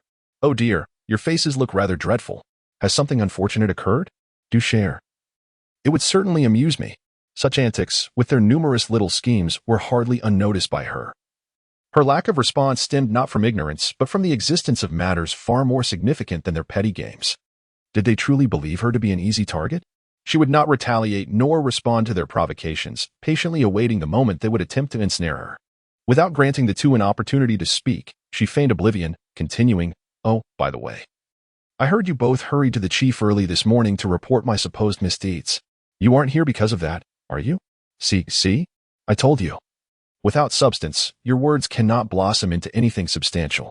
Do you really think the chief and his council are so gullible as to believe every word you utter? Have you not noticed the multitude of beasts in our tribe? Surely, if I could uncover the truth, they would too. If you intend to scheme against me, at least find a more convincing pretext. Ah, but of course, you are not plotting yet another nefarious idea to ensnare me, are you?" Cheng Yue casually flicked her hair, her face betraying no concern, and said, "Feel free to unleash any schemes you may have against me. I am eager to see what other tricks you possess." Cheng Yue cast a fleeting glance at Cheng Yue and remarked, "Though I find myself inexplicably abandoned in the wilderness for the second time, and remain unaware of the identity of the perpetrator, it matters not. I have declared that it is you, Cheng Yue, who, out of resentment towards me, seeks to bring about my demise for the sake of an orc. Whether it is you or Cheng Yue, even if it is neither of you, I have resolutely assigned blame to both, for your suspicions loom largest. Mark my words, I am not one to be trifled with or manipulated. Merely biding my time until I can address you both. Do take heed, should I uncover your vulnerabilities. Oh, and let us not forget you." She turned her gaze towards Bai Mei, assuring her, "Rest assured, I have not overlooked your presence. I have expressed to the leader my suspicion that you may be a spy sent by another tribe to infiltrate our secrets. Exercise caution, and do not reveal your true intentions." Cheng Yue cast a significant glance and uttered a somewhat eerie remark before departing directly with Song Qing. What did she mean by that? Cheng Yue's chest heaved with tumultuous breaths, her face flushed, largely out of anger, yet there was an undercurrent of fear within her. Bai Mei's heart raced as well. She had not anticipated that Cheng Yue would entertain such suspicions, let alone voice them directly to the tribe leader. Perhaps she was merely trying to frighten us, Bai Mei pondered uncertainly. Indeed, it was clear that Cheng Yue intended to intimidate them, given her temperament. How could she possibly utter such words? And how dared she approach the leader with those claims? It must be the insidious influence of Song Qing's words. Had Song Qing lost her senses? Were there truly no other eligible females in the tribe? Why was she so enamored with Cheng Yue? Despite her aversion to Song Qing, Cheng Yue had to concede that Song Qing was exceptionally talented. A formidable warrior among the orcs. What could attract someone of her caliber to Cheng Yue, compelling her to forge a bond? Bai Mei too was perplexed. Was she not more charming than Cheng Yue, her disposition not more agreeable? She hunted diligently each day, rarely accepting gifts from males, and was amiable, treating every orc with a smile and humility. Yet what of Cheng Yue? From what she had gathered, this female was utterly lacking in merit. How dare she presume to speak to me in such a manner? Bai Mei thought, recalling how Cheng Yue had unleashed a torrent of words, denying her even the chance to respond. Now, a plethora of invectives swirled in her mind, but with Cheng Yue gone, they remained unvoiced. Lodged in her throat, what an infuriating predicament. Who's to say Cheng Yue was not intentional in her provocations? It was already known that Cheng Yue was far from docile. Yet Song Qing had not anticipated her to unleash such fervor. Was it appropriate for her to speak thus? Had she not suspected that the previous two incidents were orchestrated by Cheng Yue? To confront her directly with such accusations and declare her intent to speak to the leader, did she not fear reprisal? If the other party were to retaliate unexpectedly, would Cheng Yue be able to withstand it? And as for Bai Mei, having disclosed her suspicions to the leader, arrangements would undoubtedly ensue. Her words would certainly instigate greater caution and vigilance. Thus, capturing any incriminating evidence against her would become exceedingly challenging, having been subjected to such indignities. If I do not retaliate, they might perceive me as easy prey. It is said that a gentle horse is often ridden. Some individuals, lacking virtue, prey upon the weak to amplify their own perceived strength, though in reality, they are insignificant. As for Bai Mei, there is no need for concern. Sometimes, stirring the grass may yield unexpected rewards. Should she take any action, the tribe will surely uncover her misdeeds. If she remains compliant, refraining from any destructive behavior, that would indeed be preferable. After all, this is our tribe. Any disruption she causes will ultimately be our loss. We must maintain vigilant oversight. If issues arise, they should be resolved outside the tribe. That makes sense. Song Qing nodded in agreement. The pair ascended along the river of life, and without any prompting from Song Qing, Cheng Yue soon beheld the stony shore, countless stones stretching endlessly before them. Let us gather stones. We must choose wisely, she urged. With so many options available, we must select the finest. You intend to encircle your territory with stones. How many will we need, and how long will it take us to gather them? Song Qing contemplated summoning her brothers for assistance. I had not anticipated so many stones here, and today is merely a reconnaissance trip. With a sigh, she added, our supplies at home are limited, which is why the orcs have been tasked with labor. Otherwise, I would have sent for them to move the stones long ago. Adhesives need not be solely glue, clay suffices. Alas, with scant resources, she could only temporarily encircle her space with stones. However, with superior materials now at hand, she could slowly prepare, and once sufficient materials were collected, construction could commence. So it is merely a matter of moving stones. It does not require extensive resources. However, securing assistance may indeed prove challenging, she acknowledged. Typically, assistance is offered based on the strength of relationships or if the compensation is sufficiently enticing. Currently, resources are abundant outside, and the orcs can readily provide for their own needs. Regardless of food or drink, or even hides, it is generally difficult to entice them at this time. As the orcs would say, in such sweltering weather, the prospect of a meager portion of meat or hides is hardly worth the effort. Would they not prefer to sleep in a cave? During the winter and spring seasons, when clothing and food are scarce, orcs are more willing to trade labor for sustenance. But that requires someone willing to exchange resources for their work. Song Qing conveyed her thoughts to Cheng Yue, adding, leave this task to me. I will call upon others to transport the stones. There is no rush for resources. Winter, indeed. That is feasible. I can have them work for me now, and provide them with provisions come winter, be it meat, hides, or even salt. She was confident that before winter's arrival, she would gather ample food. Cheng Yue's notion is quite commendable. If it were to be proposed by Song Qing, undoubtedly, there would be individuals willing to comply. However, if it were to be suggested by Cheng Yue, it may prove to be rather challenging. Cheng Yue seemed to have grasped the situation and promptly said, "May I request your assistance in bringing someone to help?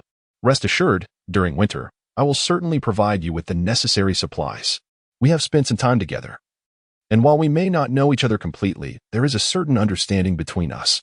You must trust me, I will not renege on my promises." The original owner had a poor reputation and a lack of integrity, burdens she now had to bear. However, being in another's body was beyond her control. This vessel was not of her choosing. Song Qing, however, believed in this current Cheng Yue.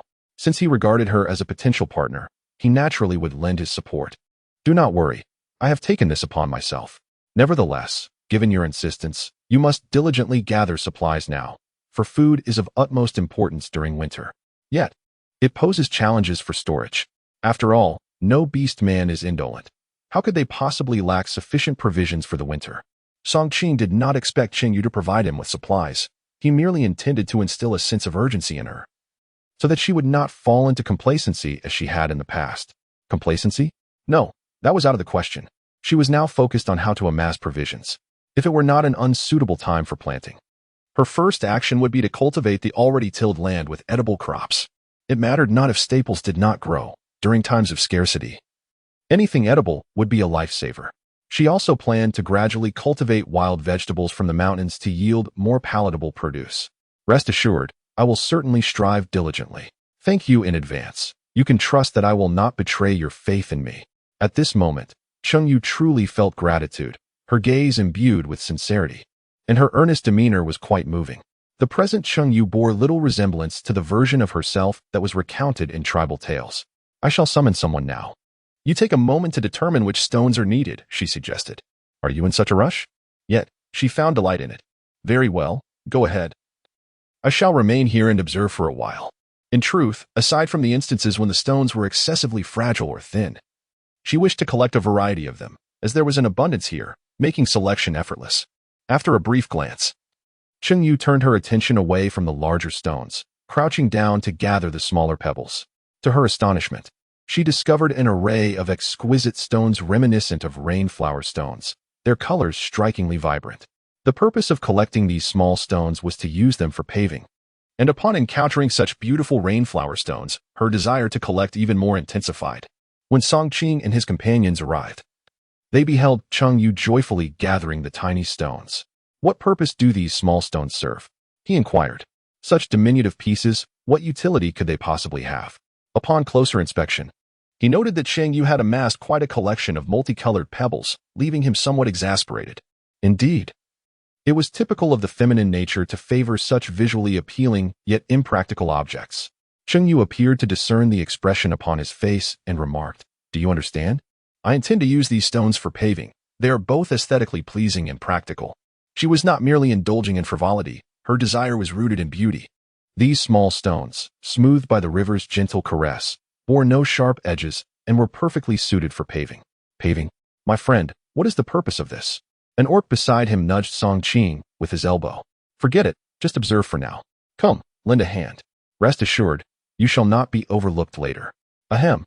What kind of stones do you require? We shall assist you in transporting them." After a moment's reflection, he added, "If they must all be this small, we ought to bring baskets.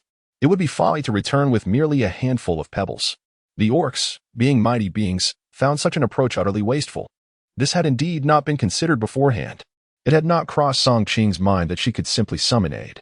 Initially, she had not intended to transport a vast quantity of stones. For now, select the larger stones to carry back. After all, we shall not complete this task this afternoon. I require both large and small stones, so let us prioritize what can be transported. She had an extensive area to enclose with stones. Furthermore, before erecting the walls, she needed to have trenches dug at the edges, burying a portion underground, much like laying a foundation to ensure the wall's stability. It seemed she would need to procure some clay as well. "I wonder where I might find high-quality clay." "Little Light Orb, do you know of any locations?" They had traversed quite a few places, after all. "Indeed, I do. On the mountain across the canyon, there is clay of good quality, suitable for pottery and brickmaking. Cheng Yue exclaimed, "Why didn't you inform me earlier? Acknowledging your busy schedule, I shall refrain from adding to your burdens. I am merely being considerate. Yet, why do you not express gratitude? One must take each step at a time and savor each morsel of food. Since the meal is already being prepared, let us not entertain the notion of boiling noodles or making dumplings and fried dough sticks all at once. Can one truly consume so much?" Listening to the description by the little glowing orb, Cheng Yu's face nearly contorted with the wrinkles of a Zoqing bun. "All right, I understand your intent. In the future, feel free to speak directly without resorting to so many metaphors. It leaves her with a sense of being ridiculed." "Very well, my host." Throughout the afternoon, Cheng Yue and Song Qing busied themselves transporting stones, and later, the Su Mian sisters heard of their efforts and came to assist as well. Cheng Yue felt a profound sense of gratitude and shared her vision of paving the ground with small stones. In due course, there would emerge a neat, clean, and aesthetically pleasing stone pathway. Furthermore, if the surroundings of this stony path could be enhanced, the overall beauty would be significantly amplified. After all, if one has the opportunity to improve their living environment, why not seize it? Su Mian and her companions were intrigued by the idea. Their interest was encouraging. "Should you also desire assistance, I would gladly help you transport stones. I am equally willing to lend a hand elsewhere." After a brief pause, she added, "If you are uncertain about how to proceed, you may first observe my work. Once my home is complete, you are welcome to visit, if you find it appealing. You may replicate my approach." Su Mian and her friends considered this and agreed that it was indeed a viable plan. The dwelling in which Cheng Yue currently resides surpasses their previous cave in terms of comfort. Despite the chaotic surroundings, Cheng Yue possesses a discerning mind, and she believes that once improvements are made, it will not be lacking. Since it is quite late, why not all gather here for a meal? I wonder if you have had the pleasure of tasting the dishes prepared by Song Qing during this time? Before darkness fell, Cheng Yue called everyone to a halt after the last load of stones was moved. Song Qing prepared the meal? Song Qing's brothers exchanged incredulous glances, each harboring a remarkable thought. Could it be that Song Qing is cooking for Cheng Yue? Goodness, who would have thought that Song Qing could be so domestic? Paying no heed to his brother's expressions, Song Qing replied to Cheng Yue, "All right, let everyone stay. We shall eat first, and then you can head back. It's getting late. And it would save you from having to roast meat upon your return." Song Qing had learned various culinary techniques and was eager to showcase his skills before his brothers. Many of them were still unaccompanied, and Cheng Yue had a fondness for his cooking. He hoped his brothers would take note of his prowess, as possessing such skills would surely attract the attention of potential mates. Perhaps some female would be inclined to join them because of this. Chapter 67. You may first observe Song Qing's brothers decided to stay, intrigued to discover how Song Qing attended to Cheng Yue. Throughout the afternoon, they had sensed that Cheng Yue was not as the tribe's rumors suggested, yet they found it hard to believe that Song Qing had developed a deep affection for her. Moreover, from Cheng Yu's words, it was evident that Song Qing had prepared meals for her on multiple occasions. This only deepened the mystery. What had transpired with Song Qing unbeknownst to them? Even for someone with a penchant for appearances, this was perplexing. Why had he never shown such attentiveness before? He had been assisting with weeding and stone moving, and now he was cooking for her? Song Qing remained unfazed by their scrutiny and speculation. He had already resolved to be with Cheng Yue, regardless of their opinions. As the afternoon was consumed with stone moving, he declared, "I will go hunt some wild beasts." With over a dozen people present, the meager supplies at Cheng Yu's home would be insufficient. After some contemplation, he called out the names of a few individuals, saying, "You all come with me. With more hands, we can hunt several beasts. Any leftovers can be saved by Cheng Yue, and ideally, we should capture a few fur-bearing animals for additional pelts." Cheng Yu's intentions remained unbeknownst to his brothers. Since a communal meal was to be shared, it was only fitting that they should also partake in the hunt. It was certainly not feasible for Song Qing to venture alone. Thus, those designated had no objections and promptly followed Song Qing. Cheng Yue wished to decline, believing there was ample meat at home, and it was only a simple meal. After all, did one truly need to prepare an elaborate feast? However, upon contemplating the voracious appetites of the orcs and considering that Song Qing had already spoken, she refrained from further protest. "Shall you remain seated indoors? I will attend to the ingredients at home," she suggested. Song Qing summoned 4 orcs to assist while 5 remained. Alongside the 3 sisters, Su Mian included, it was hardly appropriate to leave them standing idly. "I had dried some fruits earlier, and they are delightful when soaked in water. Would you care to sample them?" She had been unable to locate any tea leaves, and the peculiar flavors of the wild herbs brewed into tea might not suit their palates. Thus, she reasoned that the dried fruits would pose no risk. Aware that Su Mian and Cheng Yu's companions were not well acquainted, she hastily extended an invitation. Indeed, come inside and take a seat. You must not have visited Cheng Yu's abode before. This place is quite pleasant. We all aspire to build a home similar to it, though we have yet to find the time to do so. Once you step inside, you will see that this dwelling surpasses our cave by far. You may even find yourselves inspired to create one for yourselves upon your return. Bai Ran and the others were skeptical, questioning how such an unassuming structure could outshine a cave. Nonetheless, out of respect for Song Qing and Su Mian, and recognizing the inappropriateness of lingering at another's doorstep, they acquiesced to Su Mian's invitation and entered the house.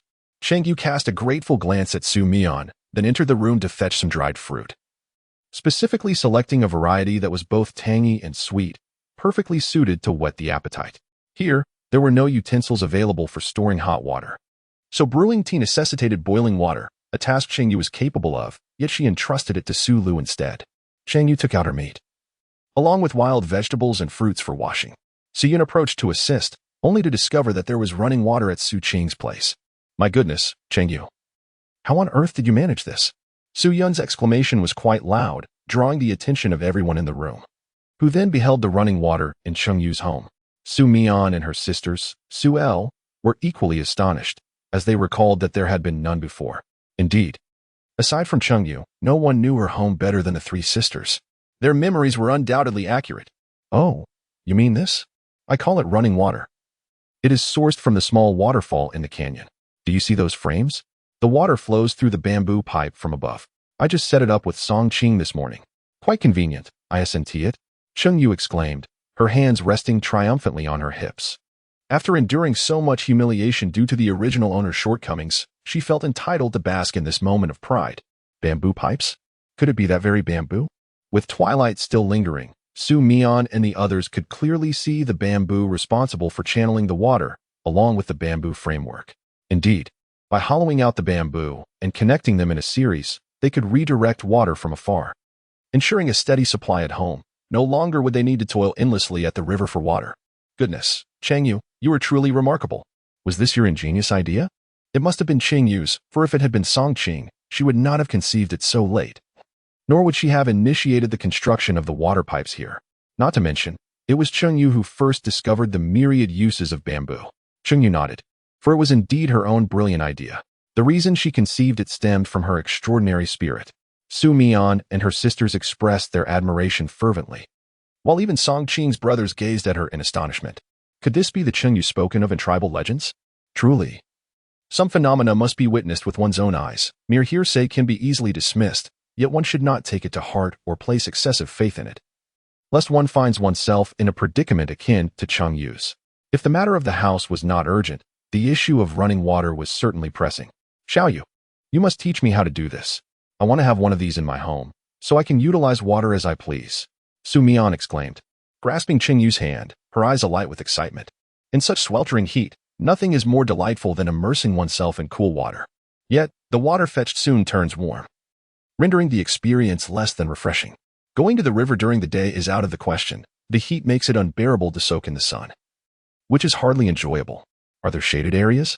If one is not concerned about being observed or even harassed by male beastmen, then perhaps it is feasible. Su Mian and her companions were reluctant. They possessed a sense of modesty and affections for certain beastmen, unwilling to be taken advantage of by others. However, if they were to have running water at home, they could stand directly under the spout to bathe. With the water flowing fresh and cool, what a delightful experience that would be. Don't shake, you'll break my hand. Rest assured, I will certainly teach you. Cheng Yue spoke of the Su Mian trio, while naturally, Song Qing's brothers would fall under Song Qing's responsibility. Ah, splendid. Thank you, Xiao Yu. Hee. I shall have Song Qing procure a few boar beasts for you. I have heard from my elder brother that you have a penchant for the meat of these creatures. Is that so? I shall also capture a few to bring back, and I hope you will not find them unworthy. The Su Mian sisters each expressed their approval, clearly delighted with this unexpected boon, eager to incorporate it into their home. Su Mian assisted Cheng Yue and Su Yun in preparing the ingredients. Completely disregarding Bai Ran and the others, who were left to boil water and quench their thirst. What could Bai Ran and the others do? They resigned themselves to this arrangement. Meanwhile, they took the opportunity to explore Cheng Yue's abode. Upon inspection, their initial indifference transformed into admiration. The house might not rival the size of their cave, but the distinct separation of spaces for sleeping, cooking, storing miscellaneous items, and firewood created a remarkably comfortable atmosphere. This dwelling even boasted a dedicated bathing area and a toilet. The water from the former drains directly into the ground, while the latter remains impeccably clean and odorless after use and flushing. Of course, they did not dare to experiment themselves, instead opting to eavesdrop on Cheng Yue's conversations with Su Mian and the others. It was said that beneath the house, there exists a specialized drainage system, and the most labor-intensive aspect of constructing this residence was indeed the drainage below. Yet, Cheng Yue remained unsatisfied, expressing a desire to renovate it in the future with even better materials. Everything said by Cheng Yue is remarkably novel for Su Mian and her companions. Chapter 68. The Dinner. Upon the return of Song Qing and the others, they were met with a delightful atmosphere surrounding Cheng Yue and her group. What could have transpired? Song Qing found himself genuinely intrigued. It is worth noting that, although the brothers had not openly expressed it, they held a rather low opinion of Cheng Yue previously. Their willingness to assist and stay for a meal had been primarily due to his influence. However, it was now evident that their perception had significantly shifted. Cheng Yue raised an eyebrow in delight, acknowledging the naturalness of the situation. You didn't expect me to be this clever, did you? It was evident that change was inevitable. Song Qing handed Cheng Yue a substantial stack of beast skins, stating, "You should keep these for now. I'll go prepare dinner." Wait, are these the skins from the wild beasts they just hunted? Don't they want them? Song Qing is giving them to him, and his brothers are in agreement? Noticing that Song Qing had already begun preparing the barbecue, Cheng Yue refrained from directly questioning him, choosing instead to inquire later about the meaning behind it all. As Song Qing commenced grilling the meat, none of his brothers sensed anything amiss. However, their reactions varied when he began to stir-fry, particularly once the unusual ingredients were added. The overpowering aroma nearly transformed them into their beastly forms, howling for food. Thankfully, the presence of numerous females restrained them, allowing them to suppress their primal instincts. A struggle that was excruciating. Fortunately, as a brother, Song Qing could discern their thoughts with a mere glance. Thus, he promptly served each of them a plate of the grilled meat. Enjoy this while it's hot. Cold grilled meat loses its appeal. Unlike the simple duo of Cheng Yue and himself, they were not grilling whole beasts. It was impossible to cook a piece, set it aside, and wait for everything to be done before eating. Hey, thanks, brother. Wow, this is delicious. Honestly, who taught you this? How did your grilling skills improve so dramatically? They had all tasted each other's grilled meat before and were well aware of their respective skills. How was it that in such a short span? It seemed as if Song Qing had undergone some culinary training. Furthermore, the dishes he was preparing were entirely unfamiliar. As male beastmen, they typically grilled meat and consumed it directly. Oh, but that was only in terms of cooked food. Generally, they tended to gnaw on raw meat, with grilled meat being a rare indulgence. However, with each bite of this grilled meat, they felt as though they had been mistaken all along. Whether it was the raw meat they had consumed or the previously grilled fare, they realized with astonishment that it was far inferior. So, this is how exquisite beast meat can truly be. As they relished the grilled meat, their eyes fixated on the large platter of stir-fried meat that had just emerged from the stove. They were uncertain about the accompanying ingredients, while visually appealing. Would the combination of beast meat and wild vegetables be palatable? Nevertheless, the thought of it made their mouths water. Surely it must be delicious, right? In an instant, they found themselves in a state of internal conflict. While you were grilling, I wanted to ask, what did you apply to the meat? Be honest. Is that why it tastes so incredible? A perceptive beastman connected the dots, recalling what Song Qing had done previously and linking it to the delectable grilled meat. Indeed. All of this was taught to me by Cheng Yue. The seasoning I applied to the grilled meat and the ingredients in the stir-fry were all found by Cheng Yue in the woods. As he spoke, Song Qing felt an unexpected surge of pride, a smile gracing his face. How does it taste? I must tell you, I've grown fond of cooked food. After a period of eating it, I don't feel any adverse effects on my body. Thus, he had reduced his consumption of raw meat. Having become accustomed to the delectable cooked dishes, the thought of gnawing on pale, raw meat with its strong, unpleasant odor was simply unappetizing. What? Are you certain? Eating cooked food occasionally is fine, but as beastmen, we must maintain our primal essence and talents through raw food, sometimes even drinking the blood of wild beasts. This has been our way for generations, and we firmly believe in the necessity of consuming raw meat. Yet here was Song Qing, claiming he no longer favored raw food? Is your health really intact? If not, perhaps we should take you to the shaman. Despite their preoccupation with the delicious food before them, they insisted on taking Song Qing to see the shaman. Reluctantly, Song Qing waved them off, stating, "There's no need for concern. Do I appear to be such an unreliable beastman? I visited the shaman long ago. I'm perfectly fine. Besides, it's not as if I've completely forsaken raw food. Otherwise, how could I sustain myself on the cooked fare provided by Cheng Yue?" Song Qing, indeed, was not someone to act recklessly. As they realized this, Bai Ran and the others breathed a sigh of relief. Although the food was delightful, moderation was essential. Overindulgence could lead to trouble. Cheng Yue listened to their conversation without interjecting to argue against their beliefs. They insisted on consuming cooked food to avoid illness, claiming that raw items harbored parasites. She recognized that orcs and humans were distinct species, undoubtedly differing in their physiological systems. Generations of orcs had thrived without issues, often living to a ripe old age. Who was she to comment? Regardless, the idea of consuming raw food was utterly unacceptable to her. Even if it meant that the orc's physique might regress without cooked meals, she would prefer the regression. As for Song Qing, she had no intention of demanding that he adhere to her dietary preferences. He could choose for himself. Song Qing understood her sentiments well. There was no need for her to worry excessively. Enough said, you have your food, and I am fully aware of my own body. So there is no cause for concern. With this declaration, Bai Ran and the others ceased their discussions and merrily indulged in the delicious fare, later even engaging in a playful scramble for a piece of meat. They were astonished that such delectable dishes had been taught to Song Qing by Cheng Yue. Could it be that this was the reason Song Qing prepared meals for her?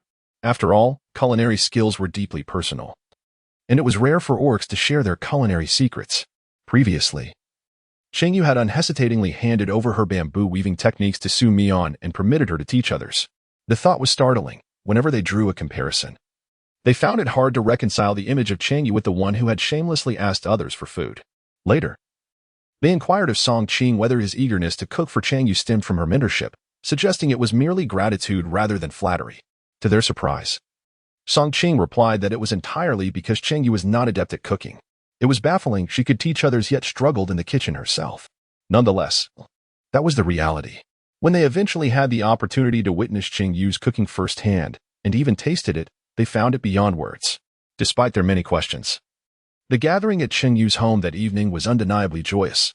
The guests were remarkably considerate after finishing their meal. They willingly assisted with the dishes before departing under the moonlight. Song Qing, intending to protect Cheng Yue, had no plans to leave, but the brothers, unaware of the underlying situation, interpreted his reluctance to depart as an indication of staying overnight, prompting a series of ambiguous chuckles that left everyone in a state of helpless amusement. Chapter 69. Digging for clay. What do you wish to do tomorrow?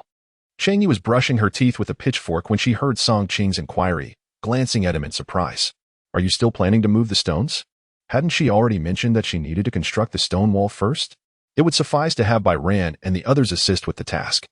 What do you wish to do? I shall accompany you.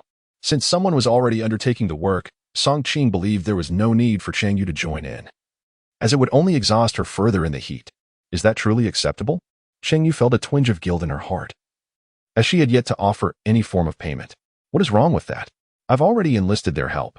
We have sufficient manpower, and your presence is not essential. Moreover, Cheng Yue's strength was not comparable to that of the male orcs. Rather than moving stones, she might as well engage in other endeavors. Cheng Yue contemplated and indeed felt that this was the case. Thus, they would venture out tomorrow morning to excavate clay, which would be essential for constructing the walls. When the clay was mixed with that adhesive fruit, it would conserve materials. Clay? What is that? It is merely a type of earth that can be utilized for wall building. You will understand in due course. Song Qing was not particularly intrigued, but if Cheng Yue suggested they go dig for clay, then so be it. All right, you should rest. I will keep watch tonight, so do not worry. Song Qing believed that after Cheng Yue had publicly questioned her identity in front of Bai Mei and even mentioned it to their leader, Bai Mei would surely refrain from taking any further actions against Cheng Yue. However, he chose not to share this sentiment with her. How could he turn away the affection from his future partner? Once he and Cheng Yue solidified their relationship, it would not matter whether they resided at her place or his. Either choice would be acceptable. Before that, He could transform the nearby forest into a setting that Cheng Yue would adore. Thus, regardless of where they stayed, it would always reflect her preferences. And with the territory expanded significantly, she would undoubtedly be overjoyed. When Cheng Yue commenced her wall construction, he would discuss the idea of placing the wall at the back. Perhaps by that time, they would already be together, and that wall would extend outward. The following morning, Cheng Yue awoke and shifted from her beast form to her human shape. It was not that she preferred sleeping in her beast form, rather, the absence of a bed in the room compelled her to adopt that form to rest comfortably. There remained so many tasks to accomplish. It would be a gradual process. First, they needed to erect the perimeter wall to establish a sense of security. Unbeknownst to her, under the same roof, Songqing was scheming to incorporate his territory within that wall. As they prepared to excavate clay, they brought along animal skin bags, with each capable of carrying 2 large sacks. Cheng Yue was uncertain how much clay would suffice, so she aimed to gather as much as possible. Did not the little light orb mention that this clay is also suitable for pottery? Little light orb, just guide me directly. The area is filled with vegetation. And if I were to search on my own, who knows how long it would take? They said it was the mountain across the canyon. But that mountain's expanse is quite vast. Of course, regarding all matters related to construction, my dear host, even if you do not inquire, I shall willingly provide you with information. All for the sake of points. Cheng Yue nodded in satisfaction. Host, you should head to the other side first. While the soil at the foot of the mountain is acceptable, the quality on the mountain is superior. If you intend to excavate, make your way upwards and procure something of better quality. Cheng Yue did not initially wish to set her expectations so high. However, since the little luminous orb had mentioned that there were helpers available, she decided to follow its guidance. To reach the opposite bank, one must navigate upstream through shallow waters, wading through the tranquil surface where not a single fish was in sight, as if the river were devoid of aquatic life. She recalled her previous attempts to catch fish and shrimp with a basket, which had yielded no results whatsoever. Wasn't it said that besides the yellow-eyed water beasts, there were other fish in this river? Why then had her endeavors to catch different fish been in vain? Without the allure of roasted meat, even the yellow-eyed water beasts eluded capture. It was said that the fish in this river were not suitable for consumption by the orcs. Logically, if such fish lacked a sense of danger and had no natural enemies, they would reproduce rapidly and be abundant, making them easy to catch. As Songqing quickly deduced, there were indeed other fish. However, with the presence of the yellow-eyed water beasts, the fish population must be scarce, most likely hiding away, making them nearly impossible to catch. Do you have a penchant for fish?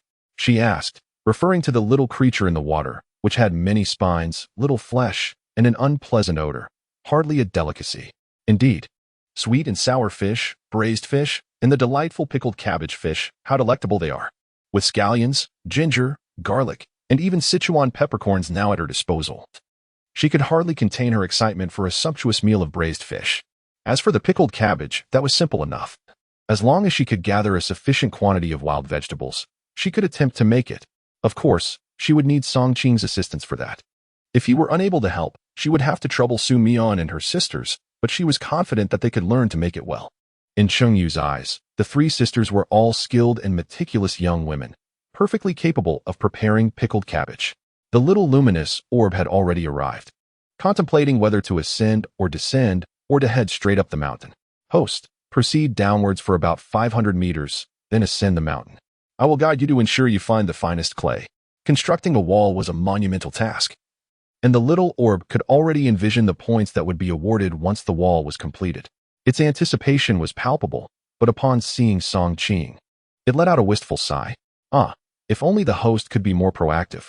If they could encircle this territory with the orcs' help, the wall could be even larger, surely yielding more points. What a pity. Nevertheless, it was of little consequence. Observing the orc's favorable attitude toward the host, it was clear that with his assistance, the tasks would be accomplished more swiftly. Those minor tasks, though yielding fewer points, were plentiful and could accumulate significantly, potentially surpassing the points gained from constructing the wall.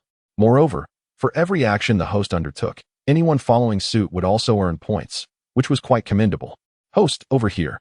Ascend from this point. Yes, proceed in this direction. Didn't you bring a machete? Clear away those trees to facilitate easier access on your next visit. While Cheng Yue conversed with the little orb, Songqing chimed in. Do you enjoy fish? There are fish and other water sources within the tribe. If you like, I could catch some for you at noon.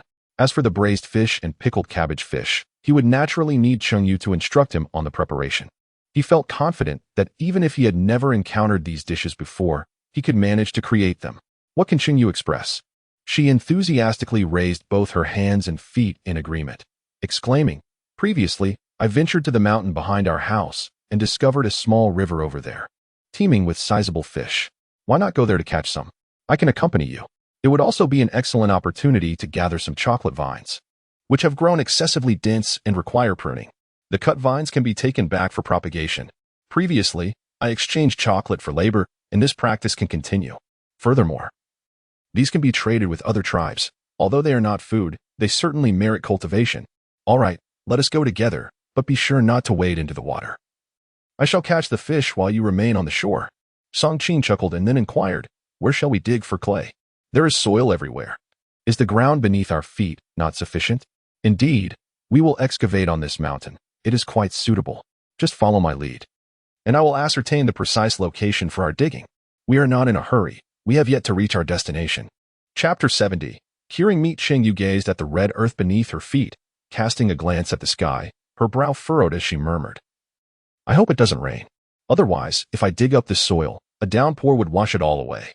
Noticing Cheng Yue's casual handling of the so-called clay at the edge of the land, Song Qing understood her meaning and reassured her, "Fear not. The rainy season is not upon us just yet." The rainy season? She was well aware of its implications. But Song Qing's tone suggested a different interpretation than what she had anticipated. Would there truly be no rain in the near future? Was it possible that the entirety of the annual rainfall concentrated solely within the rainy season? Such a phenomenon would be quite alarming, potentially leading to floods. The rainy season represented the peak of annual precipitation. While rain did fall at other times, it was minimal and sporadic, hardly a concern. Thus, even if rain were to come, it would not swiftly erode the clay that Cheng Yue had labored to reclaim. Relieved by this explanation, Cheng Yue exhaled, fearing that outside of the rainy season, there might be no rain at all, which would indeed be terrifying. She had been contemplating gathering mushrooms from the forest once the rain arrived. These delightful morsels were particularly delectable when sourced from deep within the mountains, once considered rare treats that were not easily obtainable. With so many forests around, abundant with fungi, it was essential to seize the moment during this season to gather and dry them for preservation. When winter came, she envisioned cozying up at home, savoring a steaming pot of mushroom soup, and the thought filled her with joy. "What are you daydreaming about?" Song Qing observed, sensing that Cheng Yue's expression was somewhat off. Upon inquiry, it turned out she was indeed lost in thought. The mushrooms in the forest should not be carelessly picked, nor should they be consumed indiscriminately. Many were poisonous. Numerous fungi bore a striking resemblance to one another, and the untrained beastmen dared not touch them. Such diminutive creatures could be highly toxic. Rest assured, I can distinguish between them, and not all poisonous mushrooms are without purpose. Collecting them could serve as an effective means to counter foes and ferocious beasts, Cheng Yue confidently declared. After all, she had already gathered some, dried them, and ground them into powder, storing them within her system space, unsure of their future use. But they posed no inconvenience in their current state. "You can tell which mushrooms are edible?" Song Qing exclaimed in surprise. Cheng Yue proudly lifted her chin. Of course. With the system space at her disposal, no toxic mushroom could evade her grasp. At the very least, she had the little light orb to assist her. The last time she discerned the space, she had identified all the non-toxic mushrooms, ensuring that she would not mistake them again upon encountering them. Even if she made an error once, it would not matter. She could simply learn again. "Could you teach the females of the tribe to recognize mushrooms?" "There is no need to instruct all of them. Teaching just one or two would suffice. For instance, the Su Mian triplets would serve as excellent candidates. As Cheng Yue mentioned, the tribe is surrounded by dense forests, and after each rainfall, a plethora of mushrooms emerges. However, due to the presence of many poisonous varieties that have claimed the lives of numerous orcs, few dare to gather them. It is heartbreaking to witness such abundance. With the ability to collect, yet being forced to merely observe. Certainly, if Su Mian and her sisters are willing, I will invite them to gather mushrooms with me in the mountains. I had no intention of foraging alone. In fact, I had previously planned to invite Su Mian and her sisters to accompany me to the mountains where Tian Song Qing had taken me to gather. Whatever we encounter on the mountain, I will share with them without reservation. Thank you. Having more food is always a blessing. Cheng Yue waved her hand dismissively. It's nothing. Su Mian and the others have assisted me greatly as well. Song Qing understood that this was a different matter, yet he refrained from elaborating further. He glanced up at the sky and remarked, "There is still ample time. Shall we proceed to excavate the clay?" Cheng Yue declined. "Perhaps it is best to forego it, for the heat is unbearable and the mountain is teeming with mosquitoes. Let us wait until the afternoon, when the sun is less fierce, to venture out for our digging. Were we not supposed to catch fish? If we go now, we could gather a substantial amount, which we could then cure with salt and dry, placing it in the cellar for preservation. It should last quite a while. However, given the sweltering conditions, I do hope that the salted fish does not become so tough that it is inedible. Nonetheless, as long as it does not attract pests and can be stored, it is a worthwhile endeavor. Curing with salt and drying? What does that entail? Ah, did she not mention this before? It involves cleaning the meat thoroughly, applying a measured amount of salt, and allowing the meat to absorb the salt until sufficiently cured before drying it. This method prevents spoilage and pest infestations, ensuring longevity in storage. Once properly processed, it can last for several years, even over a decade. Is that truly the case? Song Qing's face lit up with excitement. How do you know? Is there any doubt? Try it yourself and you will see. Although given the current heat, I have yet to attempt it. Come autumn, when the weather cools and the air is crisp, success is certainly within reach. As for how she acquired this knowledge, it is simply because each autumn back home, a batch of meat is cured to make preserved meat. However, factory-cured products are available year-round. Although the conditions here may not be ideal, with a little caution, it can undoubtedly be achieved. At worst, as she previously suggested, we could sun-dry it into jerky, crush it, and boil it. It remains food. Indeed, it is worth a try. If it truly works, then we need not worry about the scarcity of meat during the winter months. Should it succeed, they would then commence their preparations for winter provisions. If this is indeed the case, they need not suffer the indignity of consuming spoiled meat any longer. Song Qing fell silent for a moment, and just as Cheng Yue was about to inquire further, she was suddenly embraced by Song Qing. "What are you doing?" Cheng Yue was startled, her heart racing, and her cheeks flushed with a rosy hue. It was all so sudden. What could this possibly entail? "If your words hold merit, you shall be hailed as a great benefactor of the tribe, and gratitude shall abound."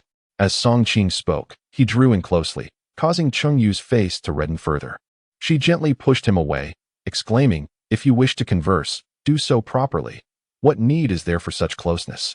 Cheng Yue harbored suspicions that Song Qing was taking advantage of her, and she possessed evidence.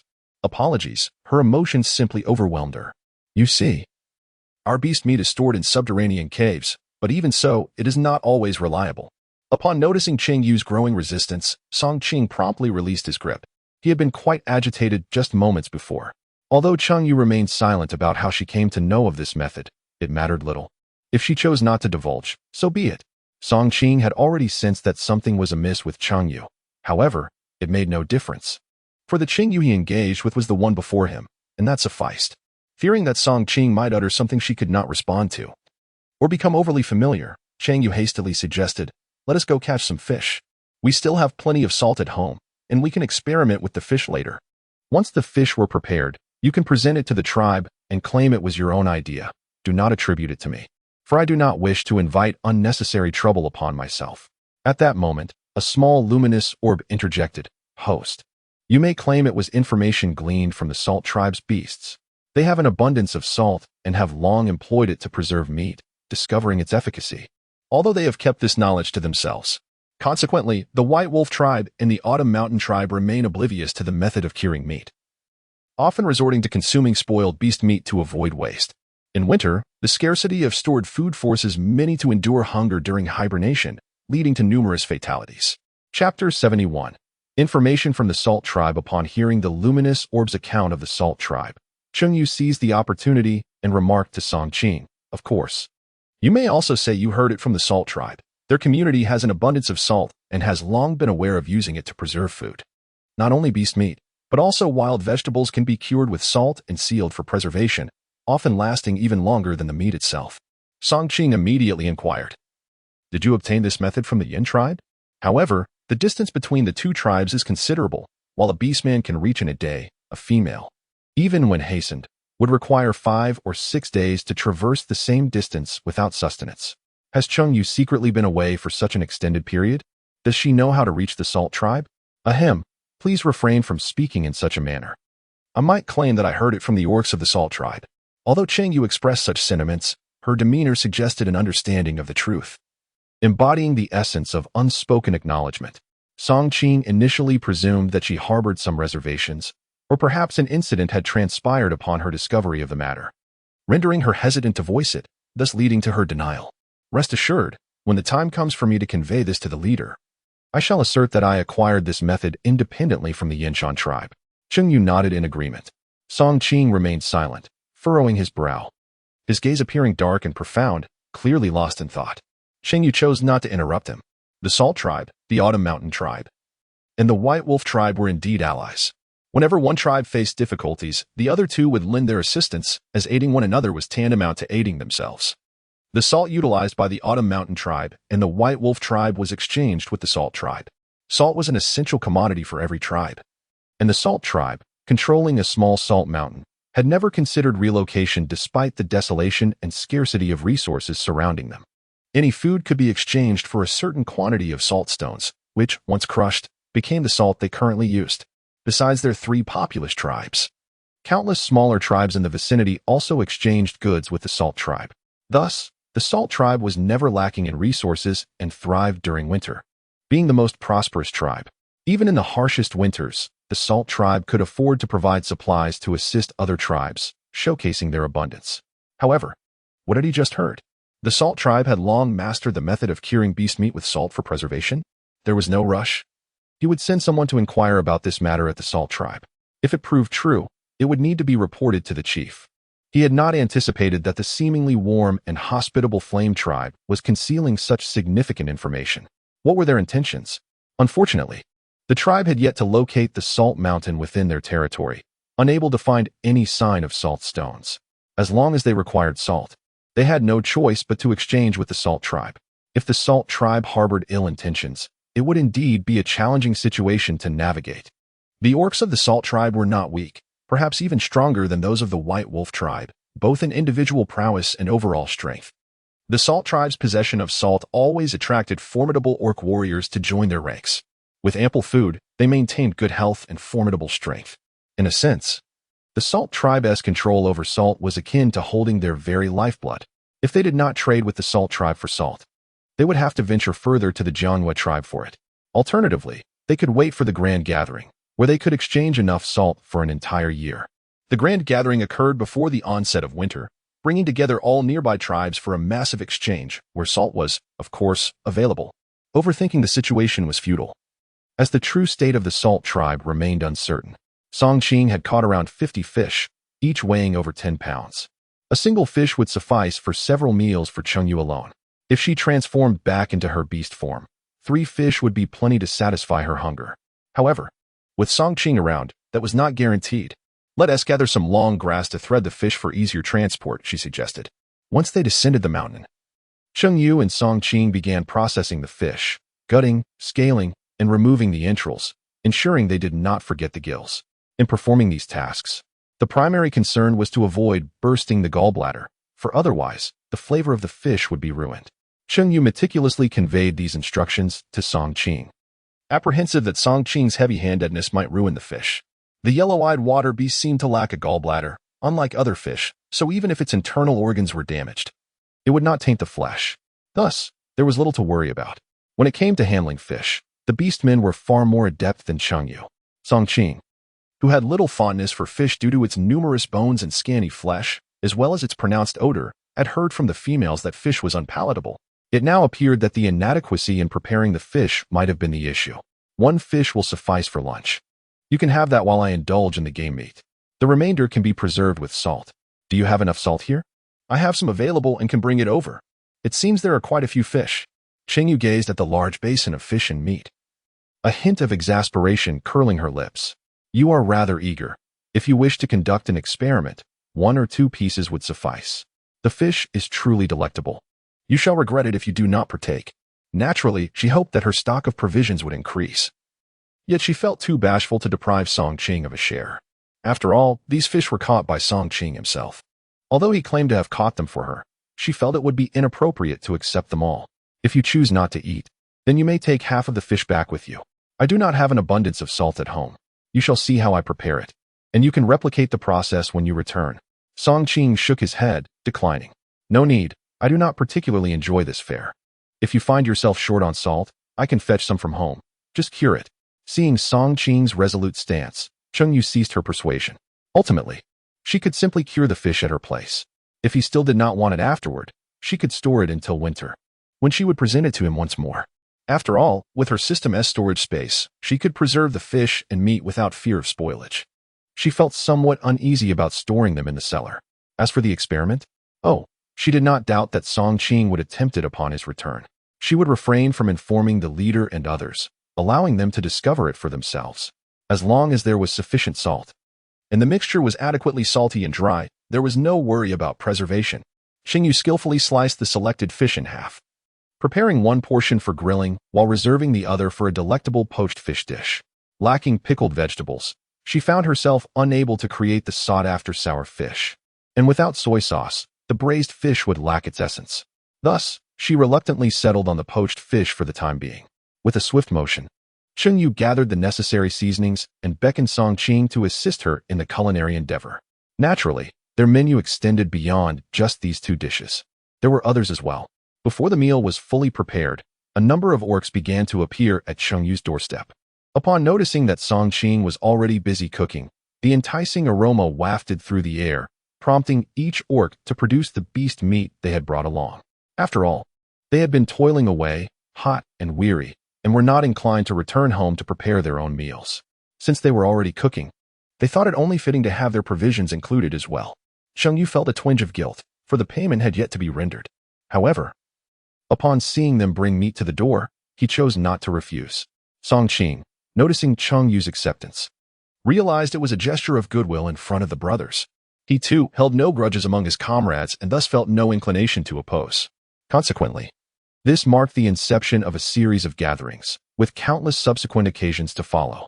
Until the stone wall was repaired, those who sought a meal would not depart. Fortunately, Cheng Yue possessed the awareness to provide sustenance and shelter, though it might not be entirely appropriate. This arrangement made by Ran and the others even more eager to dine at their abode. Chapter 72. We have enough. Cheng Yue is constructing a house, cultivating the land, and building a wall, yet the White Wolf tribe remains indifferent to his endeavors.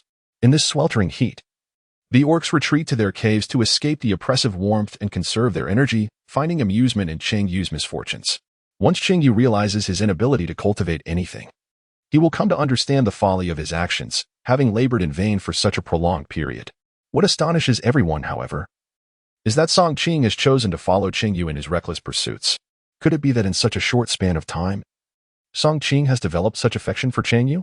Has he become so devoid of principles simply because Cheng Yue accepted him? The females who harbor feelings for Song Qing are left deeply hurt. Nevertheless, both Cheng Yue and Song Qing remain unconcerned by these sentiments. After witnessing the strength of the orcs, Cheng Yue entrusted the task of transporting stones entirely to Bai Ran and his fellow orcs. Need to dig a pit? There is no need to call for help. We shall do it ourselves, for otherwise, where would the resources come from? Upon hearing Cheng Yue's intent to hire workers to start digging deep trenches, Song Qing expressed his disapproval. This time, he didn't even consider asking his brothers for assistance. Shall we undertake this task ourselves? Cheng Yue cast a glance at the expanse of land, filled with doubt about whether she had misheard. Of course, we can manage this ourselves. It is hardly a daunting task. It merely involves moving stones. If it weren't for the substantial quantity Cheng Yue required, coupled with the urgency of the situation, he would not have consented to trade precious resources for orc labor, especially since Cheng Yue mentioned that it pertained to winter supplies, which are even more rare and valuable. So, have you truly organized such a vast area without lifting a finger? Did you leave all the labor to others? Cheng Yue nodded, remarking that she had enlisted the help of the females while she busied herself with other matters. With merely a handful of chocolate fruits, they had managed to cultivate such a vast expanse of land, complete with a pond and a broad road. She found it exceedingly worthwhile. Although she was aware that the females had done the labor, Song Qing couldn't help but feel a pang of frustration, thinking that if only she had waited for her return, it would have sufficed. Such precious resources were squandered. As she spoke, Song Qing transformed into her beast form, and a magnificent wolf appeared before them. Despite their long acquaintance, Cheng Yue had seldom witnessed Song Qing's beastly visage, and she had to admit that it was strikingly beautiful. Although referred to as a white wolf, it resembled more of a silver wolf, exuding an air of regal authority. "Behold," Song Qing proclaimed, beginning to dig with her forelimbs. In the blink of an eye, before Cheng Yue could fully appreciate the majestic presence of the silver wolf, Song Qing vanished from view. Standing at no less than 3 meters tall, how could she disappear so swiftly? Alongside her disappearance, heaps of yellow earth were cast aside. Cheng Yue desired to assess the situation, yet was obstructed by the earth. Before him, the pit morphed into an elongated form, and soon, a 1-meter-long trench materialized before his eyes. Song Qing's beastly figure leaped from the pit. Its stunning silver-white fur was matted with yellow mud, prompting Cheng Yue to longingly wish to wash it clean in the river. Song Qing shook off the dirt from his body and addressed Cheng Yue. "Do you see this? Is such a large pit sufficient?" Cheng Yue approached with a vacant expression, foolishly peering into the pit. "Goodness, are you out of your mind? Why dig so deep?" A glance revealed an abyss with no visible bottom. A foundation need not be excavated to such depths.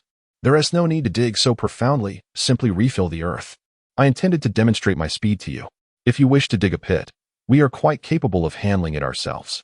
Cheng Yue, despite being a white tiger beast, found herself lacking in strength compared to her male counterparts, further diminished by previous neglect. However, the task of digging a pit posed no challenge for her. The previous females were utterly inferior when compared to Song Qing. Had they possessed even a fraction of her prowess, they would have completed this expanse of land in a mere 2 or 3 days. At last, she comprehended Song Qing's assertion that she could await his return.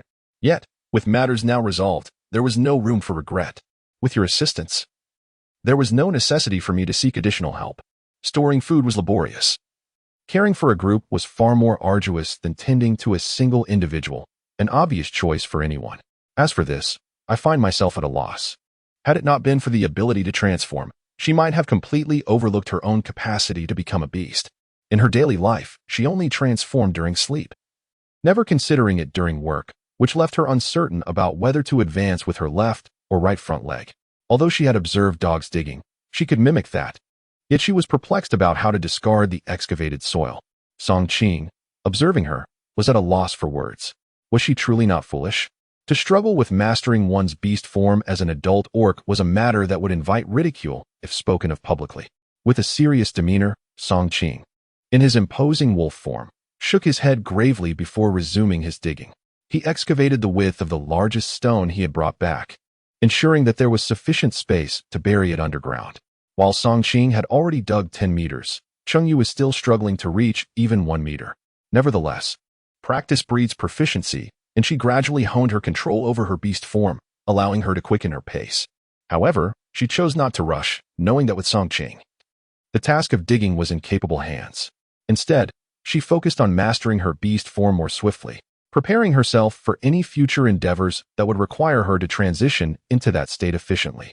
Before Cheng Yue's expectations, it was anticipated that this endeavor would require at least 10 days to half a month, calculated based on the pace at which the females typically worked. However, to her astonishment, Song Qing completed the task in a single day, executing it both swiftly and proficiently. At the bottom of the pit, a circle of stones had already been stacked. Had it not been for Cheng Yue's intervention, he would have discarded the stones back into the pit. The largest stones were already positioned at the bottom, followed by a layer of smaller stones, topped with a layer of clay, and then more stones piled on top to eliminate any gaps. It's getting late today. We shall continue tomorrow. I never anticipated your efficiency. I suspect that in just a few days, my wall will be completed. This will be a unique feature of our tribe. Contemplating this, Cheng Yue suddenly spoke with seriousness. What if, after my wall is finished, the tribe covets it and attempts to seize it? After all, just one glance at my wall evokes a profound sense of security.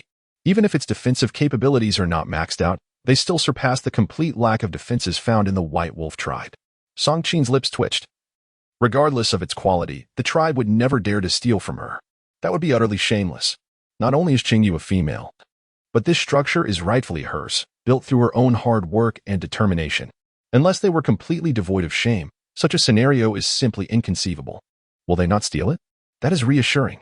I believe our tribe, despite the territory we occupy, must erect a wall in the gathering area. Otherwise, if enemies come knocking, we would have nothing to defend ourselves with, relying solely on our bodies to shield against oncoming threats. A single misstep could lead to bloodshed. Furthermore, with dense forests surrounding us, wild beasts could easily intrude, which would pose a significant problem. The terrain of the White Wolf tribe's gathering area is not particularly advantageous either. When faced with adversaries, the only option is to flee. Oh well, that is not my concern. Once the wall is constructed, the area within will be my exclusive domain, and no one shall enter without my consent. After the wall is completed, she can finally embark on her agricultural and livestock endeavors. Chapter 73. Building the wall in just one day, Cheng Yue had transformed the area into a deep and wide trench. While Bai Ran and the others showed no signs of having made any progress, they were still transporting stones, having previously witnessed Song Qing laboring diligently, and as his companions. They were somewhat aware of his capabilities. While others regarded Song Qing as one of the most formidable warrior beasts in the tribe, to his closest allies, he was unequivocally the strongest, with no exceptions. However, Song Qing preferred to remain low-key, concealing a portion of his strength. Why conceal it? Because the powerful always attract attention, which is not something Song Qing relishes. Have you not seen how the top 10 warriors in the tribe are constantly surrounded by females the moment they appear? Single or coupled, attractive or not, they all seem to have their eyes glued to those warriors, their enthusiasm bordering on overwhelming. Song Qing is a discerning connoisseur of beauty, possessing his own standards. What the masses deem beautiful may not appeal to him, and what others find unattractive might not strike him as such. In short, he adheres strictly to his own aesthetic. Among the females in the tribe, aside from Cheng Yue, he found none to be beautiful. Thus, he wished to avoid their incessant attention, prompting him to start concealing his capabilities. To deceive the females, he needed to outsmart the majority of the beastmen. So only a select few within the tribe were aware of Song Qing's top-tier prowess. Therefore, it was hardly surprising that he could excavate such a trench in a single day. They even suspected that he had not exerted his full strength. Once the trench was prepared, there was no need for Song Qing and Cheng Yue to individually toss small stones into it. They could instruct Bai Ran and the others to gather the smaller stones and simply dump them into the pit. Song Qing and Cheng Yue would follow behind, spreading clay. After the clay was applied, Cheng Yue began to water it, transforming it into a slurry before adding more stones, layering them with soil as they progressed. When they finally reached ground level, the actual wall construction began, which could not be as crude as before. The formidable physique of the beastmen lost some of its advantage here. Fortunately, the beastmen were robust enough to easily carry stones weighing around 100 pounds, ensuring the wall's construction was still highly effective. Although they were not using uniform bricks, the carefully selected stones could still be arranged to form a remarkably even wall. The gaps were filled with clay, resulting in a flawless finish. Cheng Yue was preoccupied with building a stone wall, leaving her no time for other endeavors. When Su Mian and her two sisters invited her to join them in gathering resources, she was unable to accept. Initially, she had considered inviting Su Mian and the others to the mountain where Song Qing had previously taken her to collect rubber fruit. However, upon discovering the remarkable adhesive qualities of the clay, she decided to postpone the rubber fruit gathering. At worst, if the stone wall encountered problems later, she could always use glue for repairs. After a month of diligent labor, Cheng Yue finally completed her stone wall, standing 3 meters high and 1 meter wide. This imposing structure enclosed the land and house she had cultivated, making it nearly impossible for any beast, even in their animal form, to glimpse what lay within. The stone wall featured 2 entrances, a small door leading to the canyon river and a grand gate that opened towards the tribe. Song Qing had previously hoped to establish a better rapport with Cheng Yue and incorporate his territory into hers. However, this ambition was thwarted, not due to any inadequacy in their relationship, but because the brothers had devoted their efforts to assisting Cheng Yue, leaving his own land unattended. Initially, Cheng Yue's plans had not included his territory, and incorporating it at this stage would significantly complicate matters, which Cheng Yue was unlikely to accept. Expanding her domain could be addressed later. For now, she preferred to focus on her own affairs. With a sense of regret, Song Qing turned to his brothers, instructing them to gradually improve his territory. Cheng Yue, surprisingly, encouraged them to take their time, which prompted the brothers to question why he himself was not undertaking the work. Song Qing explained that he was naturally there to assist Cheng Yue. In the span of a month, not much transpired. The tribe remained unaware of any significant events, as Song Qing and his companions reported daily without fail. As for Cheng Yue, her days were monotonous, primarily revolving around the construction of the stone wall. Aside from mealtimes, when she occasionally experienced delightful surprises, her routine could easily be described as unchanging. However, it would be inaccurate to label her life as entirely static, for her relationship with Song Qing had blossomed remarkably. She had accepted his proposal to form a bond, but thoughts of offspring were still distant, especially considering the absence of provisions for the winter. Indeed, Cheng Yue had consented to enter into a partnership with Song Qing. Over the course of the month, their daily interactions allowed Cheng Yue to witness Song Qing's admirable qualities: diligence, capability, reliability, strength, and a sense of responsibility. Notably, he displayed no interest in the other females of the tribe, universally deeming them unattractive and showing no inclination towards them. This, of course, was predicated on the absence of any female who caught his eye within the tribe. Rumors circulated that the tribe hosted an annual festival where various tribes could participate, potentially bringing forth females who might meet his aesthetic preferences. Would he not abandon her if he encountered someone he found beautiful? Such thoughts were unsettling. Song Cheng gazed at Cheng Yue, disbelief etched across his features as he processed her words. How could she even entertain such notions? Having already united with her and secured her promise, how could he ever be drawn to another female, regardless of her beauty? He was confident in his unwavering fidelity to his partner. While he did not favor those considered unattractive, he still held a baseline of respect for all individuals, refraining from dismissing them simply because they did not meet his standards. Conversely, he would not become infatuated with every attractive face he encountered. That would not serve him well. Grasping Cheng Yue's hand earnestly, he declared, "I belong to you and will always belong to you. As long as you do not leave, I could never betray you." It is often said that a man's words can be deceiving, yet there was something undeniably pleasing in Song Qing's declaration. Cheng Yue found herself reciprocating his sentiments. As long as he remained loyal, she too would never waver. It was not that she had fallen deeply in love in such a short time. Rather, it was an appreciation and affection that had developed. Their decision to unite was more a compromise forged in an unfamiliar world, as she sought a reliable partner to navigate the myriad challenges that lay ahead. One cannot claim to be invulnerable, capable of thriving in solitude. Every human experiences moments of loneliness and vulnerability, encounters tasks beyond their abilities, and requires assistance at times. This was especially true in the perilous and foreign realm of beasts. Given their commitment to bond, should they select a specific date for the ceremony? How should they proceed?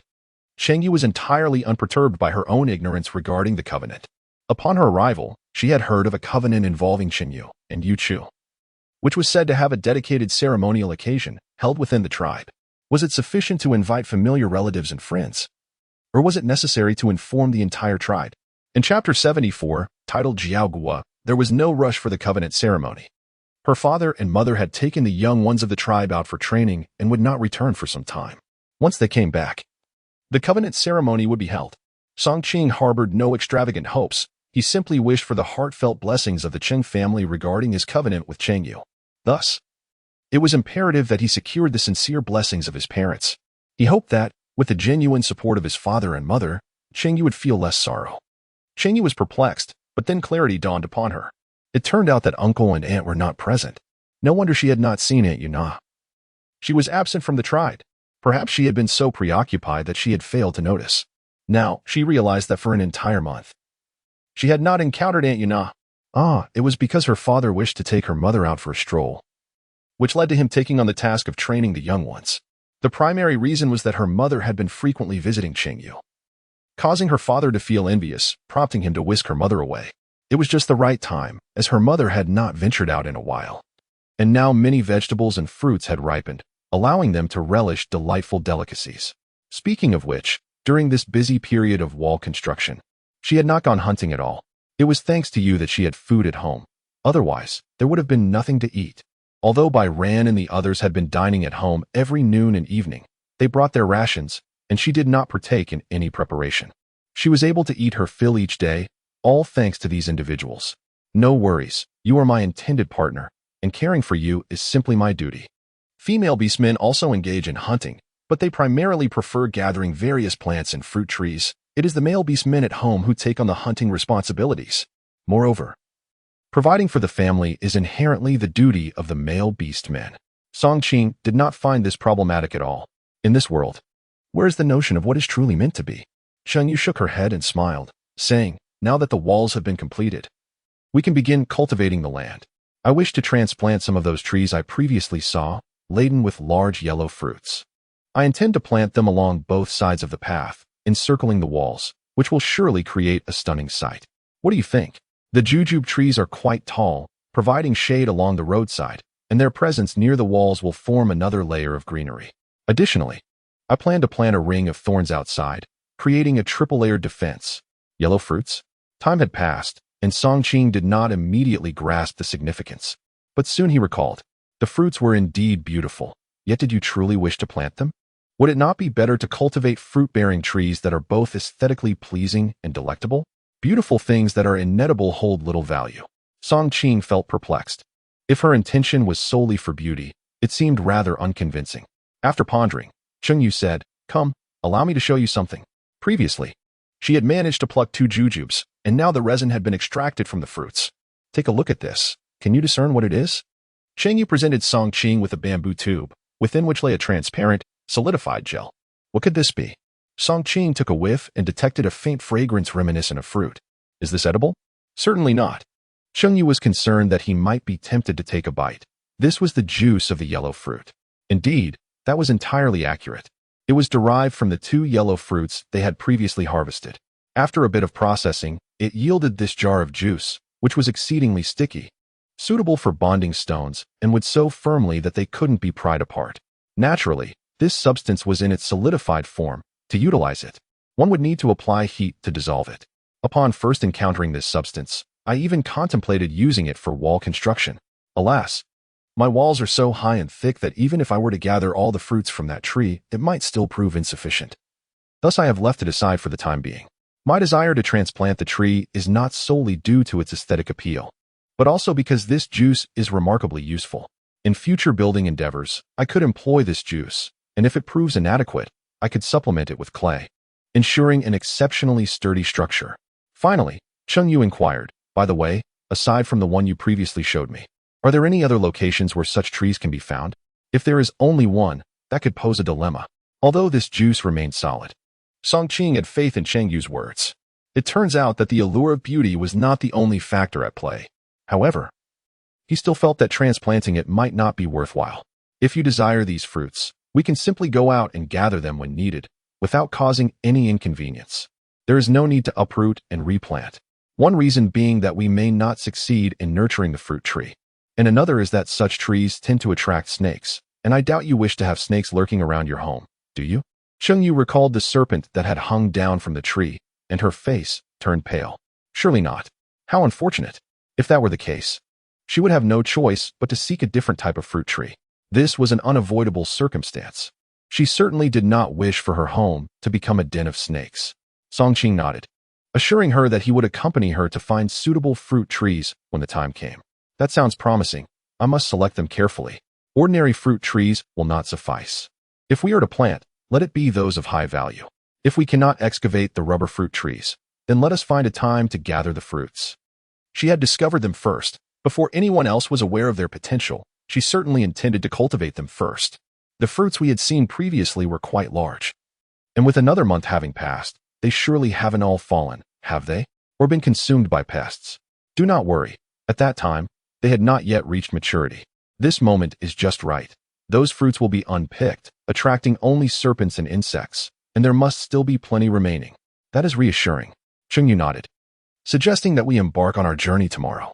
Following that, we shall venture into the woods for an adventure, gathering fruits and vegetables, uprooting fruit trees, and engaging in hunting. We must first amass a supply of resources.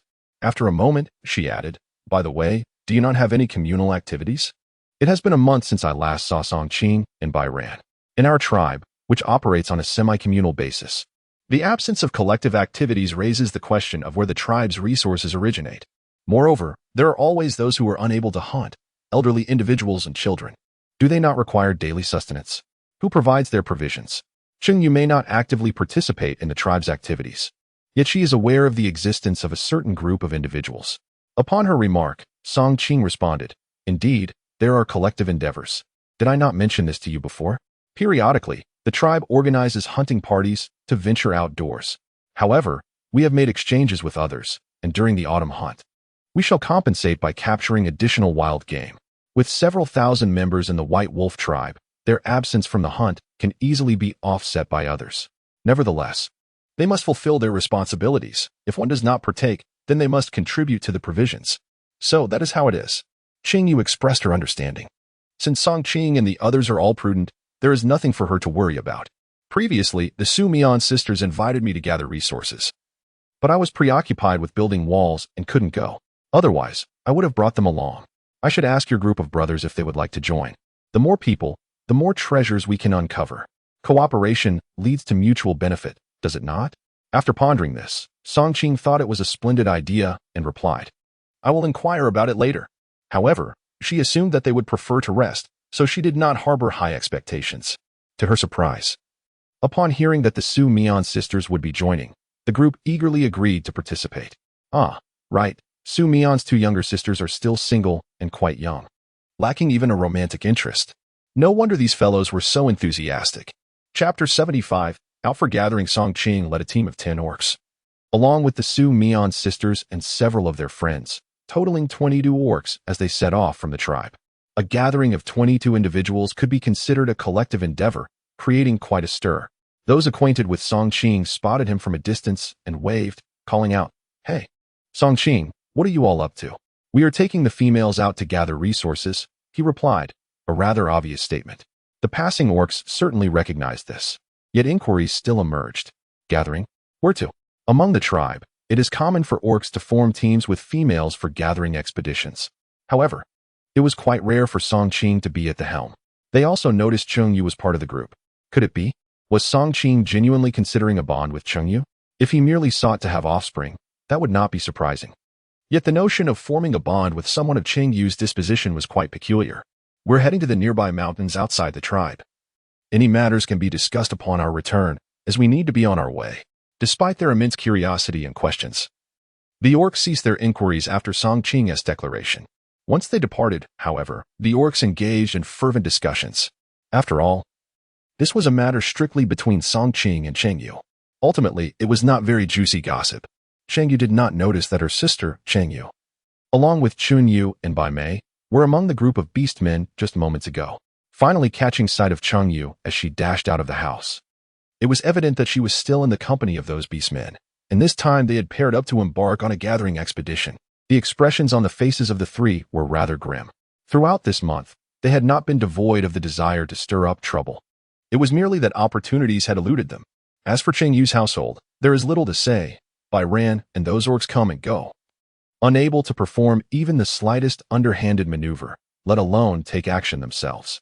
Moreover, Cheng Yue has never acted alone. She skillfully left them no opportunity to seize, which has left them utterly exasperated. What exactly has Cheng Yue accomplished? Why does Songqing support her so fervently? It is said that Cheng Yue cannot find a chance to approach. But what of you, Songqing? Those females wishing to bear offspring with Songqing find themselves with no opportunity to be alone with him. Initially, they believed that Songqing merely desired to have offspring with Cheng Yue. Yet as time has passed, he has consistently lavished attentions upon her. It is evident to anyone with eyes, who could still assert that Songqing's intentions are purely to bear offspring with Cheng Yue. If Songqing aids Cheng Yue, naturally, his brothers, out of loyalty to him, will also lend their support to her. Cheng Yue observes this with clarity. Cheng Yue clenches her hands tightly, seething. With Songqing guarding her, how can we possibly contend with her? Previously, while they may have plotted against Cheng Yue, they did not harbor a desperate desire to see her demise.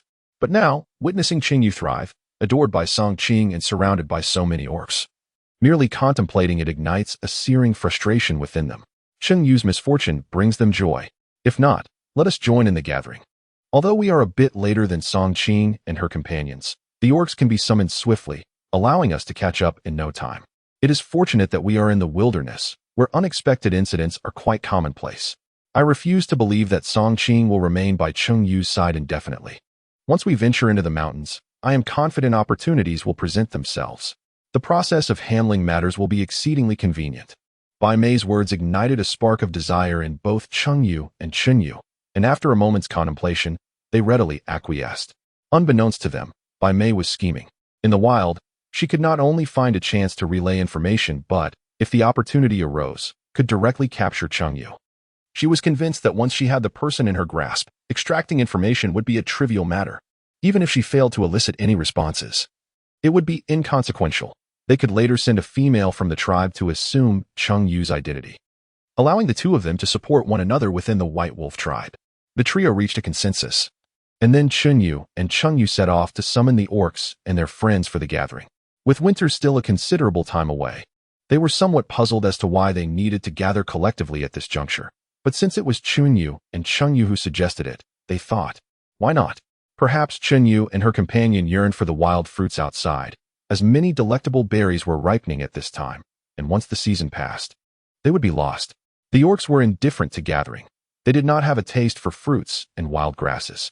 However, the females, having not ventured out for quite some time, were filled with delight and paid no heed to Cheng Yue's underlying intentions. Alas, even though Cheng Yue and her companions hurried, the destination remained undisclosed by Song Qing and her group, and the orcs' pace was far from slow. Therefore, their desire to follow behind and calculate this, and that was simply impossible to realize. Cheng Yue and her companions were being carried by the beastly male orcs in their animal forms. It was not that they were incapable of transforming into beasts themselves, but rather that their speed could not match that of the male orcs. After a unanimous decision, they resolved to head directly to their destination without any stops along the way. They aimed to reach the desired forest before the heat of the day fully set in, thus urging the male orcs to hasten their pace. Cheng Yue once again experienced the sensation of swift winds racing past her. The speed was indeed astonishing. She nestled entirely within Song Qing's fur, fearful that the gusts might distort her face. "We've arrived," someone in the tribe exclaimed. Song Qing came to a halt, and Cheng Yue, feeling a bit unsteady, slid down from his back. "Are you all right?" inquired a female companion beside Cheng Yue, noticing her pale complexion with concern. Cheng Yue waved her hand, saying, "No, it's nothing. They were just moving too swiftly, and I momentarily failed to react. It will be fine soon. It will be fine soon." Cheng Yue met Su Mian and the others, all adorned with smiles, clearly relishing the exhilarating pace they had just experienced. Among them, she alone felt somewhat unwell, a sensation that was rather embarrassing. Song Qing cast a concerned glance her way and inquired, "Are you truly all right? Perhaps you should rest here for a while?" Then, addressing the others, she continued, "For the next few days, we will be exploring this mountain. Why don't you all go ahead and explore? I shall stay back with Cheng Yue." "Very well, we shall proceed and you can catch up later.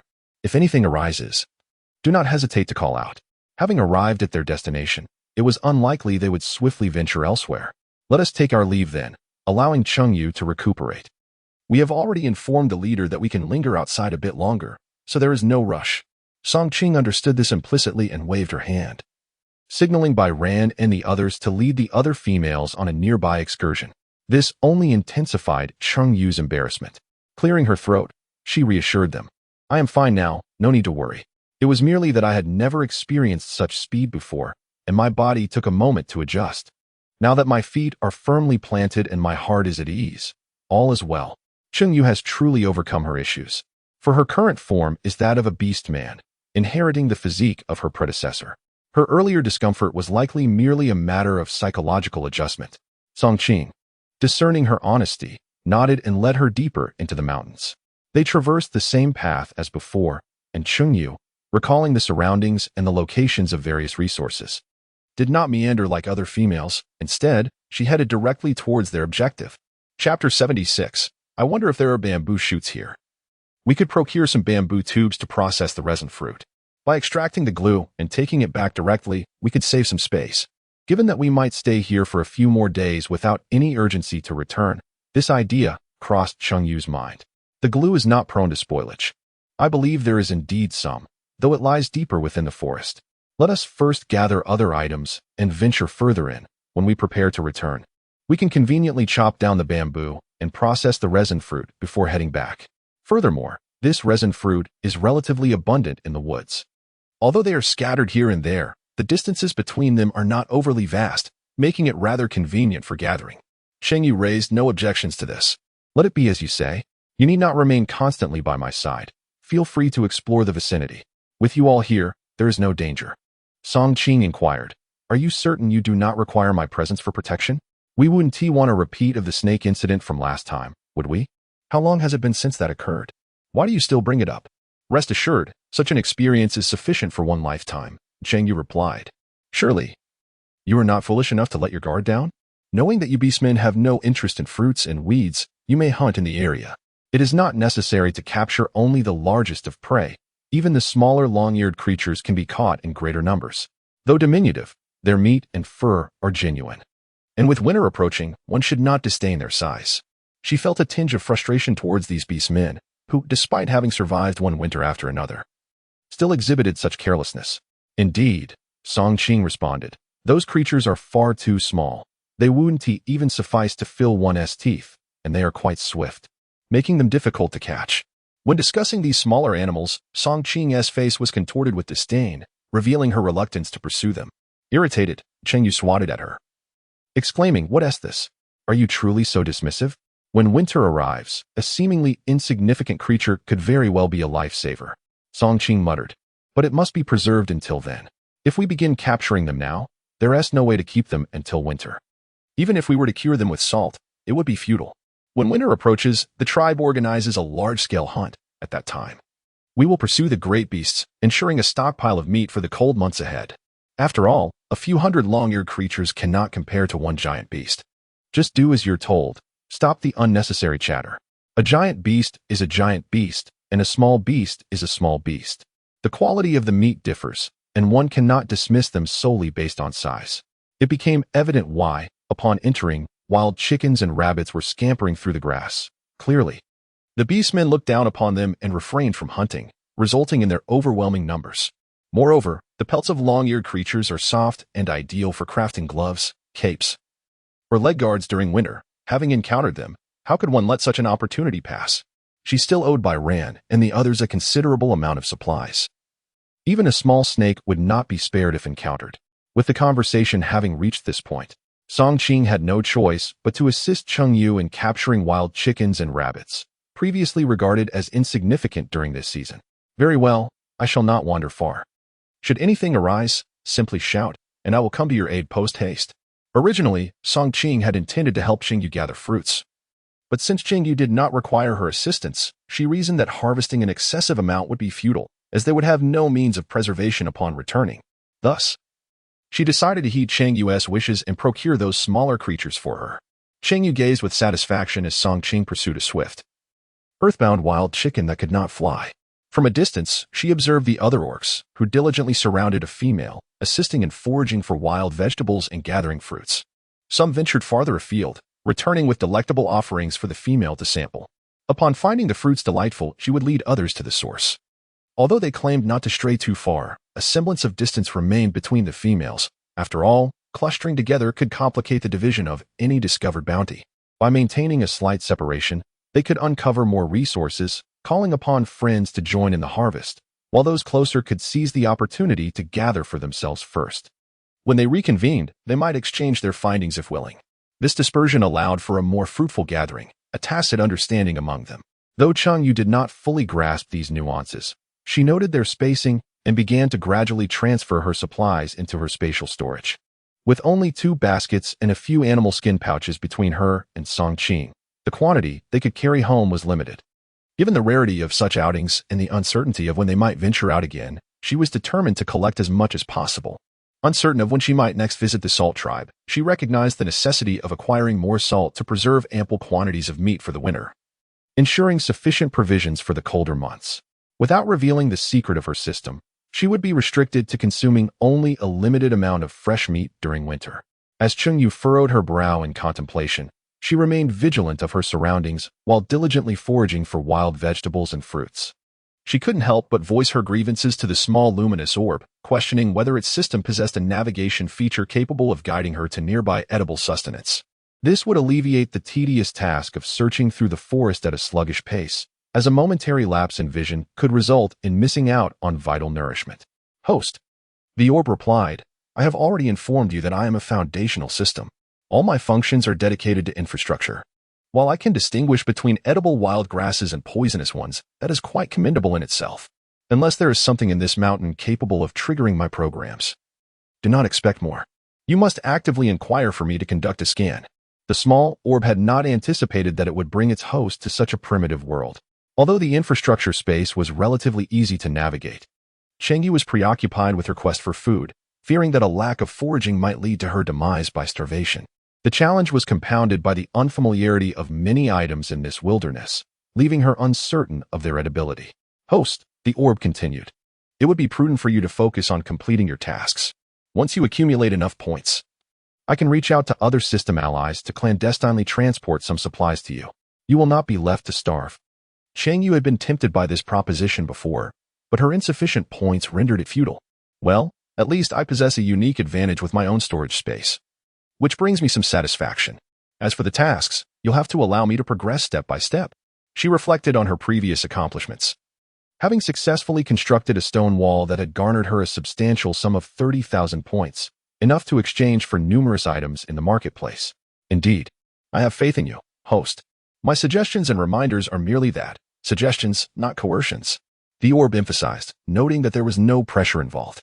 Following Cheng Yue's prior exchange of points and her upgrade of the orb to a higher level, its voice had transformed from a flat electronic tone to a sweet, childlike tone, exuding warmth and friendliness. Chapter 77. The Art of Fire Making at Noon. Cheng Yue and her companions gathered beneath the towering rubber tree for their midday meal.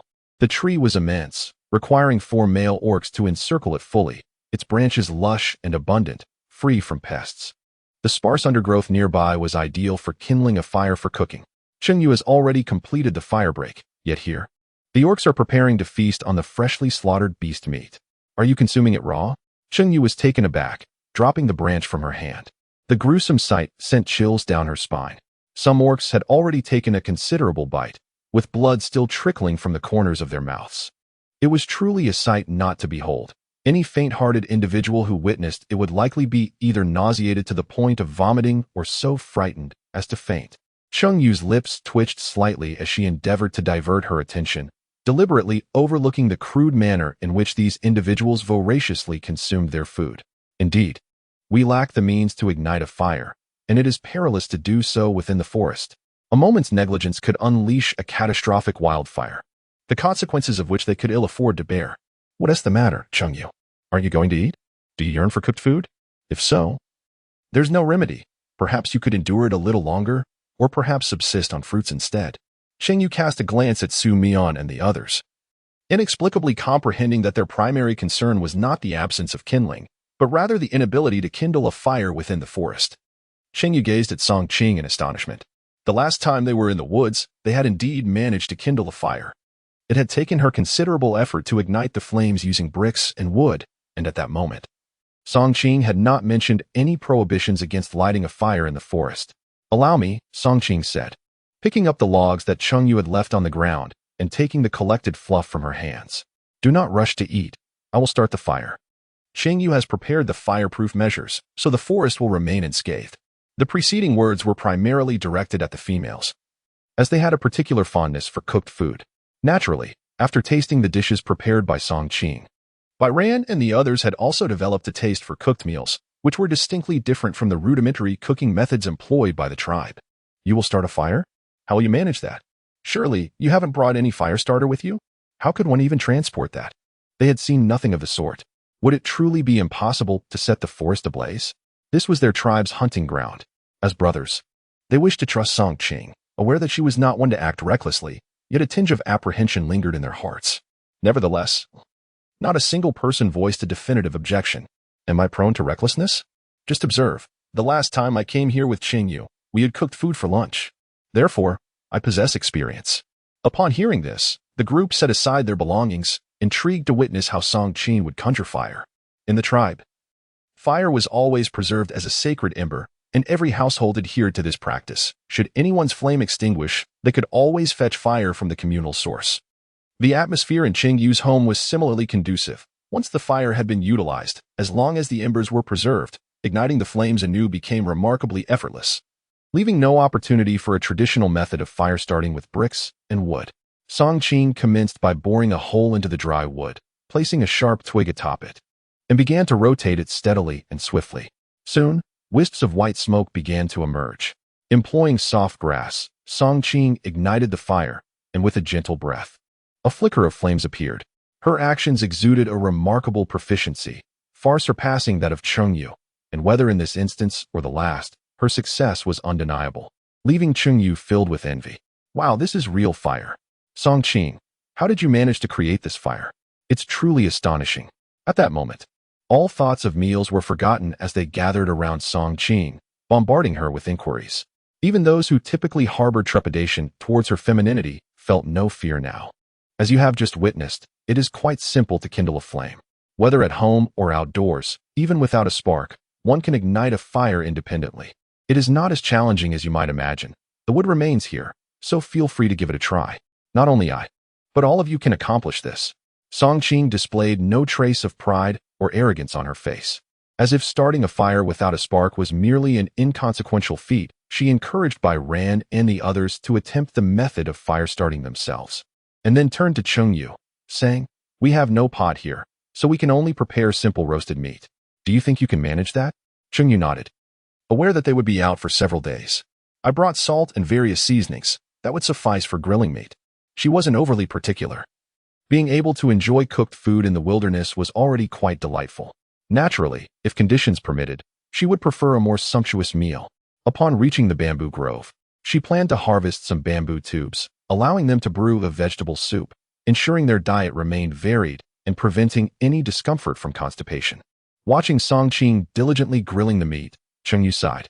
Ever since she discovered that Song Qing's culinary attempts resulted only in disastrous concoctions, she had not been allowed near the stove again.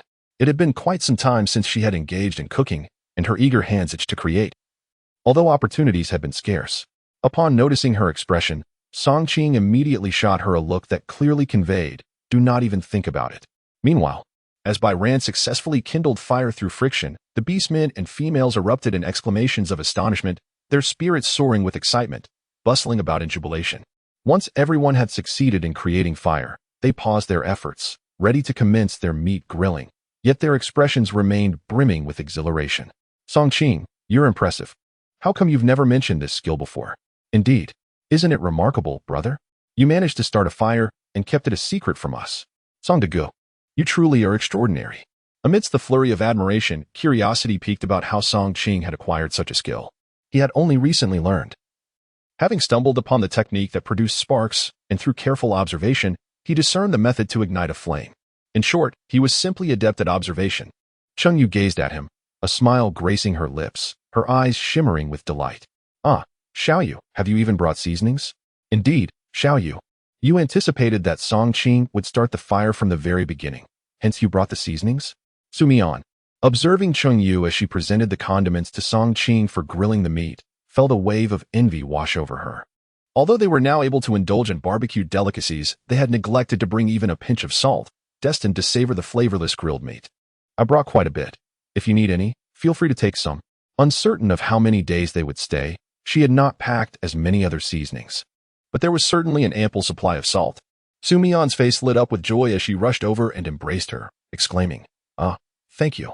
I knew you were the best." The others echoed their gratitude, expressing their thanks as well. Cheng Yue was caught off guard by Su Mian, nearly gasping for breath. Only after pushing Su Mian away did she manage to weakly wave her hand. Following their lunch, the group did not rest, but rather dispersed to the periphery, eager to explore their surroundings and discover what lay beyond, gradually advancing deeper into the unfamiliar realm. In this strange world, most of the elements were alien to her. Cheng Yue could only gaze at the items that appeared edible and then consult the small glowing orb. Once assured of their safety, she would sample their flavors. If they proved palatable, she would gather a few.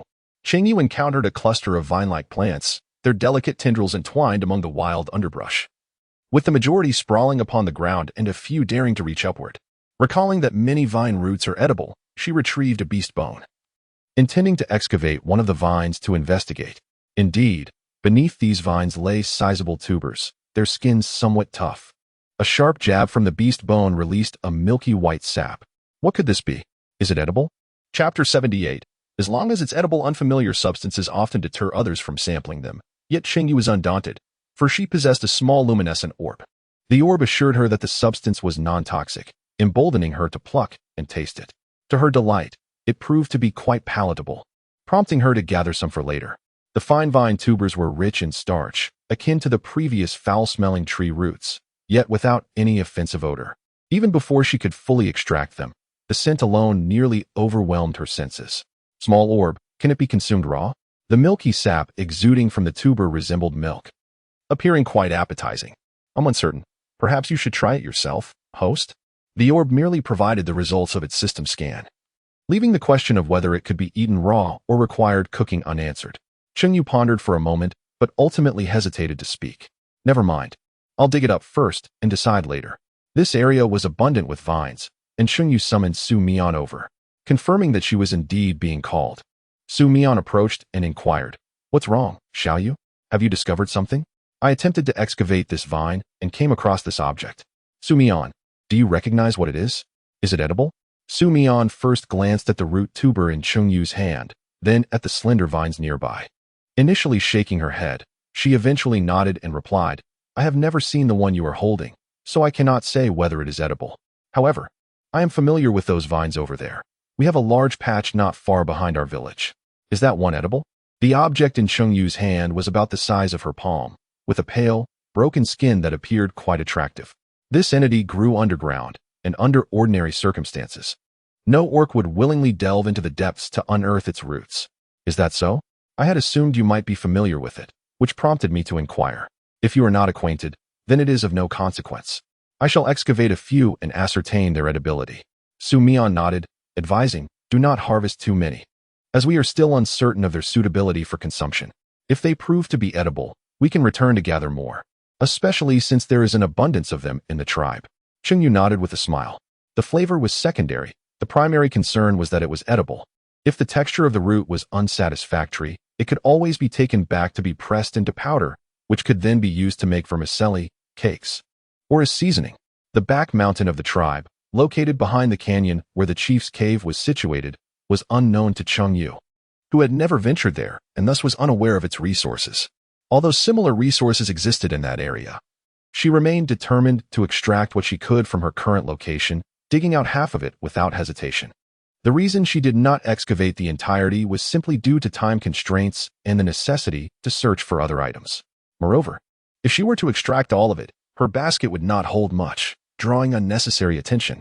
Consequently, she refrained from transferring too much into her spatial realm, intending to plant it at home once she confirmed its quality. It was unnecessary to transfer all of it, since not placing it in the spatial realm was also acceptable. However, true to her cautious nature of leaving room for contingencies, she decided to store a couple of pieces as backups.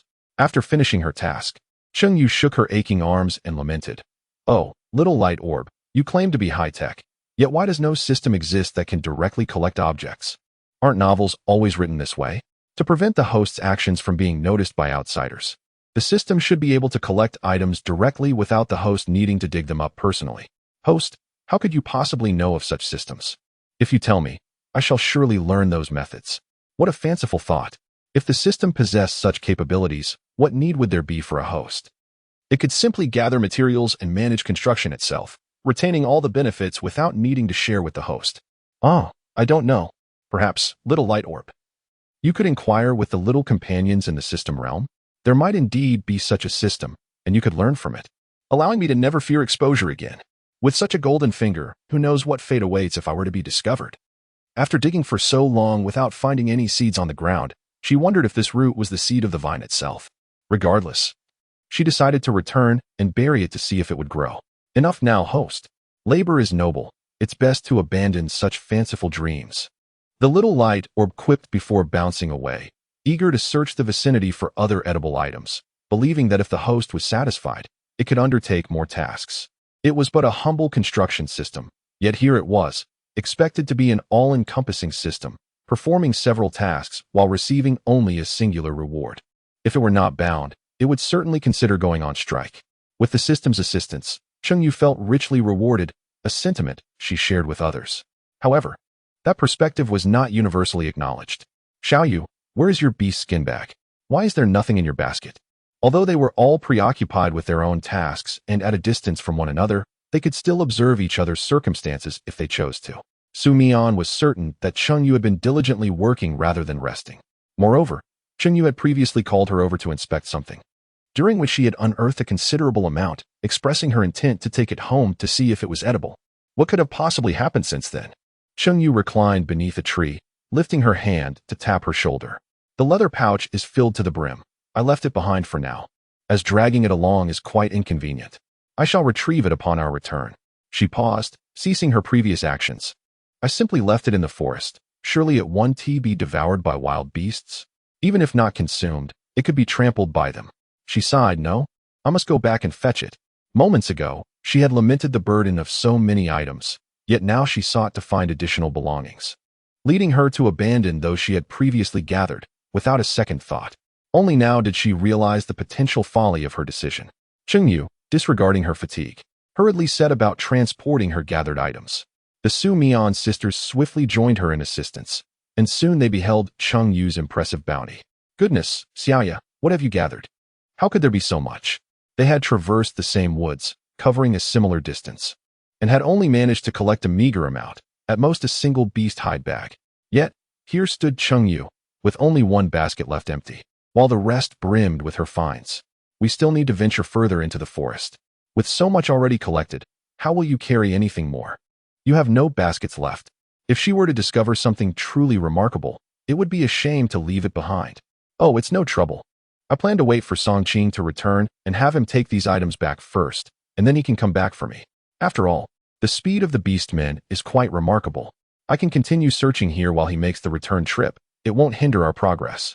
What do you mean, come back? Cheng Yue spoke, and at that moment, Songqing also returned, revealing the animal skin bags they were carrying. He furrowed his brow, questioning how they had managed to gather so much in such a short time. Were they planning to stay here for several days, yet accomplished all this in a single day before heading back? The Su Mian sisters turned their gaze to Cheng Yue.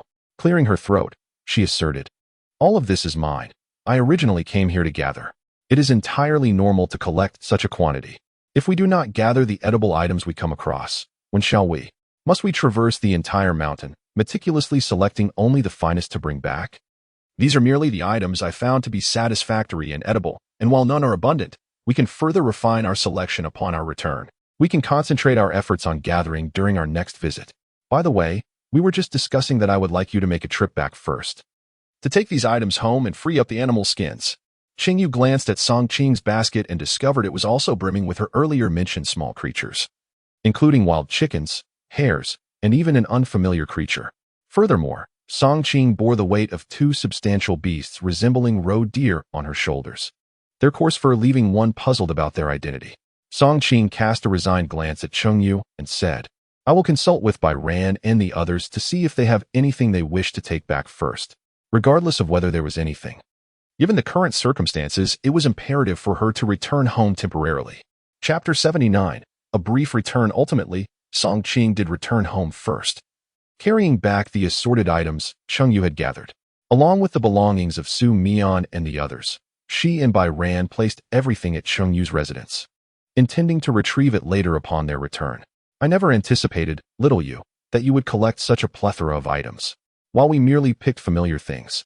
You seem to gather anything you deemed edible," Sulu remarked, giving Cheng Yue a thumbs up. "No wonder you discovered so many peculiar ingredients that enhanced the flavor of roasted meat." Sulu referred to the seasonings Cheng Yue had produced. Previously, Cheng Yue had provided them with some dried spices to help them identify similar items in the forest, yet they had found nothing. It was only after Cheng Yue discovered wild scallions and garlic in the woods that they were able to locate them. Using Cheng Yue's descriptions and the places where she had foraged, "I believe that as long as it is not poisonous, we should attempt to gather it. With the scarcity of food in winter, I thought it prudent to collect more edible items now, ensuring we won't go hungry when winter arrives." Su Mian sighed, saying, "While that may be true, winter is still quite far off, and we haven't even reached the hottest days yet. The items you bring back will spoil in just a few days. Not to mention, they would be unsuitable for storage until winter. Did I not mention that items preserved with salt can last for an extended period? It seems my words have not been taken to heart. Moreover, wild vegetables can be sun-dried for long-lasting preservation, provided they remain dry. Not only can they last until this winter, but they could even be viable until the next." Without waiting for Su Mian and the others to respond, she added, "If you do not believe me, just wait and see. Once I prepare everything, you will realize that I was indeed correct. After all, winter is still a long way off, and there will be ample time for you to come and assist later." Cheng Yue simply wished to avoid the last-minute rush, compounded by her lack of provisions, which left her feeling anxious. Thus, she prepared in advance. Even if she were to fail, it mattered not. The essence lies in the attempt, for doing nothing would yield nothing, and the heavens would not bestow upon her a finished product. Su Mian and the others exchanged glances, but ultimately remained silent. It was not that they lacked faith in Cheng Yue. Rather, they had never ventured into such endeavors, and a sense of trepidation crept into their hearts, fearing futile efforts and waste of resources. Since Cheng Yue had expressed her intentions, perhaps they should wait and see how it unfolds? Understanding their sentiments, Cheng Yue chose to say no more. Very well, having rested, let us return to our labors. Cheng Yue patted her backside and stood up, pondering how it had started to rain without her noticing. After wandering for quite a while, she had yet to spot a single mushroom. She had meticulously prepared to gather a bountiful harvest of mushrooms to dry and store. Even if she failed to find other edibles, as long as there were ample mushrooms, she wouldn't fear starving during the winter. Yet, to her dismay, not a single fungus had graced her path. Observing the dryness of the forest, it was evident that there hadn't been any recent rainfall. Furthermore, the heat was quite unbearable, as the animal's skin clothing clung uncomfortably to her body. When would she acquire proper attire? Little light orb, have you truly not discovered any materials like kudzu or rami? Anything that could be fashioned into clothing would suffice. With the abundance of trees, vines, and weeds in this forest, surely there must be something usable. Alas, there is none. I am with you, after all. Would I not wish for your well-being? If you aren't afraid of the trouble, the weight, or the hardship, I can point out a few plants for you to gather fibers, the little light orb suggested. Upon hearing this, Cheng Yue sensed that the effort required would far exceed the potential rewards, and after some contemplation, she declined. Never mind, at least this isn't fur, and it's tolerable. She decided to endure a little longer. If it became unbearable, she would have to persuade Song Qing to accompany her in hunting for furry beasts, to shear their hair and spin it into yarn, hoping to weave a wool garment. Little light orb, could you check your system's network to see if you can acquire some textile techniques? Other craft skills would be beneficial as well.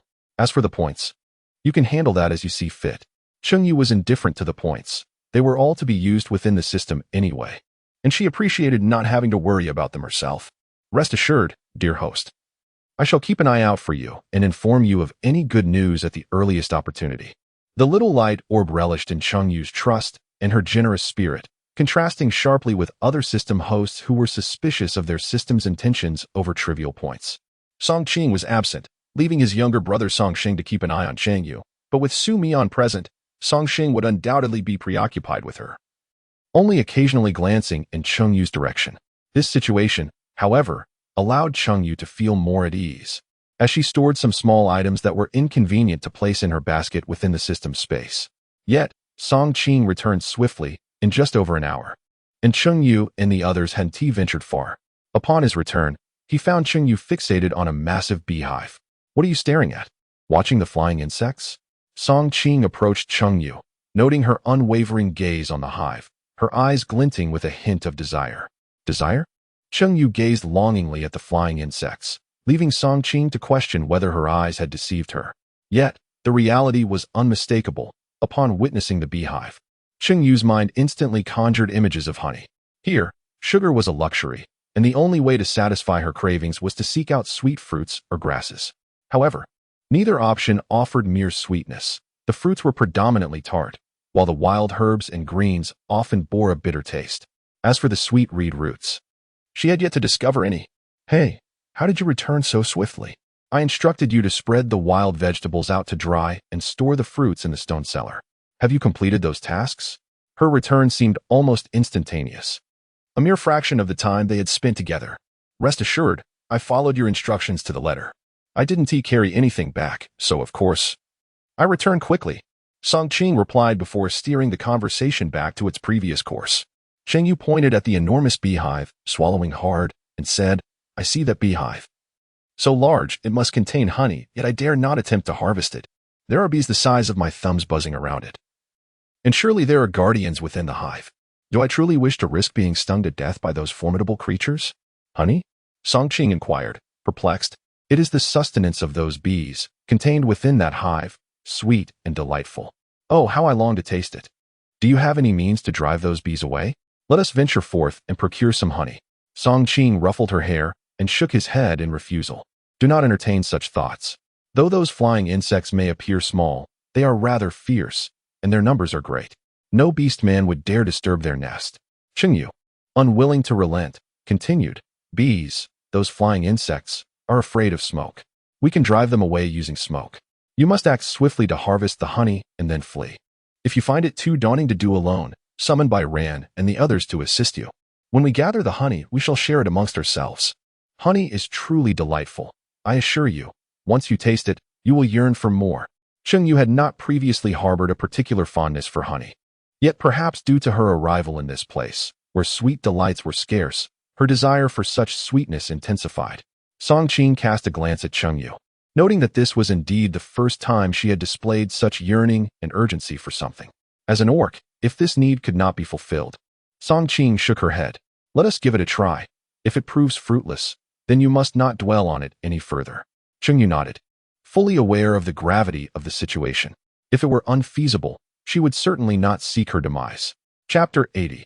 Honey. Upon hearing Cheng Yue's intention to provoke the flying insects, Su Mian and the others wore expressions of disbelief, as if to say, "Have you lost your mind?" They immediately began to dissuade her, recounting tales of past orcs who had dared to provoke these creatures, none of whom had met with a favorable outcome.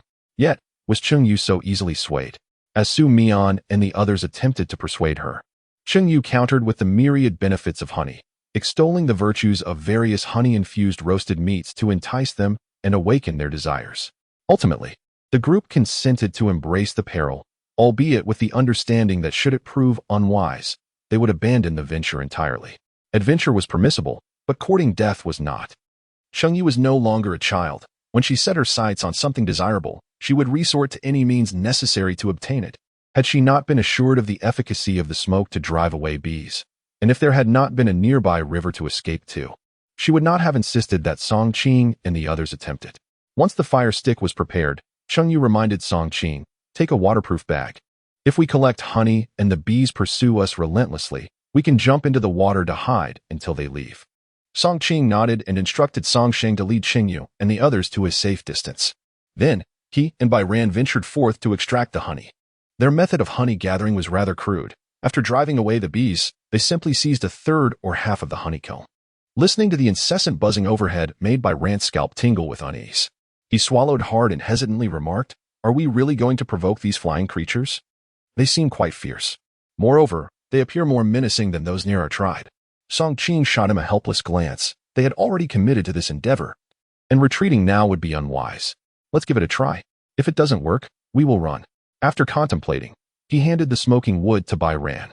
"You handle the bees, and I will collect the honeycomb." Bai Ran, visibly apprehensive, accepted the wood. "All right, I'll go." With his eyes shut tight, he stepped forward, raising the stick high to smoke the enormous hive. As expected, a swarm of bees erupted from the hive in a dense cloud. Bai Ran dared not look at the insects but could hear the terrifying buzz surrounding him, which made his face pale. "Is it done? Can we go?" "Hurry."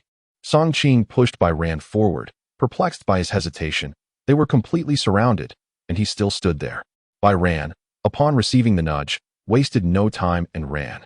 Clutching the wood, remembering Cheng Yue's words, he dashed toward the water source, leaping in and concealing himself, too frightened to surface. From beneath the water, he could see the bees hovering above the river, reluctant to disperse, and he could still hear the deafening buzz. Meanwhile, as the bees were busy chasing Bai Ran, Song Qing wasted no time, swiftly grabbing half of the massive honeycomb. With their prize in hand, he disregarded the bees' reactions and sprinted away. Noticing the golden liquid oozing from the broken hive, Song Qing realized it must be the honey Cheng Yue had mentioned. Concerned that the honey would spill if placed in a previously used animal skin bag, he opted to carry the honeycomb swiftly, ensuring the bees did not catch up.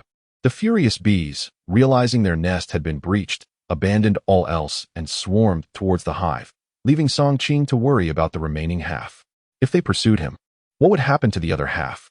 Cheng Yue contemplated this, but saw that most of the flying bees had returned to the hive, leaving her with no choice but to accept her loss. The honey cascading from the hive was too inviting. She could almost smell its sweetness and longed to taste it. As Song Qing ventured further away, the insects returned to their hive. "Let us leave." Bai Ran emerged from the water, relieved to find the bees gone. "Where is Song Qing? I have no idea where he went." "No need to search. Once he realizes the bees are not pursuing, he will come back." Indeed, they had not wandered far when Song Qing reappeared, triumphantly presenting the honeycomb. "Is this the honey you wanted?" Before even seeing it, Cheng Yue nodded vigorously. Yes, that's it. The honey is in the hive, and we need to carve out a wooden bucket to collect it, or a bamboo tube will do. However, since we don't see a bamboo grove nearby, a wooden bucket would be more convenient.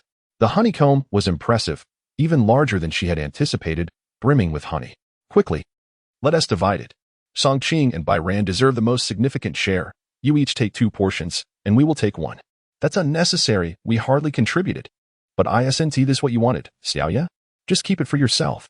Despite their initial refusals, after tasting the honey, they eagerly accepted Cheng Yue's proposed division. I never knew these flying creatures had such delectable food. Bai Ran and the others were envious. They had long understood the dangers posed by the insects. Even the mightiest of beastmen could fall victim to a swarm, which deterred anyone from provoking them. Little did they know that such delectable treasures lay within the bee's domain. Had they realized this sooner, they would have clamored to gather honey. It's simply too delicious. Why don't we retrieve the other half as well? After sampling the honey, Bai Ran, emboldened, proposed the idea, startling Cheng Yue. No. We've already taken half of their hive. Those bees will surely go berserk. If we return, we might face dire consequences. Do not underestimate the vengefulness of those creatures. If we seek honey, we can find other hives. They may be in trees, bushes, or rocky crevices. Let us not fixate on this one. Indeed, I concur. We should avoid danger. We have bees in our tribe as well. If we can't find any outside, we can check within our own tribe. That's acceptable, but we must remain cautious. We shouldn't risk our lives for a mere taste of honey. Song Qing observed the eager group and cautioned them, concerned they might act recklessly. Rest assured, we are well aware. We are seasoned beastmen and understand the basic principles of caution. Cheng Yue raised an eyebrow with delight, exclaiming, I told you that honey is a wonderful thing. Tonight, we shall roast meat with honey, which will be yet another exquisite delight. The sizable beehive yielded 2 barrels of honey for Bai Ran and Song Qing, while Cheng Yue and the others received 1 barrel each. Approximately 3 pounds of honey per barrel. With 22 individuals in their group, Cheng Yue was astonished at the abundance of honey produced. Moreover, they did not lose the beehive, as they could extract beeswax from it, a valuable substance with significant medicinal properties and various other uses. Since discovering the treasure of honey, Bai Ran and the other male orcs instinctively sought out beehives in the forest, and indeed, they found several more. Naturally, the same routine ensued. While the male orcs did not gather much else, they certainly accumulated a considerable amount of honey. Of course, if Cheng Yue had not intervened, they would have consumed all the honey at once. These male orcs could devour as much as they collected. Chapter 81. The Bamboo Forest. When venturing outside, simplicity is paramount. Even if one does not wish to simplify, it is futile, for they possess nothing at hand. However, this notion of simplicity was merely Cheng Yue's perspective. Bai Ran and the others did not feel that way at all. Every time they went hunting or gathering, it was never just a casual affair.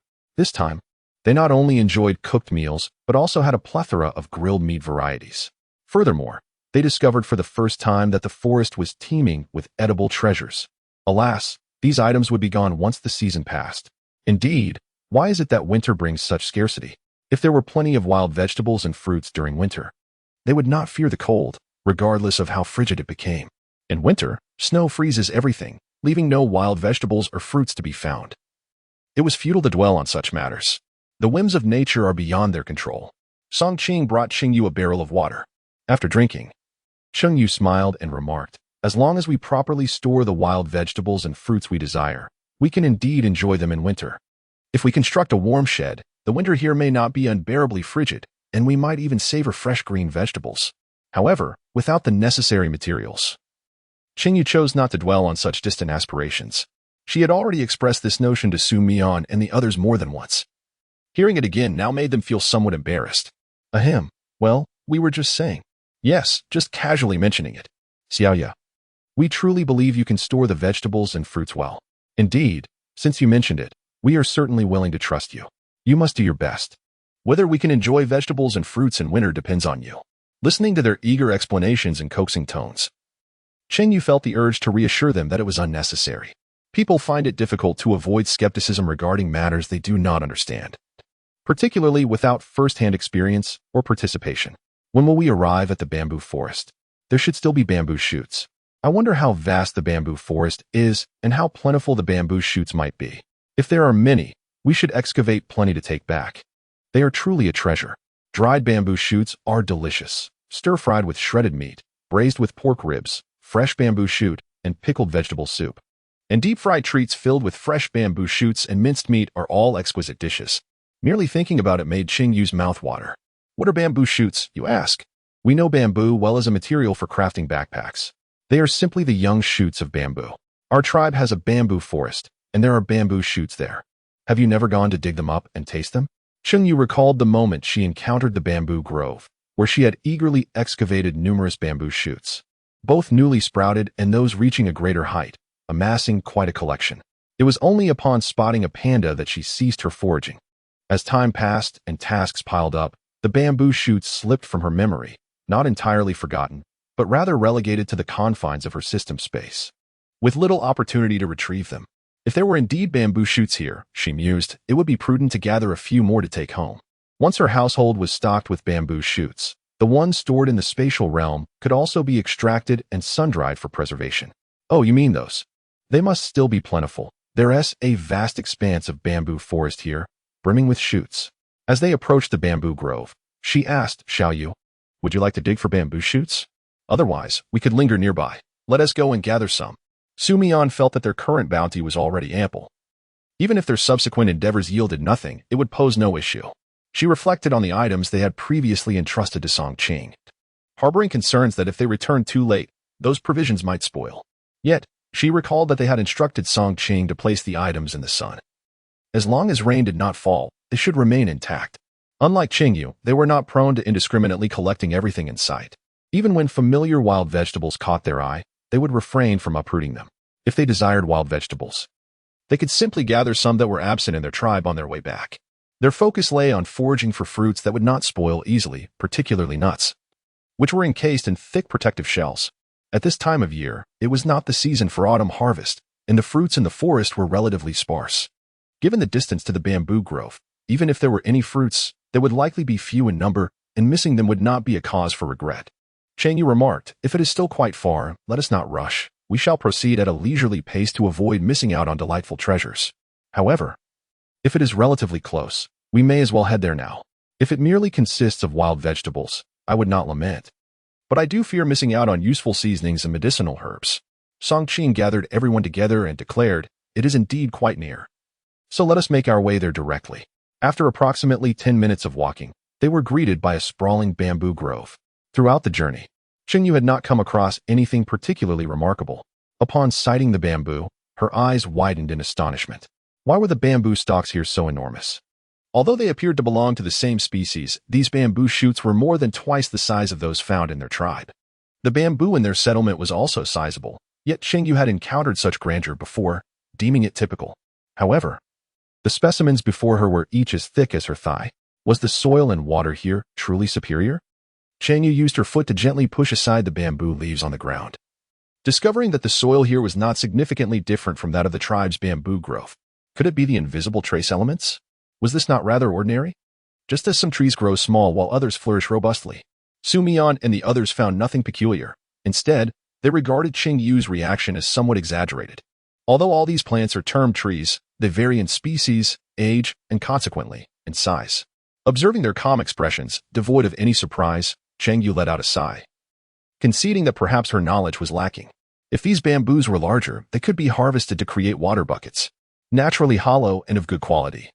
It was a pity that the distance from the tribe was too great, making it impossible for her to harvest them whenever she wished. She then became invigorated, exclaiming, let us go, let us dig for bamboo shoots and bamboo. With such large bamboo, the shoots must be substantial.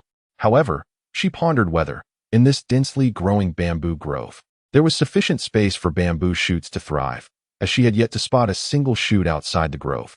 Cheng Yue pondered upon the matter, and Song Qing, walking beside her, remarked, if you have a fondness for bamboo shoots, we should cut down some bamboo, surely, by next year. We shall witness an abundance of bamboo shoots sprouting forth. You truly are a clever little sprite. Cheng Yue cast a surprised glance at Song Qing. The idea was intriguing, yet it seemed rather unwise. After all, there was no necessity to fell the bamboo, and Cheng Yue felt a sense of regret. Song Qing, with an expression of bewilderment, questioned what was amiss. The bamboo was capable of growth, yielding ample shoots each year. His understanding stemmed from the tribe's bamboo grove, where numerous black and white beasts resided. subsisting solely on bamboo, and were quite voracious. If the bamboo did not thrive, the grove would have long been depleted by the ravenous beasts. Yet, it flourished abundantly year after year.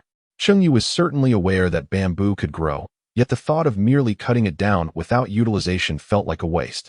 Mature bamboo could be fashioned into various bamboo products, while tender bamboo was suitable for papermaking and other uses. At the very least, it could serve as firewood. She pondered the process of papermaking, realizing she was quite ignorant of it. She had heard that bamboo needed to be soaked in water to create a high-fiber pulp. But she remained perplexed. The thought of using leaves, wooden slats, or bamboo strips for her needs during nature's call caused a slight change in her expression. No.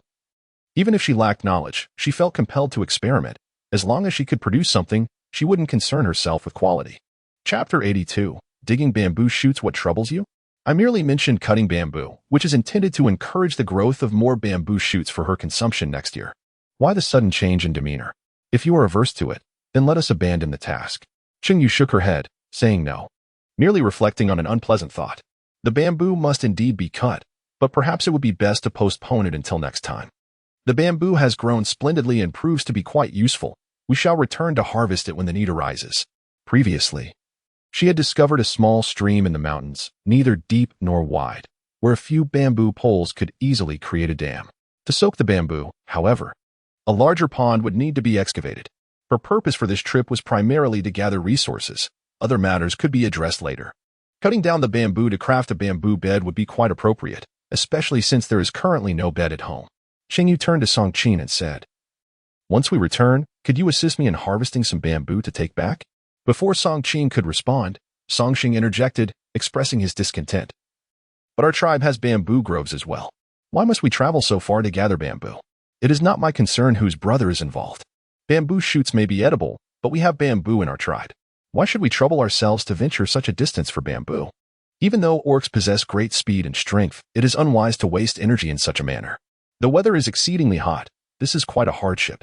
However, the bamboo grove in their tribe was home to pandas, which were quite fierce. If one were to harvest too many stalks, the pandas would certainly not take kindly to it. Moreover, the bamboo here was of superior quality compared to that in their tribe. The stalks here were larger and sturdier, making them ideal for crafting bamboo utensils that would last longer. Song Qin raised a hand to silence Song Sheng, urging him to refrain from further comments. "All right. When you need it, just inform me, and I shall come to help you harvest bamboo." Indeed, the bamboo here is superior to that in the tribe. Cheng Yue's observations were not unfounded. The tribe's bamboo grove was dominated by those black and white beasts, making it difficult to harvest bamboo there. Although the black and white beasts were not orcs, they were formidable enough to kill an ordinary orc with ease, and their numbers were not insignificant. If it were not for the fact that these beasts were troublesome and their meat unpalatable, coupled with their protective backing, the tribe would have relocated long ago. Yes, it was the tribe that would have moved, rather than driving the black and white beast away. After sharing this, he addressed Song Qin and the others. "You have all witnessed how useful the bamboo basket crafted by Cheng Yue is. Many of the females in the tribe are currently engaged in making them. And in the future, there will undoubtedly be a greater demand for bamboo. When that time comes, we may have to return here to harvest bamboo. Not to mention, there was also that water pipe that Cheng Yue had devised. Had they not yet to find a suitable location to channel water, Su Mian and her sisters would have already learned from Cheng Yue and brought water to their homes. Once the water source issue is resolved, they would require a substantial amount of bamboo. With so many females around, they would surely wish to have that water pipe as well, increasing the demand for bamboo even further. Would the black and white beasts in the tribe permit such a large quantity of bamboo to be harvested at once? Certainly not. Byran and the others had already contemplated this issue and arrived at their own conclusions. Consequently, Song Sheng ceased to mention Cheng Yue's request for her brother to travel such a distance for bamboo, instead saying, "Brother, when you come to harvest bamboo, be sure to call me. I will assist you. And when I require help, you must reciprocate." Understanding his brother's implication, Song Qin nodded with a smile. Upon entering the bamboo grove, they found it was not as congested as they had anticipated. At least, they could all enter without the awkwardness of being unable to find footing or walk.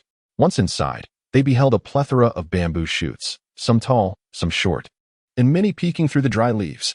Goodness, so many! This bamboo grove had evidently not been disturbed by orc harvesting. Not only was it not overcrowded, But the abundance of bamboo shoots astonished Cheng Yue.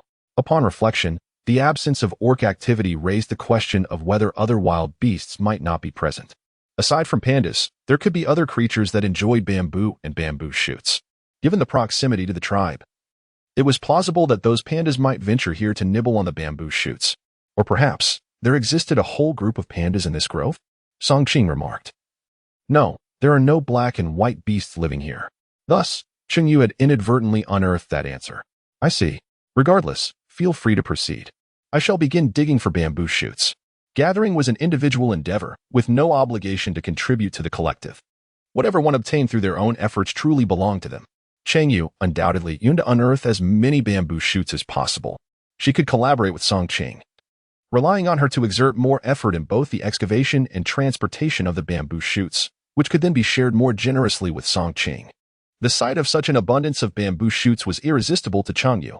She wished fervently for a myriad of clones to assist in transporting them all back. They wielded stone hoes, which Cheng Yue had refined to be larger, thicker, and sharper.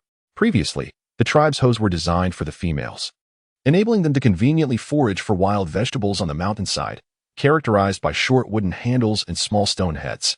While adept at unearthing smaller items, they proved inadequate for tilling the earth, digging pits, or extracting bamboo shoots. Cheng Yue has been using the stone hoe for quite some time now, and she has become quite adept at it.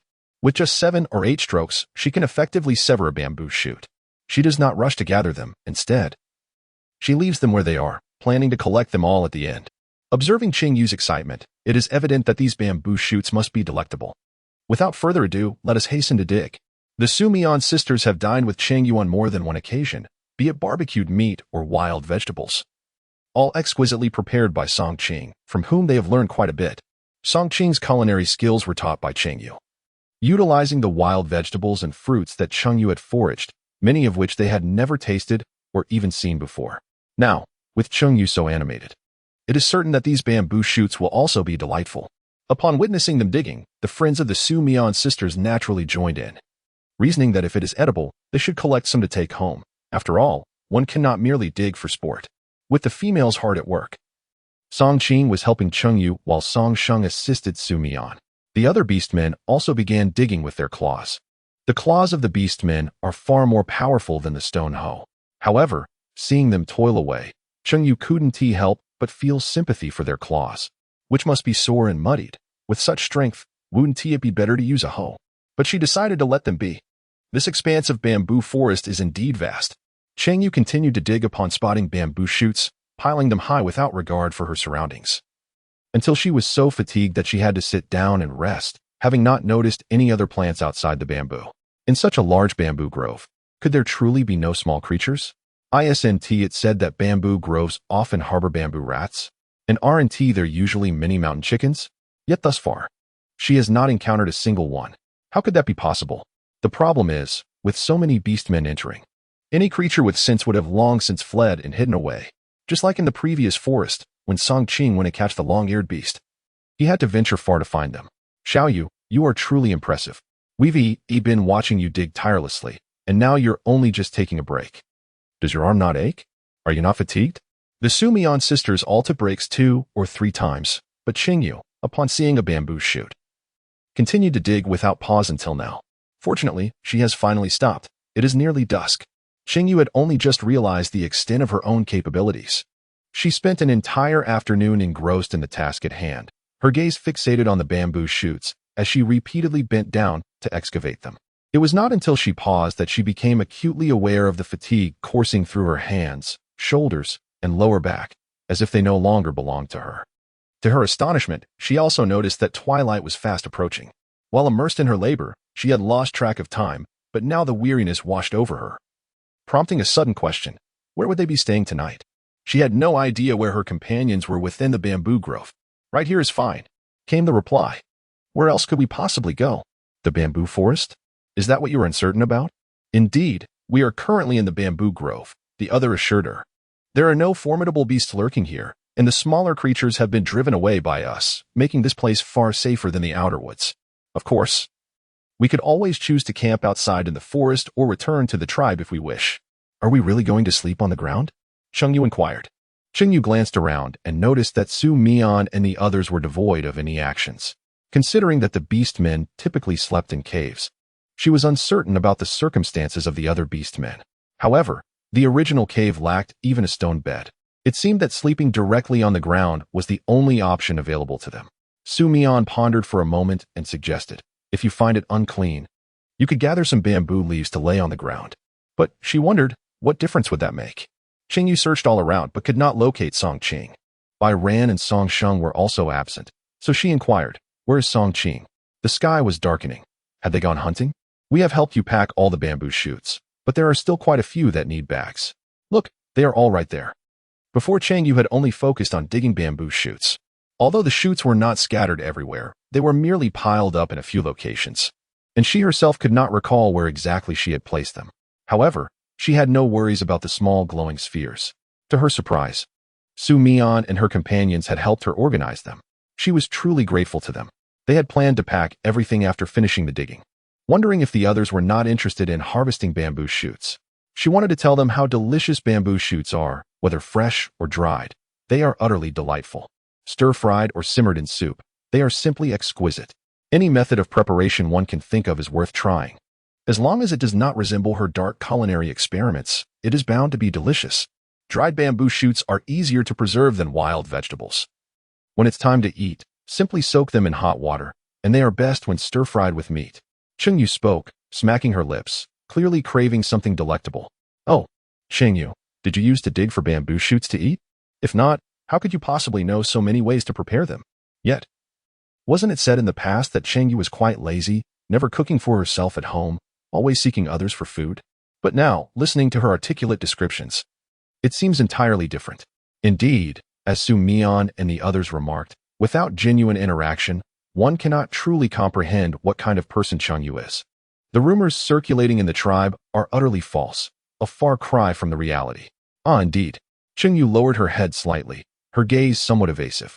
Lacking the memories of the original owner, how could she possibly know if the former inhabitant had ever dug up bamboo shoots to eat? Reflecting on what the small glowing orb had mentioned, she found it rather implausible. Fortunately, the original owner was rather unpleasant, possessing no genuine friends, and her family showed little concern for her.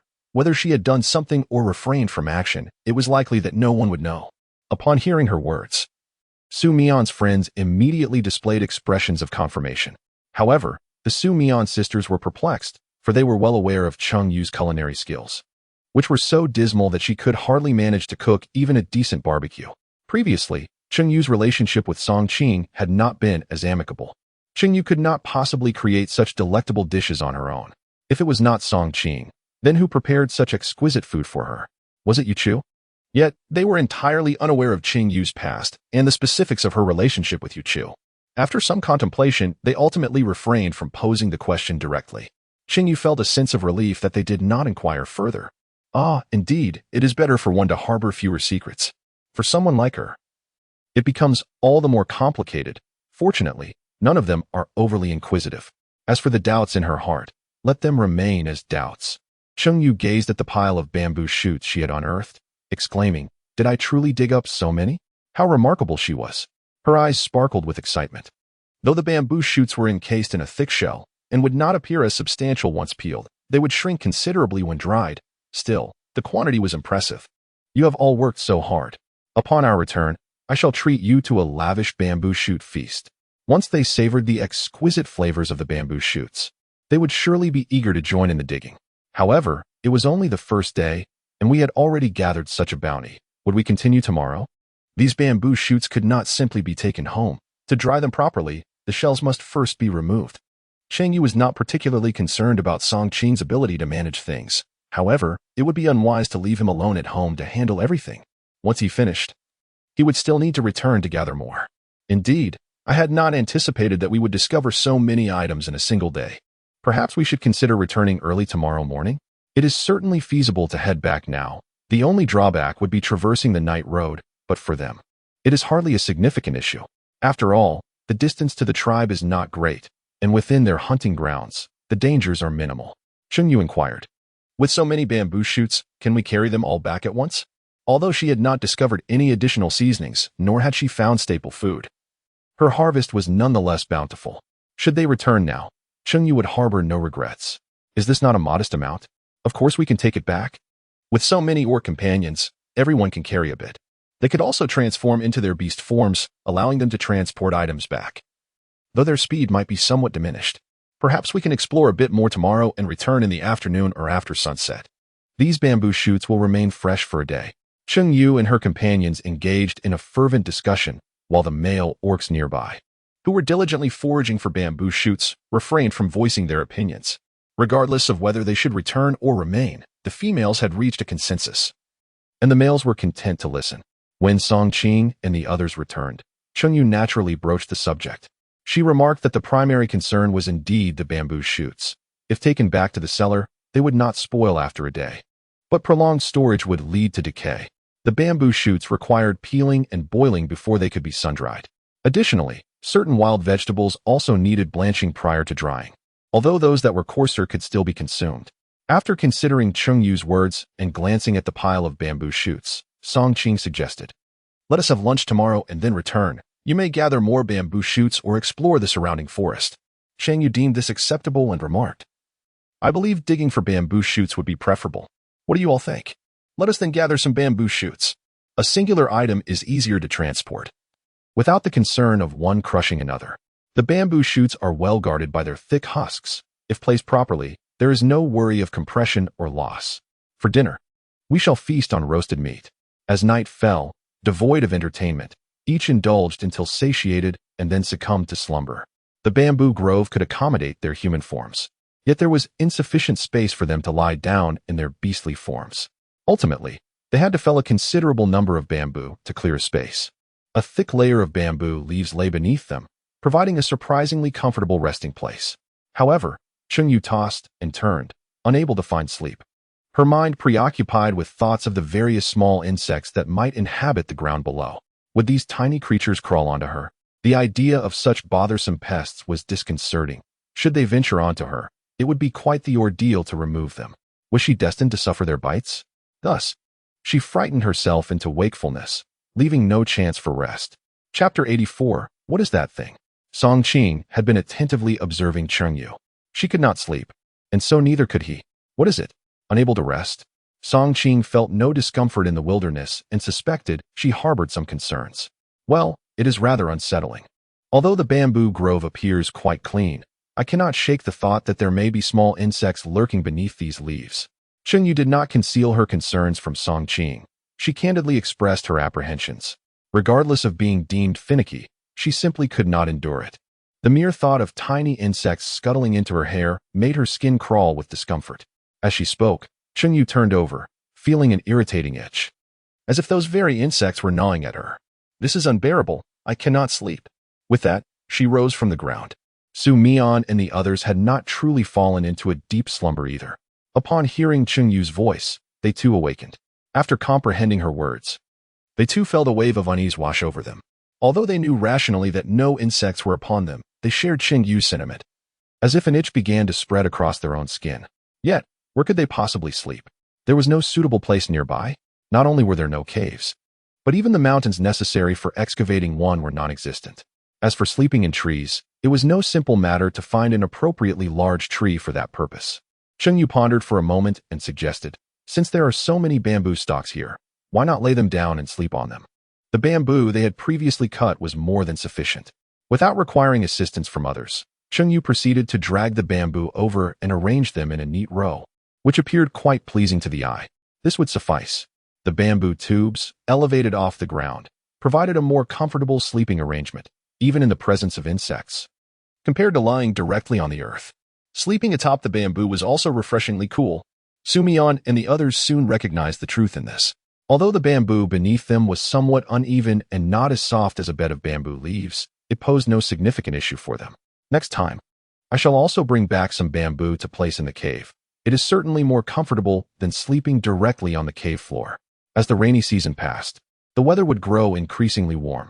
While the bamboo might not provide a drastic temperature reduction, it would certainly offer a modicum of relief from the heat. Cheng Yue nodded in agreement, expressing her desire to craft a bamboo bed. Not only the bed, but she wished to create an entire suite of furniture. The maintenance of wooden furniture is vastly more complex than that of bamboo, and she lacked the knowledge for proper care. While wood possesses its own merits, under the present circumstances, she reluctantly had to forego it. After all, the prospect of wood being infested with pests is indeed a terrifying thought. Bamboo, however, presents a different scenario. Even though she is equally unaware of how to care for bamboo products, should they become moldy, rotten, or infested, she could simply discard them and procure new ones. In her recollection, bamboo remains dry more readily than wood, making it less susceptible to pests. With the presence of bamboo beneath her, Cheng Yue finally found solace in sleep, perhaps due to the abundance of beasts in their vicinity. With roars echoing from beyond the bamboo grove, yet no wild animals dared to intrude upon their sanctuary. Thus, Cheng Yue and her companions rested soundly. On the following day, after a fruitful morning of harvesting bamboo shoots, Cheng Yue and her group prepared to return. Their morning yield was bountiful, exceeding the quantity gathered the previous afternoon, particularly due to the efforts of Cheng Yue and Song Qing. The animal skin bags and baskets they had brought proved insufficient, leading them to fashion rudimentary bags from vines to carry their bamboo shoots, which were then secured to the backs of the orcs. Let us depart. Though the sun blazed overhead and the heat was stifling within the forest, Song Qing and the others had no intention of waiting until evening to leave. Upon their return, they found that Cheng Yue and the others had not yet arrived, as they had learned from others that Song Qing's group would be away for several days. Although they did not catch up with Song Qing, they were confident that within a few days, they would surely locate them. Thus, they took their time with foraging and hunting, giving the impression of a leisurely outing. Without encountering anyone, they were oblivious to the fact that Cheng Yue and her group had presumed their abundant harvest warranted an early return. Previously, when Song Qing had come back, he had brought back a considerable amount of goods, which many in the tribe had witnessed, but he had gone directly to Cheng Yue's home to deposit his belongings before leaving again. Now, with the return of Song Qing and his companions, every orc bore a substantial load, including the females. At that moment, some orcs intercepted them. Song Qing, where have you been? How did you bring back so much? Indeed. Song Qing, where did you venture? I cannot recall seeing much edible fare outside. How is it that you returned with such an abundance? Ah, what is that? It seems somewhat familiar. The orcs could not discern the contents of the animal skin bags in the baskets filled with leaves, but the coarse vine bags had large openings that clearly revealed the bamboo shoots within. Song Qing did not conceal the truth, stating plainly, "These are the bamboo shoots we harvested from the mountains not far from our tribe. We collected so many that we feared they would spoil, hence our early return. I shall not tarry in conversation, as the heat is unbearable. We must return to process these bamboo shoots." With that, seeing that the inquiring orc had fallen silent, Song Qing led his group away. In truth, the orc who had questioned them was still pondering what bamboo shoots were, and by the time he recalled, Song Qing and the others had already departed. Before long, the news of Song Qing's group returning with a substantial quantity of bamboo shoots spread among a significant portion of the tribe. Bamboo shoots are quite understandable in nature, yet the very knowledge of what they were left many perplexed. Why would Song Qing's group go to the trouble of harvesting such a thing? Was it not a delicacy for the black and white beasts? Perhaps it was indeed quite delectable?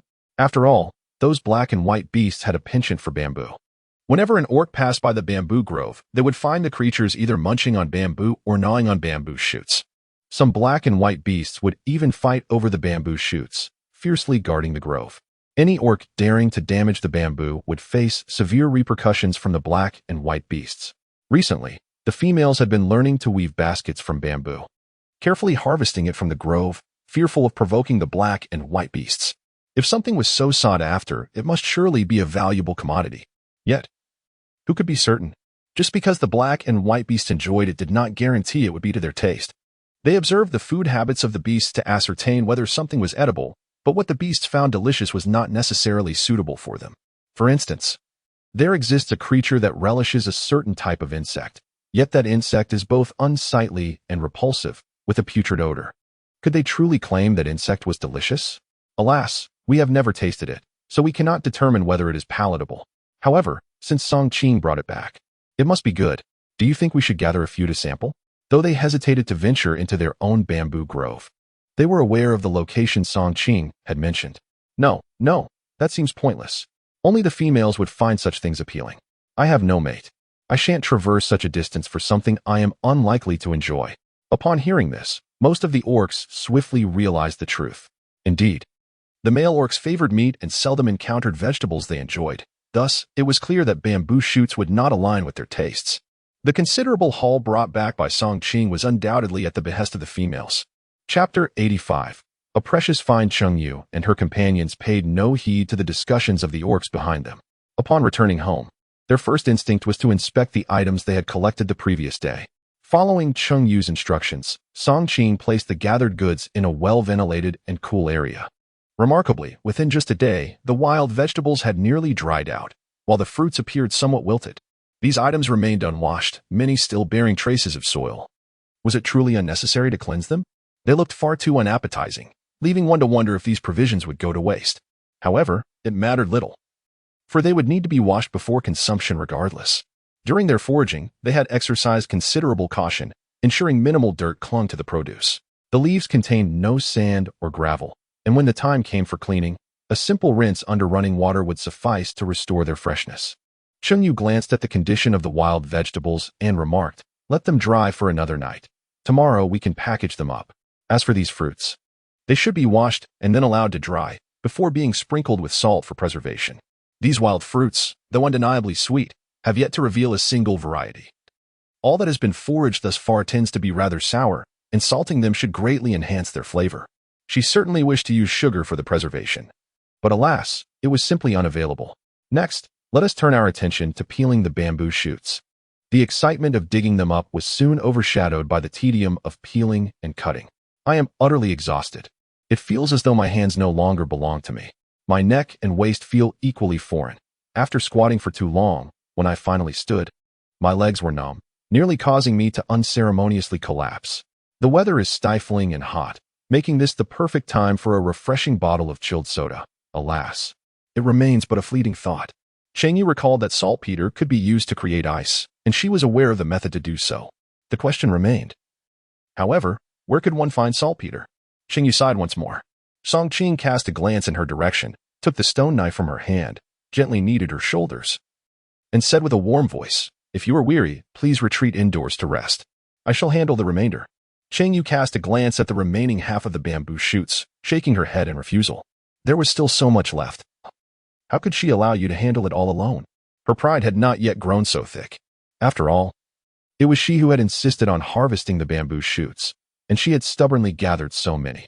How could she possibly let you toil alone at such laborious work? You ought to take a rest. Just leave everything to me.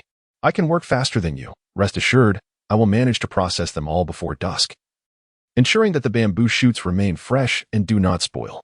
Song Qing believed that Cheng Yue was anxious about the time, fearing that the bamboo shoots would lose their freshness or even spoil if left unattended, which is why she was so eager to have them dealt with. However, Cheng Yue simply could not find peace in watching others labor while she stood idly by. Not to mention, these tasks were rightfully hers to undertake. Cheng Yue was reluctant to rest, unwilling to leave all the tasks to Song Qing. However, Song Qing insisted that she take a break and return to her duties after refreshing herself. It was not a matter of abandoning her responsibilities. Cheng Yue graciously accepted Song Qing's kindness and allowed herself a moment of respite. Yet, she did not simply sit idly. Instead, she tended the fire, preparing to brew some fruit tea for everyone. The bamboo shoots were substantial, each one cut into quarters, and once prepared, they needed to be boiled before being laid out to dry. Lacking sufficient sieves at home, she took the leftover bamboo and placed it directly on the bamboo tubes to sun-dry. The numerous bamboo shoots drying in the sun created a magnificent sight, and Cheng Yue was filled with joy merely by observing them. Do you truly have such a fondness for bamboo shoots? If you do, I can take you to dig some more tomorrow, she was asked. Seizing the opportunity while bamboo shoots were still plentiful, they planned to gather as much as possible before the season passed. Of course I love them. Didn't I mention before how delicious stir-fried bamboo shoots with meat are? They are the perfect accompaniment to rice. But her joy stemmed not just from her affection for bamboo shoots. It was also because she had amassed such a bountiful harvest. Before the staple food was available, these would serve as sustenance to fill their bellies. Speaking of staple foods, Cheng Yue recalled the vine roots that Xiao Guangxiu had reminded her to dig up. She retrieved them and said, Come, this resembles the foul-smelling tree roots. Could you help me cook them? I want to see how they taste." It was also time to prepare dinner, and Song Qing glanced at the unsightly roots, nonchalantly accepting the task. "I noticed you worked up quite a sweat this afternoon. Let me handle dinner while you take a shower." After a moment's thought, she added, Would you like me to boil some hot water for you? No, not necessary. On such a hot day. I've already set the bathing water out in the sun to warm up. I will go shower now. Now equipped with several animal skin garments, Cheng Yue chose a lighter set and headed for her bath. After washing up and getting dressed, she was suddenly enveloped by a delightful aroma. It was an unfamiliar scent, not the fragrance of meat, and she was curious about what Song Qing was cooking. The enticing smell was simply irresistible, prompting Cheng Yue to hasten her dressing. Upon emerging, she found Song Qing seemingly enjoying something. As she peered closer, she realized it was indeed the vine roots. Moreover, the delightful aroma wafted from the pot where the roots were being cooked. Are these roots this fragrant? How do they taste? What is the flavor like? Cheng Yue, filled with curiosity, inquired as she grasped a pair of chopsticks and retrieved a piece from the pot, a root that resembled a potato in its cooked state. How delightful. What divine flavor is this? It surpassed the taste of any vegetable she had ever encountered, even eclipsing her beloved roasted meat. The texture was akin to that of cooked taro or potato, soft and glutinous. The elder must surely cherish this sensation. What astonished her most was the enchanting aroma that wafted through her senses, a kind of fragrance that was both unfamiliar and indescribable. In any case, it was utterly delightful and delectable. Just as the little light orb had mentioned, the starch content was remarkably high. It could serve as a staple food, as was often noted in the tribe. Shall we go dig some up tomorrow? What do you think? Cheng Yue's eyes sparkled with anticipation as she gazed at Song Qing. In truth, she was eager to unearth all the vines of the tribe immediately. However, considering the exhaustion from the day's toil, she worried that by the time they reached the mountain to dig, she might lack the strength to do so. It would be wiser to rest for the night, rejuvenate her energy, and only then engage in the labor, ensuring a more fruitful outcome. Song Qing was utterly surprised by how delicious such an unappealing item could be. It was truly unexpected. He wholeheartedly agreed with Cheng Yue's suggestion to commence digging at dawn. After a moment's reflection, he inquired, should we invite Su Mian and the others? After all, they were aware of this item, but only Cheng Yue had actually dug it up and brought it back. Su Mian and her companions were unaware of its taste, and it would not be proper to keep it a secret from them. Moreover, Song Qing had already discerned the benefits of this item. Just a few pieces had provided a significant sense of fullness. If they consumed such fare, it would greatly reduce their intake of meat, alleviating the hunting pressures on the orcs.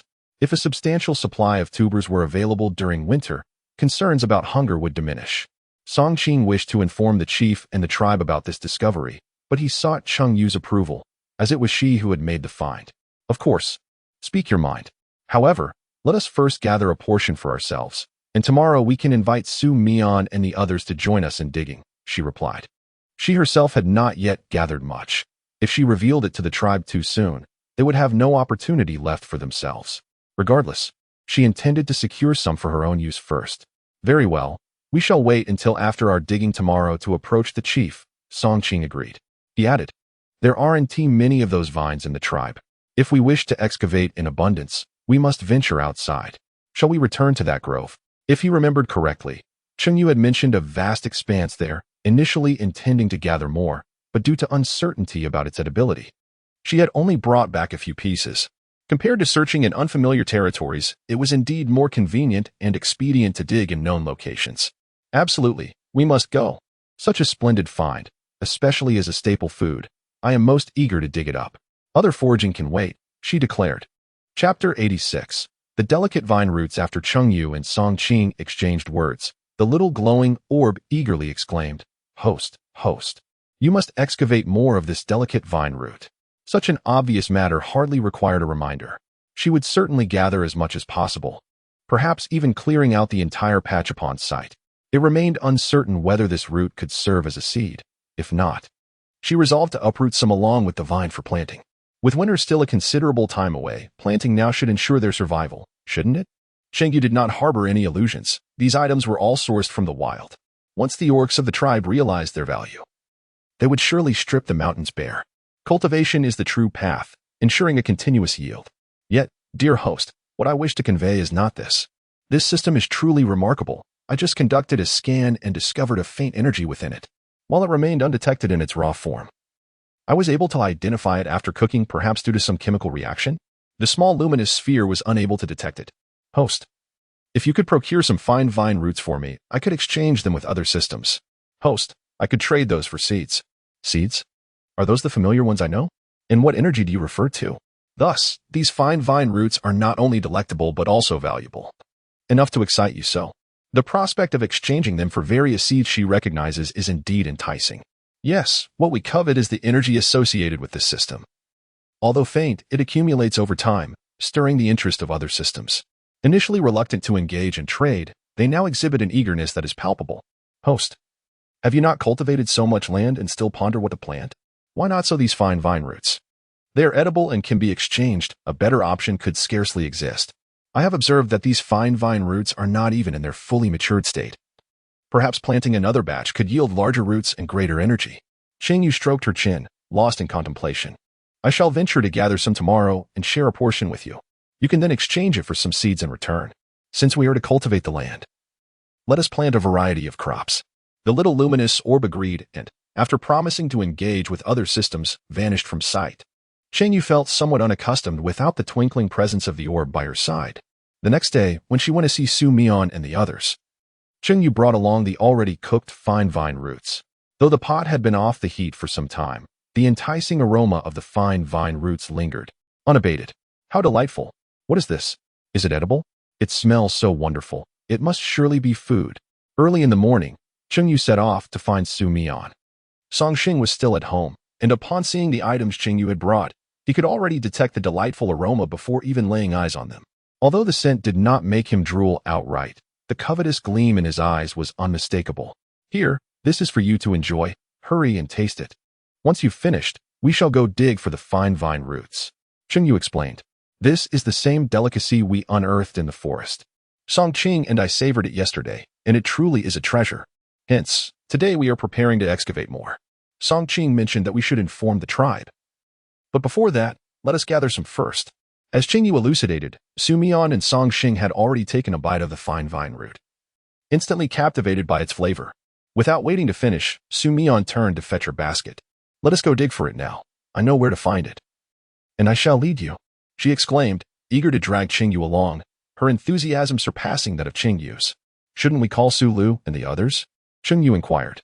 Su Mian nodded and then shook her head. We can call them on our way. Thus, the group set off in search of the fine vine root. Returning later than expected, much to the perplexity of several beastmen, with the somewhat unappealing and toothsome fine vine root in hand.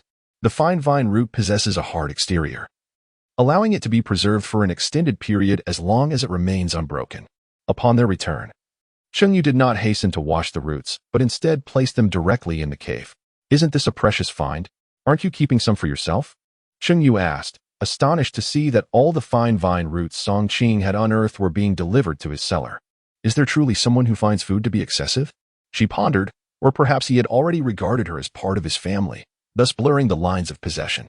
Reflecting on it, ever since Song Qing had taken residence at her home, the game he hunted, the fruits he foraged, and the wild vegetables he gathered had all been brought directly to her. It appeared he had only returned to his own cave briefly. Indeed, Song Qing remarked. Since we live together now, we are merely awaiting a suitable day to formalize our bond. Since you do not reside in my cave, I have no choice but to stay here, and naturally, my provisions will be stored in your cellar. Upon finishing, he cast a slightly displeased glance at Cheng Yue, as if to imply that her previous comment was unwarranted. Clearing his throat, he added, I was merely inquiring. I just wanted to know. You must work a bit harder from now on. You are aware that I have already begun to stockpile food. Since we are living together, you must strive even harder to gather provisions than I do. Otherwise, I might have to expel you. Understanding the underlying message, Song Qing nodded in agreement. Of course. I am currently gathering with you, am I not? Previously preoccupied with constructing Cheng Yue's courtyard, he had only hunted in nearby fields and had not ventured far, thus lacking the opportunity to stockpile food. Cheng Yue was quite pleased with his self-discipline and said, in that case, you should continue hunting with your brothers. Our home requires vegetables, grains, and we are also in need of meat. Additionally, when will you go to the salt tribe to exchange for more salt? We need a substantial amount for curing the meat, as the little we have at home is simply insufficient. It's uncertain whether the tribe can provide that much. Fortunately, the salt tribe wasn't far, and they could venture there themselves to procure it, since a considerable amount of salt was needed. Cheng Yue believed it would be more prudent to directly visit the salt tribe for the exchange, regardless of any ulterior motives the salt tribe might harbor. They would surely not refuse to trade salt with them. All right, You have the final say. I will set off to obtain the salt. Otherwise, even if they managed to hunt wild beasts, there would be no salt available for Cheng Yue to cure the meat. Song Qing had already tasted cured meats and witnessed the preservation effects of such products. Thus he was naturally inclined to procure more salt for meat curing. If you wish to go out for gathering, accompany Su Mian. Have her rally more people, and avoid dangerous areas. Should you have any places in mind, inform me, and I shall take you there. The way he spoke made it seem as though he were preparing to lead a hunting expedition the very next day. In truth, that was indeed the plan. Song Qing had already made preparations to lead a hunting party the following day. It had been 2 months since he last went hunting, and he still owed the tribe some supplies. It was better to settle that debt sooner rather than later, as prolonged indebtedness weighed heavily on his conscience. Moreover, the matter of the fine vine roots soon became known throughout the tribe. First, Song Qing had already mentioned it to the chief that very day. Secondly, after Su Mian and the others returned, they eagerly cooked and consumed some, even sharing it with their relatives. As word spread, the quality of the item was undeniable. And naturally, it was quickly publicized, leading to more individuals becoming aware of it. Without even discussing the taste, the aroma alone drew many females eager to obtain some. Once they discovered how delicious and tender it was, so tender that even those without teeth could eat it, they approached directly to inquire about the item and its source. Unfortunately, the supply of fine vine root in the tribe was limited. Cheng Yue and Su Mian's group had already harvested it all in just one morning.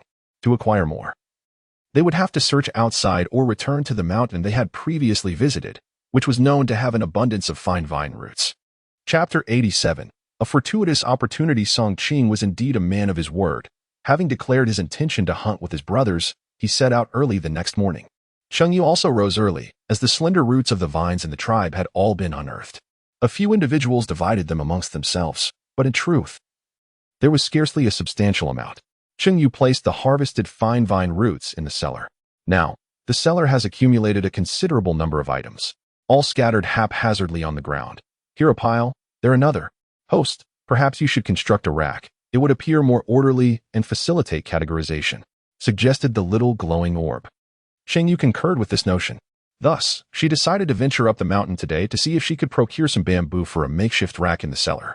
Although she preferred to excavate fine vine roots from that mountain, with Song Qing absent, she thought better of it. Later, she planned to select several prime fine vine roots to plant, hoping they would take root. After watering the scant wild vegetables in the field, Cheng Yue ascended the mountain unencumbered. Meanwhile, Bai Mei and her companions finally learned of Cheng Yue's solitary presence at home, as Song Qing had departed for a hunt. This is a splendid opportunity. We do not know when Song Qing will return, so let us seek out Cheng Yue now. They searched the mountain for her without success, and, unable to endure the oppressive heat outside, they returned home, only to hear that Song Qing and the others had returned early. This news incensed them. Their plans had been thwarted.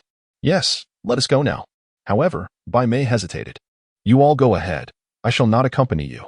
It was rather unfortunate, as she had intended to embark on an outing today. Her companions, having seized a rare opportunity, concealed themselves in the woods outside the White Wolf tribe, while she intended to gather information from them. Nevertheless, with Song Qing absent and Cheng Yue alone at home, this was also favorable news for her. What? Are you having second thoughts? Did you not previously express your intent to join us? Cheng Yue's expression darkened as she glared at Bai Mei, and Cheng Yue's demeanor was equally grim. Upon arriving at the White Wolf tribe, Bai Mei had endeavored to ingratiate herself with Cheng Yue and the others, at least from their perspective, securing a position of advantage. They deemed Bai Mei a good friend only when it suited them. Should they lose interest, she would be of no significance. After all, she was not only an outsider, but also a lone female from another tribe. To gain their favor was essential for her stability within the tribe. Thus, Cheng Yue and her companion were unperturbed by the prospect of Bai Mei rebuffing them. No, I did not. Bai Mei feigned innocence. Her face flushed with embarrassment as she lowered her gaze. I had arranged to meet someone outside today, as it was previously agreed upon, and it would not be proper for me to cancel. Who could have known that Song Qing would leave today, leaving Cheng Yue alone? Had she foreseen this, she would have refrained from making the appointment. Cheng Yue and her companion exchanged glances, their expressions somewhat complicated. You have an appointment? With whom? They spent nearly every day together. How could they not know if Bai Mei had an engagement with a beastman? Cheng Yue glanced at Cheng Yue, who shook her head, indicating that neither of them was aware of the situation at hand. They had initially believed that Bai Mei was entirely under their control, but it now appeared otherwise. This revelation left both women feeling rather disheartened. By May, understanding their concerns, remarked, "I did not intend to conceal anything from you. However, as you are aware, I am contemplating a return to my own tribe and have yet to decide whether to accept the orcs from your tribe." She hesitated, adding, "Today, we are here to discuss this matter. Once we have reached a conclusion, we will inform you." Thus, she had her reasons for not being entirely forthcoming, and she did not aim to keep secrets indefinitely. The existence of an orc was not a fabrication on her part. With her petite and delicate stature, gentle demeanor, and fair complexion, she embodied the very type that some orcs found appealing. Having spent a considerable amount of time in the White Wolf tribe, she was aware that her orc companions did not believe she would return to her own tribe, which led to a number of orcs pursuing her attentively. When the time came, she could easily reference any one of her admirers to justify her earlier statements. "I believe it is wise not to act impulsively. A day is a long time. First, let us ascertain what Cheng Yue intends to do today, where she will go, and whom she will be with. Once we gather this information, we can proceed accordingly. I will return to assist you." Cheng Yue and her companion nodded in agreement. "Very well, you may go. But be sure to return before noon." The notion of shared culpability brought them a measure of comfort. Bai Mei assured them she would return before lunch. Whether she could fulfill this promise was a matter to be addressed later. As Bai Mei exited the tribe, she did so without any attempt to conceal her departure, having grown familiar with the majority of the orcs during her time there. Conversely, while many of the orcs in the White Wolf tribe were not well acquainted with her, her name had not gone unnoticed. Regardless of familiarity, the sight of a female orc emerging from her own tribe elicited little suspicion. After all, many females from the tribe often ventured out to designated hunting grounds deemed safe for them. Thus, Bai Mei easily made her way out of the White Wolf tribe. Nonetheless, Bai Mei remained vigilant, recalling Cheng Yue's earlier remarks about revealing her suspicions to the leader of the White Wolf tribe. Although she had not sensed anyone watching her for an extended period, her own guilty conscience heightened her wariness. Consequently, upon leaving the tribe, she meticulously adopted the guise of a stealthy hunter, successfully capturing a triangular sheep, which she then set out to process. Feigning unfamiliarity with the forest terrain, she artfully avoided several water sources before selecting the most distant one. After tending to her quarry, she chose a nearby cave to take refuge. After spending some time within, she ventured out again to hunt, returning with a boar draped over her shoulder. Everything appeared remarkably ordinary, and those observing her in the shadows failed to detect anything amiss. Even after Bai Mei departed, they did not investigate the cave. Upon her return to the tribe, they followed suit. The crux of the matter lay within the cave and the time spent there. "How did you manage to procure a triangular sheep for us?" Bai Mei entered the cave, which was quite deep, and ventured into the furthest recesses where 3 smaller caves awaited. She chose the smallest one on the right, and, after walking a short distance, encountered her companions. Bai Mei carelessly tossed the cleaned triangular sheep onto the ground, disregarding the pristine meat that now bore the stains of dirt. "If you wish to partake, you may. I merely worry that someone from the White Wolf tribe may be watching, so we must exercise caution." Rubbing her shoulders, her expression shifted to one of haughty disdain, a stark contrast to her previous gentleness and shyness displayed among the White Wolf tribe. "Indeed, those foolish orcs from the Yin who tribe botched their ambush, forcing us to hide and evade. Enough of that. Tell me about your situation. Is it true that the White Wolf tribe possesses new weaponry?" Her frustration was palpable as she spoke. "After all this effort, I have uncovered nothing." "I doubt it. Perhaps they merely misinterpreted something. Having spent ample time in the White Wolf tribe, I have not heard any rumors of new weapons. From what I understand, the orcs there would not be able to keep such a secret. Those naive fools lack the cunning to conceal anything." Thus, Bai Mei was convinced that the White Wolf tribe did not possess such items. "If you remain skeptical, we should capture the female known as Cheng Yue. She is the source of the information. It would be most fitting to question her directly. As luck would have it, the orcs guarding her have left today, and she lacks close ties within the tribe. If we can lure her out, capturing her will be a simple task." This was a plan they had previously discussed. "Then let us proceed with the capture." It was evident that they were not yet ready to concede. Chapter 88. A clash. Cheng Yue was oblivious to the fact that some individuals were constantly seeking opportunities to conspire against her. Her excursions to the mountains with Song Qing to harvest bamboo were not infrequent. However, they had never encountered the panda blocking their path, as their harvests had always been modest. This time was no different. She had managed to cut down 5 stalks of bamboo and even took a leisurely stroll within the bamboo grove, waiting for a while, only to find nothing at all. Alas, What a pity it was that the rotund panda did not appear. Was it still slumbering? She could not afford to linger indefinitely, especially with a twinge of anxiety in her heart that the panda might prevent her from leaving upon seeing her bamboo harvesting. Therefore, after a brief wait, she decided to shoulder the bamboo and descend the mountain. Ah, host, look over there. Someone is approaching. It's the original owner's sister along with her rival. Both the little light orb and Cheng Yue herself distinguished them clearly from the original owner. What could their purpose be? From her vantage point atop the mountain, Cheng Yue observed the figures making their way slowly below. Upon reaching the base of the mountain, she carelessly discarded the bamboo onto the ground and proceeded towards the entrance. Stop. Do you not realize that this is private property? Can you not see the towering stone walls? Cheng Yue and her companion had entered without the owner's permission. Cheng Yue gazed intently at the wide-open wooden door, contemplating that perhaps, when remaining indoors, she ought to secure the entrance each morning. The orc's roar was thunderous. Anyone wishing to enter could simply call out at the threshold, and only with her permission would they be allowed inside. Cheng Yue. Cheng Yue's countenance darkened as she fixed a stern gaze upon her sister, her expression severe. What is this attitude? I am your sister. The one who has cared for you the most since our childhood. Unlike her usual affectionate nickname for Cheng Yue, Little Yue, she aimed to instill a sense of pressure, hoping her sister would recognize the gravity of the situation. Yet, Cheng Yue merely rolled her eyes in response. If you truly cared for me, would I possess such a tarnished reputation in the tribe? Everyone looks upon me with disdain and contempt, using me as a benchmark for comparison. If you genuinely have my best interests at heart, would you allow me to associate with someone like Cheng Yue, or pursue someone like Chu? From our parents to our brothers, they all act as if I am non-existent, harboring more disdain for me than any outsider. Forgive me, but with a sister like this, should I not flee to avoid being devoured until nothing remains? Her words seemed to reveal a deeper understanding of her circumstances. Cheng Yue's expression was somewhat grim. Cheng Yue's words were no different from stripping her of her clothing. Did she not notice that Cheng Yue was standing by, reveling in her embarrassment? Cheng Yue cast a sharp glance at Cheng Yue, reminding her, let us not forget the purpose of our visit. Cheng Yue then interjected, put away your insincere facades. Pray tell, what brings you here? She continued, do not utter words of longing for her. Even a ghost would not believe such claims. Cheng Yue, abandoning her spectator's demeanor, turned directly to Cheng Yue and remarked, why do you continue to engage her in idle chatter? Since she vacated the cave, it should have been evident to you that she has long since lost her faith in us. This statement elicited an unexpected look from Cheng Yue. As she observed the two before her, each adept at feigning emotions, yet now seemingly devoid of pretense, Cheng Yue was indeed taken aback. Suddenly, Cheng Yue shed her leather attire, transforming into a towering gray wolf, 2 meters high, baring her teeth and displaying a fierce countenance at Cheng Yue.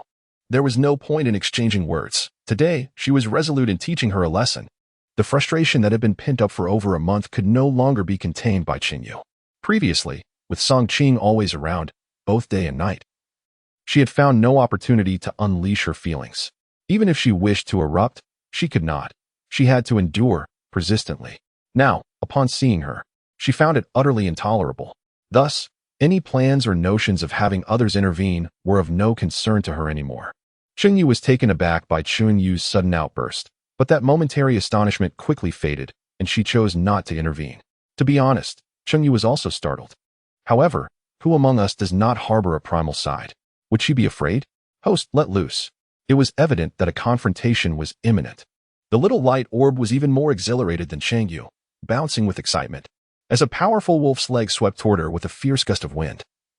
Cheng Yue leapt backward, not even having the time to shed her animal hide before transforming into a magnificent white tiger, taller and more formidable than a gray wolf.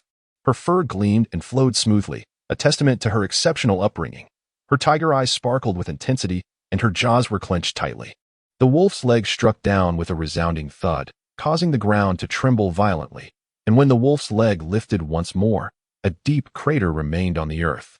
Cheng Yue gazed at the muddy pit, her expression transforming. What does it matter if you're larger than I? You may evade once, but the next time, how will you escape? Cheng Yue remained oblivious to Cheng Yue's gaze. Having failed once, she lifted her leg again, charging directly at Cheng Yue. Am I showing you respect? I am honoring you. This land, cultivated with the food she had provided, had been painstakingly prepared, even if no crops had yet been sown. Cheng Yue's rampage here would surely wreak havoc on it. The formidable beast form would wield tremendous power, a notion that sent a surge of anger through Cheng Yue's mind. As the gray wolf barreled toward her, she felt no fear. With her head held high, she charged forward. Come on, let us clash and see whose resolve is stronger. Cheng Yue not only charged with her body, but also directed her forelimbs towards the massive gray wolf, deftly dodging while wielding her tail like a whip. The final strike, a technique taught by Song Qing, proved quite effective. She even found it useful as a concealed weapon. Thus, she diligently practiced her tail whipping technique. Although she had not yet mastered it completely, it was sufficient to handle Cheng Yue. Cheng Yue, you actually dared to strike back. If I were you, I'd wish for my own demise. Cheng Yue was taken aback by Cheng Yue's unexpected resistance. A fool had managed to learn how to fight, undoubtedly under Song Qing's tutelage. How could her luck be so favorable? That such a foolish and unambitious female could attract the attention of a formidable beastman warrior, a respected fighter within the tribe, puzzled her deeply. The more she pondered, the angrier she became, and with her anger came a loss of reason. In the heat of battle, she abandoned all notions of technique, resorting to her legs, claws, and teeth. Anything that came to mind was unleashed upon her foe. A frenzied opponent, devoid of rationality, was easily countered as long as one maintained composure and struck with precision. Witnessing Cheng Yue overpower Cheng Yue, sending her hefty form crashing to the ground multiple times, Cheng Yue was filled with disbelief. How could one person's transformation be so profound? This was unacceptable. If Cheng Yue continued to excel, their parents would undoubtedly reclaim her, and the tribe's beastmen would recognize her worth and reintegrate her. Cheng Yue could not bear the thought. From the moment of Cheng Yue's birth, she had witnessed their parents' joy and excitement, heard the admiration and envy of the surrounding beastmen, and felt a surge of jealousy at the sight of her striking white appearance and endearing features. This jealousy had driven her, from a tender age, to subtly undermine Cheng Yue. After years of covert manipulation, everything had seemed to progress in a positive direction, yet now, without understanding why, circumstances had taken a dramatic turn, filling Cheng Yue with panic. In her turmoil, she transformed into a towering yellow tiger, larger than Cheng Yue's white tiger, exuding strength and ferocity, and lunged towards Cheng Yue with bared fangs. Little light orb, be careful. Chapter 89. Compensation Heavens, what are you all doing? Su Mian and her companions had spent the morning preparing the wild vegetables they had gathered, tidying up the cave, washing what needed washing, and drying what required sunlight. Once these tasks were completed, they still had ample time.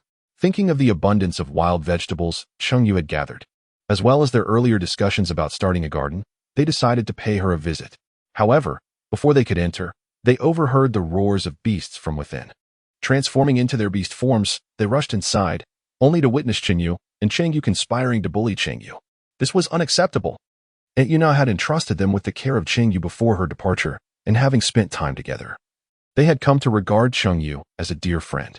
Seeing their friend being bullied was intolerable. Without hesitation, the three sisters transformed into their beast forms, becoming three massive wolves of mixed white and gray. Halt! You are bullying little Yue. Do not blame us for being rude. Su Mian shouted as they charged forward. But both Cheng Yue and Cheng Yue were too caught up in their frenzy, and Cheng Yue, now incensed, retaliated fiercely. Her fur already matted from the scuffle, there was no way she would let Cheng Yue and her accomplice off easily. Neither side heeded Su Mian's call, and naturally, she sided with Cheng Yue. With the addition of the three sisters, it wasn't long before Cheng Yue and her companion were overwhelmed, pinned beneath them. What are you doing? Let me go? Let you go? Are you certain that if we release you, you won't continue to bully little Yue? Cheng Yue and her partner struggled, but Su Mian and her sisters dared not relent. As they spoke, they cast concerned glances at Cheng Yue. Little Yue, are you all right? Cheng Yue bore some bloodstains, yet no visible wounds could be discerned, leaving uncertainty as to whether they belonged to her or to Cheng Yue. Su Mian gazed on with a hint of concern. Alas! Cheng Yue spat disdainfully and then shook her head, declaring that she was fine. Although she had been pressed and beaten by the two of them, she felt she had not suffered any loss, nor had they gained any advantage.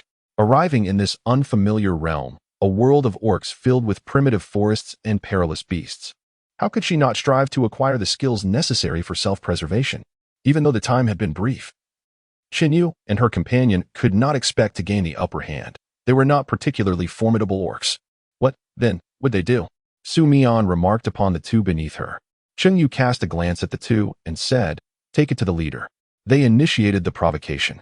I did not instigate anything. In my opinion, there is something amiss with them.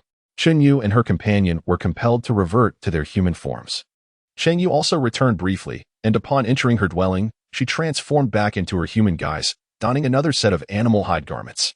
The previous outfit had been utterly destroyed, torn into tatters, rendering it unusable. This cannot stand. They must be made to compensate. Accompanied by the three sisters of Su Mian, Cheng Yue escorted Cheng Yue and her companion to the valley, remaining resolute despite their frantic pleas for mercy. Along the journey, numerous beastmen observed with curiosity. Some even inquired about the situation. Cheng Yue, showing no regard for their former friendship, boldly revealed the incident of Cheng Yue and her companion bullying her. One was a former friend, the other a beloved sister. How could this be possible? Yet, with the three sisters of Su Mian by her side, Cheng Yue pressed on, determined to deliver Cheng Yue and her companion to the chief in pursuit of justice. Cheng Yue would surely not utter a falsehood. Come, let us take a look. It would be a great pity to miss out on such a significant event. As more and more individuals trailed behind, Cheng Yue and her companion lowered their heads, wishing they could vanish into thin air, no longer inclined to create a stir.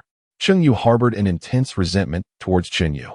If it had not been for Cheng Yue's inability to restrain herself and her subsequent transformation into her beast form to confront Cheng Yue, the situation would never have escalated to its current state. The leader happened to be present in the canyon and had yet to venture out. Upon her arrival, Cheng Yue refrained from embellishing the tale and recounted the events as they unfolded. Her intention was not to seek justice, but simply to convey 2 points: that Cheng Yue and her companion compensate her for the losses incurred, and that no one shall enter her home without her explicit permission in the future. She had already instructed the construction of a formidable stone wall precisely to prevent just any orc from intruding upon her abode. If the wall existed and orcs continued to come and go at will, what was the purpose of erecting such a barrier? Cheng Yue did not demand excessively. A complete fur coat would suffice for the tattered beast skin attire, and compensating her with a mature tusked beast for the pits trampled upon would be adequate. There was no necessity for them to personally level her land.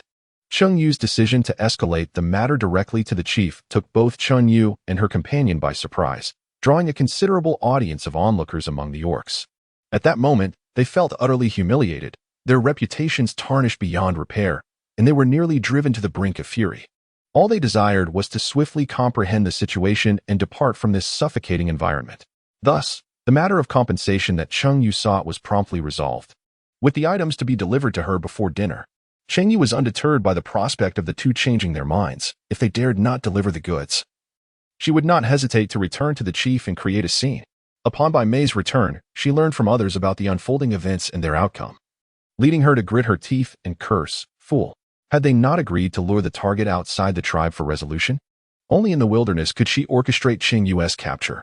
Yet now, Cheng Yue and her companion had inadvertently alerted the prey, confronting Cheng Yue directly in a scuffle. How could she possibly deceive her now? Fearing further complications from their meddling, Bai Mei chose not to pursue them further, but instead sought out a suitor of her own. She instructed him to tell Song Qing to bring Cheng Yue out under the pretense of retrieving something, coaxing her outside the tribe. Knowing the tumult between Cheng Yue and Cheng Yue, she realized her invitation would likely be declined. Although she was unaware of how the altercation had erupted, she believed that Cheng Yue and her friends had their reasons. Bai Mei conveyed her intentions to her suitor, successfully persuading him to lure Cheng Yue out. They arranged a clandestine meeting, and an orc was dispatched to fetch Cheng Yue, using Song Qing's name as bait. This scheme, however, was observed by vigilant orcs who reported back to the chief. Did Bai Mei seek revenge on Cheng Yue, or was she genuinely attempting to resolve their conflict? The chief's face showed signs of impatience upon receiving the report. As a tribal leader, he found it tiresome to mediate the emotional turmoil of the females, solving their disputes day in and day out. Those females must have too much idle time on their hands. Should we alert Cheng Yue? One orc inquired, noting that Cheng Yue had expressed suspicion regarding Bai Mei. Despite their prolonged surveillance, they had found no evidence of wrongdoing on Bai Mei's part. Let us observe for now. If nothing seems amiss, we shall withdraw. Word had it that several young males in the tribe had taken a liking to Bai Mei, who also appeared interested in remaining with the tribe. Perhaps the orcs had already won her over. Even though there had been reports of her inquiring about new weapons in the tribe, the chief was aware that none existed.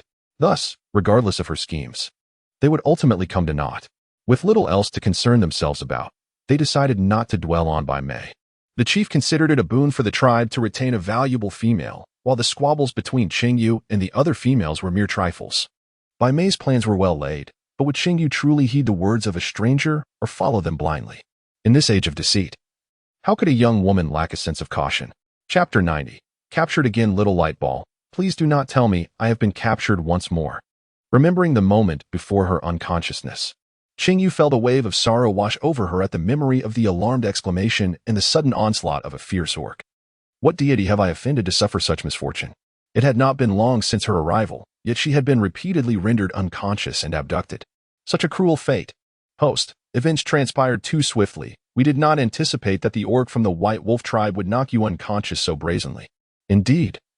The orc summoned by Mei had seen Cheng Yue refusing to heed his words and, realizing she would not be deceived into leaving the tribe, swiftly approached and struck her down. He was a seasoned male orc, and even though Cheng Yue had been on guard, she had not anticipated being subdued within the tribe itself. Where are we now? Uncertain of her circumstances, Cheng Yue remained motionless on the ground, eyes closed. Though her consciousness had returned. Host, cease your pretense. Rise quickly and find a way to escape. The orc who subdued you has handed you over to Bai Mei, who has taken you out of the tribe and delivered you into the hands of unfamiliar orcs. Congratulations, host, your previous suspicions were correct. Bai Mei is indeed a spy sent from another tribe. She had originally aimed for the Autumn Mountain tribe, but, upon witnessing you wielding a hammer, redirected her path to the White Wolf tribe, attracted by its newfound weaponry. Alas, after expending so much time, she has gained nothing. Today, with Song Qing and the others absent, Bai Mei seized the opportunity to capture you and subject you to interrogation, even discussing a plan to assume your identity. At this revelation, Cheng Yue felt bewildered. Assume my identity? How could they do that? The orcs possessed both beast and human forms. Was there truly someone capable of perfectly disguising both? Oh, one of them, a female white tiger, consumed a certain herb and transformed into your likeness, accompanying Bai Mei back to the White Wolf tribe. An herb that can directly alter one's appearance? What kind of miraculous plan is this? Is such a thing even possible? Host, is this truly the time for such musings? You must escape quickly. The orcs of the White Wolf tribe may not be entirely foolish. They have sent someone to keep watch on Bai Mei, yet somehow they remain oblivious to the anomaly. Thus, the only path left for the host was self-rescue, without expecting the tribe to notice the irregularity and dispatch aid. Regrettably, Little Light Ball had spoken too late.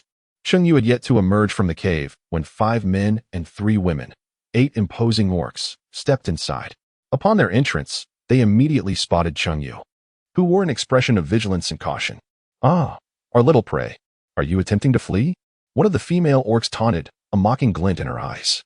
We ought to be grateful for our swift return. Otherwise, our little quarry might have indeed escaped. The dimness of the cave did little to hinder the orcs' vision. They could discern each other's expressions with clarity. Their banter, laced with derision regarding her potential escape, was devoid of any genuine concern. They were clearly unafraid of her fleeing. Who are you? Cheng Yue demanded, her voice steady. Are you in league with Bai Mei? What do you intend to do? Cheng Yue inquired. And it became evident that the orcs before her did not belong to any of the 3 nearby tribes. Initially, Bai Mei had intended to infiltrate the Qiu Shan tribe. However, their true target was not one of the tribes, but rather the Bai Lang tribe, in conjunction with the Qiu Shan and Yin tribes. Such a formidable tribe could very well be the offspring of a powerful and ambitious clan. The perplexing question remained. Why would they seek to capture someone as insignificant as her? Cheng Yue felt a profound sense of suffocation. Regardless of who we are, it matters not. What you must comprehend is that you are now our prey. Whatever we inquire, you shall answer truthfully. Otherwise, one of the brutish figures stepped forward, his rough fingers grasping Cheng Yue's chin, forcefully pulling her closer, resulting in a jarring collision against the rigidity of his muscular frame. Without needing to look, Cheng Yue was acutely aware that her chin was likely bruised. These savages. Little Light Orb, do you have any means to assist me? Hurry, help me escape. Among so many, the most diminutive female was still a head taller than her. With taut muscles and abundant strength, she was utterly incapable of fleeing from their grasp alone. Host, I possess no solutions. I am merely a rudimentary infrastructure system. My capabilities are technological and supportive, devoid of any fantastical powers or artillery to effect rescue. I had previously urged you to run swiftly. Upon realizing that the Little Light Orb was utterly powerless, Cheng Yue ceased her futile dialogue. Run? What was there to flee from, when the circumstances were so unclear? If she did run, she would undoubtedly be discovered by the enemy in an instant. Upon closer inspection, this petite female was rather appealing. There had been no intention to keep her, but perhaps the brothers might find some amusement. The sensation of her skin was undeniably exquisite. Late. This is precisely the slender female type you favor. Care to sample? I shall allow you to savor the essence of this little female. Before Cheng Yue. The orc restraining her openly engaged in lewd violence, not just in word but also in deed. Even as the grip on her chin elicited tears from her eyes. Cheng Yue endured for the sake of her safety. A little patience could yield greater plans, even as that coarse hand roamed her body. She tried to convince herself it was merely the touch of a beast. However, as the audacity of her captor escalated, Cheng Yue found her tolerance waning. To hell with you. What if there are many? I refuse to believe that I am without a path to freedom. Cheng Yue seized the opportunity. As the arrogant orc had underestimated her ability to flee, after loosening his grip on her, he raised his leg forcefully, striking true. A howl escaped his lips as the male orc clutched his groin, his face contorted in agony, rendering him powerless as he collapsed to the ground, groaning in pain. Bai Qi and Bai Yu, along with several other orcs, had been reveling in the spectacle of Bai Xing humiliating the foreign female, eagerly anticipating her tears. Suddenly, they were startled by Bai Xing's loud shout. Before they could brace themselves, Cheng Yue darted forward, raising her hand to strike at the nearest Bai Qi. The feeble punch of a seemingly weak female was dismissed by Bai Qi, who extended his hand, ready to subdue Cheng Yue. Yet, to his astonishment, something unexpected occurred. Cheng Yue moved with remarkable swiftness. The distance was short, and the space limited. Under Bai Qi's disdainful gaze, the kitchen knife in her hand struck with precision, severing Bai Qi's palm with a single, decisive blow. Cheng Yue had never anticipated that she would sever a person's hand, yet this was not the time for contemplation. There were still numerous adversaries to contend with. The cave was modest in size, and with so many individuals clustered together, Cheng Yue's speed was unparalleled. The kitchen knife had been summoned from her spatial realm in an instant, and once wielded, it was swiftly returned to its hidden sanctuary. Even Bai Qi, along with the others, believed that it was Cheng Yue's claws that had inflicted the injury, completely oblivious to the presence of the razor-sharp blade. Cheng Yue paid no heed to Bai Qi, who was clutching her wrist. With a swift and decisive strike, she leveraged her petite frame to dart into the midst of her adversaries. Drawing a kitchen knife from her system, she swung it with abandon. There was no need to aim. Standing so close, she was bound to strike her mark. Chapter 91. Just a fraction away. Quick, disperse. This female has gone mad. What is that in her hand? It surely cannot be her claws. A stone blade? How can it be so razor-sharp? Be cautious. How dare she inflict harm upon us? I want her dead. Once they became wary, it was no longer so easy for Cheng Yue to land her blows. Nevertheless, seizing the opportunity for just a fleeting moment would suffice. With a kitchen knife in hand, Cheng Yue carved out a path to survival. Disregarding the orcs trailing behind her and the wounds inflicted upon her back, she charged directly toward the cave's entrance, guided by a small orb of light. Hesitation was not an option. She simply ran. Regardless of the cave's concealment or the numerous deliberately crafted forks within, none posed a challenge to Cheng Yue. After a brief period, she burst forth from the cave, her pursuers nearly glued to her heels. Host, hurry, hurry. They are closing in. Earlier, fueled by sheer audacity, Cheng Yue had wounded 3 of her adversaries with her knife, alongside the first one who had fallen. Now, 4 more uninjured foes were in relentless pursuit. And the injuries she bore were the result of their assaults. Cheng Yue could feel her back being torn apart, wounds bleeding profusely, and her vision dimming from excessive blood loss. If she were alone, despair would surely engulf her, perhaps even robbing her of the courage to resist or flee. However, the incessant cries and murmurs of the small luminous orb at her side provided companionship and encouragement, making all the difference. She understood that she must not allow those pursuing her to capture her. Otherwise, she might face a fate far worse than death. In moments of dire peril, the human body can unleash its utmost potential. Despite her grievous injuries and the fact that the pursuing orcs were stronger and faster, there were times when they transformed into avian forms, accelerating to close the distance. Yet, they always fell just short of seizing her. While she evaded capture, her wounds continued to multiply, and even her hair had been significantly torn away, rendering her appearance beyond mere tragic description. Cheng Yue found herself in a state of disorientation, unaware of her surroundings or the direction in which she could flee. Yet, propelled by instinct, she ran wherever her feet would carry her. Accompanied by a small luminous orb that offered assistance, she encountered surprisingly few obstacles along her path. Host, veer to the right. There lies a hunting party ahead. If you head that way, you shall find safety, the orb advised. Host, raise your voice and call for help. The orc's hearing is remarkably acute. Your cries will surely reach their ears eventually. These orcs, lurking in the shadows and plotting, would undoubtedly hesitate to confront the formidable forces of the three tribes. As soon as she encountered other orcs, her safety would be assured. Cheng Yue struggled to vocalize her distress, yet it was imperative that she did. Help! Help! There's a murderer! Help! Help! Initially faltering, Cheng Yue summoned a voice that resonated powerfully, startling the pursuing beastmen behind her, causing one to stumble perilously close to falling. How could she, despite sustaining such grievous injuries, still project her voice with such vigor? This territory was the hunting ground of three tribes. One could encounter their beastmen at any unforeseen moment. They approached with ulterior motives, lurking in the shadows. If Cheng Yue managed to draw them out and expose their presence, what would become of her? Could they truly allow that female to escape? Not only were their injured companions in the cave a concern, but the resentment lingered within them as well. Such a feeble female, whom they could easily crush, had eluded their grasp time and again. Moreover, allowing her to return would surely compromise Bai Mei and Bai Gu's safety. She could not be permitted to go back. Yes, they must intercept her. If they could eliminate her before the beastmen from the three tribes discovered her, all would be well. It was indeed regrettable. They had originally intended to torment her thoroughly. But now they were left with no choice but to resolve the matter swiftly, which felt like an undeserved mercy for her.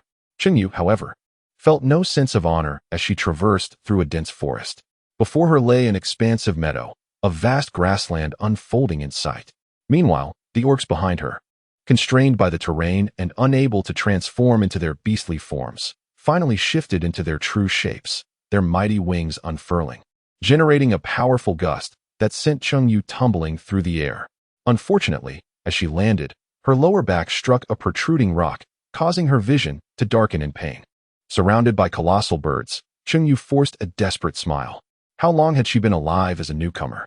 Must her demise be so agonizing? She refused to accept it. Little orb of light. Host, do not give up. Orcs have already heard your voice. Hold on a little longer. They will arrive shortly.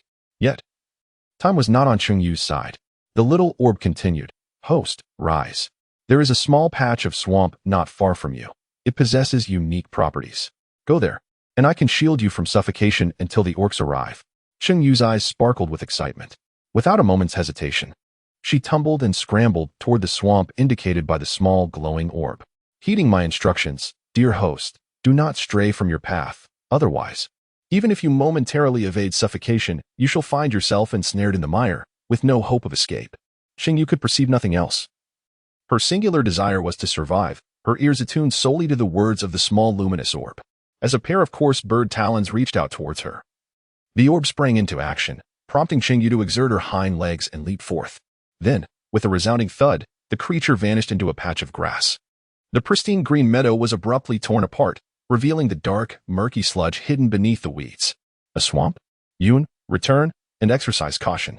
Cheng Yue vanished in an instant, startling the orcs of the Qingyao clan. Upon witnessing the dark, murky sludge, they flapped their wings in a panic and retreated, their faces etched with terror. As for Cheng Yue, she was of no concern to them.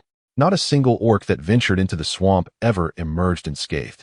If one had just stepped in and had companions nearby, there might have been a chance for rescue. But for someone like Cheng Yue, there was no hope left. No reason to even cast a glance in her direction. Let us depart. She has indeed met her end. Just imagining it, that female fled so swiftly, fortunate enough to escape by a hair's breadth every time, yet she could not be grasped, only to end up like this. If anyone deserves pity, it is that female. Clinging to hope, she fought valiantly and fled desperately, only to leap directly into death. In truth, she would have fared better being torn apart by their claws. Come, let us return and see Bai Qi and the others. Who knows if any orcs heard that female's cries? We should hasten to change our location. The orcs of the Qingyao clan turned and swiftly vanished into the depths of the jungle. Host, they have departed. Quickly, see if you can escape. Upon witnessing their departure, the little glowing orb, which had been closely monitoring the situation, sighed in relief and conveyed the good news to Cheng Yue, who too felt a wave of relief wash over her. She had genuinely feared that the orcs would come to investigate. A mere swipe of a claw would reveal her trapped beneath layers of sludge. The earth and roots cradled her petite form, yet she could feel them sinking slowly. Given enough time, she feared she too would succumb to the depths. This concern kept her conscious, preventing her from slipping into unconsciousness. However, This endurance would only last until she could extricate herself from the swamp.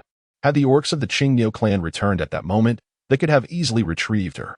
Chapter 92. Search for sure there is a female here. Good heavens, she is covered in wounds. We must hasten to take her back. If we delay, she surely will perish. This must be a young female.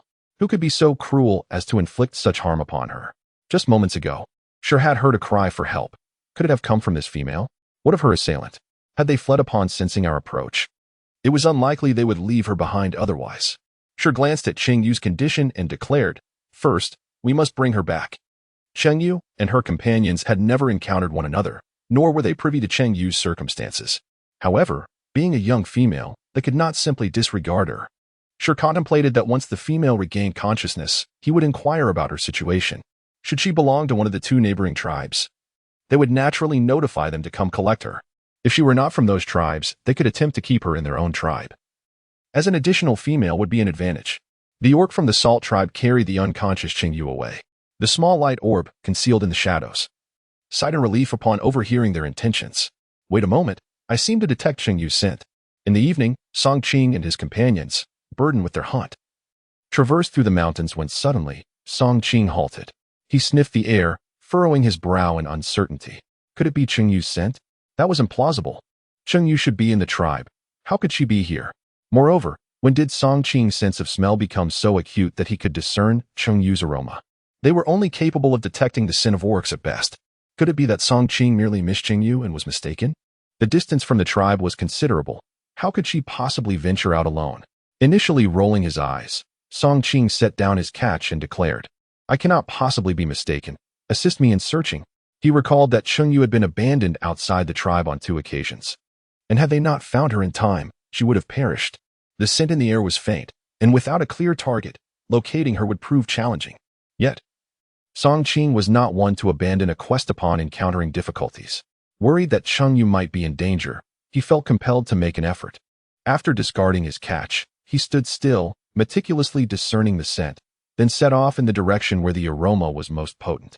Searching for a person amidst the lush vegetation felt akin to finding a needle in a haystack, and Song Qing's heart raced with anxiety, fearing he might not find her. Of course, he hoped he was mistaken and that Cheng Yue had safely returned to the tribe. In light of this, he quickly called out to his brother Song Sheng, "Little Xing, you need not search further. Return to the tribe and see if Cheng Yue is there. If she is not, inquire if anyone knows her whereabouts." When he left, Cheng Yue had assured him she would not venture out to gather resources. What could have transpired that her scent lingered here? Tainted with a hint of blood? Song Qing continued, "If Cheng Yue is absent from the tribe, ask around. Cheng Yue, and that female named by Mei. Have they left the tribe? Have they sought out Cheng Yue? Where have they been?" Song Sheng, astute as he was, grasped his brother's intent without further questioning. Once he recognized that Song Qing had no additional instructions, he turned to depart. Song Qing then resumed his pursuit of the scent's origin, determined to locate either Cheng Yue or the source before the traces faded away. In his search, he successfully discovered the cave where Cheng Yue had previously stayed with the Cheng Yue tribe. Outside the cave, he found a substantial amount of blood left by Cheng Yue, more than what was inside the cave. With keen attention, Song Qing even found strands of hair infused with Cheng Yue's scent. Before entering the cave, he summoned his companions to join him. While awaiting their arrival, he continued to seek clues outside the cave. As he did so, he stumbled upon an increasing number of blood trails, most of which had dried. But a few fresh droplets remained in the shady areas where sunlight could not reach. "Song Qing, what is the matter? Have you made a discovery? This cave?" Without turning back, Song Qing followed the direction of the blood. If not for the need to wait for Bai Ran and the others, he would have already pursued the trail. There is a considerable amount of blood left by Cheng Yue. She has been injured. There are no signs of a struggle nearby. Yet numerous footprints are present. You all should check the cave, while I follow the blood trail, to find her. Given the obvious traces, Song Qing doubted anyone remained in the cave. However, understanding the cave's condition was also essential. He instructed Bai Ran and the others to investigate the cave while he sought Cheng Yue. With such severe injuries, he harbored a foreboding feeling and prayed that Cheng Yue would hold on until he arrived. The orcs of the Cheng Yue tribe, believing that the White Wolf tribe already had one Cheng Yue, showed little interest in clearing the evident traces. Thus, Song Qing readily found his way to the grasslands, where he spotted the marsh and the unmistakable signs of someone lying there, alongside the footprints left by the orcs from the Salt tribe.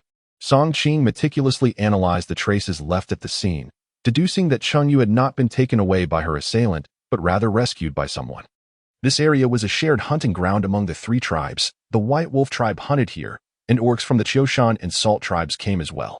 If Cheng Yue had been rescued, it must have been by the orcs from the Salt or Qiushan tribes. Song Qing, what do you have? Any leads? Is it really Cheng Yue? How did she end up here, and why is there so much blood? If I recall correctly, Song Qing has saved her twice, both times barely escaping with his life. Is it true, as Cheng Yue said, that her sister and Cheng Yue desire her? Yet this is too cruel. I assent it. The chief already warned Cheng Yue and the others. Have they grown so bold as to lay hands on Cheng Yue? Is this confidence in believing their actions would remain undiscovered? Song Qing shook his head and shared his findings and speculations, then inquired, what is the situation on your end? Even if he was not entirely familiar with the hunting grounds, he could ascertain that the cave had not existed before.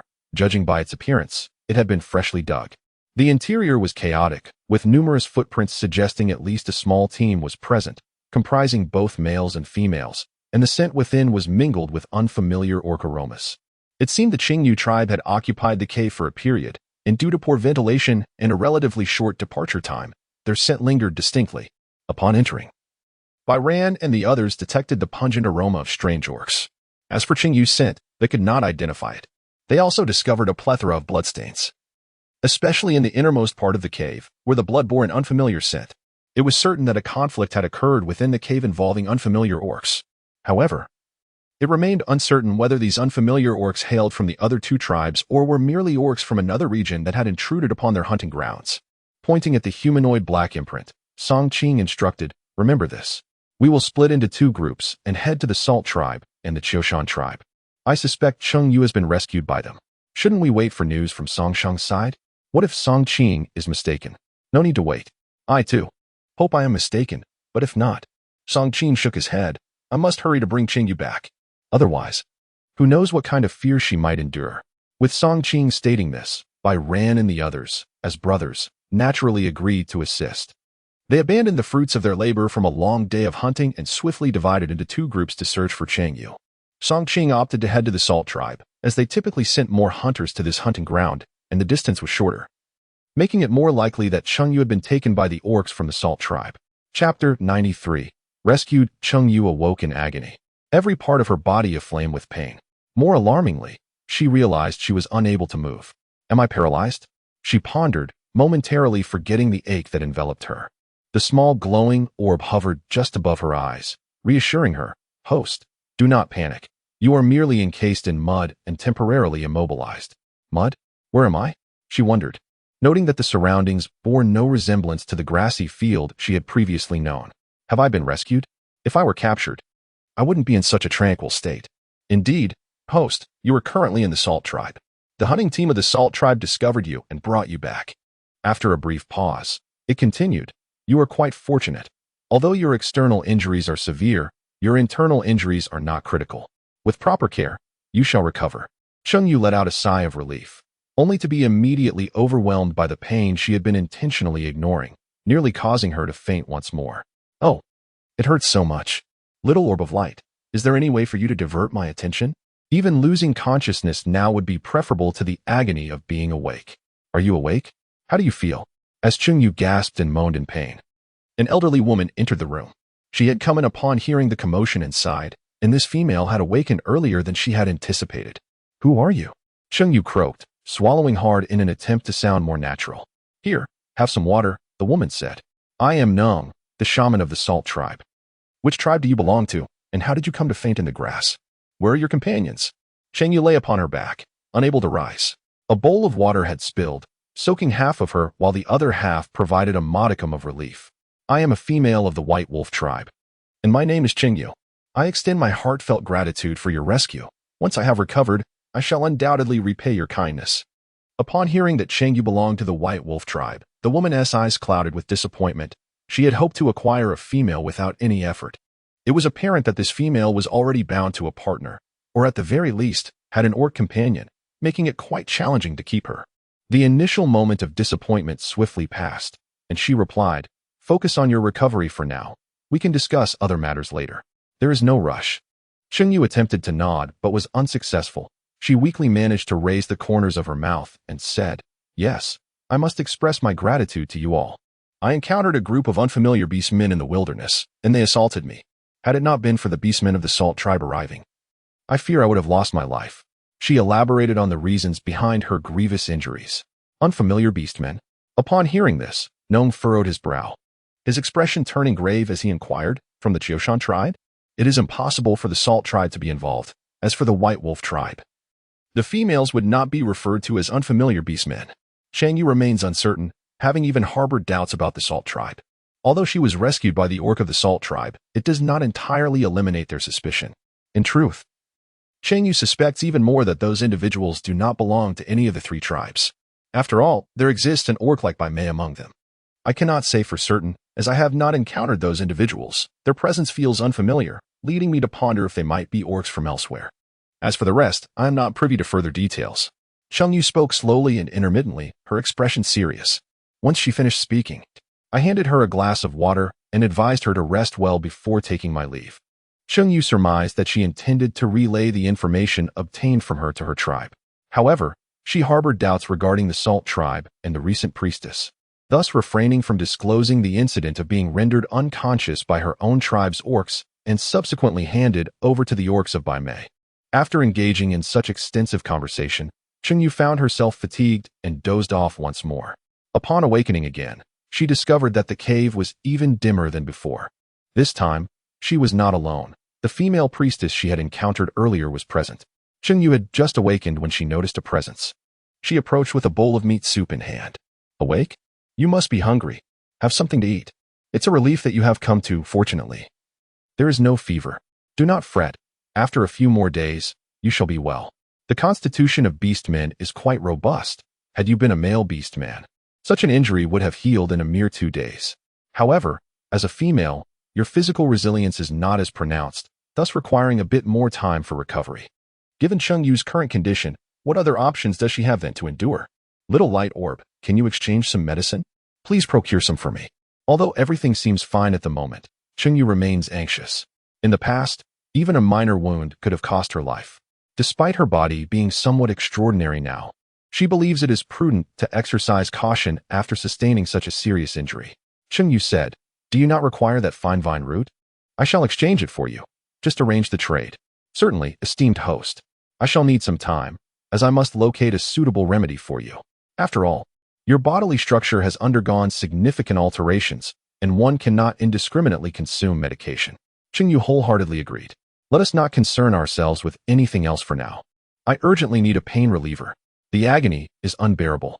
Were it not for the ability to communicate with the small luminous sphere, she would hardly be able to articulate so many words. Moreover, the thoughts of conversing with the sphere provided her a means to divert her attention. Thus, even if she did not request medicine from the sphere, she felt compelled to engage in dialogue. Cheng Yue expressed her gratitude to the priest once more, and then conveyed her desire to abstain from eating. The meat remained unrefined, retaining its primal flavor, and the large chunks were not sufficiently stewed, making it laborious to chew, aggravating her wounds in the process. Cheng Yue merely sipped a couple of spoonfuls of soup, and she could eat no more. Nong cast a disapproving glance at her. "Aren't you going to eat? Please have a little more.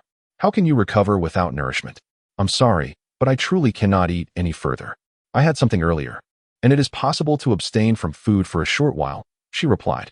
The thought of consuming more made her uneasy, as she feared it might induce nausea, which would be exceedingly impolite. Realizing that Cheng Yue was genuinely unwilling to eat, Nong recognized there was no point in insisting and reluctantly surrendered. "Should you feel hungry, please do not hesitate to tell me. There is no need for formality. Our Salt tribe and the White Wolf tribe are allies, and it is only natural for us to assist one another. You should feel no burden." "Burden? No, not at all. My sole focus is on healing. As long as I can recover quickly, I will accept anything without hesitation," she responded gratefully. "Thank you, priest." After taking a deep breath and resting for a moment, Cheng Yue inquired, "Priest, what time is it now? Is it dark outside? If you need to rest, please do so. I am perfectly fine here." Feeling somewhat uneasy under the watch of a stranger, she glanced at the priest. Sensing her discomfort, the priest replied, "Do you need to relieve yourself? Allow me to take you, and then I shall return to rest. You must prioritize sleep to aid your recovery." Cheng Yue's face flushed, and she hurriedly replied, No. No, it's unnecessary. Thank you, priest.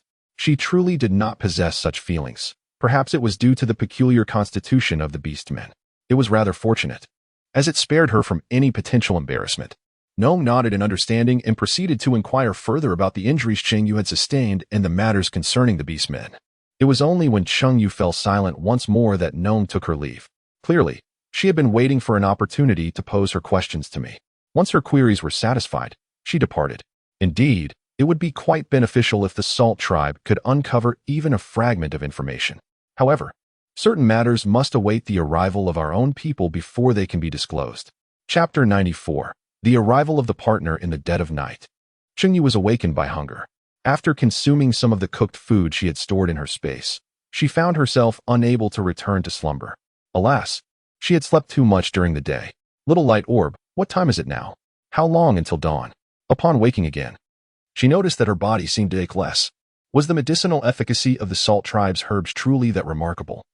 Or was it merely that the recovery capabilities of the Orcish physique were exceedingly robust? She could detect a peculiar scent emanating from her body, likely a result of some potion administered by a shaman. However, as she was not a female of this tribe, Cheng Yue remained uncertain whether the Salt Tribe would bestow upon her their finest remedies. It was a matter of chance. The Salt Tribe had likely provided her with hemostatic and healing herbs, and indeed, orcs possessed a recovery capacity far superior to that of ordinary humans. As I have previously mentioned, host, your internal injuries are not severe, and while you perceive your external wounds as grave, they are comparatively minor in the eyes of the Orcish folk. That's a relief. Little light orb, do you have any idea what the herbs provided by the Salt Tribe look like? Can I find them in the wild? In Orcish tribes, medicinal herbs are a precious commodity. Should one wish to exchange them for other resources, it remains uncertain what price must be paid. The thought of relinquishing the fruits of her arduous hunts and laborious foraging to others caused her heart to ache profoundly. Therefore, it would be preferable to return the borrowed herbs, as the recipient would likely be more amenable to accepting such medicinal resources. I am aware, host. I have taken the liberty to observe. As long as the forest harbors them, I can guide you to their location. Cheng Yue immediately felt a wave of relief. How fortunate it is to have you by her side. Otherwise, she could hardly envision her existence within the orc tribe. Indeed, dear host, have you perhaps forgotten that it is because of my presence that you are able to be here? Cheng Yue, revoke the emotions I just felt. Cheng Yue found herself unable to sleep, engaging in conversation with the little glowing orb throughout the night. Just as dawn approached, she could no longer resist the pull of slumber, but it wasn't long before she was forced to awaken again. This was due to the arrival of Song Qing and her entourage. Song Qing has arrived? Little glowing orb, could she truly be speaking the truth? How could Song Qing have come so swiftly? Cheng Yue learned from the small glowing orb that today marked the third day since she was taken from her tribe. Song Qing's speed was astonishingly swift. It was indeed Song Qing who was approaching rapidly. Host, will you return with him? Or would you prefer to recuperate in the Salt Tribe for a while? Cheng Yue, are you certain I am able to move now? She certainly did not wish to linger in another's territory, but was there truly no alternative at this moment? With Song Qing's arrival, her reservations dissipated even further. Indeed, it was not long before Song Qing followed the orc from the Salt Tribe into the cave. This cave belonged to the esteemed priest of the Salt Tribe.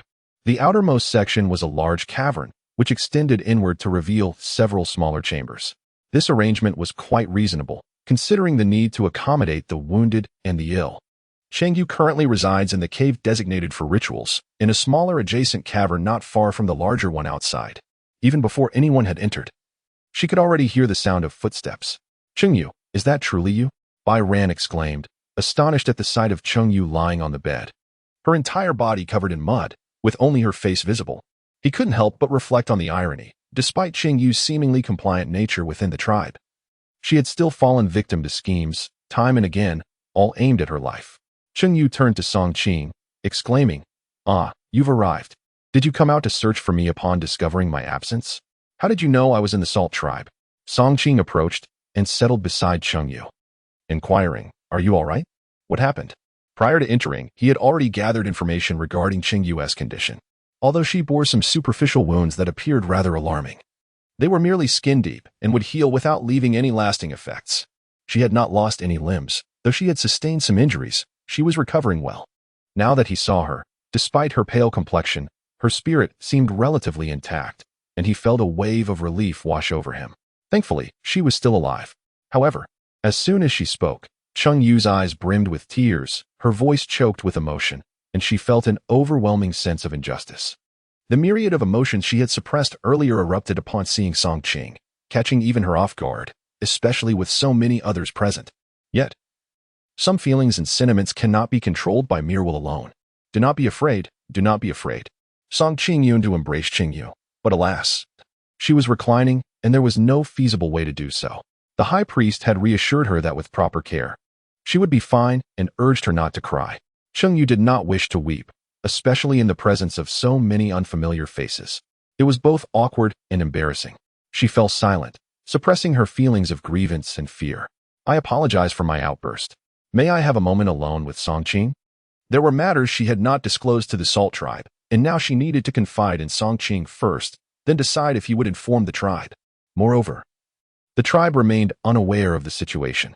Currently, there was a counterfeit among them, and even the small glowing orbs had mentioned that the female who had consumed the grass now resembled her so closely that even she might doubt whether she had a twin sister. Could it be that Song Qing, with just a glance, discerned the truth and came searching for her? Upon hearing this, Song Qing turned to the orcs of the Salt tribe and said, I apologize, she may be quite frightened. Upon seeing me, her emotions have spiraled out of control. Would it be possible for us to converse privately for a moment? I wish to soothe her. Understanding that Song Qing was Cheng Yue's partner, the others were quite accommodating of their request for solitude. Of course, please take your time. I was somewhat concerned about her state earlier, and this development is indeed quite favorable, the shaman Nong remarked, gesturing for the orcs of the Salt tribe to depart, followed by Bai Ran and the others. Observing Cheng Yue's distressed demeanor, they refrained from teasing or mocking her. The cave was left with only Cheng Yue and Song Qing, and she still felt a twinge of embarrassment. I was startled. Please do not make fun of me. Cheng Yue raised her hand, but it did not rise. Her hands were ensnared by mud and medicinal herbs. Although she could lift them, she feared that the mixture might fall away. No, how could I possibly mock you? If you wish to weep, then weep freely. I am here for you. Having already shed tears earlier, Cheng Yue felt somewhat alleviated. Furthermore, with Song Qing present, she found herself in a secure environment, easing her anxieties. You haven't mentioned how you arrived so swiftly. Isn't there someone in the tribe impersonating me? Did you discern her true nature so quickly? Upon hearing this, Song Qing's eyes widened in disbelief. Someone impersonating you? How could that even be possible? Can an orc truly masquerade as another orc? Beyond the obvious differences in appearance, stature, and physique, their beast forms would instantly reveal the deception. Cheng Yue was perplexed. She then listened as Song Qing explained, We had not yet returned to the tribe when we caught your sin in the forest. Following the trail, we discovered a cave, marked by numerous bloodstains both inside and out. We tracked the blood to find you. Is that so? Not only Cheng Yue, but even the little glowing orb was astonished. Is it truly possible for things to unfold in such a manner? Host, your fortune seems quite favorable. Moreover, it appears to be rather coincidental. According to Song Qing's account, when he arrived in that forest, Cheng Yue must have just departed moments prior, for otherwise, the scent would not have lingered. Song Qing furrowed his brow, pondering the mystery at hand. Cheng Yue sighed deeply and recounted the incident of being struck unconscious by the orcs of the tribe, subsequently handed over to Bai Mei for expulsion from the tribe. Chapter 95. Recovery. Are you speaking of our tribe's orcs? Song Qing was not unwilling to believe Cheng Yue, but the news was far too shocking for him. Indeed, a male orc had deceived him, claiming she had returned and urging him to leave the tribe to fetch her. Having never encountered this individual, how could he possibly follow him based solely on a single utterance, especially to venture outside the tribe? The outcome was utterly unexpected. The man had attacked without hesitation, displaying a complete lack of martial virtue. Why would he act in such a manner? Song Qing was baffled. If he was indeed an orc from their tribe, why assist Bai Mei? The very fact that Bai Mei had orchestrated Cheng Yue's deception was sufficient to reveal her malevolence. Under normal circumstances, one would report such matters to the chief and apprehend Bai Mei. You ask me, but whom should I inquire? She has barely acquainted herself with a handful of individuals in the tribe. From this incident, Cheng Yue resolved that upon her return, she must familiarize herself with the tribe's members. It was not necessary to know them all, but she should at least recognize the majority to avoid being misled in the future. There was indeed a possibility of falling victim to deception again, and the notion of a female impersonating her was something she had gleaned from those orcs who appeared overly confident that the imposter would not be discovered. Oblivious to the circumstances in the tribe, Song Qing had yet to return to the tribe and was equally unaware of its situation. However, he had sent Ah Shang back to the tribe, uncertain whether he would be able to identify the false Cheng Yue. If he failed, he might erroneously conclude that Cheng Yue had encountered no mishap or incident. Do not worry, I shall send someone back to the tribe shortly. The matters there will be handled by them. You may rest assured in the Salt tribe to recuperate, and once you are well, we shall return. Recuperate in the Salt tribe? Are we not going back? This is someone else's territory. Song Qing glanced at Cheng Yue, whose body was enveloped in mud, and shook his head, saying, "There is no rush. Nothing is more important than your well-being. There are plenty of people in the tribe, and those impersonating you, along with Bai Mei, will be dealt with accordingly." As for the orcs who abducted Cheng Yue, she had no knowledge of their identities or which tribe they belonged to. Even if she returned, she would be of little assistance. It is wiser to focus on regaining her health here in the Salt tribe. You are not returning either? Song Qing nodded. Of course, I shall remain here with you, but Bai Ran and the others will head back first. Once you are well, I will take you for a stroll nearby to avoid certain individuals plotting against us upon our return. Song Qing added, in the future, I shall take you hunting and gathering. With me by your side, you shall not suffer harm again. Although hunting with his brothers would yield greater spoils, leaving Cheng Yue alone at home filled him with unease. The severity of this incident was too appalling. Are you not hunting with Tongbai anymore? What are the tribe's hunting tasks? Moreover, we can't always be together, can we? Do not fret. I will certainly join them in hunting, but there is no rush. For now, I will stay by your side. He understood that Cheng Yue was eager to accumulate various resources. Given the current state of the tribe and the watchful eyes upon her, he suggested, let us take a stroll outside. With Cheng Yue absent, those individuals, regardless of their numerous schemes, find themselves powerless. It is not that Song Qing fears them. Rather, she wishes to avoid unnecessary complications. For remaining vigilant against potential schemers is exhausting. Once the matters in the tribe are resolved, we shall return, and at that time, you need not worry about safety when contemplating your endeavors. Setting aside everything else, the mere thought of stepping outside and exploring piqued Cheng Yue's interest. However, she ultimately declined. Perhaps another time. In the future, you may take me out to wander, as I am curious to discover whether there are more delectable treats beyond our vicinity. For now, it is prudent to first familiarize ourselves with the surrounding territory. Should any issues arise, at least you will be able to recognize the path back home. By the way, I almost forgot to mention, those orcs who captured me inquired about weapons, suspecting that our tribe has developed new armaments. Moreover, it appears their sights are set on our 3 tribes. I am uncertain from whence these orcs hail, yet they intend to assault our territories. While I may not fully comprehend the vastness of our 3 tribes' lands, I am certain they are substantial, and the population is considerable. How audacious for just one tribe to covet the entirety of 3, setting aside the possibility of failure, should they succeed. How would the orcs of that tribe treat the orcs from our 3 tribes? Cheng Yue envisioned the worst possible scenarios, fearing that their tribe might be overtaken by another. All right, I understand. I will convey all this to the chief. After expressing so much in one breath, Cheng Yue felt utterly exhausted. Song Qing noticed her fatigue and suggested she rest while he handled the rest of the matters. Given that the situation involved the Salt tribe and the Autumn Mountain tribe, it was evident that the White Wolf tribe could not shoulder the burden alone. Once Cheng Yue fell asleep, Song Qing sought out the leader of the Salt tribe to discuss the circumstances Cheng Yue had mentioned. However, he chose not to disclose the incident where she had been knocked unconscious by the male orcs of her own tribe and handed over to the outsiders. Such internal matters should be resolved within their own tribe, without the need for other tribes to witness their misfortunes. After relaying the situation, Song Qing sent the others back, opting to remain behind to care for Cheng Yue as she recuperated in the Salt tribe. Once Xiaoyu is healed, we want to rush back. We will spend some time outside, and I will accompany her for hunting and gathering. You all can manage things back at the tribe.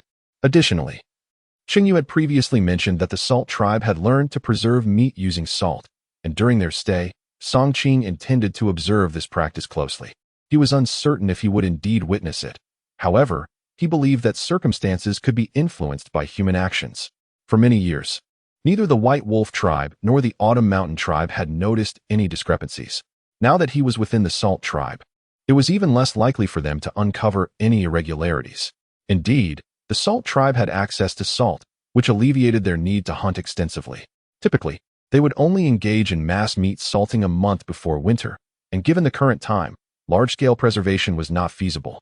With fresh game available, who would opt for heavily salted preserved meat? Thus, Song Qing's desire to discreetly observe the Salt tribe's meat preservation process proved to be quite challenging. Be cautious while you are here, Bai Ran advised with a smile, confident that the Salt tribe would not wish harm upon Song Qing and Cheng Yue. After all, they were well aware of the presence of the two, and the long-standing amicable relations between the tribes would deter any malevolent actions. As Bai Ran and the others departed, Song Qing proposed that the Salt tribe lend him an empty cave or allow him to excavate a new one. This way, he and Cheng Yue could reside together without encroaching upon the space designated for the high priest. The request was met with immediate approval, as having someone to care for Cheng Yue, especially her partner, was something both the Salt and the Kanji tribes could not refuse. The Salt tribe provided them with a vacant cave, which required only minimal preparation to make it habitable. If Cheng Yue encounters any issues, do not hesitate to reach out to me. As for the medicinal herbs, they should be replaced every 3 days. When the time comes, come to me, and I will instruct you on their usage. Kanji remarked as Song Qing cradled Cheng Yue while departing. Song Qing nodded in gratitude, expressing, "Thank you, High Priest. I appreciate your assistance in healing my partner. Please let me know the amount of medicinal materials utilized, and we will ensure they are returned to you." This was a request from Cheng Yue. Even though they were uncertain if she would be able to procure the herbs, Song Qing readily agreed. Already contemplating how to gather the necessary herbs after returning to seek the high priest's guidance.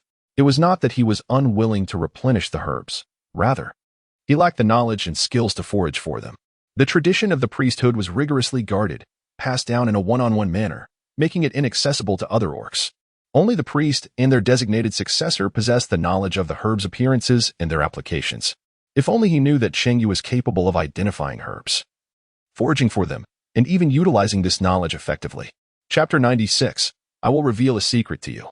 Cheng Yue has always been impatient when dealing with individuals like Cheng Yue. Had she not been constantly thwarted in her search for evidence, and preoccupied with the renovation of her abode and the accumulation of sufficient provisions, she would have confronted Cheng Yue and her companions long ago. The vexation is intolerable.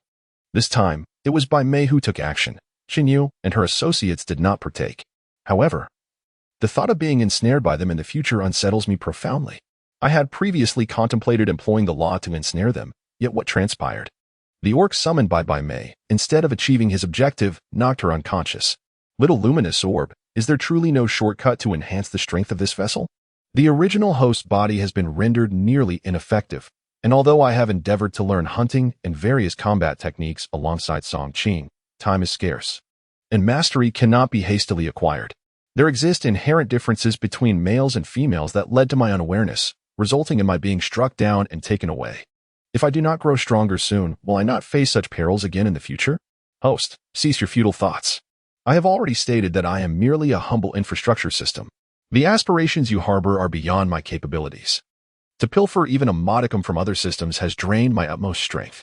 This journey must rely on your own efforts. The power you wield is the most reliable. Fortunately, this ordeal ended without severe consequence. As Song Qing has assured, he will remain by your side, so dedicate yourself to learning from him. Your body, being that of a white tiger, still possesses great potential, albeit squandered by the original host for many years. Yet, it is not too late. Enduring hardship is the path to greatness. Persevere, dear host. I have faith in you. Cheng Yue's lips twitched slightly. She comprehended the rationale behind her situation. If it were not for the realization that one could not rely on external forces, would she have been able to suppress her fear and confront those ferocious beasts? It is crucial to remember that for the past 2 decades, she had been an ordinary office worker. Noticing Cheng Yue's despondency, the small luminous sphere immediately chimed in. Host, you are already doing remarkably well. Truly, if it were someone else in your position, they might not achieve what you have. You must have faith that you can continue to improve. Therefore, dear host, please hold on and do not consider giving up. Although Cheng Yue felt somewhat disheartened, it was merely a fleeting sentiment. She had already found herself in this world. The mere act of surviving was a commendable feat. She had no desire to seek demise. Thus it was only natural for her to strive for a better existence. She decided to cast her worries aside and focus on cultivating more positive thoughts. This, she believed, would bestow her with the courage to forge ahead, uncertain of how the tribe would handle the affairs concerning Bai Mei and her companions. She hoped they would be apprehended and taught a lesson. It was unfortunate that she could not return to witness this unfold. While the thrill of vengeance could be exhilarating, she understood that once the act was committed, it would lose its significance. Presently, she had more pressing matters to attend to. Given the choice between witnessing her adversary's downfall and accompanying Song Qing on a hunting expedition to gather supplies, she unequivocally chose the latter. Nothing was more vital than stockpiling provisions. What was she contemplating? Should she perhaps have something to eat? At that moment, Song Qing entered, carrying a large stone pot. Cheng Yue was passing the time chatting with the little light orb. To Song Qing, Cheng Yue seemed to be gazing blankly at the cave, a state that was rather concerning. "Oh, it's nothing. It's just that being trapped in this cave is incredibly dull. There is nothing to do, the air is unpleasant, and the light is dim. Home is much better." Currently, they were in the Salt tribe, and she could hardly ask Song Qing to build a straw hut for her outside. Song Qing had been staying with Cheng Yue for a while, but having lived in caves his entire life, he was accustomed to it. However, upon closer comparison, Cheng Yue's dwelling was indeed superior to their cave, and better than the one they were currently in. Yet, they could not return immediately. "Just hold on," Song Qing reassured her. "The high priest said that in a few days, the mud on your body will be removed. By then, depending on the situation, you might be able to take a stroll. You've never been to the Salt tribe, have you? I'll show you around." Although the Salt tribe lacked abundant resources and had few trees, it possessed some unique items that they did not have in their own place. Perhaps she would discover something intriguing. Observing the man who was cautiously comforting and encouraging her, Cheng Yue felt a fleeting stir in her heart. "Little light orb, may I disclose the existence of the system space to Song Qing? Without mentioning the system, just the space itself. If Song Qing knows about it, I could gather more items without the worry of being overly cautious about what I collect. With Song Qing's assistance, I would feel more confident in stockpiling food." Host, do you intend to inform Song Qing about the items in the beginner's gift pack and those that can be exchanged in the future? The space has indicated that I must be discreet when utilizing those tools, the little orb remarked. I had mentioned that those items originally existed within the space, and you acknowledged that in the future, I wouldn't be able to exchange for much in the shop. There's no need to overthink it. Who knows what will happen later? We can discuss it then. Perhaps, by that time, I might even be willing to share the existence of the system and my origins with Song Qing. Let us first tell Song Qing about the existence of the space. I can reveal my own presence later, she decided. The little light orb was equally intrigued but shared the same reservations. What if Song Qing viewed the host as a monster and sought